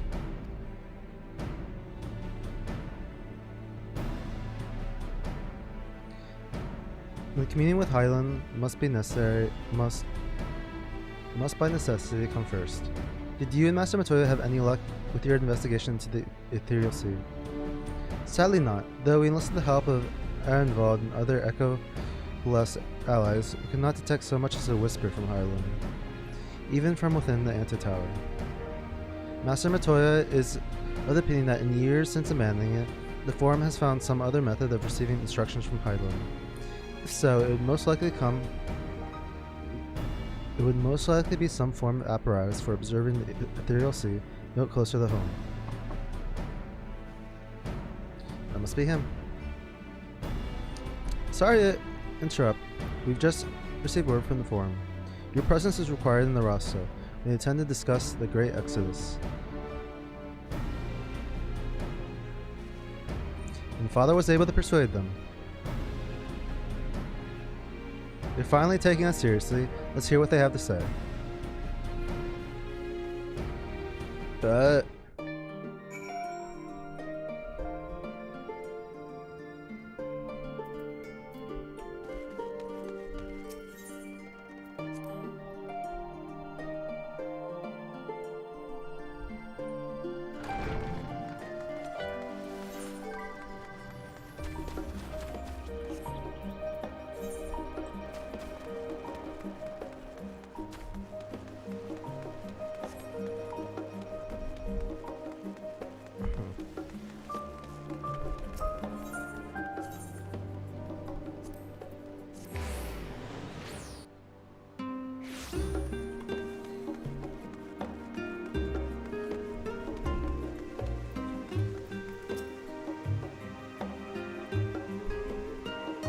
The Forum is in session and such. The rostrum is closed to visitors.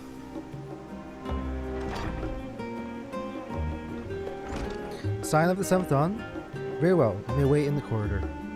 Of course, entry will only be permitted on the condition you leave your armaments at the door. Let's forget, this sacred institution holds rational discourse in the highest. The implements of war are expressly forbidden.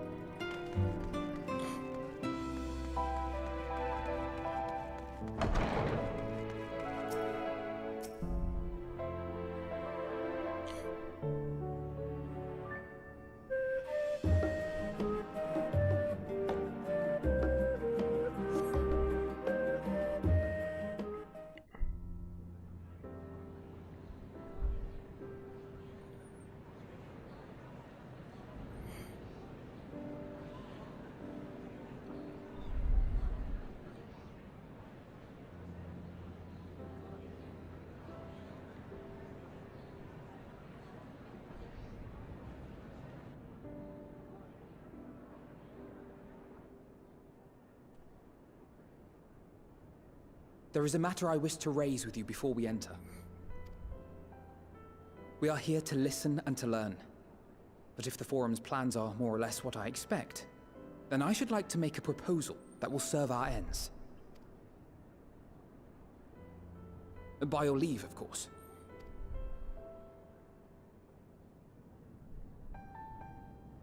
I don't see why not. Your words and wits have gotten us this far. Agreed. I will present our queries so that you may consider the most advantageous way to advance your proposal without distraction. Thank you, everyone. If I may have your attention, the ad hoc session will now commence. The purpose of today's assembly is to brief the Scions of the Seventh Dawn, at their request, on the Great Exodus. You may enter.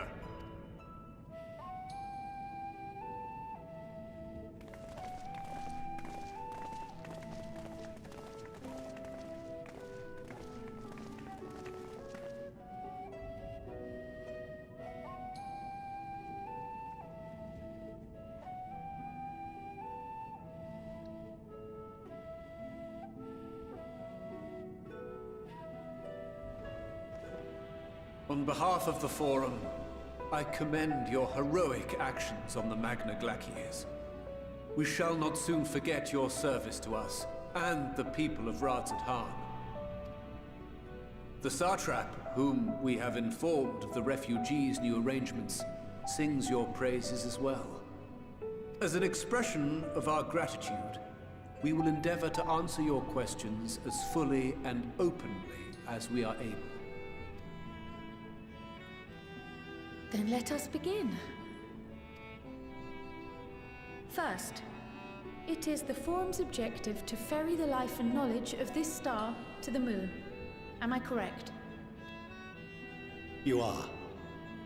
It is for this purpose that Sharlayan has labored these many long years. We have collected biological samples and scientific records from across the star. When the time comes, they will be moved from their places in Labyrinthos and Numenon and conveyed to safety. Once that critical task has been accomplished, we will begin transporting the Sharlayan citizenry, which has been categorized into groups. The earliest arrivals are to ensure hospitable environs for those who come after. Following our people, we will send those of other nations in turn, beginning with our allies. Radzat-Han was foremost among these, but since the final days have already come to Thavnair, we saw fit to include the refugees with earlier groupings. An ambitious plan. You have accounted for the safety of all nations and tribes, then? As many as we can. And how, pray tell, do you decide who to leave behind? To journey beyond the sky is an unprecedented and immeasurably difficult endeavor. Introducing sources of inevitable conflict would condemn all to certain death.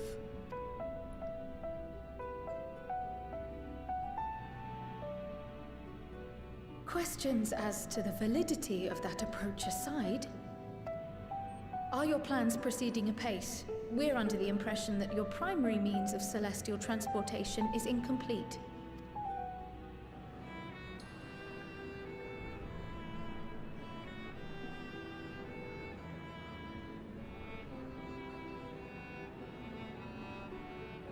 If only in that it does not meet our optimal parameters, that is correct.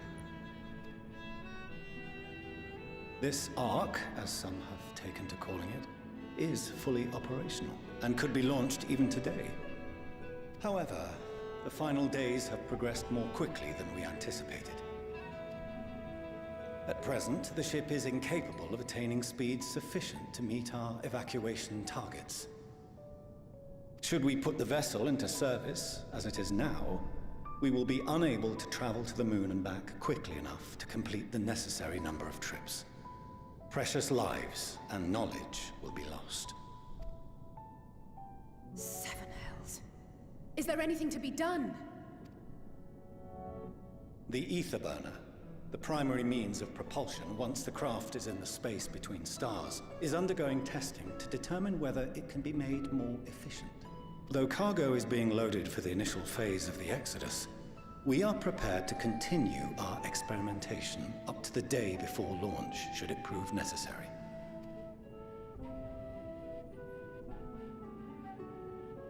What if the Scions were to solve your problem?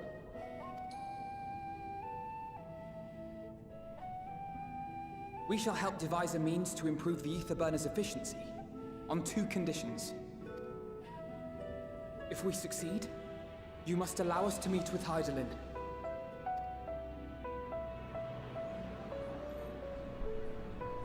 "'Twas simple enough to deduce.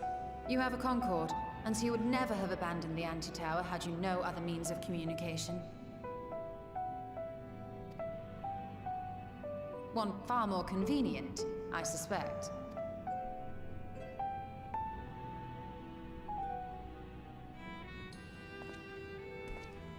The second condition, also to be met upon our success, is that we be permitted to propose another use for your Ark.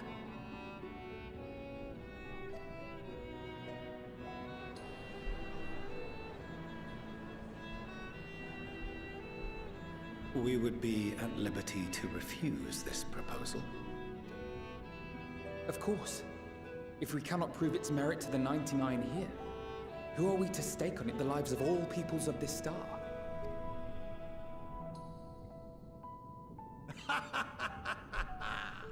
Delightful as always, Master Alfino.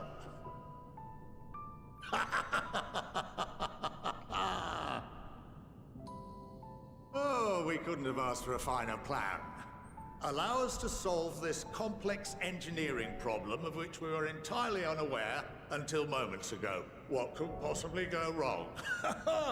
The satire writes itself.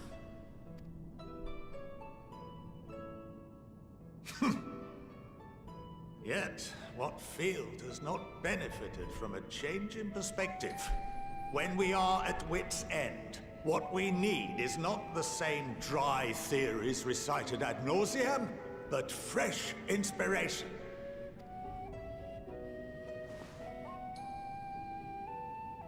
I, for one, have faith in my erstwhile students to provide it, and I find their terms to be perfectly acceptable.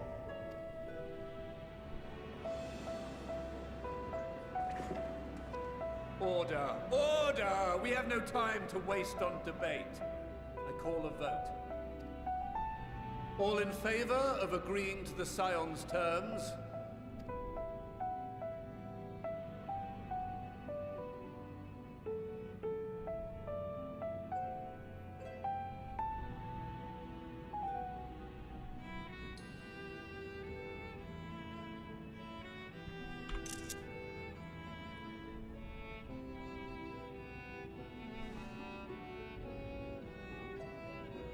"71 in favor, 28 against. The ayes have it. Fortuneau, as the architect of this project, you are the best candidate to show them its current state. And bear in mind that regardless of your personal misgivings, this is the will of the Forum.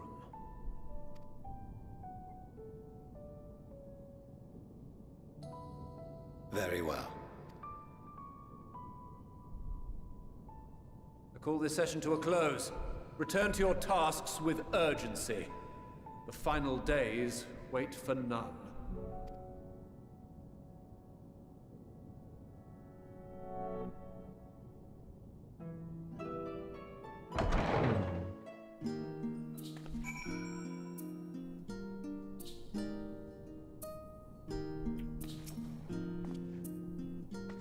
Sorry about not letting the rest of you in on my plan. I was immediately thinking on my feet for the most part.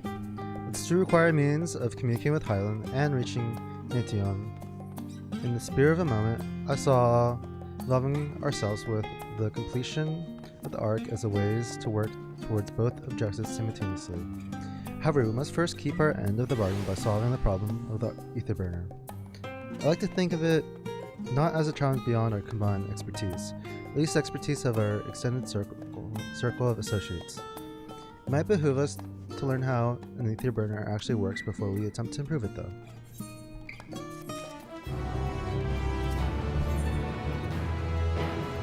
In the Tresker? Oh yeah. As instructed, I shall take you to see the ether burner. Meet me outside the Archaeon. I trust you can make your own way there. So the Ark is being built in Labyrinthos. Hardly surprising. Where else could they conceal such a massive undertaking?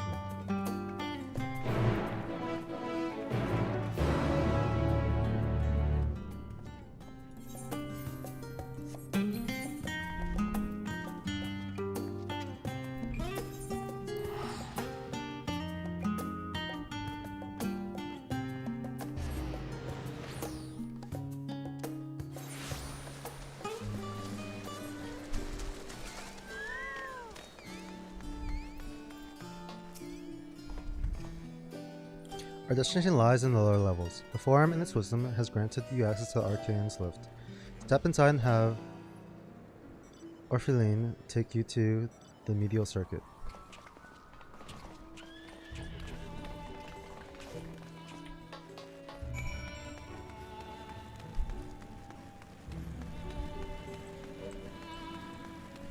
This guy again.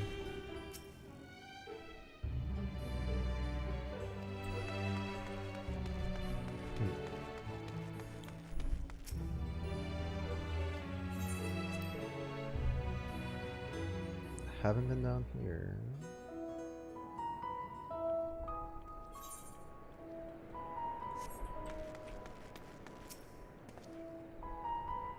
I send your associates ahead to Logos Station Alpha on the other side of Neo Ergonomics.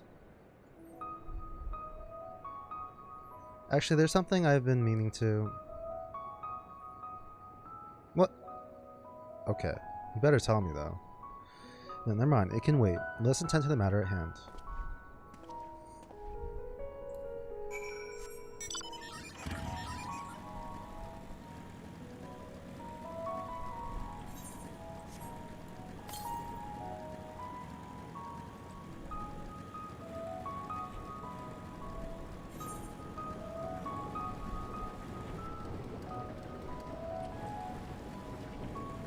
Okay, we gotta go around, looks like? I think, anyway. Oh wait, no, we gotta go this way. I was just trying to get... I was just like blindly heading towards the right.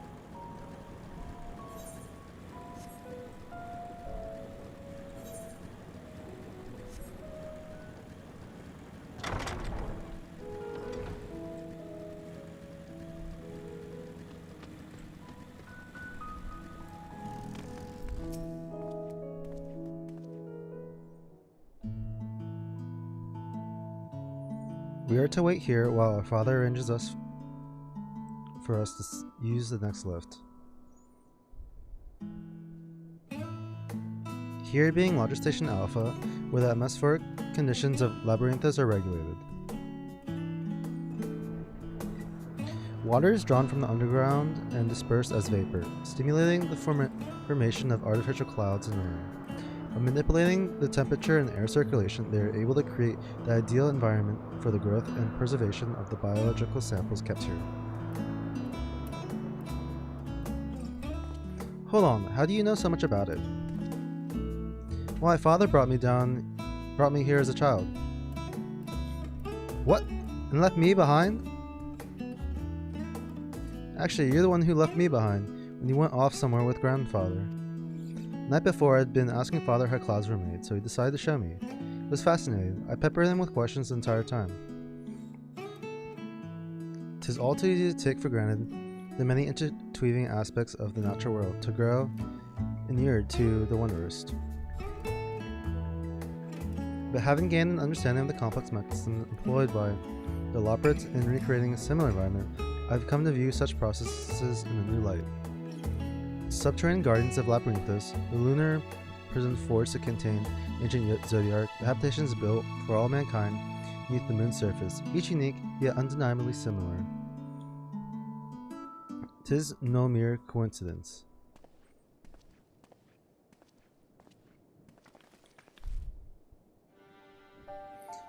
Ever since Highland unfolded to us the grim fate that awaits Aetheris, every essential resource we could get to spare has been delivered to Labyrinthos in preparation for the Great Exodus, but that is not all.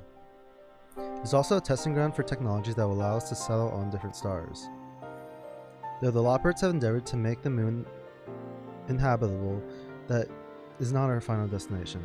Mankind must learn to propagate life where there is none, to thrive where all is barren. Alas, time is not on our side. I have arranged for you all to enter the central circuit. It is there that most of our preparations for the Great Exodus are carried out, the construction of the Ark among them. Though our plans have been made public, access remains highly restricted. You, however, will not be subject to said restrictions, will have free reign to come and go as you please. Such was the will of the Forum after all. We will prove ourselves worthy of your trust. Your trust.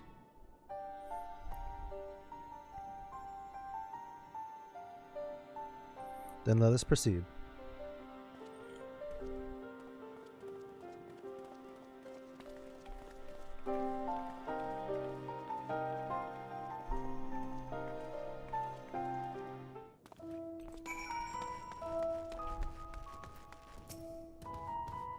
By decree of the Forum, the Signs of the Seventh Dawn are permitted to enter the central circuit.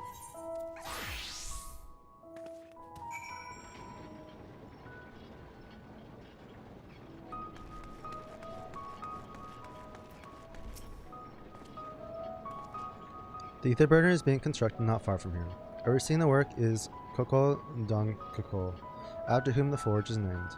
Once necessary introductions have been made, I shall leave you with him to discuss the particulars. This way.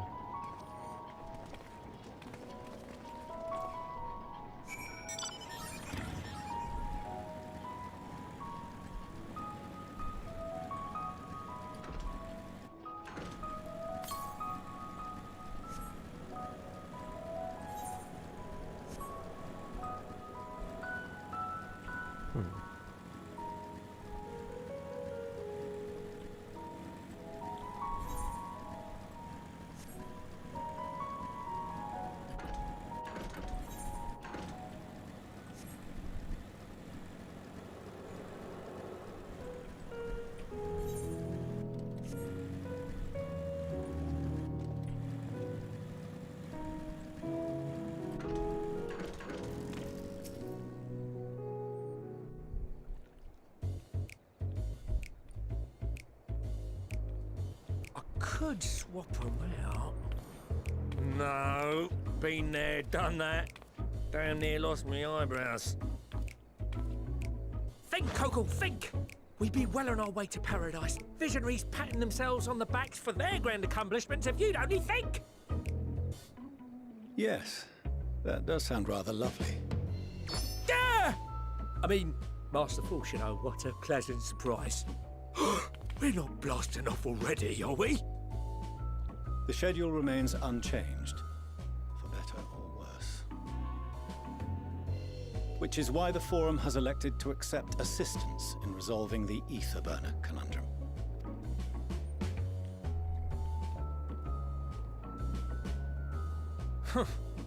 Not seen you lot down here before. There are Archons among their number, but engineering is not their expertise. Nevertheless, the Forum concedes the slim possibility that they may have insights to offer. If not, you are at liberty to return them to the surface, by whatever means you see fit. I assure you that won't be necessary. Now, about your troubles with the ether burner. Aye, I'll walk you through it. Suppose I could do with a change of pace. As the name ought to tell you, the ether burner burns ether, ambient or otherwise, and transforms it into motive force. Think of it like a giant bomb that never stops exploding.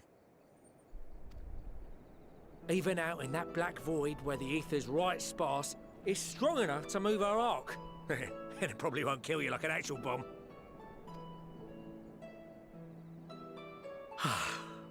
But it ain't perfect. According to my calculations, to travel to the moon and back fast enough for the Forum's liking, the conversion rate needs to be 6% more efficient.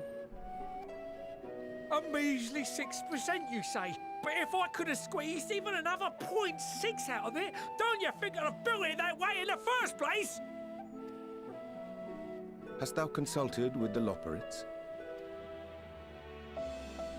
Yes, they too are conducting their own research, for lack of a ready answer. The moon's propulsion systems are considerable, naturally, yet they are commensurately massive. It is no easy feat to convert their technology into an efficient means of propulsion for a teeny tiny toy boat, as they say, and as I most certainly do not. Yes, exactly! Damn it all, I asked for refined adamantite and they send me uppity rabbits with inscrutable, ancient, incompatible technology! You're trying to drive me mad! Do you speak of Allegan refined adamantite, perchance? You know of it? Only in the most general terms, I'm afraid. 'Twas an alloy of Allegan make, but the secrets of its production were closely guarded. As I recall, the record stated it was vital to Dalamud's construction and launch. Aye, that's the stuff. No material more conductive far as I know. Slotting some ends like blowing up a dam and watching the river of ether come rushing through. Ain't a living soul that knows how to make it though.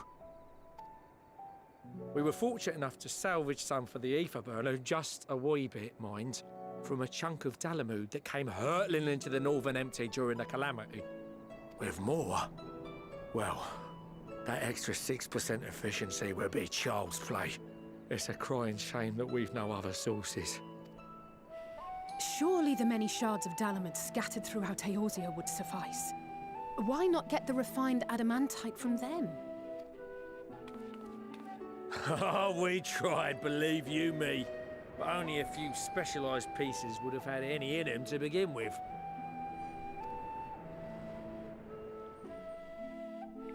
Drive calls from Ragnarok-class internment hulks.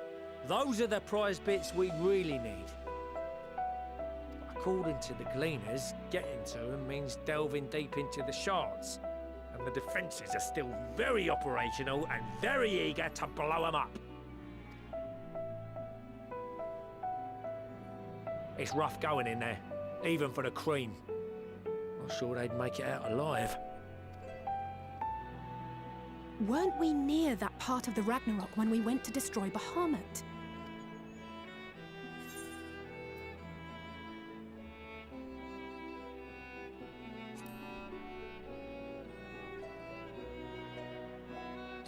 Heavens, are you all right? You look pale as a... What? Best put that battle from your mind for now. Deep breaths. That's it.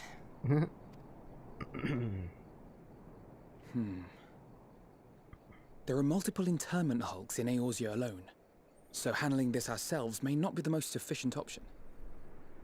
Rather, if we could salvage adamantite from the shards simultaneously... Thancred, is the link shell we established before you went to Garlemald still active? Of course. The floor is yours.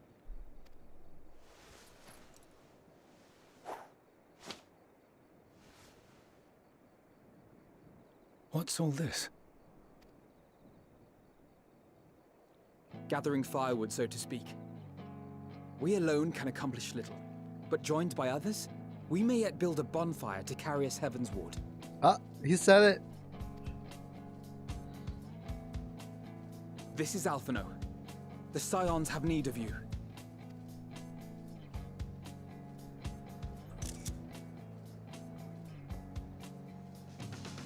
Understood. I will contact the Lord Commander and dispatch our finest at once. My sisters are somewhat preoccupied with the final days, so I will lead the 12-Sword expedition myself. Are you aware of any other sources of refined adamantite? Logically, such an invaluable alloy would have been utilized solely where absolutely necessary, in components intended to conduct or collect surpassing amounts of ether. Any extant instrumentation or devices would have likely found their way into the hands of etherologists or enthusiasts.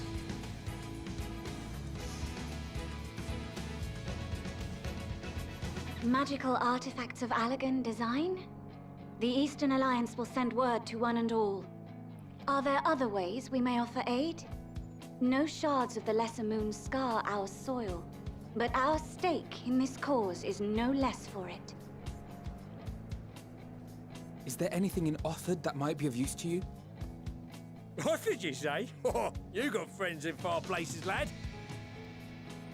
Anyway, if you're offering, I wouldn't say no to one of those Far Eastern sacred relics. Some of them can hold enough ether to summon a whole damn primal. Find a source like that with the ether burner, and 3, 2, 1, kaboom! I gather you heard his explosive enthusiasm. Might you secure us a suitable relic? It shall be done. I know little of machines, but I promise we will do our utmost to gather the materials you need to finish your starship. I am glad for the work, in truth. Better to busy oneself than wait and fret over disasters foretold. Then why are we all still standing about yapping? There's plunder for the taking, and I'm a born plunderer. I'll be an old Charlian before you know it. Start mixing the grog. I'm certain that can be arranged. Thank you all, and do be careful.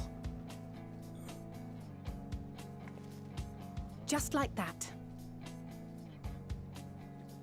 Aye, just like that. Our refined adamantite is on its way. Now let us consider our next steps, shall we? There's yet much to be done.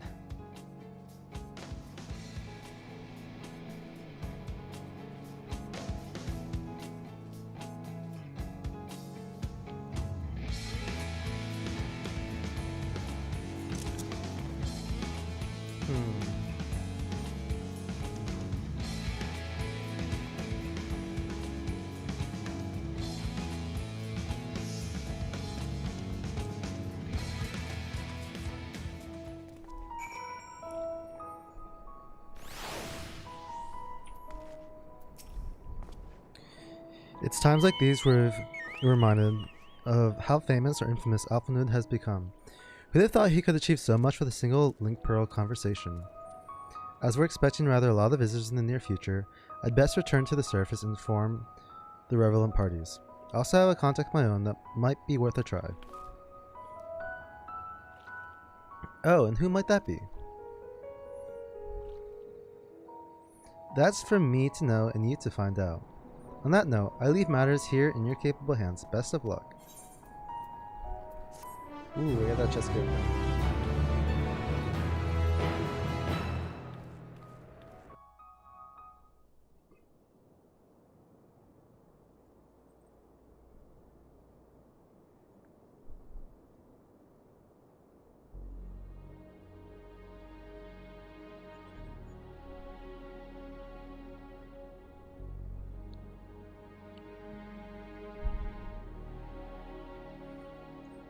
Our course of action is clear.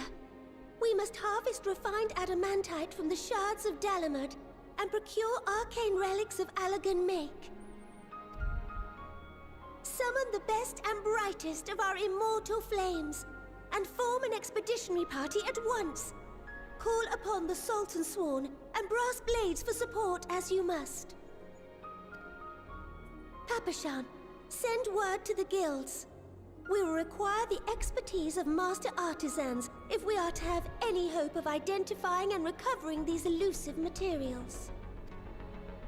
Viergeist, we have need of your stone torches.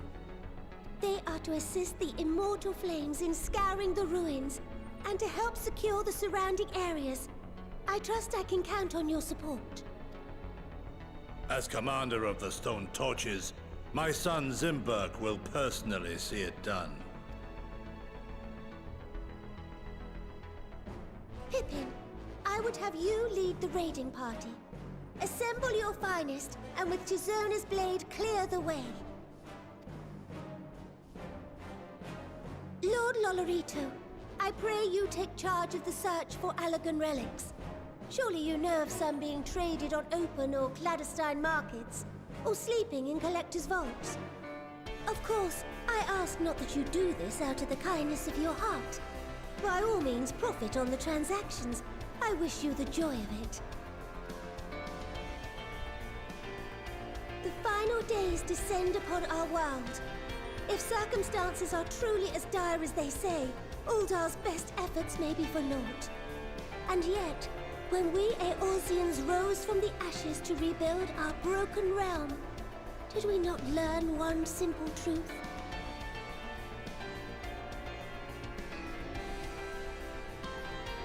That which seems all but impossible to overcome alone may yet be possible if we stand together.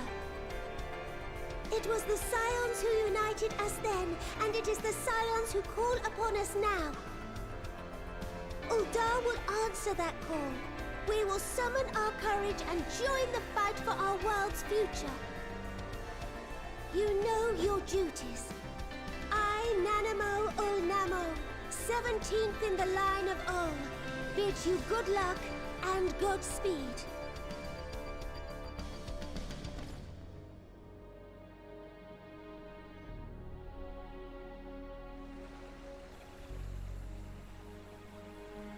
They're gonna do one for each one. This is cool.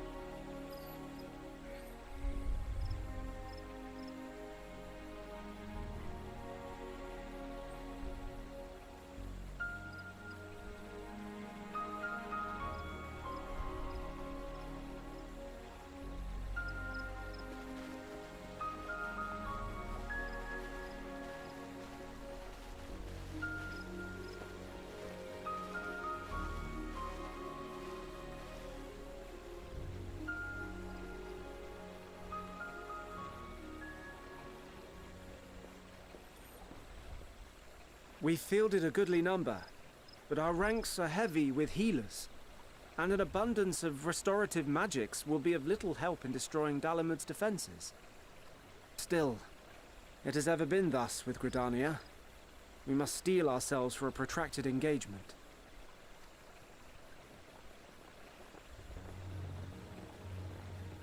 In that case, might I suggest taking us along? Lisa. Malamigans, but... Commander Hext, what are you doing here? None of the shards in Girabania are big enough to hold an internment hulk.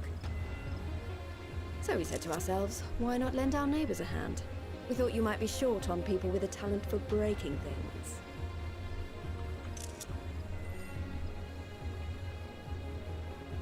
While it pains me to admit it, you are right. Our deficiencies so plain to see. It might have been a lifetime ago, but I was once one of the Scions assigned to the Shroud. I know this forest well. I know your people. And I know we will be stronger if we fight this fight together.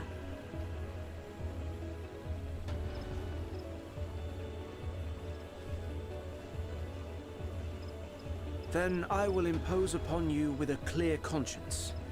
Come, let us speak of how to integrate our forces.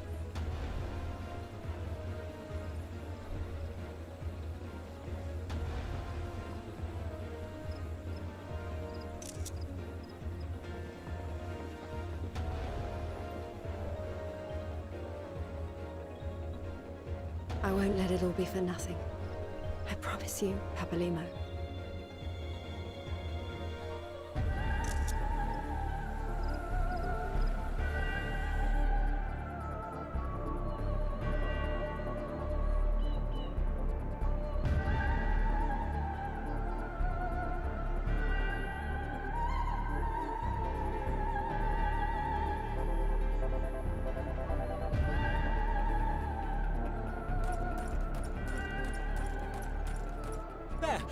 There you are! We've no time to waste, brother. Everyone has already... Ah.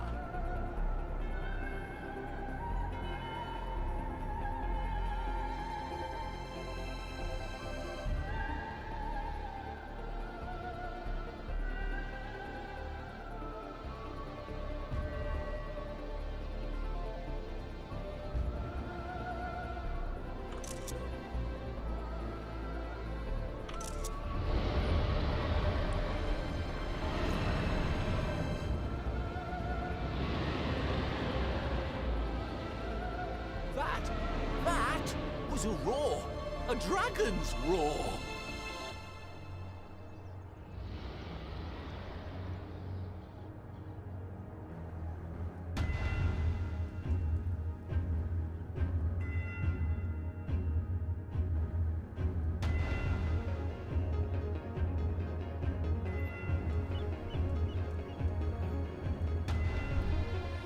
That's a face I haven't seen in a while.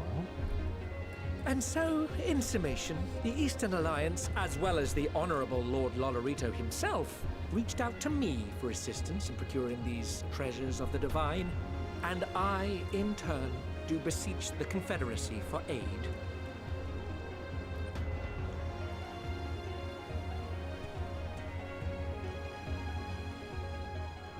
Hmm? Is that... Hancock? What a surprise this is. Soroban. What? And a fortuitous one at that. I have a favor to ask, you see.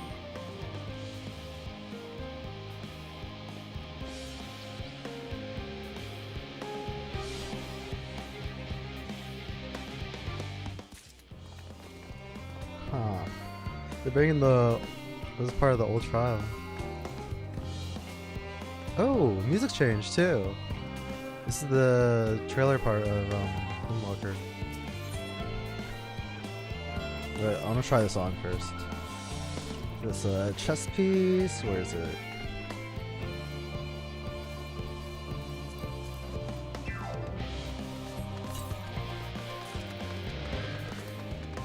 What does that look like?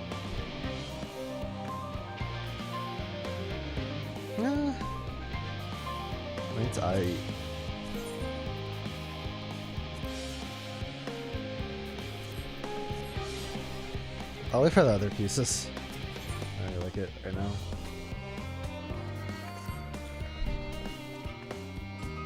Though our friends are searching for refined adamante and sacred relics, we will only know if they meet your requirements once they've arrived. In the meantime, is there aught else we might do to be of service? Ha! You've already done more than enough. If I had to say though, I could use someone who knows a thing or two about Allegan technology. You there, the kid with the red eyes and matching hair. You seem to know more than the average scholar.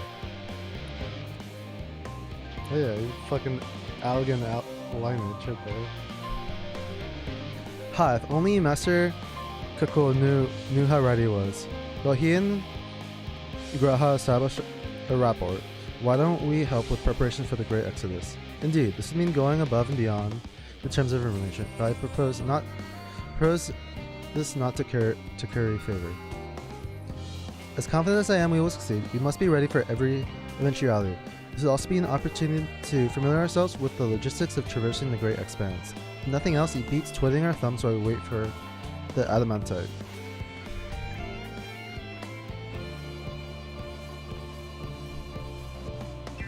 Oh, ain't you a bunch of helpful buggers? Be in mind to lend a hand, I know where you ought to go. Charles and Hammett is lousy with researchers and scholar types, busying themselves prepping for the Exodus. Pah! That lot need all the help they can get. Well then, off we go.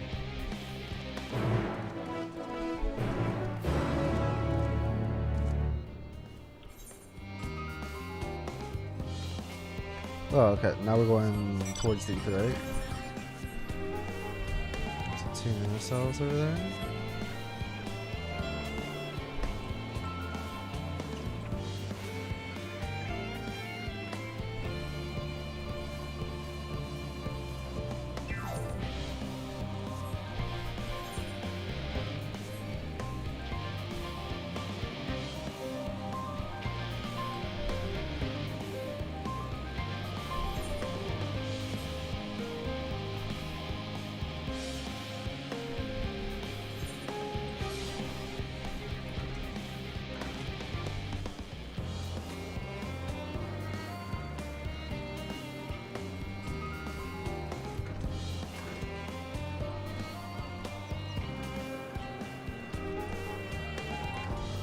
Oh, so.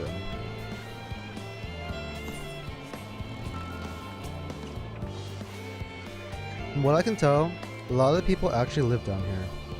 I don't know how much help we can offer, but I dare say they'll benefit from some of that fresh inspiration Scholar Malakan mentioned. Let's start by asking around, ideally without getting in anyone's way. Let's meet by the Aetheryte once our work is done.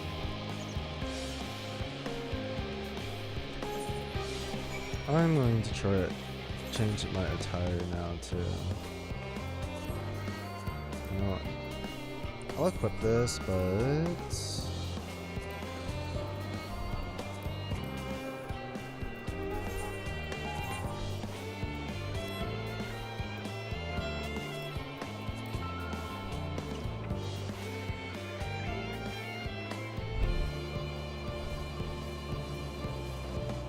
oh, I gotta be in the city first for it to change.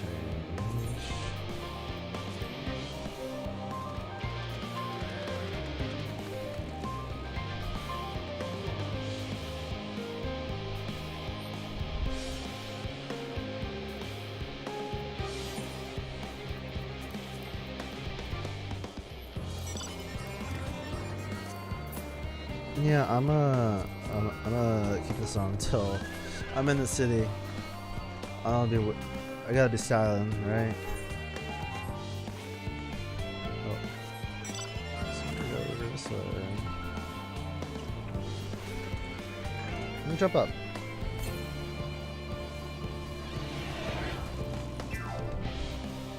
Happened with the Ark. Even with all the power Master Cockroach managed to squeeze out of that ether burner, it's still not enough apparently. And now here the final days have arrived. Horrible creatures running rampant all over. If only we'd begun the exodus sooner. People are dying, there's no end to it if we don't fulfill our duties. But we will. We spent years preparing for this moment. Believe in the plan and all will be well.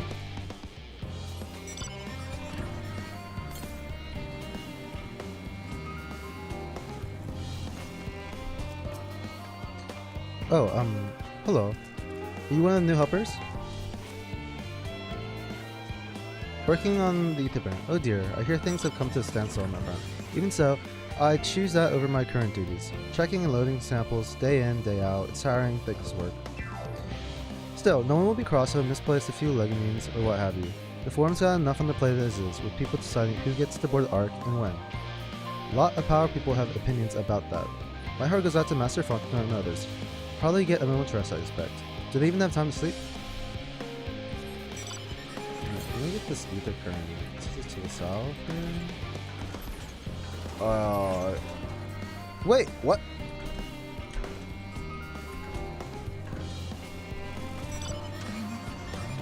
Okay, maybe I just came with the bike.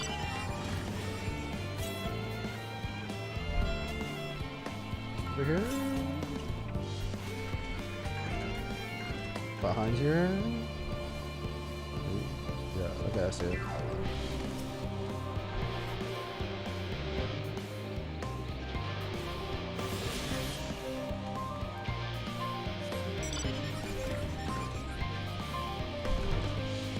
Oh, there's even another level down there.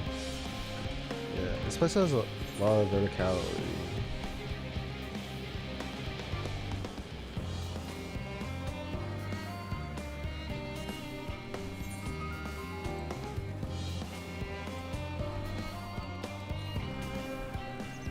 accept this blue quest. Excuse me, ma'am. I couldn't help but notice that you have a way about you that screams, I have an affinity for creatures of the wilds, and since I'm never wrong about such things, might I trouble you? You see, amongst the troops of trolls living in the outer circuit, I came upon one who was sick beyond measure. I took the poor creature in at once and saw him healed, of course, but when I attempted to return him to his rightful home, he flew into a panic as if he could not bear the thought of going back. To make matters worse, the troll saw fit to escape into a den of Analas. I would go after him, but I'm so from a foot I'd scare him off like as not, and be torn limb from limb for my pains by the fiends.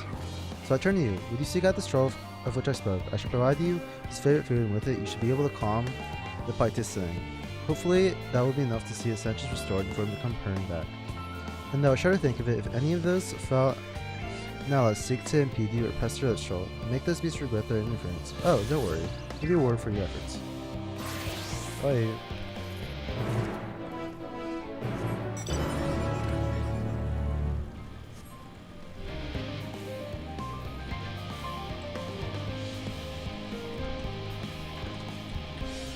Over here.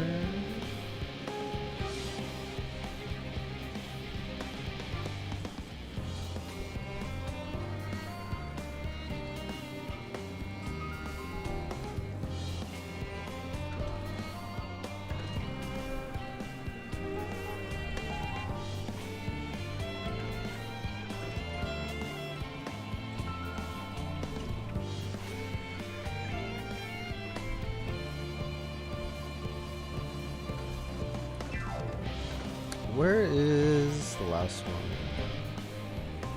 I would have thought it would be like over here. Oh, there we go. Offering to help, that's very kind, but I should be able to organize the rest of the documents myself. It's mostly lists of the things we'll need once we arrive at the moon, and then whichever star we choose as our new home. Our duties largely concern the maintenance of living conditions, so I'll be a lot busier after we depart. I hear that our lunar collaborators have come down to assist in our efforts. Looking forward to finally meeting them in person, after having communed them in such limited capacities thus far. To be perfectly honest, I've not the slightest idea what they look like. I do, they're not enormous, looming giants. Wow, I'd much prefer something small and fluffy, like that behatted rabbit that ran by.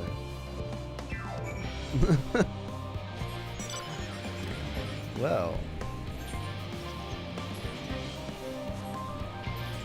Let's go over to this ESKITTITTTT.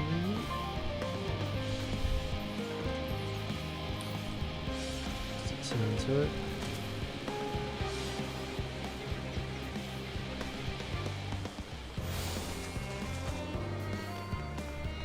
There's a little there. Fancy meeting you here, Mate. Our friends in the forum brought us to see their teeny tiny toy boat, which is quite impressive considering they didn't use any creation magics. What we're really interested in is Aetheris itself, though we now find ourselves in sort of funny underground miniature version of it. We were hoping for the forum would give us a guided tour, but it appears they're rather preoccupied. Honestly, all that time they prepare and they're still not ready. I suppose we'll just have to show ourselves around. At least that's what we were planning to do until we chanced upon you, Ranger, and your good self. As you're both dawdling about, engaging in idle chit-chat, perhaps you should show us a few points of interest. Won't that be fun?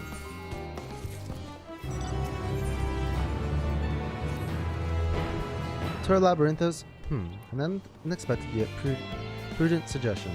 Given the similarities betwixt this artificial environment and Bestway's burrow, it would be in our best interest to have the Loppers acquaint themselves with those conditions deemed optimal by their Charlan collaborators. I fear, however, that continued reliance upon my limited knowledge would risk narrowing rather than broadening their perspectives. Mayhap thou art better suited to lead this venture. What a marvelous idea! Might we begin with that great big what's-it over yonder? Ah yes, the what's-it. I shall leave its explanation to Matea. Oi.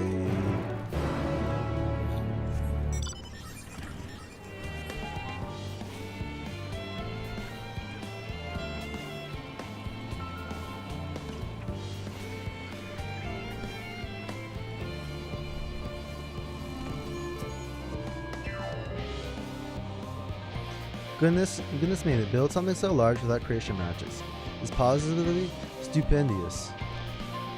Perhaps you could direct our attention to its most important features.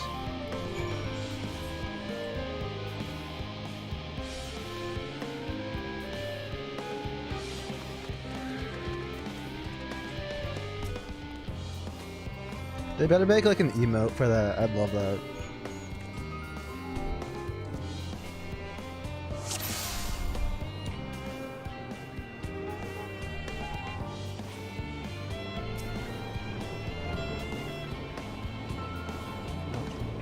Recline my chair back.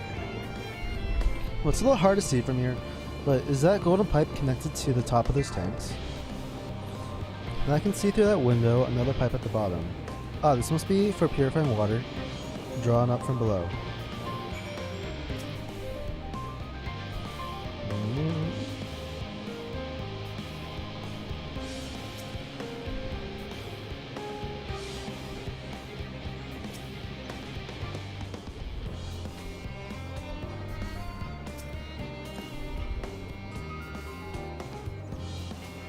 That looks like the trees in Greatest Endsville.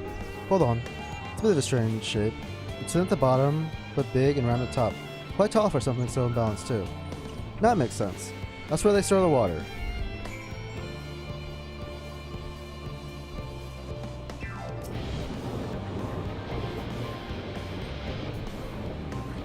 Is that water I hear from inside that great big tube?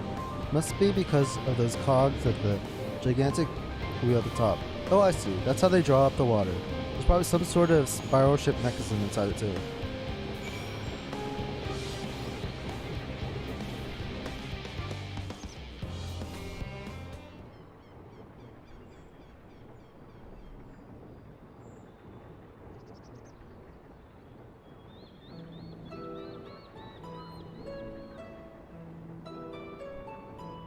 Well, if I were to hazard a guess, water drawn from the underground, presumably with some other mechanism, is purified here and stored in that tower before being distributed elsewhere.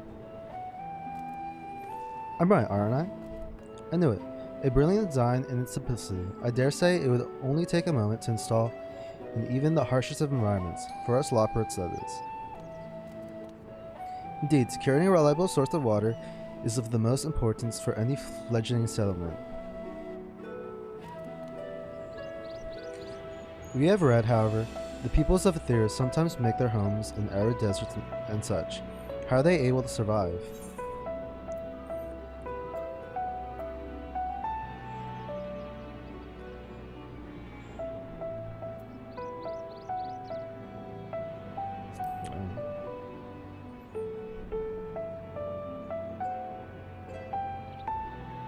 So wherever you choose to live, you're never far from water. Oh dear. I worry we won't be able to procure the necessary amount. We provide enough water to keep them from drying out completely, but it would appear they rely on that far more than we anticipated. A few adjustments may be in order, once we've calculated the average rate of consumption per individual. It may also be worth learning more about exactly how they obtain their water in the first place. Master Afternoon spoke of the machinery responsible for that feat during our journey through Lodger Station Alpha, did he not? Maybe the Loporrits will share his appreciation for the engineering marvel. Oh yes, that sounds absolutely splendid. We must journey beyond the sanctuary of Charlian Hamlet. I shall lead the way. You mean we'll have to brave the untamed wilderness? Valid concern indeed. Not help but notice the many dangerous creatures with big nasty teeth lurking beyond the safe confines of the settlement. Were we not escorted here by burly custodians, I dread to think what would have become of us. Regrettably, to many a hungry predator with the aforementioned big, nasty teeth, Loporrits may appear to be a potential and rather appetizing source of substance. Might I upon thee to assist in securing safe passage to Lodger Station Alpha. For my part, I shall act as an escort to Living Way and Cooking Way. I entrust Singing Way and Growing Way to thy care. I get you. A more valiant protector they could not wish for. Godspeed.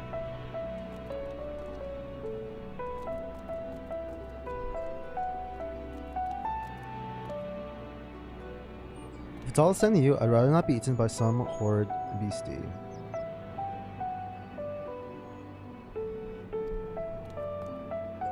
Come along, Growingway. To the water extraction, what's it?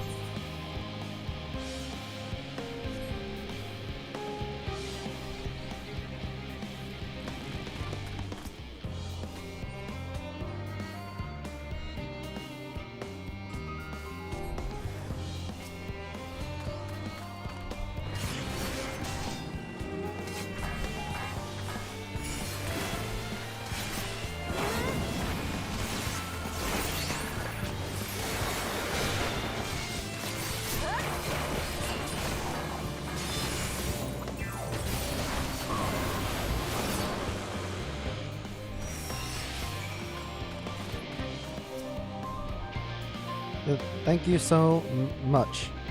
I really hope this water expression is worth these harrowing experiences. All part of the fun, some might say.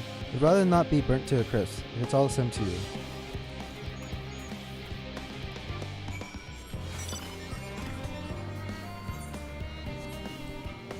So I'll do this one here too. Oh, this is a troll.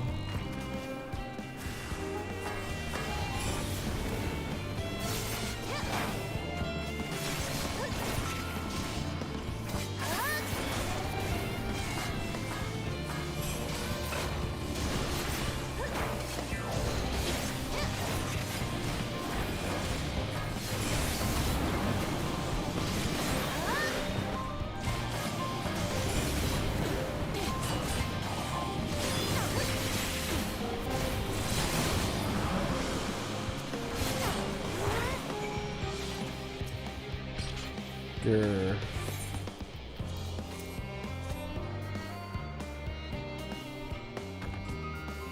Mwah.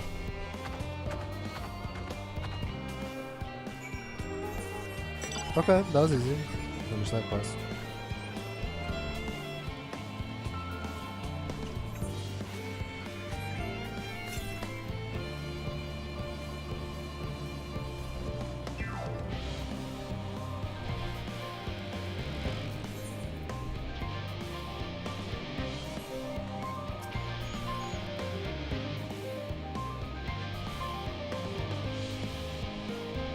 My friends, I bid you welcome to Logistics Station Alpha. Our destination doth lie at the lift stop. Pray follow me.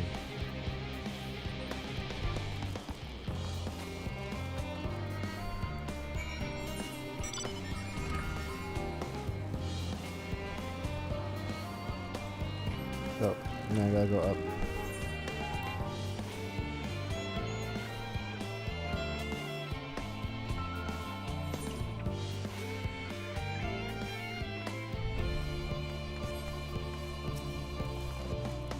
Marvelous, something marvelous. So this is where the magic or science rather takes place.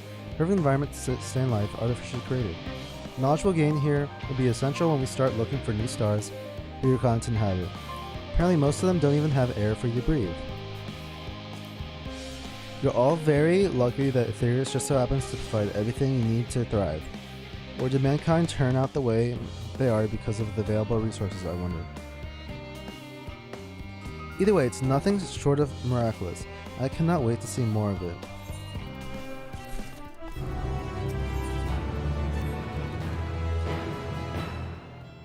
That is all very wonderful, I'm sure, but I was rather hoping to learn more about your nourishment provision facilities. In other words, where's the food? I believe both the knowledge and consumables you seek may be found at Mayo Ergonomics. As I imagine Singway and others intend to study every conceivable facet of the apparatus, wouldst thou be kindness to escort our visiting culinarian? Yes, that sounds much more interesting. Hopefully I'll be able to see firsthand some of the delicacies Ranger was telling me about. Even his incredibly vivid, if about a bit too verbose descriptions.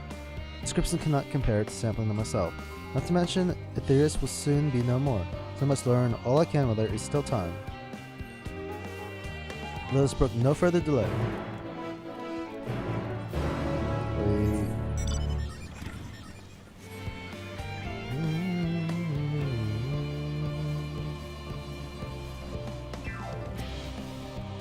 Okay, you just... He's like, what are you doing in there, buddy?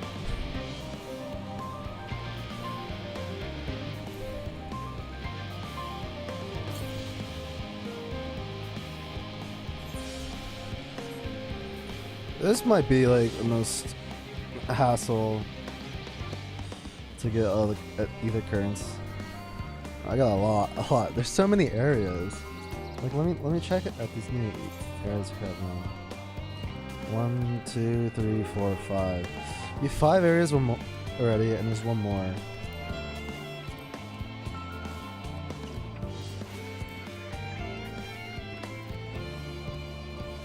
I guess there's about 6 in each area. These areas are so big though. I have one more. This is the place, yes? The heady aroma was enough to guide me here. And I've spotted several of the fruit and vegetables featured in our compendium. I dearly love to try some, but I read that those who help themselves to a farmer's crops without permission are often caught and put into pies. Perhaps you could ask whoever's in charge if they would be willing to part with a few samples.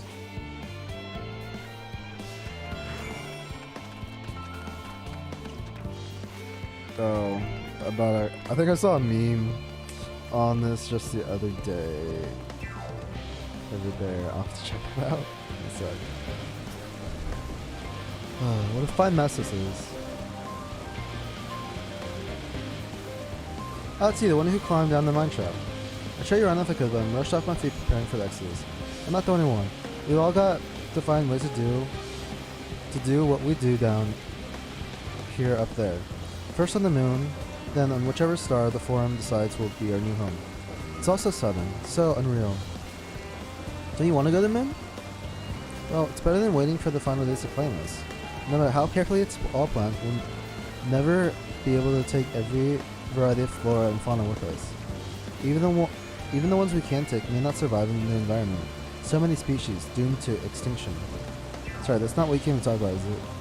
Nothing quite dire, I assure you. I only wish to sample a little of your produce if you may. By all means, help yourselves. Much appreciated, my good fellow. So where to begin? The grapes. I think those are the grapes.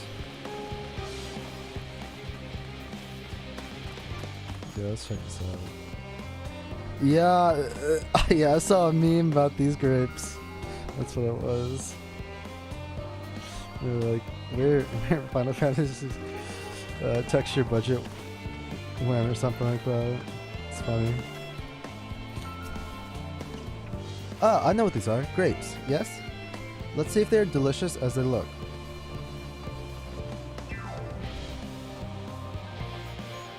So sweet, so sour. It tastes as much like a ripe philosopher's carrot, and yet the texture is entirely different. The contrast between the outer skin and the fruit within is most peculiar, though far from unpleasant. Yes, I think I'll try another. Well, that's going to give me food for thought, though in a far less visceral manner than the philosopher's carrot. But tell me, what's your opinion on grapes? I love grapes, man. I love grapes. Yes, they're very Moorish, aren't they? From the red, quite versatile too. Something about people stepping on them to make intoxicating beverages, as I recall. Anyway, that's enough about grapes for the time being. On to the next street.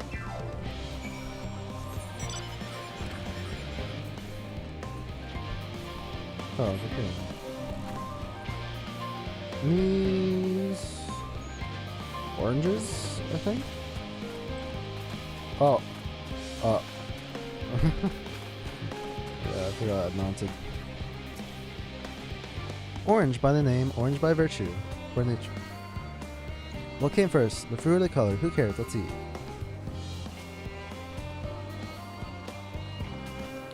Yes, that's equal parts sweet and sour, as with grapes, yet nothing alike.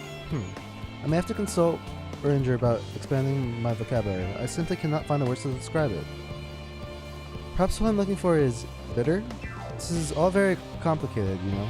So many flavors, so many choices, each individual with their own personal preferences. Now I see why you all turn your noses up at the idea of eating nothing but carrots. Marvelous though they are, my submission, let no one say I said otherwise. Ah, but speaking of carrots, I've yet to sample any other vegetables. Let's see what's in the field over there. Just wait till they see the meat. They're like, ah!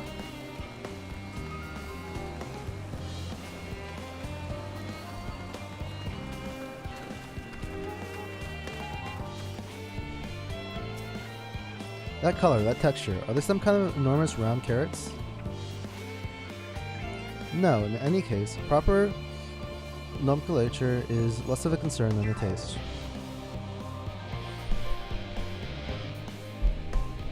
Yeah, it's so hard and flavorless. I may as well be chewing a piece of wood. All but confirms it. These are nothing more than begotten failures, scorning as goodly carrots. Oh, pumpkins. Stop, stop, stop. Can't you see these are pumpkins? And no one with any sense try eating them raw. You're supposed to cook them first.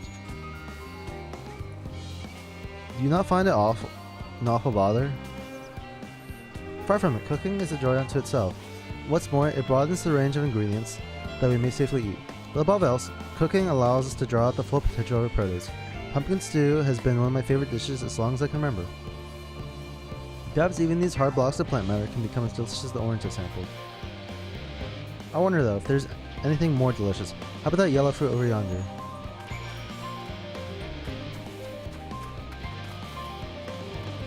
What is this? Lemons? Lincoln lemons? With a wonderful fragrance, with luck, they'll have a flavor to match. No idea how these didn't, so just bite into it. My tongue. Is this poison? A lemon. You mean it's supposed to taste like this? How can something so similar to an orange be so revolting? Ah, it may be some time before my palate recovers from this ordeal. As such, I had best call an end to this round of sampling. Let us say our farewells and return to the others.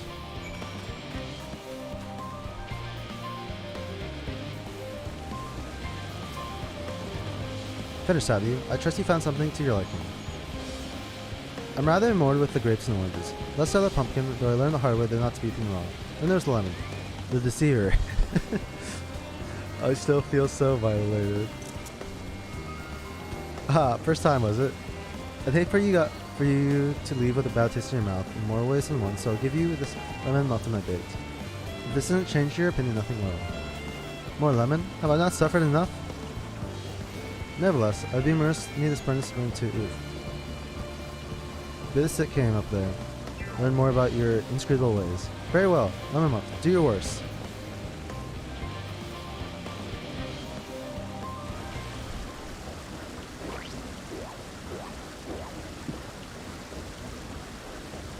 This is delicious.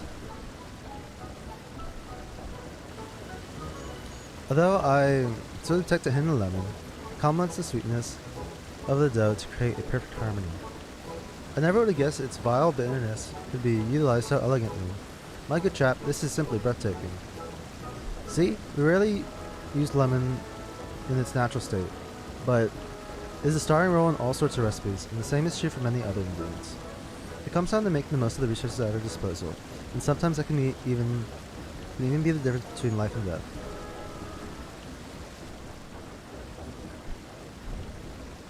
I know we won't be able to take every species with us. No doubt the forum agonized over what was worth preserving, what will be consigned to history. Hard choices, but make them we must if we're to survive. Such strength of will. Now I know what Highland sees in your kind.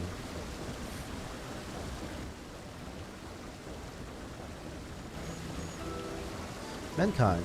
The Loperates, we were both born from the accumulated knowledge of the ancients. They learned all there is to learn about nature and sentient life and the fates of the stars themselves.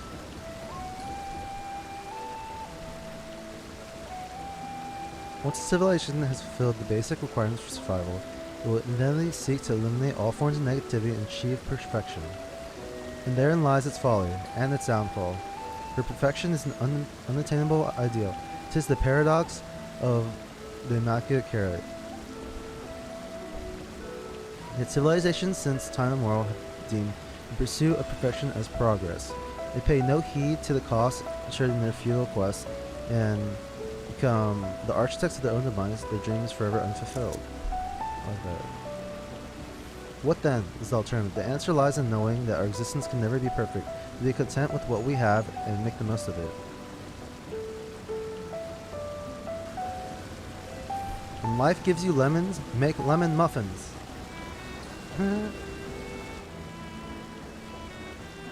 Pardon my erosion, but what in the seven hells are you on about? And who are you anyway?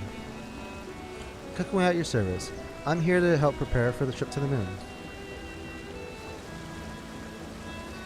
And once you get there, you'll be able to try my carrots. I've been growing all different kinds. Don't worry, there'll be room for your crops too. We'll work together to preserve as many ethereal species as possible, if you're up to the challenge. Yes, of course. I look forward to it. Well, this has all been highly productive, probably. Let's go and see if you Ranger and the others have run out of machinery to inspect, shall we?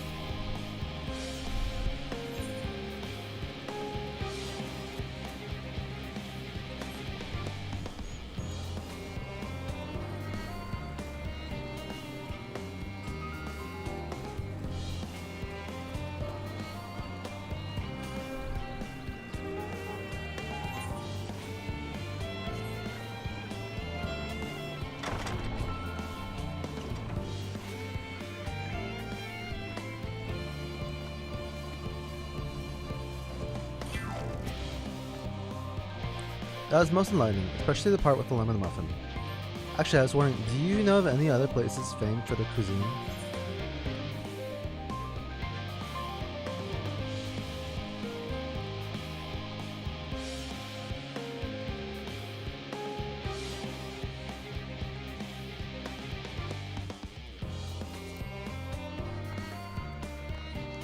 Ramen. Should have time to visit. The more I learn of theirs, the more I wish I could spare it from the final days. Alas, Highland's orders are the fleet not to resist. If only there was some other way.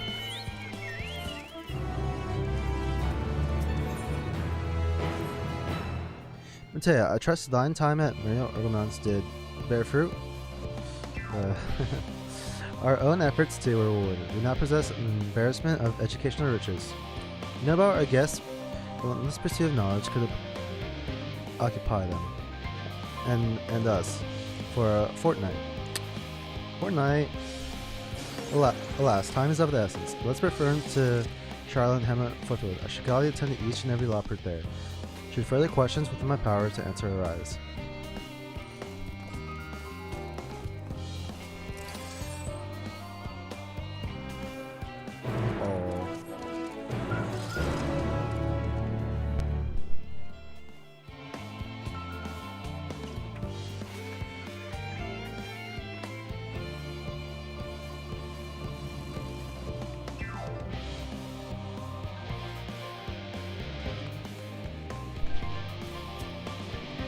Master Fortuna has appraised me of your situation. You may take the left to the central circuit as you feel fit.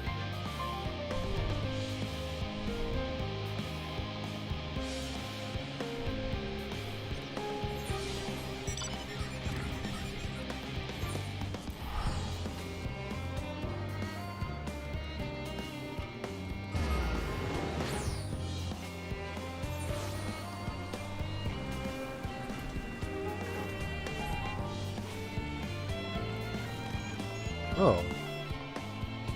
Jenny, so sweet.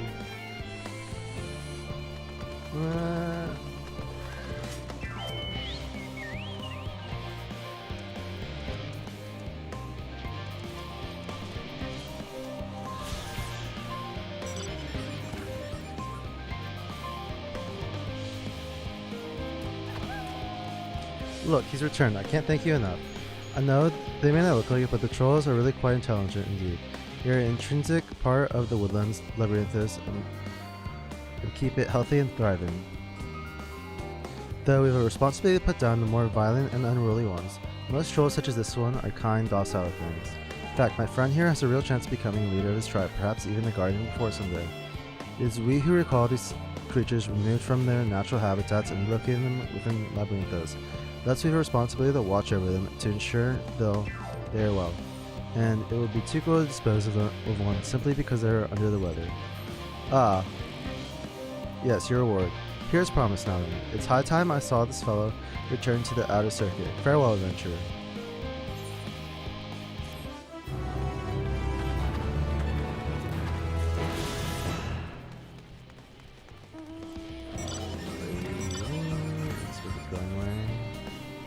I have to stop here in a sec. I have a friend who's just arriving, so.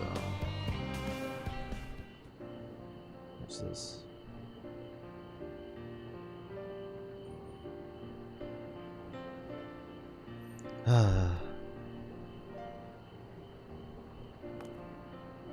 Yes, Matea, that was indeed me verbalizing the sigh that expressed my emotional state. Do you want to know why?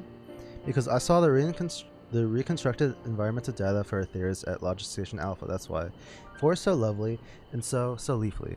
Are all your forests like that? Black Shroud, yeah? The Rutica Greatwood. Good examples. I say.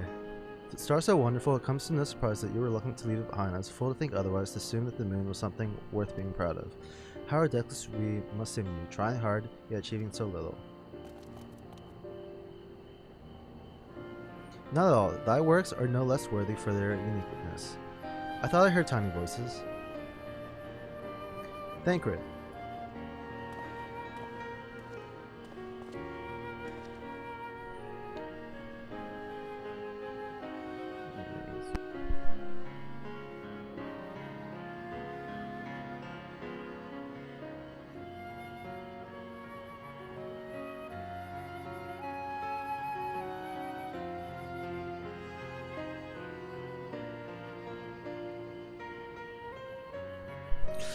How didst thou fare? Oh, I was able to glean a fair bit from the researchers while helping them move their cargo. Preparations have proceeded without interruption here, despite news of the coming end. We have the forum's leadership to thank that. That doesn't mean people aren't worried though, quite the opposite. Knowing disaster could strike at any moment, they hurry to complete their work, equally aware that a single error could be the difference between life and death.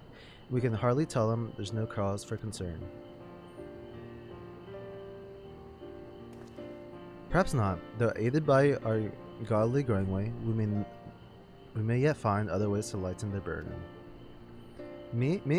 But be of use to people, I'm honored that you could think me so capable. I'm not sure that I'm up to the challenge.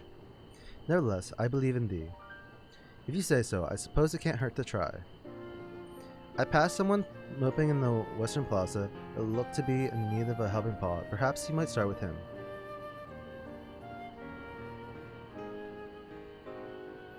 Tis a good place as any. Come. Wait. Alright. This is where I stop for the day. My friend is here and has arrived and it's freezing outside. We want to end the stream for tonight. I'll probably be on again tomorrow. We'll probably finish Endwalker, possibly. We'll see. But